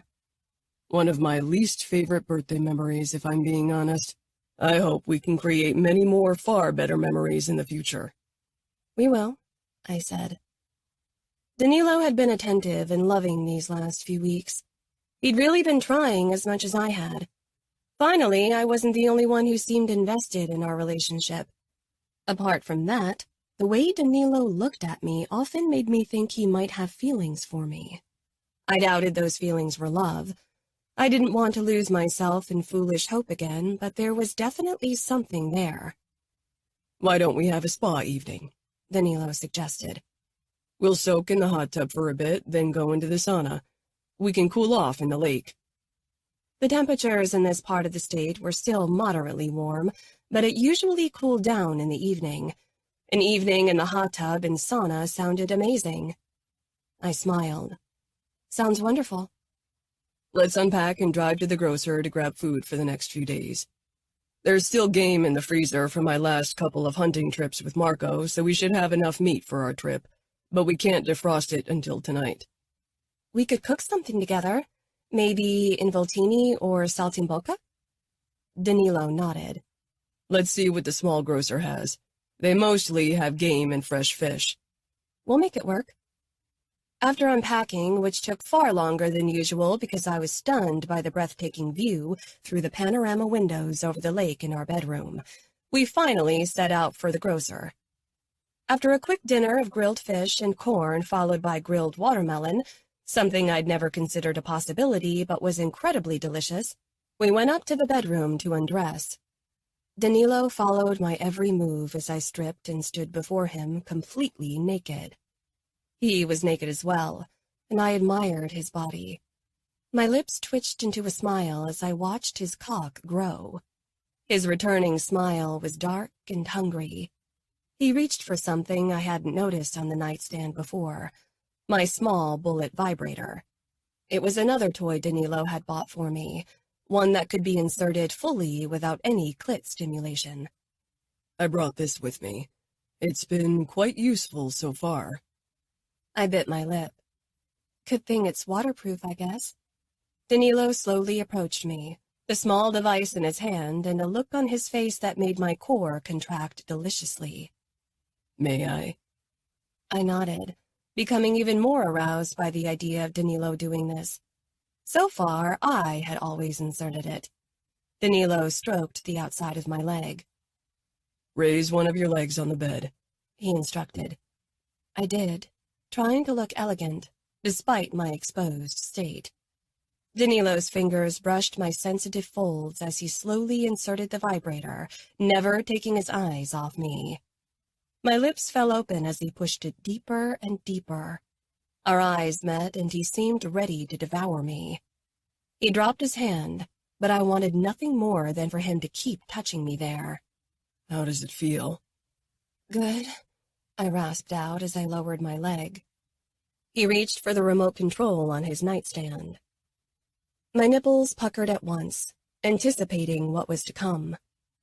Danilo turned the vibrator to the lowest vibration level, only a whisper of pleasure, but at the same time the promise of more. Ready to soak in the jacuzzi? I pushed up on my tiptoes and kissed him before murmuring, "So ready." Danilo let out a low groan and took my hand, tugging me along. The first few steps sent shockwaves of pleasure through my core as my body adapted to the vibration deep within. Danilo looked at me from the corner of his eye, knowing full well that I was oversensitive right now, but he didn't slow. Not that I was any less eager about spending a relaxing and hopefully pleasurable evening in the hot tub and lake. Danilo clutched my hand firmly as he led me to the jacuzzi. Even that innocent touch felt like so much more just because of the device inside of me. I felt naughty and daring and incredibly sexy knowing that it turned Danilo on. The temperature outside had cooled considerably, and the light breeze caressed my skin in the most tantalizing way. Danilo helped me up on the steps to the jacuzzi. As I lowered myself into the hot water, a soft moan escaped me. My muscles relaxed as I sank back against the backrest, savoring the sensations inside of me. Danilo was sporting an impressive erection by now. I grinned, knowing it turned him on to control the little device steering my pleasure. He put his arm around my shoulders, his fingers stroking my upper arm. I rested my head against his strong arm and gazed out over the lake. It was such a peaceful sight, so very unlike my first impression of the area on Danilo's birthday. What are you thinking? Danilo asked carefully, as if he could sense that my thoughts had drifted back in time. I brushed my palm over his chest. Just enjoying the beautiful view. I raised my head and captured his lips for a sensual kiss. I pressed even closer to him, sliding onto his lap. His erection brushed against my thigh. Danilo shifted me until I straddled him, his length pressing up against my belly and rubbing deliciously against my most sensitive spot. I wrapped my arms around Danilo's neck, trying to mold our bodies together. I moaned into his mouth when his cock put the perfect amount of pressure on my clit. Danilo's palm slid down my back slowly before he cupped my ass and squeezed. Another moan slipped out. I can't wait to be inside of you, he growled. Despite the brief flash of nerves, I wanted that too. Danilo's eyes met mine, trying to gauge my reaction. I held his gaze. I'd like that. Danilo brushed his lips across my cheek and ear. Tomorrow. We had a long drive today, and I want to make tomorrow really special. We spent the next hour making out in the jacuzzi until I began to rock myself almost frantically against Danilo, and he released a low groan. He stopped me with an almost painful look. I have to stop you there, or I'll embarrass myself. I couldn't help but giggle, reveling in the power I possessed. Danilo lifted me to my feet with a growl and stood. Enough. But he squeezed my ass playfully and helped me out of the jacuzzi. Maybe I need to give you a taste of your own medicine. He bent down and picked up the remote control he dropped on one of the lounge chairs.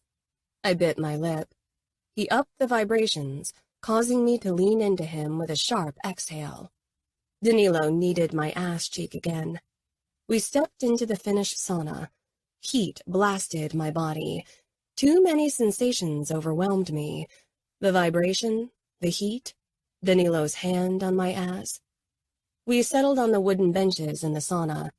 Danilo put a spoonful of water on the coals, and the scent of fur filled my nose. My eyes took in his erection that strained to attention. Danilo noticed my gaze and leaned closer to whisper, "You're doing this to me, Sofia." I brushed my finger down his abs and curled my hand around his cock, massaging him the way he liked. He reached for the remote control and upped the vibrations again. My fingers jerked against Danilo's length. I could feel myself getting closer and wondered if I could come without any friction to my clit. Danilo gently pushed my hand away. "Not yet," he said roughly. He stood and helped me to my feet. I felt shaky on my legs, trembling from the small bolts of pleasure that radiated through me. "Let's cool off a bit." Danilo led me down to the lower deck. I slowly lowered myself into the cold lake. I gasped, then relished the sensation because it cleared the lust-filled haze from my head. Danilo winked at me and dived in head first, sprinkling me with ice-cold water. He burst through the surface a moment later. Grinning, he swam over to me and dragged me against him. I twined my legs around him and kissed him again. He moved us over to the shore so he could stand and keep us both above the water. Danilo rubbed my back, then moved lower to squeeze my ass. "Danilo," I whispered. I wasn't sure how to voice my need. "Soon," Danilo promised. Soon sounded too far away. I needed relief now. But I allowed myself to sink into the kiss, to savor the moment. I began to tremble in the cold water despite Danilo's ministrations. "Time to warm up," he murmured, dragging his mouth away from mine. Linking our fingers, he led me back to the soft pebbled shore and up a narrowed path onto the patio. The boards were warm from the fire. I curled my toes in delight, feeling the warmth return to them. Danilo grabbed one of the plush towels he'd put on a chair and wrapped it around my shoulders before he turned the bullet vibrator off.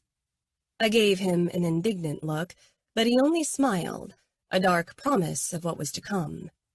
He began to dry me with soothing, gentle rubs, my arms, my back, then even gentler over my breasts. My nipples became even harder, and not because of the cold. He took his time with my breasts, brushing the soft fabric over my aching nubs in tantalizing circles, until small pants escaped my parted lips. This felt so good, and slowly a deep aching need spread between my thighs. His eyes followed the movements of his hands as they traveled to my belly. He dried my ass, squeezing gently now and then. I bit my lip when he got down on his knee to dry my thighs, leaving him eye level with my pussy. I could feel how achingly wet I was and knew Danilo would be able to see it. He lifted my leg to dry it off and propped my foot up on his knee. His gentle rubbing increased the throbbing between my legs, and the cool air hitting my wet flesh only heightened the sensation. Danilo's eyes lingered on my pussy as he rubbed my thighs, and I clenched involuntarily under his attention. At last, he touched the towel to my aching flesh, gently stroking me dry. My breathing became heavy, but too soon Danilo was done and dropping the towel. He didn't get up. Instead, he leaned forward and pressed a soft kiss to my pussy. My breath hitched, and my hands shot out to grab his head. His warm breath ghosted over my flesh before he pressed a firmer, lingering kiss against my folds, his lips grazing my clit. I released a soft whine. I hadn't even realized how much I longed for this. "What do you want, Sofia?" he murmured between kisses, making it difficult to form a thought. So far, I tried to keep some distance between us by not allowing this kind of closeness. The little device still inside of me allowed me pleasure without too much physical contact, a strange possibility. I wanted to let loose, to succumb to Danilo's touch, wanted to really bring our bodies together, even at the risk of opening up my emotions again. "Sofia," he groaned. "I'm going crazy down here. Let me taste you." The flames barely penetrated the surrounding dark and distorted Danilo's face. I knew it would do the same with mine, protecting me from his penetrating stare. Instead of replying, I shifted my leg to the side, allowing him access. He gently tugged at the cord of my bullet vibrator, making me moan before he pulled it out slowly and put it down on the towel beside us. Then he didn't hesitate. His tongue dived in, tasting me, parting my folds to explore my sensitive flesh. I clung to his head, closing my eyes as I practically rode his mouth. I felt wanton, almost depraved, like I could let loose in the safety of the dark, could be someone else. With every trace of his hot tongue over my slit, more of my control slipped away. Every inch of my body seemed to pulsate with need. His tongue stroked and teased until he began licking my clit with slow, precise movements that had me moaning loudly. I glanced down, needing to see what he was doing. In the flickering light, I could see that his eyes were closed. A confident smile tugging at his lips, which were pressed up to my pussy. His tongue darted out, lapping at me, and I couldn't hold back. I came with a harsh cry that echoed over the lake, pressing myself against Danilo's mouth, wanting his tongue deep inside of me. It was a strange thought, but I couldn't shake it. His fingers dug into my ass, shoving me even closer, as if he could read my darkest desires. He buried his tongue deeply in me. I kept watching, unable to rip my eyes away from the sight of Danilo pleasuring me. I almost sobbed with pleasure, still clinging to his head, not wanting this to end even when it became too much. Danilo pulled back and pressed a kiss to my folds before he moved up my body and claimed my mouth for a kiss. I reached for his erection, but he gently grabbed my wrist. I want to come inside of you. Tomorrow. He looked deeply into my eyes, waiting for me to say something. I kissed him, whispering, I want that too. We settled on the lounge furniture, Danilo's arms wrapped around me from behind. The flames kept us in a warm cocoon, and Danilo's body shielded me from the wind. The trees rustled in the breeze, and the waves lapped at the shore. It was so peaceful. What happened to your sister? I asked softly, stroking Danilo's arm. He didn't react, as if he hadn't heard me, and I wondered if he chose to not answer me. I didn't want to push him, but I hated basing my opinion on the rumors and gossip that was floating around in our circles, and asking Emma seemed like a breach of Danilo's trust, as if I was passing him by. Not to mention that I wanted to know about the man at my side. That part of Danilo's past played such a crucial role in his life that not knowing seemed like a disadvantage if I wanted to get to know him fully. She was in a car accident, he murmured, his voice heavy with guilt and wistfulness. I'd heard different stories about how badly the car had crashed. Some rumors speculated that Danilo had been the driver and that it had been swiped under the rug. Given his obvious feelings of guilt, I wondered if the rumors had some truth to them.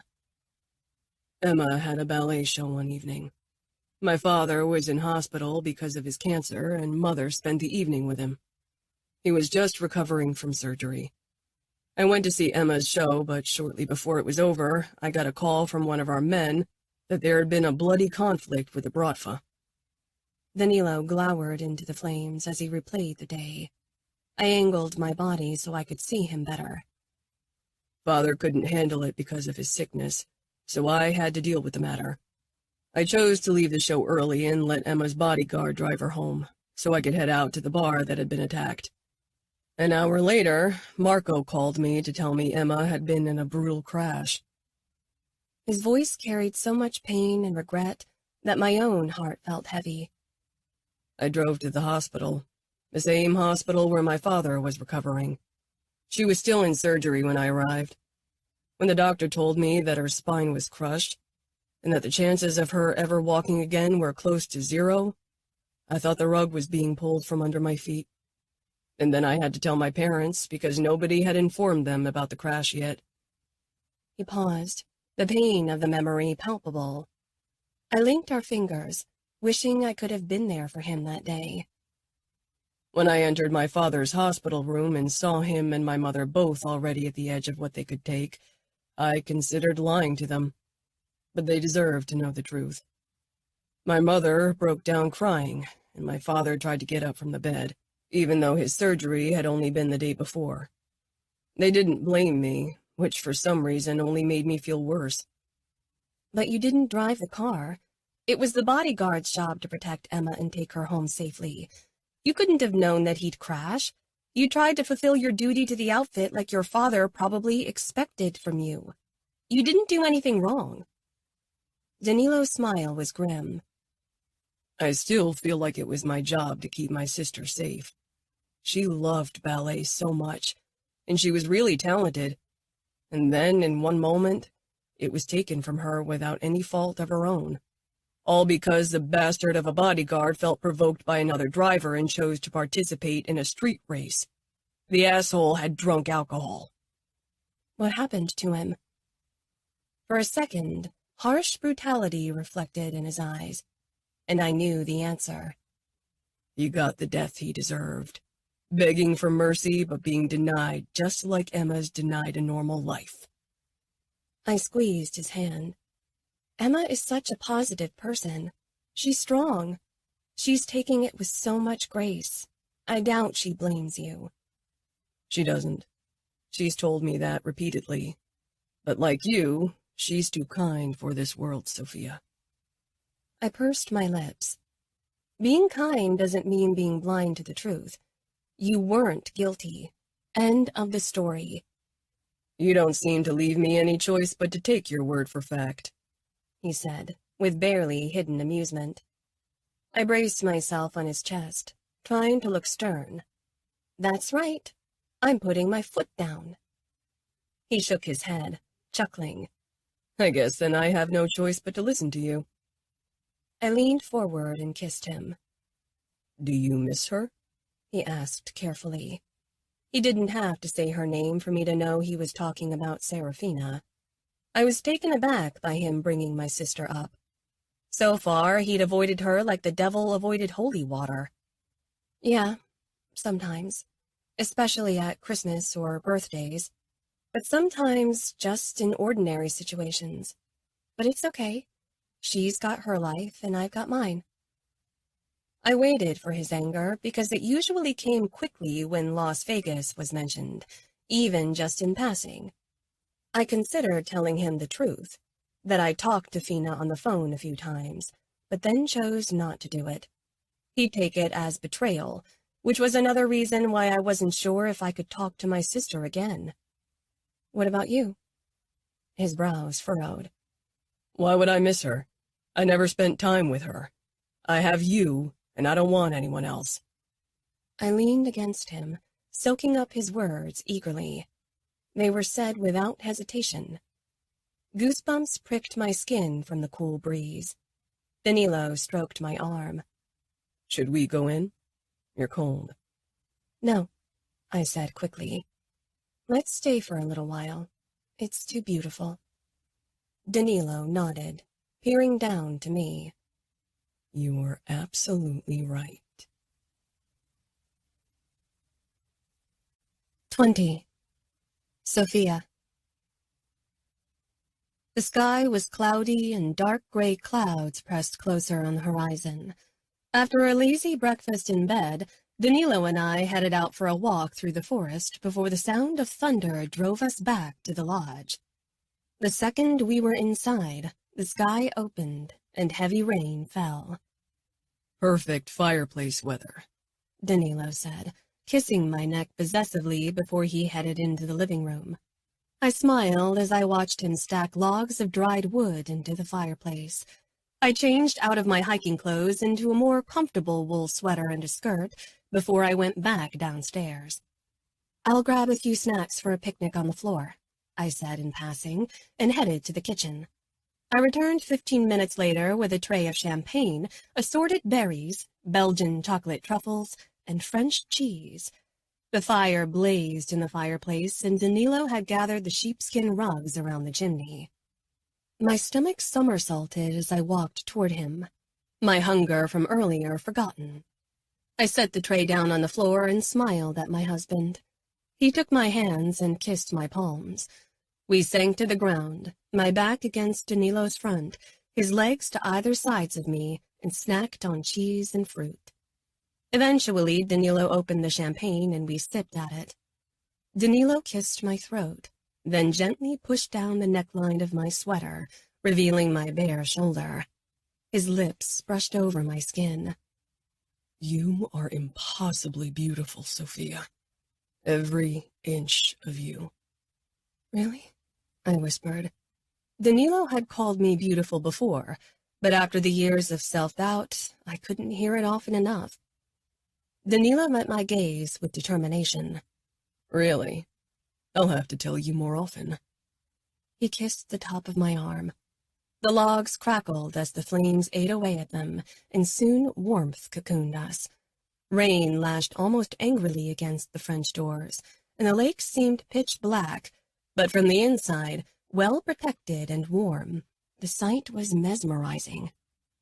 His hands found their way under my sweater, fingertips swiping over my naked belly. My skin constricted under the gentle touch. Danilo slowly pushed my sweater up over my head. I wore only a skimpy lace bra beneath. Let me admire you, Sofia. He pushed gently until I reclined on the cushions he'd spread all around the sheepskins. I forced myself to lie still, my arms stretched out leisurely above my head. For so long I'd felt inadequate, but looking at Danilo now as he drank in my body, I didn't doubt his desire for me. Danilo shook his head. I wish you could see yourself through my eyes only once. Then you'd never doubt my desire for you again. I stifled a smile as he voiced part of my thoughts. Danilo bowed low over me and kissed me. I wrapped my arms tightly around his neck, glad to have his body shielding me. He stroked my side, the touch careful and loving. His lips met mine again, and soon his kiss became hungrier, more demanding. And my body sprang to life at the feel of him on top of me. From his kiss and his warm palm against my side, he pulled out of our kiss and locked gazes with me. I want you, Sofia. My heart lurched because his eyes proved his words right. He desired me physically, and beyond that, also emotionally. I could feel it. And this realization settled like a balm over all the wounds from the past. I smiled and wrapped my arms around his neck. I'm ready. Just be careful. Danilo's eyes flashed with guilt and softened. He stroked along my throat until his fingers tangled in my hair. The gentle touch made me shudder, and goosebumps covered my skin. Trust me, I'll take all the time you need. I nodded. I trusted him. His kisses were gentle. His hands trailed down my body, discovering every inch of my arms and sides almost reverently, calming me with every stroke. His innocent touch didn't leave me unaffected. Despite the innocent nature of his strokes, my core soon heated with a deeper need. A need for more. Danilo's mouth slid over mine leisurely before moving lower. He trailed soft kisses on my chin and throat before his lips graced the swell of my breasts. My nipples hardened immediately, straining against the thin material of my bra. Danilo released a low hum, then traced the edge of my neckline with the tip of his tongue. My nipples ached for attention, almost painfully erect, and a pulsating feeling took hold of my center. I needed more. I'd waited so long for Danilo's touch, for his desire and attention, and now that I had it, it was like an aphrodisiac, a drug I couldn't get enough of. So beautiful, Danilo murmured as he placed a light kiss on my nipple through the fabric. I sucked in my breath, my hand flying to the back of his head. Danilo! The needy note in my voice didn't leave any doubt as to what I needed. Danilo stroked his palms down my sides and slipped them under my back, opening my bra. I helped him by briefly sitting up so he could remove my bra, but then I reclined back on the plush carpet to allow Danilo a view of me. His hungry eyes took in my naked breasts, and my insides somersaulted at the obvious desire he felt for me. It wasn't the first time he was seeing my breasts, but every time he did, he looked as if it were the very first time. The bulge in his pants was unmistakable now. Danilo shook his head, as if he needed to get out of a trance. He hovered over me and brushed his thumb across my nipple. I bit my lip at the tingling sensation spreading from my chest all the way to the sweet spot between my legs. My panties stuck to me. He rubbed my nipple slowly, all the while watching me. Despite the heat in my cheeks, I kept my gaze on him. His eyes locked on mine, and with a dangerous smile curling his gorgeous mouth, he bent over my breast and darted his tongue out, the tip nudging my nipple. My lips parted. Finally, his mouth closed around my nipple, and he sucked it into his mouth. Pleasure radiated through every inch of my body as he sucked and kneaded at the same time with his other hand. His teeth closed around my nipples, startling me. He tugged lightly, then harder. I dug my nails into the rug at the hot need pulsating between my legs with every tug of his teeth. He released my tender nipple and circled it soothingly with his tongue before drawing it into his mouth to suckle gently on it. I mewed. My panties were completely drenched, so when Danilo's hand slipped down my body, I tensed in embarrassment. Relax, he rasped against my nipple. Then his words turned into a low growl as his fingers stroked over my soaked panties. Are you wet for me? Nobody else around, I said. I wasn't even sure why. Usually my brain-to-mouth filter was intact, but Danilo's mouth on my chest and between my legs had caused a major leak, in more than one sense. I let out an embarrassed laugh. I was absolute shit at sexy talk, obviously. For a moment, Danilo stared at me as if I'd grown a second head. Then he chuckled and brushed his lips across mine with a daring smile. His fingers slid across my temple. But I don't know who's in there. Of course, my brain jumped straight to wondering who was in Danilo's head while we made out, but his next words dispersed my worries at once. His gaze captured mine, his brown eyes so intense and all-consuming that my breath got stuck inside my chest. You haunt my nights and days, and no matter what I do, I can't get you out of my head. I do? Yeah, he murmured. I can't stop thinking about your sexy body and all the things I want to do with it. You're driving me completely insane with desire, Sofia. I gripped his neck and pulled him in for another kiss. You are the only one in my head. I want you. Danilo kissed me harder before his mouth traveled down my body to latch on to my nipple again. He slid his finger under my panties, brushing over my heated flesh. I squeezed my eyes shut to focus on the sensations of the touch. When the pad of his finger grazed my clit, it was as if parts of my body I hadn't been aware of came alive. I panted, one hand clutching the back of his neck to hold him in place against my breasts, and the other fisting the sheepskin almost desperately. I need to taste you, Danilo growled, and pulled away from my chest despite my attempts to keep him there. Last night wasn't nearly enough. The knowing smile he gave me made me giggle, but I fell silent when he slid down my panties and tossed them aside.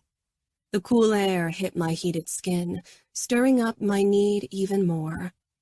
Danilo's eyes trailed down my body with what looked like reverence. Danilo gently parted my legs. I want to see you as well, I breathed out. He dragged his sweater over his head. He was so unbelievably sexy.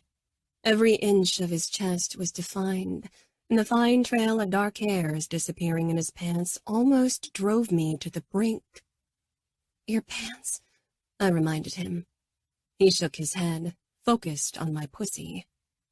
First, I'm going to get what I want. My core clenched in anticipation. All the fear, worry, and doubt flew out of my mind as my body took over, and I let it, delirious with the freedom it brought. Danilo. Sofia lay before me like a goddess, her legs parted, allowing me a beautiful view at her pretty pussy. Her clit was swollen and red, desperate for attention. Her pussy lips and ass cheeks glistened with her lust for me. Fuck. My body screamed to really make her mine, to sink myself into this gorgeous woman. Instead, I traced her inner thigh with my index finger, slowly inching to the outside of her pussy lips. I'd longed to do this for weeks now. Every time I'd pleasured her with the vibrator, my body had screamed to taste, to feel, to sink into her. Last night had been a start, a brief taste of my sexy wife. I needed more. She clenched and her little nubs seemed to swell even more. I groaned, my eyes seeking Sofia's. She flushed but didn't look away. I can't wait to eat your beautiful pussy again. She bit her lip, eyes flashing with a hunger that went straight to my dick. I climbed between her legs and settled in. I braced myself on my elbows and parted her thighs even further to give me better access and a splendid view. Last night I hadn't been able to make out every beautiful detail of her pussy like I could now. Knowing Sofia was watching, I slowly licked a wet trail from her perky ass cheek to the little valley between her labia and inner thigh. Her need for me trickled out, and I darted my tongue out and licked it off her crack. She gasped, her pussy clenching with need. "Danilo," she whispered, "please." Fuck, she sounded as if my mouth was her salvation. She'd soon realize my tongue was better than any device. I'd eat her every day. Our eyes met again, and a sense of stark possession filled me at the sight of her gorgeous, needy face. Her lips were parted, her cheeks flushed, and her eyes begging me for more. "Do you want the vibrator?" A quick shake of her head. "Or do you want me to lick your pussy, gorgeous? To lick it deep and hard until you come on my tongue?" "Yes," she said breathlessly. How could I deny her? How could I deny myself this fucking delicious treat? She smelled divine. I pressed the barest kiss to her engorged clit. Again a clench and a sharp intake of breath. Her fingers tangled in my hair, almost painfully. I decided to stop the teasing. Sofia was already wet and ready for more. Casting my eyes up to watch her face, I licked her little pearl with slow, deliberate licks, circling it with the tip of my tongue, applying only a whisper of pressure. I was rewarded with a shaky moan. I nuzzled her with my lips, exploring her soft folds with my tongue, tasting her. I dived between her lips and took a long lick up to her clit, taking my time so she could feel every nerve ending in her beautiful pussy.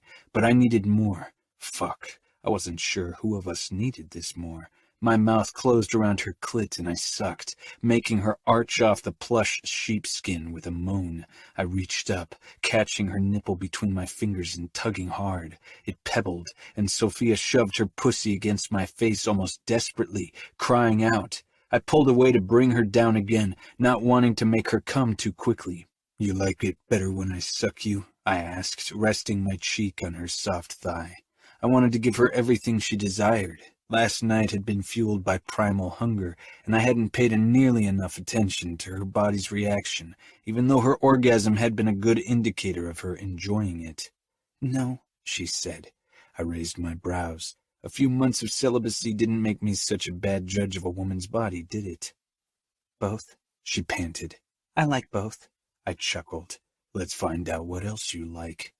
She gave an eager nod, making me laugh again. But then I became serious as my lips found her clit again. I circled her with the tip of my tongue. Her approving nod told me her verdict. I dipped lower and pushed my tongue into her, enjoying the tight hold of her walls around me as I fucked her with my tongue. "Oh, God," she whispered, beginning to shake. I pulled away and kissed her thigh, taking my time to discover her before I focused on her pussy once more. Long licks with the flat of my tongue brought her close again, but much slower than before. She was so aroused the barest touch of her clit would set her off like a firecracker. I alternated between thrusts and flicks of my tongue until her entire body was racked with tremors, and her fingers tugged sharply at my scalp. With a throaty cry, Sofia's back bowed and she came. I watched her lust-filled face, my mouth still buried in her pussy, feasting on her as she shuddered through her release. She twitched and tried to push me away. Chuckling, I kissed her swollen pussy and crawled up her body, savoring the look of satisfaction on her face. Slowly her eyes fluttered open, and the look in them was stab and balm at once, trust and love. I wasn't sure how a girl like her, so full of goodness, could love me, not even because of all that I was, a murderer and criminal. It was one thing to sin against strangers or enemies, but I'd sinned against my own wife, someone I was supposed to protect from the day of our engagement. Instead, I'd run with my pride and bathed in self-loathing, hurting her in the process. That she was still willing to allow tenderness for me showed how kind-hearted she was. I'd long thought that I'd been bested, that Sofia had made a steal by marrying me in her sister's stead, but now I realized it was the other way around. Where I was prideful, Sofia was humble. Where I was vengeful, she was forgiving. Where I was short-tempered, she was patient. Sofia was too good for me, and that only made me want her only more, like a magpie drawn in by her shiny light. I wasn't sure how long I'd been staring at her, but slowly her expression morphed to confusion and uncertainty, probably already looking for faults in her own actions, or even herself, when it was me she should turn to when looking for flaws. There were so many things I should have said, so many things I wanted to say, but again my pride held me back. Instead, I kissed her with all the passion still simmering under my skin and growled, "I want you, Sofia. I want nothing more." 21. Sofia. I smiled despite my nerves. I'd been dreaming about this day, about this moment for years. Danilo kissed me again before he got up and slid down his pants and boxers. I'd seen him naked before, and as always, a wave of appreciation overwhelmed me, drowning out most of my anxiety. That didn't last long, though. The moment Danilo settled between my legs, it returned with full force. Danilo cradled my face, holding my gaze. Relax for me, beautiful. Our eyes locked, and slowly my body relaxed. His hand slid between my thighs, and his touch quickly reminded me of the pleasure I'd felt before. My body sprang to life when Danilo touched me. Soon I was slick and ready. Danilo's face hovered close to mine, and he didn't look away from my eyes once. I smiled, his warmth and care surrounding me. For the first time, I felt truly seen by Danilo, as if he saw beyond what I wasn't and really noticed me for who I was. And even better than that, he seemed to like the real me. His lips found mine, and then he shifted. He eased into me. None of the expected pain came as he slowly slid into me, taking his time to give my body the chance to grow used to the intrusion. I exhaled at the feeling of utter fullness. Danilo didn't move, only kissed me gently, brows drawn together in concern. I tightened my hold on him, and finally he moved. With every thrust, he seemed to bring us closer, not just physically, but also emotionally, as if one barrier after the other was lowered until nothing was left between us. I didn't allow fear of the emotional closeness to take root. I lived in the moment, in the feel of our united bodies. It was better than all my fantasies because it was real and perfect, even with its small imperfections. Danilo. My eyes were locked on Sofia's gorgeous face, on the way her pouty lips parted for another moan. I stroked away the strands of hair sticking to her forehead. Her breathing hitched again. Her walls fisted me tightly, giving me pleasure beyond measure. I thrust harder and lifted one of her legs over my back to change the angle. I needed to feel more of her. Sofia gasped, a mix of pain and pleasure. My movements became uncontrolled, and I thrust into her harder. Her nails scraped along my back, her breath hitching. I knew she wouldn't come, and so I allowed myself to let loose, to lose myself in Sofia. My balls tightened, and I pounded into her, until finally I exploded. Sofia's eyes widened. I kissed her cheek, then her mouth, trying to catch my breath. "Are you okay?" I met her gaze, and was rewarded with an exhausted smile. "Yeah." Pushing off Sofia, I carefully slid out of her and stretched out beside her. She snuggled close to me. This felt perfect, feeling her body against mine. I wrapped my arms around her, wanting her even closer. I kissed her temple, my fingers stroking the soft skin of her arm. The fire crackled in the fireplace, and Sofia released a soft sigh. "This was perfect." "I'm glad you think so. I had a lot to make up for." She looked up. "It was my fault, too. You couldn't have known it was me." It was the first time she'd said it. It eased some of my guilt. Not all of it, though. It's not just that. I was an idiot for a long time. She didn't contradict me, and I chuckled. "That's the past. I prefer to focus on the present." "I wish I had your ability to let the past rest." She peered up. "What do you mean?" The hint of uncertainty in her voice told me she thought I was referring to Serafina. My desire to get revenge on Remo Falcone. I can't let it drop. Whenever I hear his name or think about him, this insatiable need to destroy him arises. It's all about my pride. Maybe you feel that you never got the chance for closure because Remo and my sister managed to escape." I nodded. "Still, I should be able to let it pass. Things are going amazing for me. I have a wonderful wife, and business is thriving. I long for nothing, and yet—" "You want revenge?" Sofia mused, stroking my arm. "Yeah," I murmured. Then my lips twisted. "Not the most romantic topic right now." Sofia shook her head with a smile. "I always appreciate you sharing personal details with me. After being so close to you physically, it feels good to get closer to you emotionally as well." "Aren't we close emotionally?" I asked. I tried to open up to her a bit more every day. I had always been a man who dealt with things on his own and didn't talk about emotions, so sharing this part of me with others didn't come easily. "We are, but like you said, it takes time to really get to know each other." "We have time." She rolled over until we were both facing the fireplace, and my cock was nestled against her firm butt. She arched into me with a soft laugh. "I should warn you, now that I've had you, I'll want you every day, Mrs. Mancini." "I love it when you call me that," she admitted. I smiled against her hair.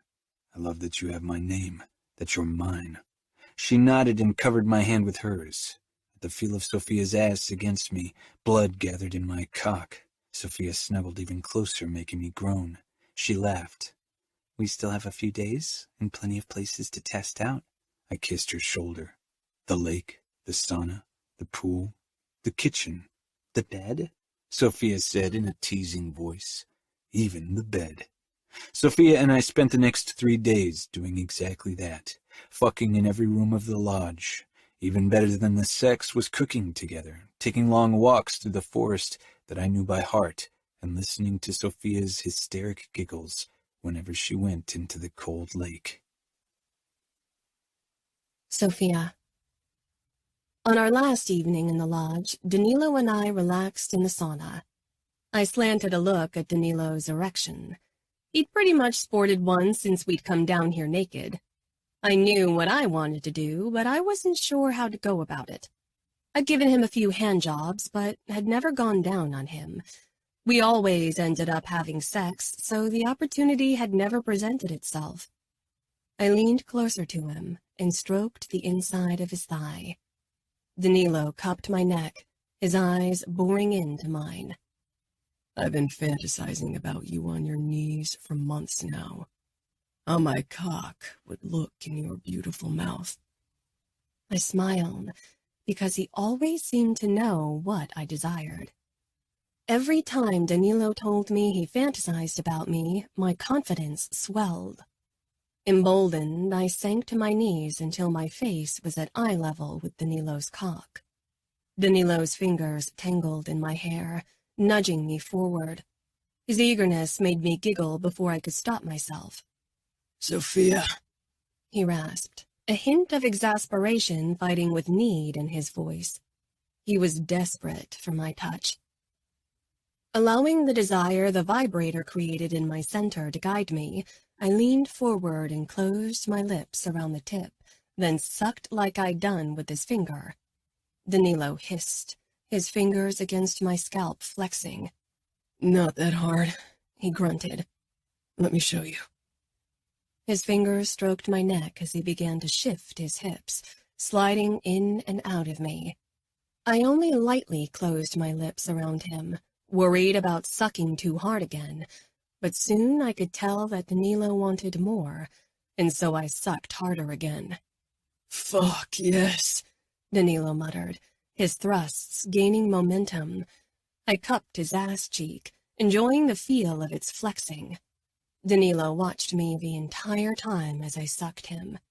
He made me feel as if I were the center of his world. I stroked his balls, wanting to see him lose it completely, and soon his face contorted and his movements became jerky. I'm coming, He warned. I didn't pull back. I clung to him, and when he finally erupted in my mouth, I was so distracted by his passion-ridden face that I hardly minded the taste. I didn't dare moving. I wanted him to savor the moment and marveled at the spasms that took hold of him. He watched me the entire time as I swallowed, his expression burning up with desire. After that, it was my turn to relax on my towel with Danilo's head buried between my legs. A midnight swim cooled us both off, and afterward we settled on the sofa in front of the fireplace. Danilo leaned in, his voice low. I think I'm falling for you, Sofia. More every day I spend with you. I'd been waiting to hear those words for years, but now that he said them, all I could think about was if his feelings were already stronger than the ones he'd had for my sister. I thought I had put the past to rest, but this one thing kept rearing its ugly head. What about Serafina? His brows crashed together. Serafina? Why would you ask about her when I told you I was falling for you? I gave him a look. He really didn't know? I sat up, hating myself for bringing her up, but at the same time unable to put her out of my mind. Danilo sat up as well and cradled my face, forcing me to look at him. Sofia, what can I do so you'd stop comparing yourself to your sister? It's been years. Stop loving my sister? Stop living with the regret of losing her? Danilo shook his head. I told you I never loved your sister. I didn't know her. I wanted her like a crow wants to possess a shiny piece of jewelry. I can't deny I regretted losing her for the longest time, but it wasn't because of my feelings for her. It was because of my hatred for Remo Falcone. I'll never not want to kill that man. You're the proudest man I know. I am, and that's my greatest sin. Considering everything I've done, that says a lot, Sofia. His eyes softened as he stroked my cheek. I care about you, Sofia, and I'm falling for you. Maybe I already... He sighed. Had he almost said he loved me? I'm a cautious man when it comes to emotions. But believe me when I tell you that I've never loved another woman. Not your sister, and not anyone else. I wrapped my arms around his neck and pulled him in for a kiss. Reclining on his shoulder, I whispered, "Then why did you really sleep with all those blonde women? And don't tell me it's because you like blondes, because you definitely didn't like me with blonde hair." I hated it, Danilo said without hesitation, his fingers playing with a strand of my hair. I love your hair color. It's beautiful. When I saw you in blonde, it looked all wrong. Because I looked like a bad replica of my sister, I guessed. Danilo gave me a strange look. if that's how you want to put it. You reminded me of your sister, yes. Maybe I'd hoped he'd deny it, but I was glad he was being honest with me. But you didn't want to be reminded because it hurt too much, and you wanted her back, and I wasn't her. Danilo cupped my face. No, that's not it. I hated being reminded of your sister when I looked at you because I hated your sister. Whatever I might have felt for her once, and it wasn't love, had turned ugly and dark. I didn't want to feel hatred every time I looked at you. I didn't want to be reminded of your sister's actions when I was with you. Having Serafina's appearance thrown at me like that threw me completely. But if it's only hatred you felt, and if you didn't want to be reminded of her, why did you seek out blonde women? He grimaced. I'm not proud of it. You remember how I was with you when you wore that blonde wig? I nodded, even if I tried to forget it. I was being a selfish asshole with those blonde girls, seeking them for angry sex. I didn't treat them right, not like I wanted to treat you. And when I fucked them, it was to release some of that anger. It was messed up. I'm fucking messed up. But in some way, it felt like I was paying your sister back. I tilted my head, trying to understand his reasoning. I didn't really understand it, but my actions hadn't always been logical either. I still cringe when I thought of dyeing my hair blonde to look like Serafina, as if by changing my hair color I could become her, replace her. I guess we both had some issues to work through. I caused your issues, but you didn't have a hand in my messed up state. They weren't only caused by you, Danilo, I said firmly. The situation was complicated. Mom, Dad, Samuel, and so many more people mourned Fina so strongly that it made me feel inadequate. I thought I'd take Fina's place in their hearts, as if her disappearance would leave an open slot behind that I could fill in. But instead, it created a black hole that consumed everything around it. I wasn't sure how to deal with it. Danilo took my hand and kissed my knuckles. You were young, Sofia. If even we adults couldn't handle the situation with grace, how were you supposed to do it? I know that now, but back then I thought I was already old enough to handle everything. But you weren't. It was our job, my job, to protect you from everything and not bask in revenge. It's okay. All that matters is that I know you don't have feelings for my sister. Danilo tipped his finger against my forehead. Took your stubborn head long enough. I shrugged. I guess we can both be stubborn at times. Danilo pulled me closer against him, and my eyes began to droop as I watched the flames. I felt like I could really let the past rest now. I believed Danilo. Once we were home, I'd call Fina. She wasn't the problem, had probably never been. I missed her and wanted to talk to her. Danilo kissed my neck, but his breathing evened out soon after. Maybe I should have told him about my phone call with Fina and been completely honest, but I knew it wouldn't do anything except make him furious. The next morning, as we headed back to Indianapolis, excitement filled me. I was looking forward to what lay ahead. Danilo held my hand throughout the entire drive. We had a dinner with Marco and Bria that evening, but I hoped to get the chance for a quick call with Fina before.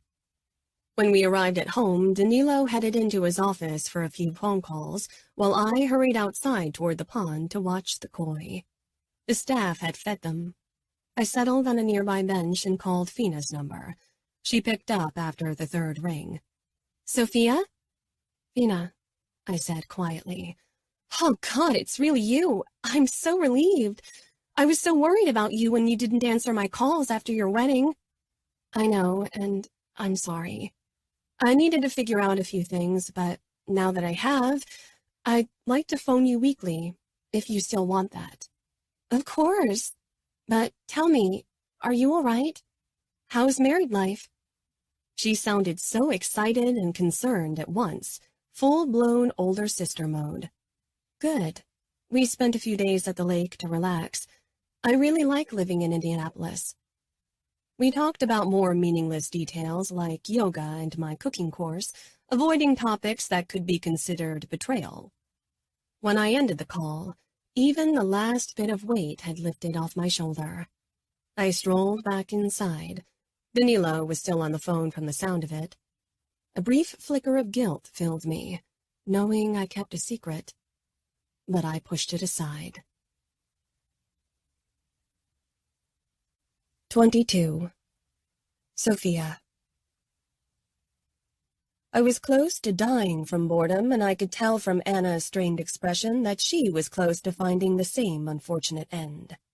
We had been listening to the wives of a few captains going on and on about the latest gossip for close to half an hour, and had to pretend we were interested. Unlike me, Anna couldn't even slink off. As the capo's daughter, she had to cater to everyone's whims. I, too, was required to follow the social etiquette as wife of an underboss and hostess of my husband's birthday party. I leaned closer to her. "Do you need another glass of champagne?" She gave me a grateful look as I headed toward the bar. Bria waved at me from across the room, her black hair framing her face in a wild mane. After our dinner, we hadn't tried another double date. The tension between Marco and Bria had been too awkward. Now I only met her alone. Grabbing 2 flutes with champagne, I returned to Anna and the wives. "Has a date been set for your wedding yet?" one of them asked Anna. Since she turned 18 a few months ago, the question had been floating around the outfit constantly. Anna took the glass from me with a mouthed thanks and gave the woman a tight smile. "No, actually, there isn't. I'm still busy with college, and so is Clifford." "College?" the woman scoffed. "In my time, women didn't go to college. They became mothers to beautiful babies." Her eyes zoomed in on me, and I suppressed a groan. She patted my belly, making my eyes go wide. "And? Is there a little one in there? You've been married for a long time, and your husband is almost 30. Anna hid a smile behind her glass. I swallowed a snappy comment. Danilo and I had been married for 7 months, and people were already asking about children all the time. Danilo and I had never really discussed children. He knew I took the pill and had never asked me to stop taking it. I assumed we both needed more time. I definitely did. "We want to wait a bit."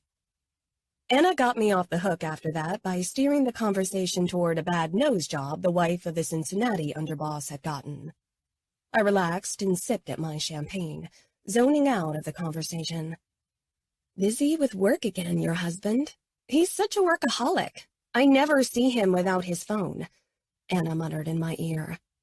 I followed her gaze to Danilo, who stood with Dad, Dante, and Samuel, but he was typing on his phone. Goosebumps erupted on my skin, and my core tightened in anticipation. Danilo sought my gaze before he jabbed his finger down on his phone. A soft vibration spread in my core.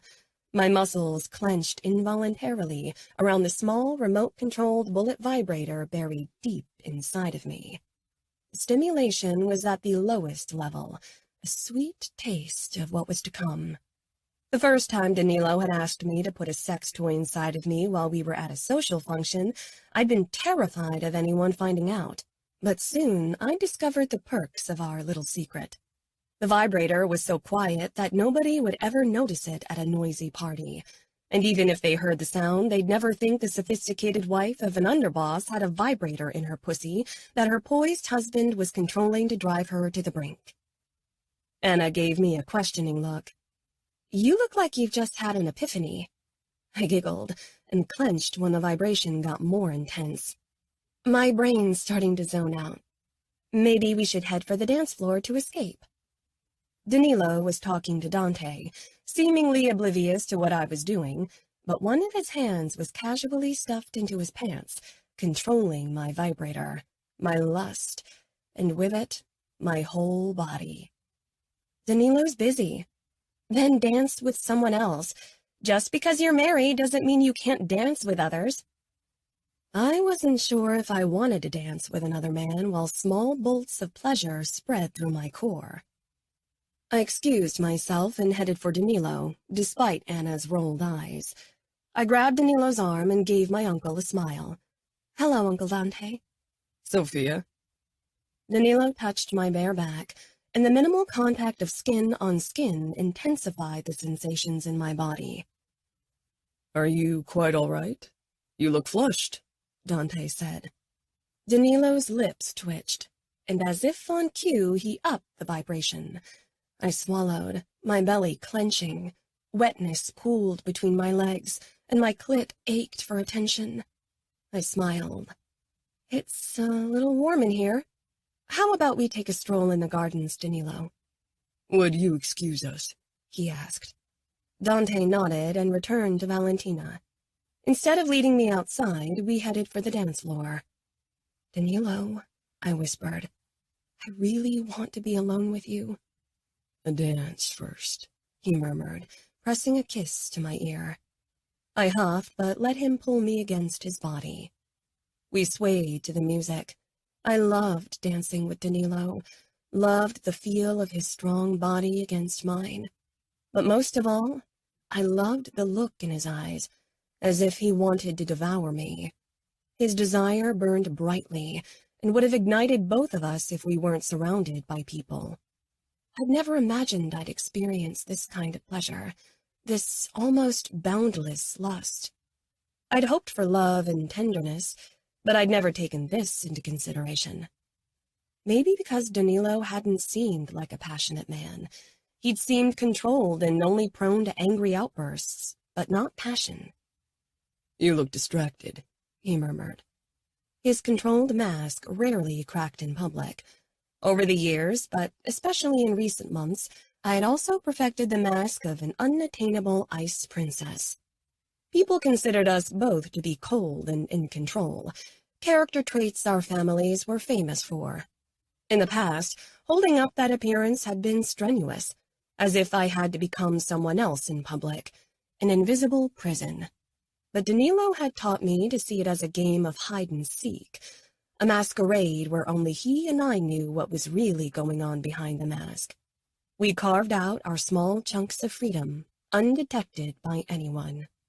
"You know exactly what's distracting me." You mean? He murmured in a low, sexy voice, and turned the vibrations up another notch. This? I gripped his arm and shoulder, gasping softly at the rise in pleasure. Luckily, I usually couldn't come without my clit being stimulated, which spared me an embarrassing orgasm on the dance floor. "Maybe we should get you a remote-controlled penis ring," I teased in a whisper. Danilo chuckled, his lips dragging from my cheek to my ear. But unlike you, I can't hide it when I'm horny. It's sweet torture keeping my cock in check just thinking of how soaking wet you are. "I am," I agreed. "My panties are drenched. I need you." Danilo released a low breath, his eyes practically burning with desire for me. The song finally ended, and Danilo led me away from the dance floor. After a torturous chat with one of his captains and his wife, we finally managed to sneak away.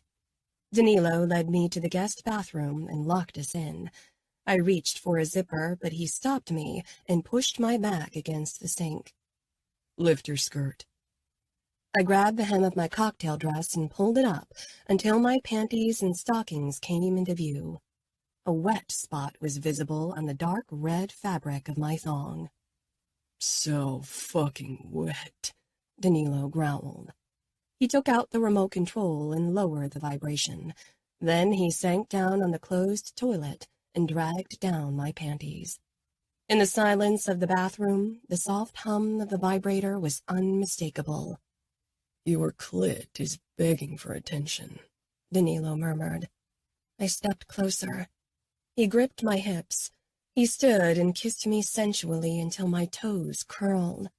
Pulling back, Danilo pushed a finger into my mouth. Suck.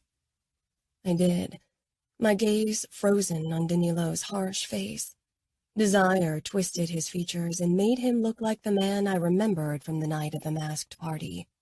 But now, I wasn't scared or confused. This dominant, dark side of Danilo turned me on. I closed my lips firmly around his thumb and sucked hard. Danilo released a sharp breath, his lips opening as he watched me. It was strange sucking someone's finger, but also so unbelievably hot, especially because I knew what it reminded Danilo of. Danilo turned the vibrations up once more, and I gasped around his finger. Our breathing was harsh, even though we hadn't done much yet. Danilo slid out his finger and kissed me harshly, his body pressing into mine. I clung to him, as desperate for his touch as he seemed for mine. His cock dug into my lower belly. I want to fuck your mouth, gorgeous. I bit my lip, my core clenching, increasing the delicious sensation deep within. I hadn't given Danilo a blowjob at a social gathering yet, mainly because we always ended up fucking quickly, but also because my lips would be swollen afterward and would draw attention to what we had done. Danilo upped the vibration, lightly biting my lower lip, his eyes full of desire. Let me fuck that tight throat as a birthday present. You already got a present, I murmured before I dropped to my knees, no longer caring if my lips would be swollen. I tugged Danilo's pants and boxers down. His cock was rock hard and leaking pre-cum. Danilo cupped the back of my head and plunged into my mouth. I clung to him as he worked his shaft all the way in, past my gag reflex. He groaned as he buried himself deep inside me. His cock twitched.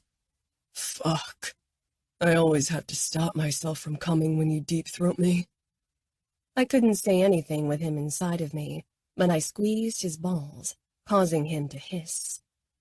Fingers tightening against my scalp, he slowly pulled out almost all the way until only his tip rested on my tongue.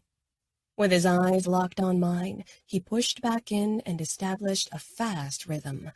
My eyes watered, and my lips and throat felt tender as he fucked my mouth.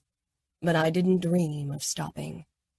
I was on the brink myself, so close to release I felt like sobbing. I wanted to touch myself, but even more than that, I yearned for Danilo's touch, his tongue, his cock. Danilo grunted and hissed, his face completely out of control. Saltiness spread on my tongue and his balls tightened in my palm. He was getting closer, and my body answered with a new flood of wetness. Open your mouth, he growled. I parted my lips wider, and a second later his hot release landed on my tongue. He shuddered as his cock twitched, sending spurt after spurt of cum into my mouth. I swallowed eventually, then swirled my tongue around his tip. Danilo pumped his shaft in and out of my mouth, much slower than before, and then he stilled. I pulled back, breathless. Danilo closed his eyes and stood motionless for a couple of heartbeats. I smiled. I loved it when he lowered his barriers. He pulled me up to my feet and kissed me, our bodies flushed together. He buried his face in my neck, his teeth nicking my skin, making me arch against him. My body throbbed with desire. I needed to feel him, to have him in me. The vibrator wasn't nearly enough. Danilo stepped back, the remote in his hand. Lift your skirt. I did, and Danilo edged down my panties. I held my breath, waiting for him to touch me. Instead, he turned up the vibration. I gasped, my pussy clenching.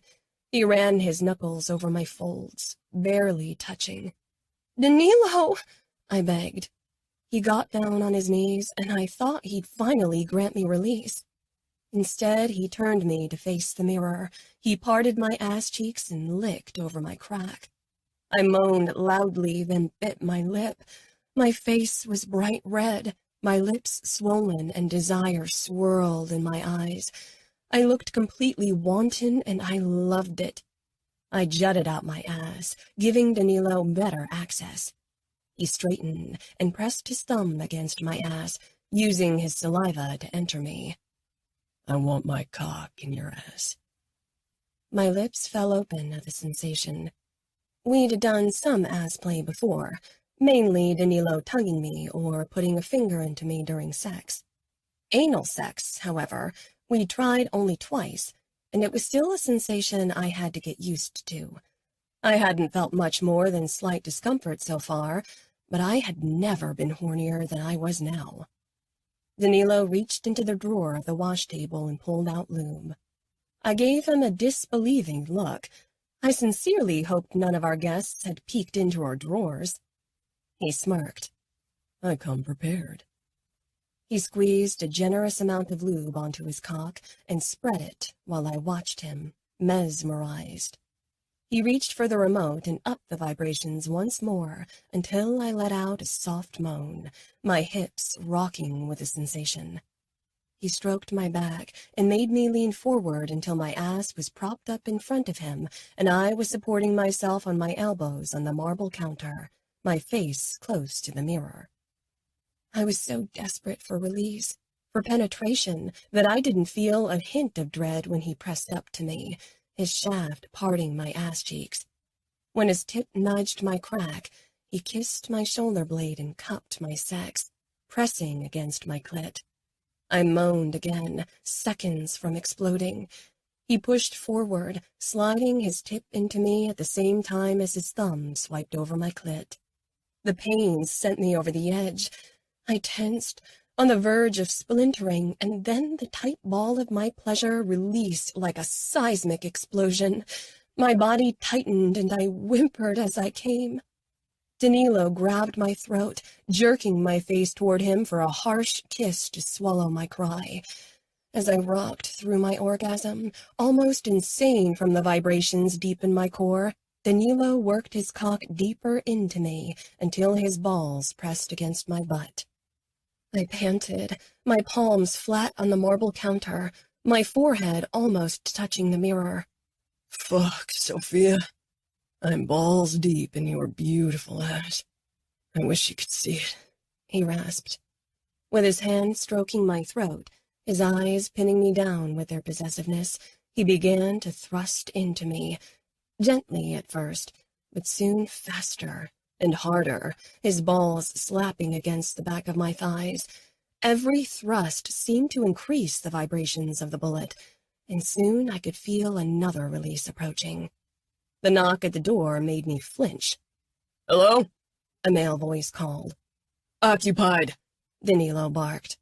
Silence followed, but I couldn't help but wonder if the person had heard us. I had trouble keeping my moans down, and Danilo's grunts, too, were unmistakable, as were the slapping sounds of his balls against my ass. I listened for footsteps, trying to determine if the man had left. Danilo bit down on my neck lightly. Stay here. Your mind and body are mine. He accentuated his words with a flick of his thumb against my clit. I bit down on my lip, stifling a moan. I was getting closer when he retreated. Danilo, I begged, but he only lightly traced my inner thighs and labia, the touch so fleeting it was sweetest torture. When his fingertips brushed my clit lightly, I let out a frustrated whine, but Danilo locked gazes with me and kept up his feather-light caress. Sweat glistened on his face, and his shoulders flexed as he slammed into me. It was a sensation unlike anything I'd ever felt before.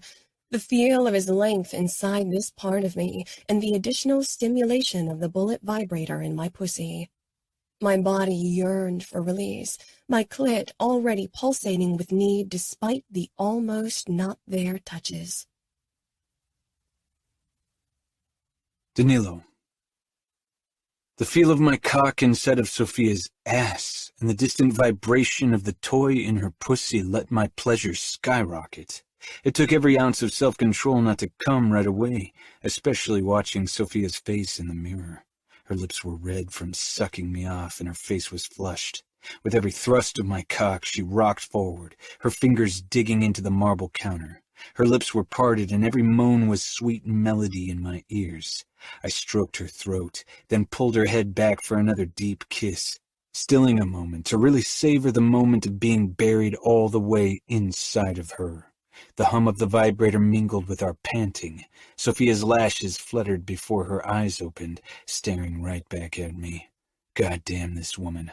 I kissed her again and began thrusting. Sofia arched under another orgasm, and I couldn't hold back either. With a shudder, I came inside of her. My vision turned black for a moment, and I could barely breathe from the intensity. I let my forehead sink down on Sofia's neck, breathing in her sweet scent. She softened under me, and I traced my fingertips over her throat, feeling her racing pulse.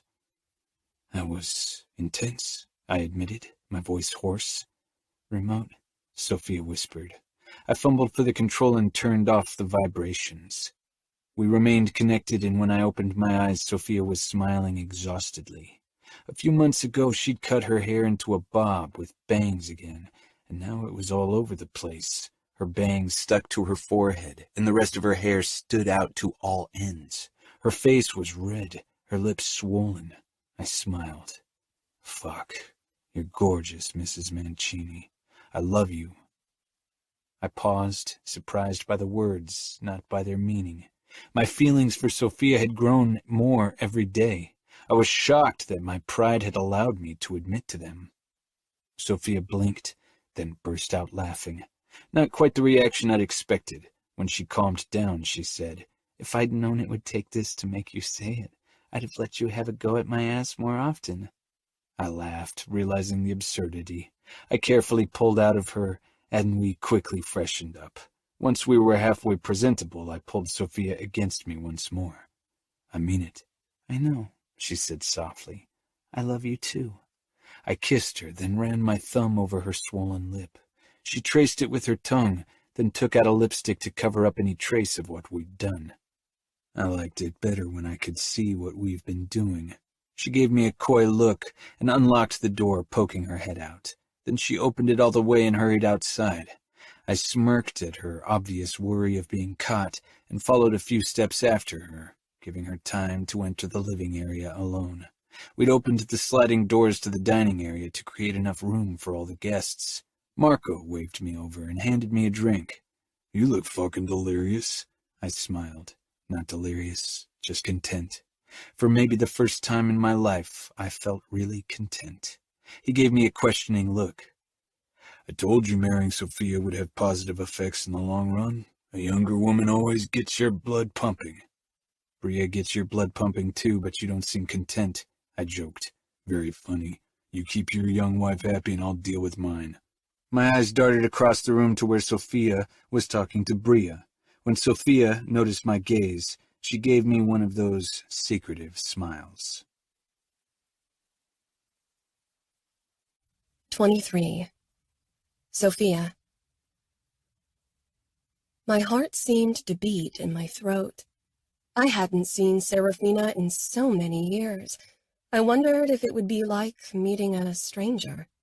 Talking to someone on the phone just wasn't the same as seeing someone.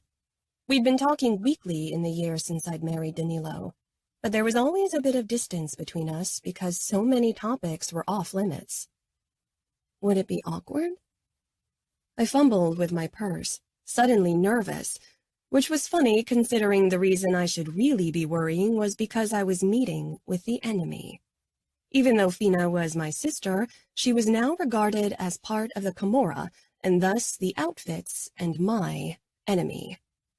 Mafia politics were unforgiving and indifferent to familial bonds. Once someone was deemed a traitor, emotional bonds didn't matter anymore. If Danilo knew I was here, he'd be furious. He hated the Camorra and Remo Falcone with a fiery passion. His feelings toward my sister were harder to guess. He didn't like talking about her, and I'd opted to pretend that she'd never been part of his life. From his last remarks, it seemed he hated her, too, which was why I knew he'd be against our reunion. A car pulled up in the parking lot in the middle of nowhere in Missouri that we'd chosen as the meeting point. Danilo was on a business trip in Chicago, and I'd stayed home, blaming my college workload. I'd snuck out very early in the morning and taken a rental car. It was now early in the afternoon, and I'd sent Carlo a message telling him I was sick in bed and needed time to rest. When the car stopped, my heart started to race. The door in the driver's side opened, and a tall, dark-haired man got out. Fear slithered through my veins when I recognized his face as Remo Falcone. I took a step back, on the verge of running back to my car, when the passenger door opened and Fina appeared. She smiled brightly. My eyes darted from her to her husband. What if this was a trap? Falcone had no qualms when it came to kidnapping. If I got into the Camorra's hands, my family would be destroyed once and for all, and Danilo would never forgive me. Fina said something to Remo, and he gave a short nod, scanned our surroundings again, then slid back into the car. I didn't relax, unable to take my eyes off Remo. Fina headed toward me, and I finally dragged my eyes away from the car. When Fina stopped in front of me, I was shocked to discover we were almost the same height. I'd always remembered her as much taller. Of course, I'd been only 12 the last time I'd seen her. For a moment, we only stood across from each other. Then Fina bridged the distance between us and pulled me into her arms. I sank into her, feeling like a part of me had returned. Fina hugged me so tightly I could barely breathe, but I didn't try to free myself. There wouldn't be many more chances for us to meet. God, I missed you so much, Ladybug, she pulled back. And I can't believe how grown up you are. Whenever I thought about you, I still imagined that small 12-year-old, but you've become such a beautiful woman.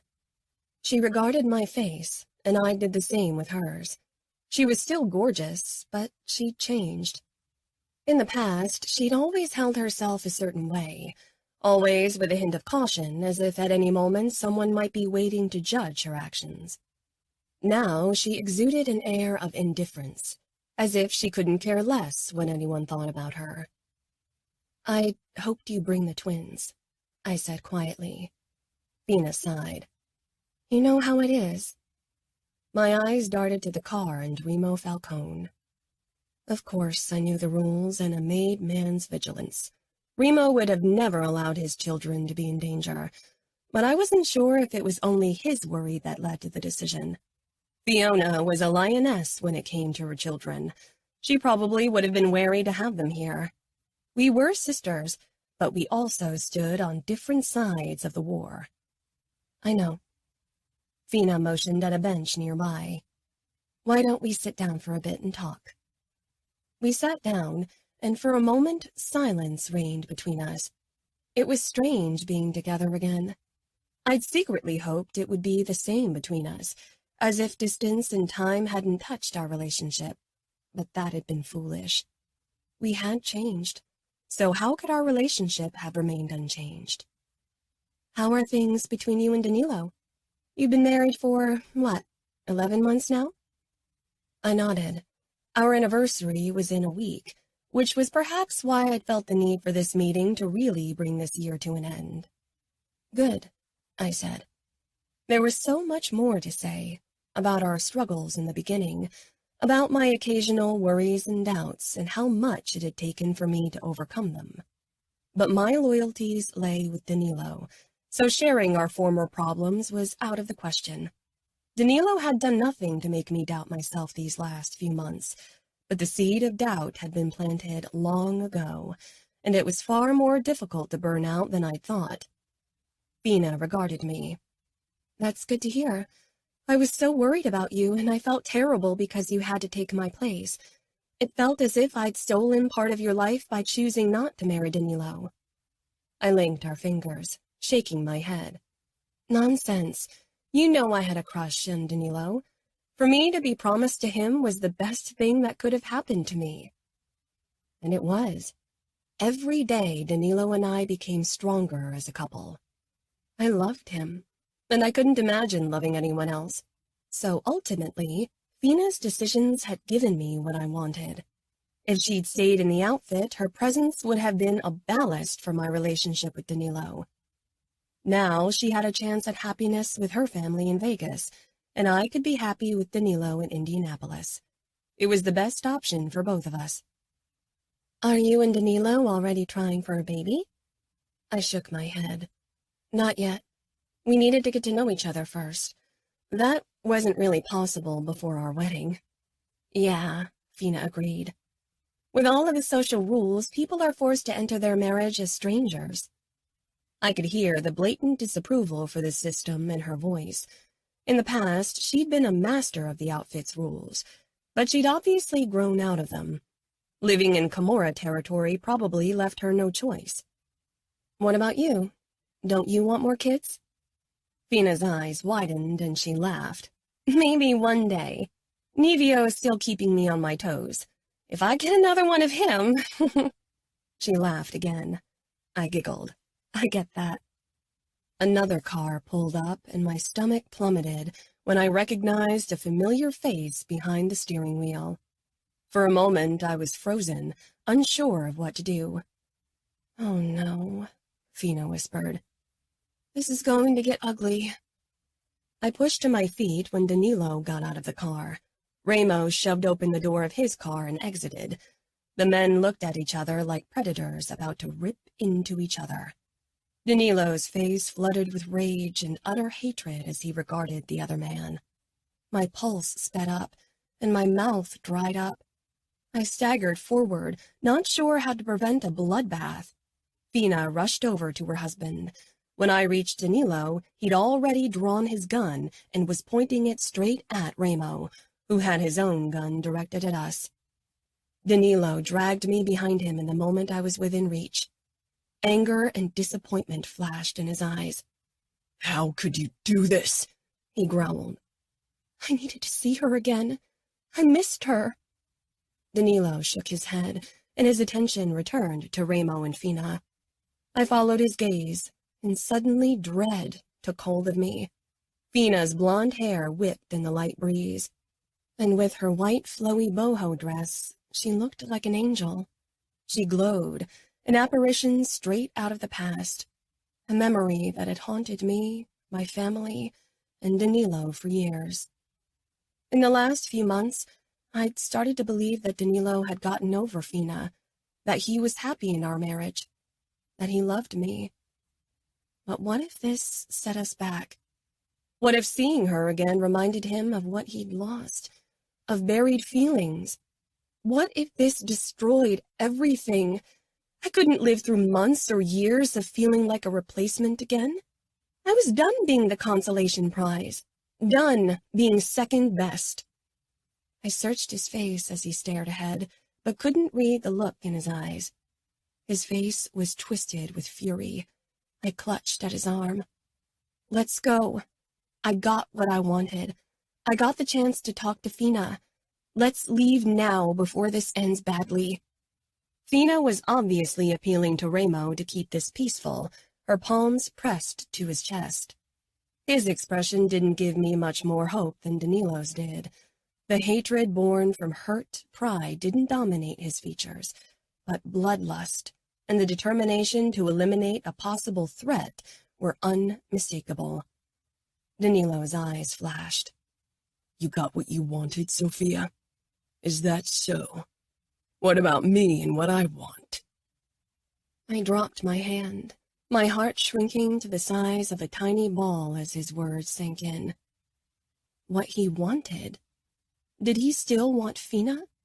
Was this his chance to kill Remo and take my sister for himself? I was being ridiculous. That would never work. But was Danilo being rational or driven by old hurt and pride? I swallowed hard. I'm done. The words cut me as they moved past my aching heart and throbbing throat. Danilo glowered at me. What? I'm done with this. With us. With you. If you still want her, I'm done. I'm not doing this again. I'm not a consolation prize. What the hell are you talking about, Sofia? He gritted out, looking honestly confused and pissed. Fina, you said what about what you want? Danilo grabbed my arm, his eyes scorching mine. It's not Serafina I want. It's revenge. Revenge on Falcone for humiliating me and the outfit, for trashing our pride. I blinked up at him. So you really don't want Fina anymore? I thought we'd agreed on that fact a long time ago when I told you I love you. I thought I'd proven it to you. We had agreed on that, and I had believed his words to be true. But until now, he'd never been confronted with Fina, and who knew what that might change. Danilo tore his gaze away from me and raised his gun even higher. Fina had ripped away from Remo and stormed toward us. I squeezed past Danilo's restraining arm and got in front of him, touching his chest. Don't let this spiral out of control, Danilo. Things between the outfit and the Camorra have been calm recently. If you start a shooting match with Remo, the war will turn bloody once more and none of us will live in peace. I paused, pleading with my eyes. If you love me, give up on your thirst for revenge. Whatever Remo has done, does it even matter now? If he hadn't kidnapped Fina, we would have never married. I know it's difficult to see past your pride, but isn't our marriage a reason to look past your hatred? Fina stopped a few feet from us. Remo had followed her a few steps. His gun was still trained on us. Danilo gripped my wrist and jerked me behind his back once more. Stay behind me. My heart sank. Danilo, please don't let this turn into an open war. Fina appealed to him, her voice compelling and smooth. I glanced from her beautiful face to Danilo, dreading what I'd see. Do you really think I'm going to listen to you, Serafina? You are the enemy. Your words are worthless. If I negotiate with anyone, it's with Remo, not his wife. But I have absolutely no intention of negotiating with either of you. His words dripped with disdain, and his expression only reflected contempt. There was no sign of longing, desire, or affection for Fina in his eyes. Danilo, the only reason why I'm not ending this right here, right now, is because unlike your husband, I listen to reason. You and he aren't worth risking the unity of the outfit. Remo gave Danilo a twisted smile. Nice speech. I gripped Danilo's bicep, worried the provocation would get to him, but he returned Remo's smile with the same amount of condescension. His palm pressed against my belly, nudging me in the direction of the car. Fina and I looked at each other. Seeing each other had been wonderful, but at the same time we'd encountered this invisible barrier between us. I glanced up at Danilo and Fina at Remo. We had both made our choice. We'd always be sisters, always try to be part of the other's life in small ways. But what had been was lost. We had changed. Our views on the world had changed, and our loyalties to our husbands trumped our sisterly bond. I allowed Danilo to guide me toward the car as he kept his gun trained on Remo. After I sank down on the passenger seat, my gaze sought Fina once more. She was looking my way. She was smiling, and I couldn't help but do the same. A hint of wistfulness filled me, but mostly I was relieved that we'd gotten the chance to see each other, albeit briefly, and make sure the other was happy. As long as we knew that, distance didn't matter. Our lives couldn't mesh, not without risking the happiness and safety of other people. Danilo started the car without a word, but before we pulled away, I waved at Fina. Her smile widened, even though I could tell she was fighting tears. My own eyes stung, but I didn't cry. A strange mix of sadness, happiness, and relief filled me. Shortly before Fina disappeared from view, Remo wrapped his arms around her from behind, and she leaned into him. Fina was truly happy. I'd occasionally worried that wasn't the case, but now I didn't have the slightest doubt. Then I remembered my rental car. The car! They can charge us extra and pick it up themselves. I don't give a fuck. His anger sizzled between us. How did you know? He slanted me a furious look. Carlo got suspicious. I nodded. I'm sorry for disappointing you. He didn't reply. I jumped when he took my hand and linked our fingers. He wasn't looking at me, and his brows puckered in a way that told me he was still pissed. I needed to see her, I said. You should have talked to me before going off on your own. You wouldn't have allowed it. Of course not, he growled, giving me an exasperated look. Are you worried this will reflect badly on you? He muttered something under his breath that I didn't catch, and he looked even angrier, if that was possible. Maybe you don't have to tell Dante. It can be our secret. No, he clipped. I tried to read his expression, wondering if he was worried that I'd let something slip by accident. I can keep a secret. Oh, I know, as you exhibited with your trip to meet your sister. It's not you I'm worried about. It's Remo. He might tell Dante about our meeting. He knows how to turn things like this to his advantage and sow seeds of disorder and discord. It's his particular talent. I didn't even think about that. That's what I figured, he muttered, making me feel stupid and small. It was insanity. I know you're young, but you need to think before you act. His words hit me like a whip. The anger on his face seemed to grow with every passing second, which confused me, but I wouldn't let him treat me like one of his soldiers. I might be young, but I was his wife and deserved better. Don't blame this on my youth. Fina is much older, and she came all the way to see me. Danilo shot me a glare. But she was clever enough not to come alone. She told her husband about her plan. She had someone to keep her safe. You went on your own. Like you said, you wouldn't have allowed me to meet her. I knew that, and there was no one else I could take. I didn't want to risk Anna's life. Danilo gave me a look. Only your own. I bit my lip. I hadn't really thought all that much about it. I hadn't even considered that Fina would bring her husband along, but of course it was the sensible choice. The Camorra and the outfit were at war, after all. Danilo didn't say another word, but his disapproval rang loudly. I was torn between anger and guilt. When we finally arrived home after a grueling 8-hour drive, I was emotionally and physically exhausted. I staggered out of the car. Danilo appeared at my side at once, his hand on my lower back as if he didn't trust me to walk inside on my own.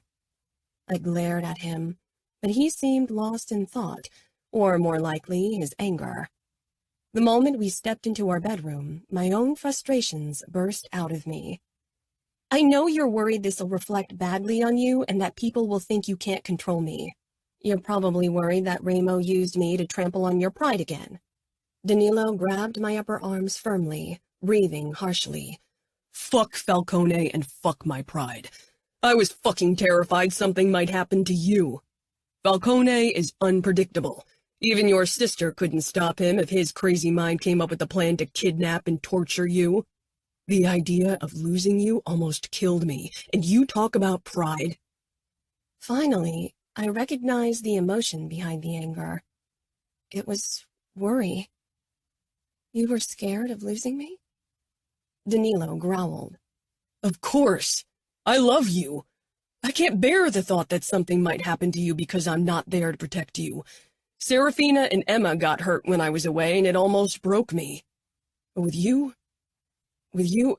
I don't think I could actually live with myself. You are my life, Sofia. Don't ever risk your health or life again. I blinked, stunned by his words. Why is it so hard for you to believe that you mean the world to me? Because I'm stupid? Danilo had showed me in so many ways that he loved me and worried about me, but I just had to cling to my own insecurities. Promise me to never do something like this again. Swear it. I need to be able to trust you. You can, I said. I won't ever keep something from you again. I swear. But I'm going to keep talking to Fina. I don't want to lose her completely. You can talk, but no meetings. It's too dangerous. Your sister is no longer on our side. I know. She's on her husband's side, and I'm on mine. Danilo kissed me firmly, and his arms slung around me in a possessive hold. His previous anger and worry poured into the kiss, turning it harsher and more passionate. I clung to his jacket, standing on my tiptoes for leverage. Danilo pressed me back with his body, his hand kneading my ass cheek, his fingers occasionally slipping lower, brushing my crotch. His erection dug into my lower belly as he guided me backwards. My calves bumped into the bed, but Danilo didn't let me fall. He held on to me, forcing me to surrender to the kiss. I ground my ass against his palm, wanting to feel him where I needed him, but he refused to move. His kiss burned with an angry passion, lighting my body on fire. His fingers ripped at the buttons of my pants. Then he shoved them down with my panties, leaving my lower half bare and eager for his attention. I pressed into him, hooking one of my legs over his hip to grind myself against him almost frantically. Danilo pulled out of the kiss, his eyes burning into me. I wasn't sure if he was still angry and if he was trying to punish me. I didn't care. I just wanted him to keep going. He grabbed the hem of my shirt and shoved it over my head. A rip sounded, but neither he nor I slowed. As he fumbled with the hook of my bra, I reached for his zipper and jerked it down. Reaching inside, I found him hot and hard. His answer to my touch was almost a snarl. He pulled me against his chest for another harsh kiss before he whirled me around. His cock dug into my ass as he leaned down to whisper harshly into my ear. On your knees on the bed. Now, Sofia. I shuddered, desire pooling in my belly at his commanding tone. I climbed on the bed, lowering myself on my palms. Danilo stroked my butt before he slowly worked his way up my spine. He paused against my neck, then pushed gently. Get down. I want a prime view of your pussy. Biting my lip to stifle an over-eager moan, I lowered myself to my elbows, but Danilo kept pushing until my arms were stretched out above my head and my forehead was pressed into the pillow. My ass jutted out, and cool air hit my soaked center. Perfect, Danilo said in a low voice as he rubbed my ass cheeks. You've got such a pretty pussy, Sofia. I could stare at it forever. I wanted him to do more than just stare. I needed more.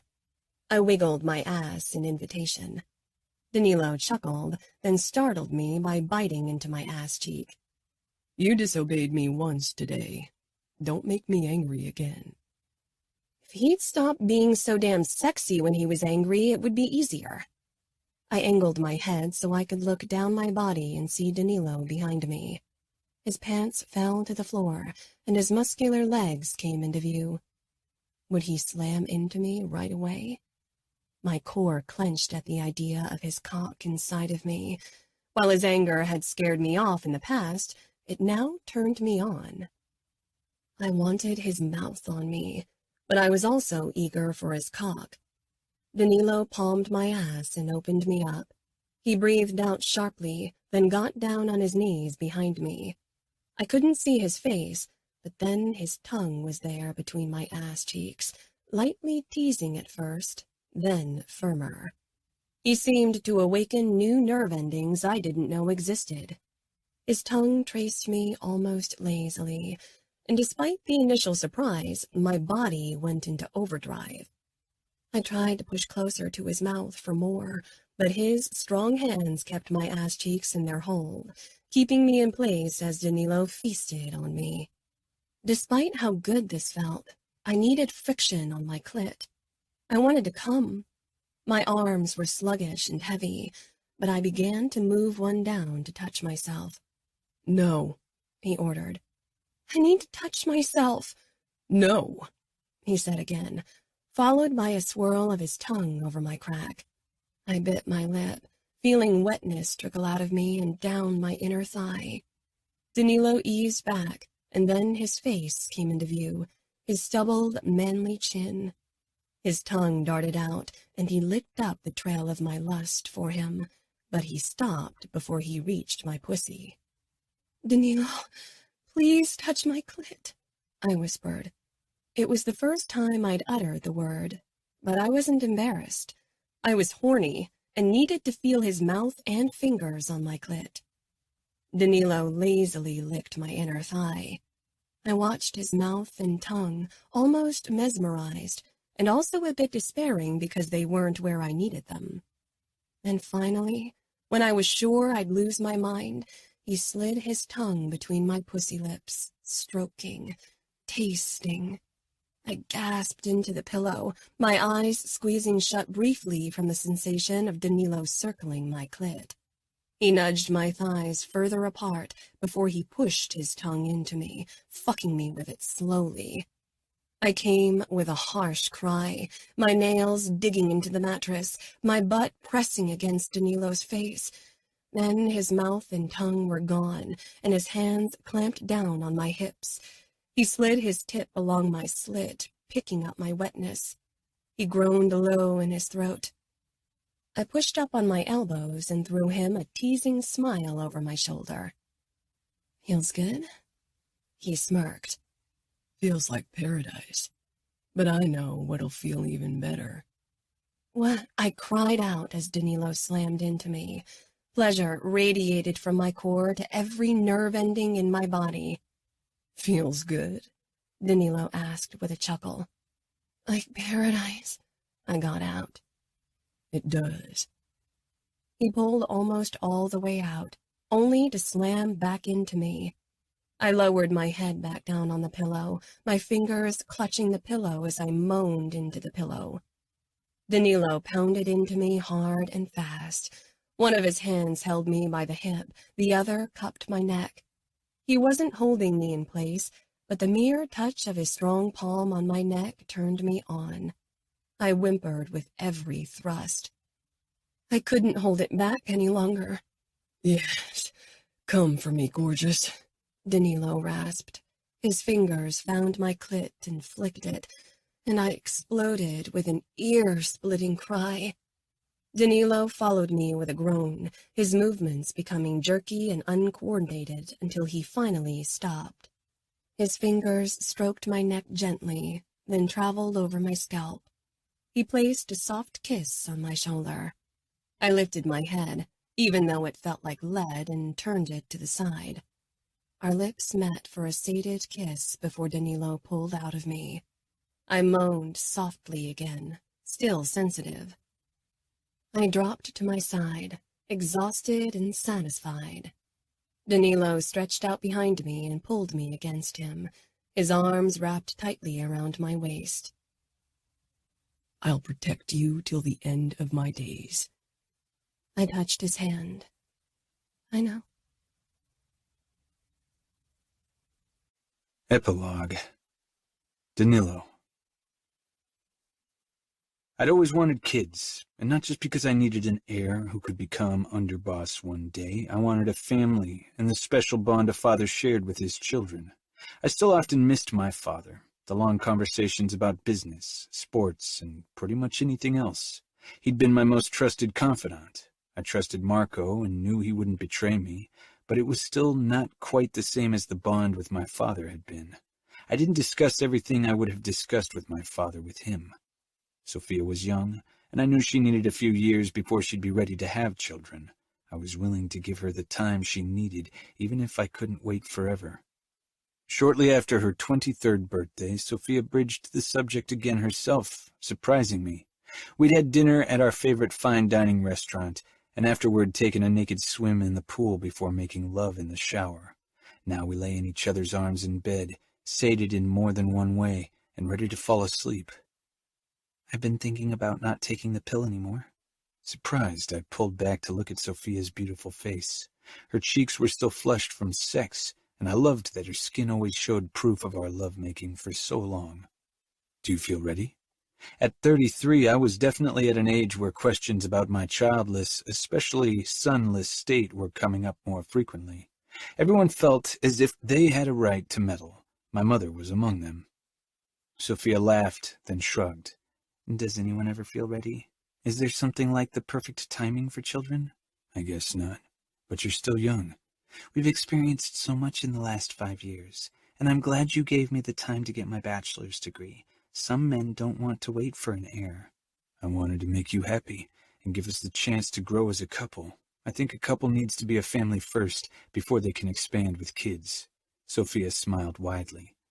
But I feel as if we've arrived. Our relationship is great. I don't have any doubts, do you? About us? Never. Nor do I have any doubts that you'll be a great mother. I can't wait to have kids with you. So we're going to start working on kids? I chuckled and let my hand run down Sofia's belly. You make it sound as if it's hard work. Sofia grinned. Sometimes it is, but it's always worth it. Sofia waited for me in the foyer when I came home, looking ready to burst. Our dog, Poof, looking like a bouncing fluff ball as he greeted me, was at her side as usual. Since she'd gotten the dog a year ago, he'd become very protective of her. Of course, given his size, his value as a guard dog was minimal, but he made Sofia happy. Before I could ask what the matter was, she brandished a pregnancy test, her face breaking into a huge smile. I raised my eyebrows. You're pregnant! She rushed toward me and flung herself into my arms. Poof barked excitedly. I lifted Sofia off the ground, kissing her temple. It had taken us almost 6 months, and I'd started to worry, so a weight now lifted off my shoulders. We'd become a family. I couldn't wait. She shoved an ultrasound image at me. I glanced down at the black and white image, but had no clue what to look for. There was a big round shape with 2 smaller forms. So, she confirmed your pregnancy? Everything is okay? Sofia pointed at the 2 smaller forms in the black circles. 2. 2, I repeated, not sure what she was referring to. You're 2 months along? I thought she was already in her 3rd month. Sofia gripped my arm. 2 babies! Twins! I stared at her. You're pregnant with twins? She nodded. Identical twins. Oh, wow. I stared down at her still flat stomach, unable to believe that she harbored 2 babies inside. Yeah, it's too early to see if they are 2 boys or 2 girls. I'm so excited. I pulled her against me. Your family has it with twins. Sofia laughed. It's in our blood. Apparently. We stared at each other, and it still seemed impossible that we'd arrived here. I love you, Mrs. Mancini. She grinned. And I love you, Mr. Mancini. She bit her lip. Do you mind if I tell my parents? They'll be ecstatic to hear we're having twins, especially identical twins. Mom will probably want to go shopping with me for matching outfits right away. Tell your parents, and I'll tell my mother. She'll probably want to go shopping with you as well. Those babies will be the best-dressed babies in Indianapolis. Sofia rolled her eyes, but I didn't miss the smile she tried to stifle. I kissed her knuckles. Next time I want to go with you to the doctor's appointment. That earned me a kiss before Sofia dashed off to call her parents. I watched her almost skip the steps in search for her cell phone. I loved her exuberance. I called my mother. She hadn't found another man since Dad had died, even though I'd encouraged her to give a new love a chance. There were a few nice widowers among my men and even among the captains, but she had insisted on being alone. She was eager for grandchildren from me, so the name Mancini could live on and Dad's genes could carry on. Danilo, Mom said happily, you just caught me before brunch with my ladies' club. Her ladies' club consisted of the wives of the captains and a few high society ladies with links to the outfit, and they met twice a week for brunch and gossip. I was glad she kept herself busy with brunch and social events. I won't take long. Sofia had another ultrasound today. How's my grandchild doing? And how's Sofia? Her voice rose with excitement. They are doing well. The kids and Sofia. A moment of silence followed then. Kids? Sofia is pregnant with twins. Mom laughed. The Mione twin gene. I can't believe it. How wonderful.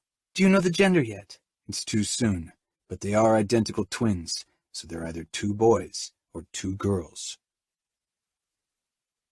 2 months later, the gynecologist told us that we were expecting 2 boys. Sofia squeezed my hand firmly. Are you happy? I am. But I've been happy from the day I found out you were pregnant. I would have loved to have 2 daughters as well. Then we would have had to keep trying until you got an heir, you know. I regarded her carefully. You don't want more than 2? Sofia shrugged. 2 is a good number. I know many girls desperately want a daughter to dress up, but I think I'd be perfectly happy with 2 cute boys to dote on. I'm in no hurry to get pregnant with a 3rd child. She rubbed her lower back with an apologetic smile. I'd be happy with just 2 kids, but you're still young, so if you ever change your mind, we can still give another child a chance, I said. After finding out the gender, everyone congratulated me. I could tell that they considered 2 boys a victory, especially the men. I was just relieved that Sofia wouldn't feel pressured to give me an heir anymore. I couldn't wait to go hunting and hiking with my boys, to teach them all I knew about guns and show them how to fight. My dad had done all those things with me, and I wanted to share that with my sons. Sofia. Danilo carried both boys in his arms while I held Poof by the leash. Those boys loved Danilo like crazy and always wanted to be held by him when he was home. He had to work a lot, so it was only natural that they sought his closeness whenever they got the chance, and Danilo tried to make time for them as often as possible. I wasn't too sad when they clung to Danilo occasionally. They were quite a handful. Orlando more so than Aldo, who'd been named after Danilo's father, but together they were a force to be reckoned with. They were hard to contain sometimes. Our cat, a red tabby stray that had one day appeared on our doorstep and never left, had chosen one of the trees in our garden as her favorite resting spot, because the boys couldn't reach her there. Not that she didn't know how to defend herself. Both boys had been scratched more than once because they tried to carry her around.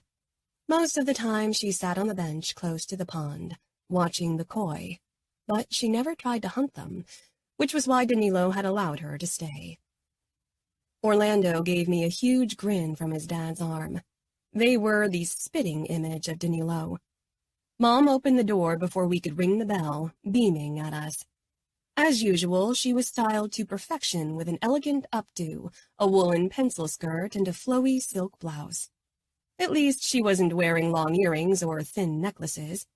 Despite her perfect styling, she pulled me into a tight hug before she ripped Orlando from Danilo's hold and pressed him to her chest, not caring if her blouse got wrinkled. Danilo chuckled.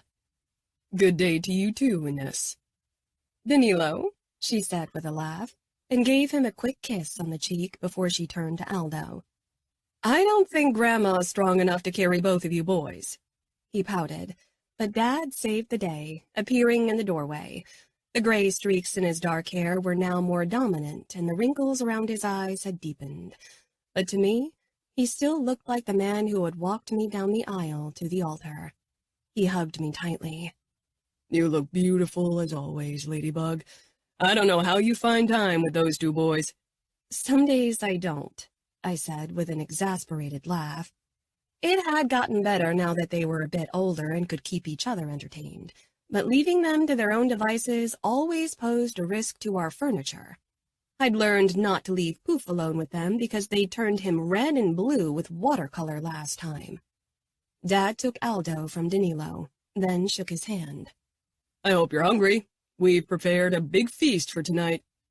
You don't always have to go to such troubles when we visit, I said with a laugh. I saw my parents at least once a month, so it wasn't like we had to celebrate reuniting. Mom waved me off. I'm sure the boys are hungry. They always are, Danilo said. Mom and Dad went inside with the boys, leaving us on the doorstep. I gave Danilo an amused look. They wouldn't even notice if we just disappeared. Then let's take our luggage up to the guest room and rest a bit until dinner, Danilo suggested in a low voice. That sounds like a good idea. We hurried upstairs. From somewhere in the house, I could hear delighted laughter of the boys.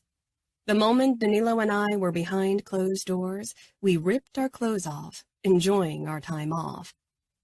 Later at dinner, the boys practically ate their body weight in food, but I also ate more than I should have. Dad and Danilo discussed their upcoming hunting trip, a men's weekend with Samuel and Marco. The boys would be staying with me, and Mom would come for a visit to help me. At 2, they were still far too young to go along on the trip. Orlando's head sagged forward, his forehead briefly touching the mashed potatoes before he jerked back up. Aldo was still poking around in his food. Mom laughed and got up to clean him. Her eyes sparkled as she looked at me. Dad looked relaxed and eager for his trip. The past really had been put to rest. We'd gone through some difficult times, but we were happy now. Danilo met my gaze and smiled, the dimple flashing in his cheek. Whatever lay ahead of us, I was confident we'd master it. Thank you for listening to Fragile Longing, written by Cora Reilly, narrated by Teddy Hamilton, a member of SAG-AFTRA, and Desiree Ketchum. Produced by One Night Stand Studios. Post-production by Kyle Verville. Text copyright 2020 by Cora Reilly. Production copyright 2022 by Cora Reilly. All rights reserved.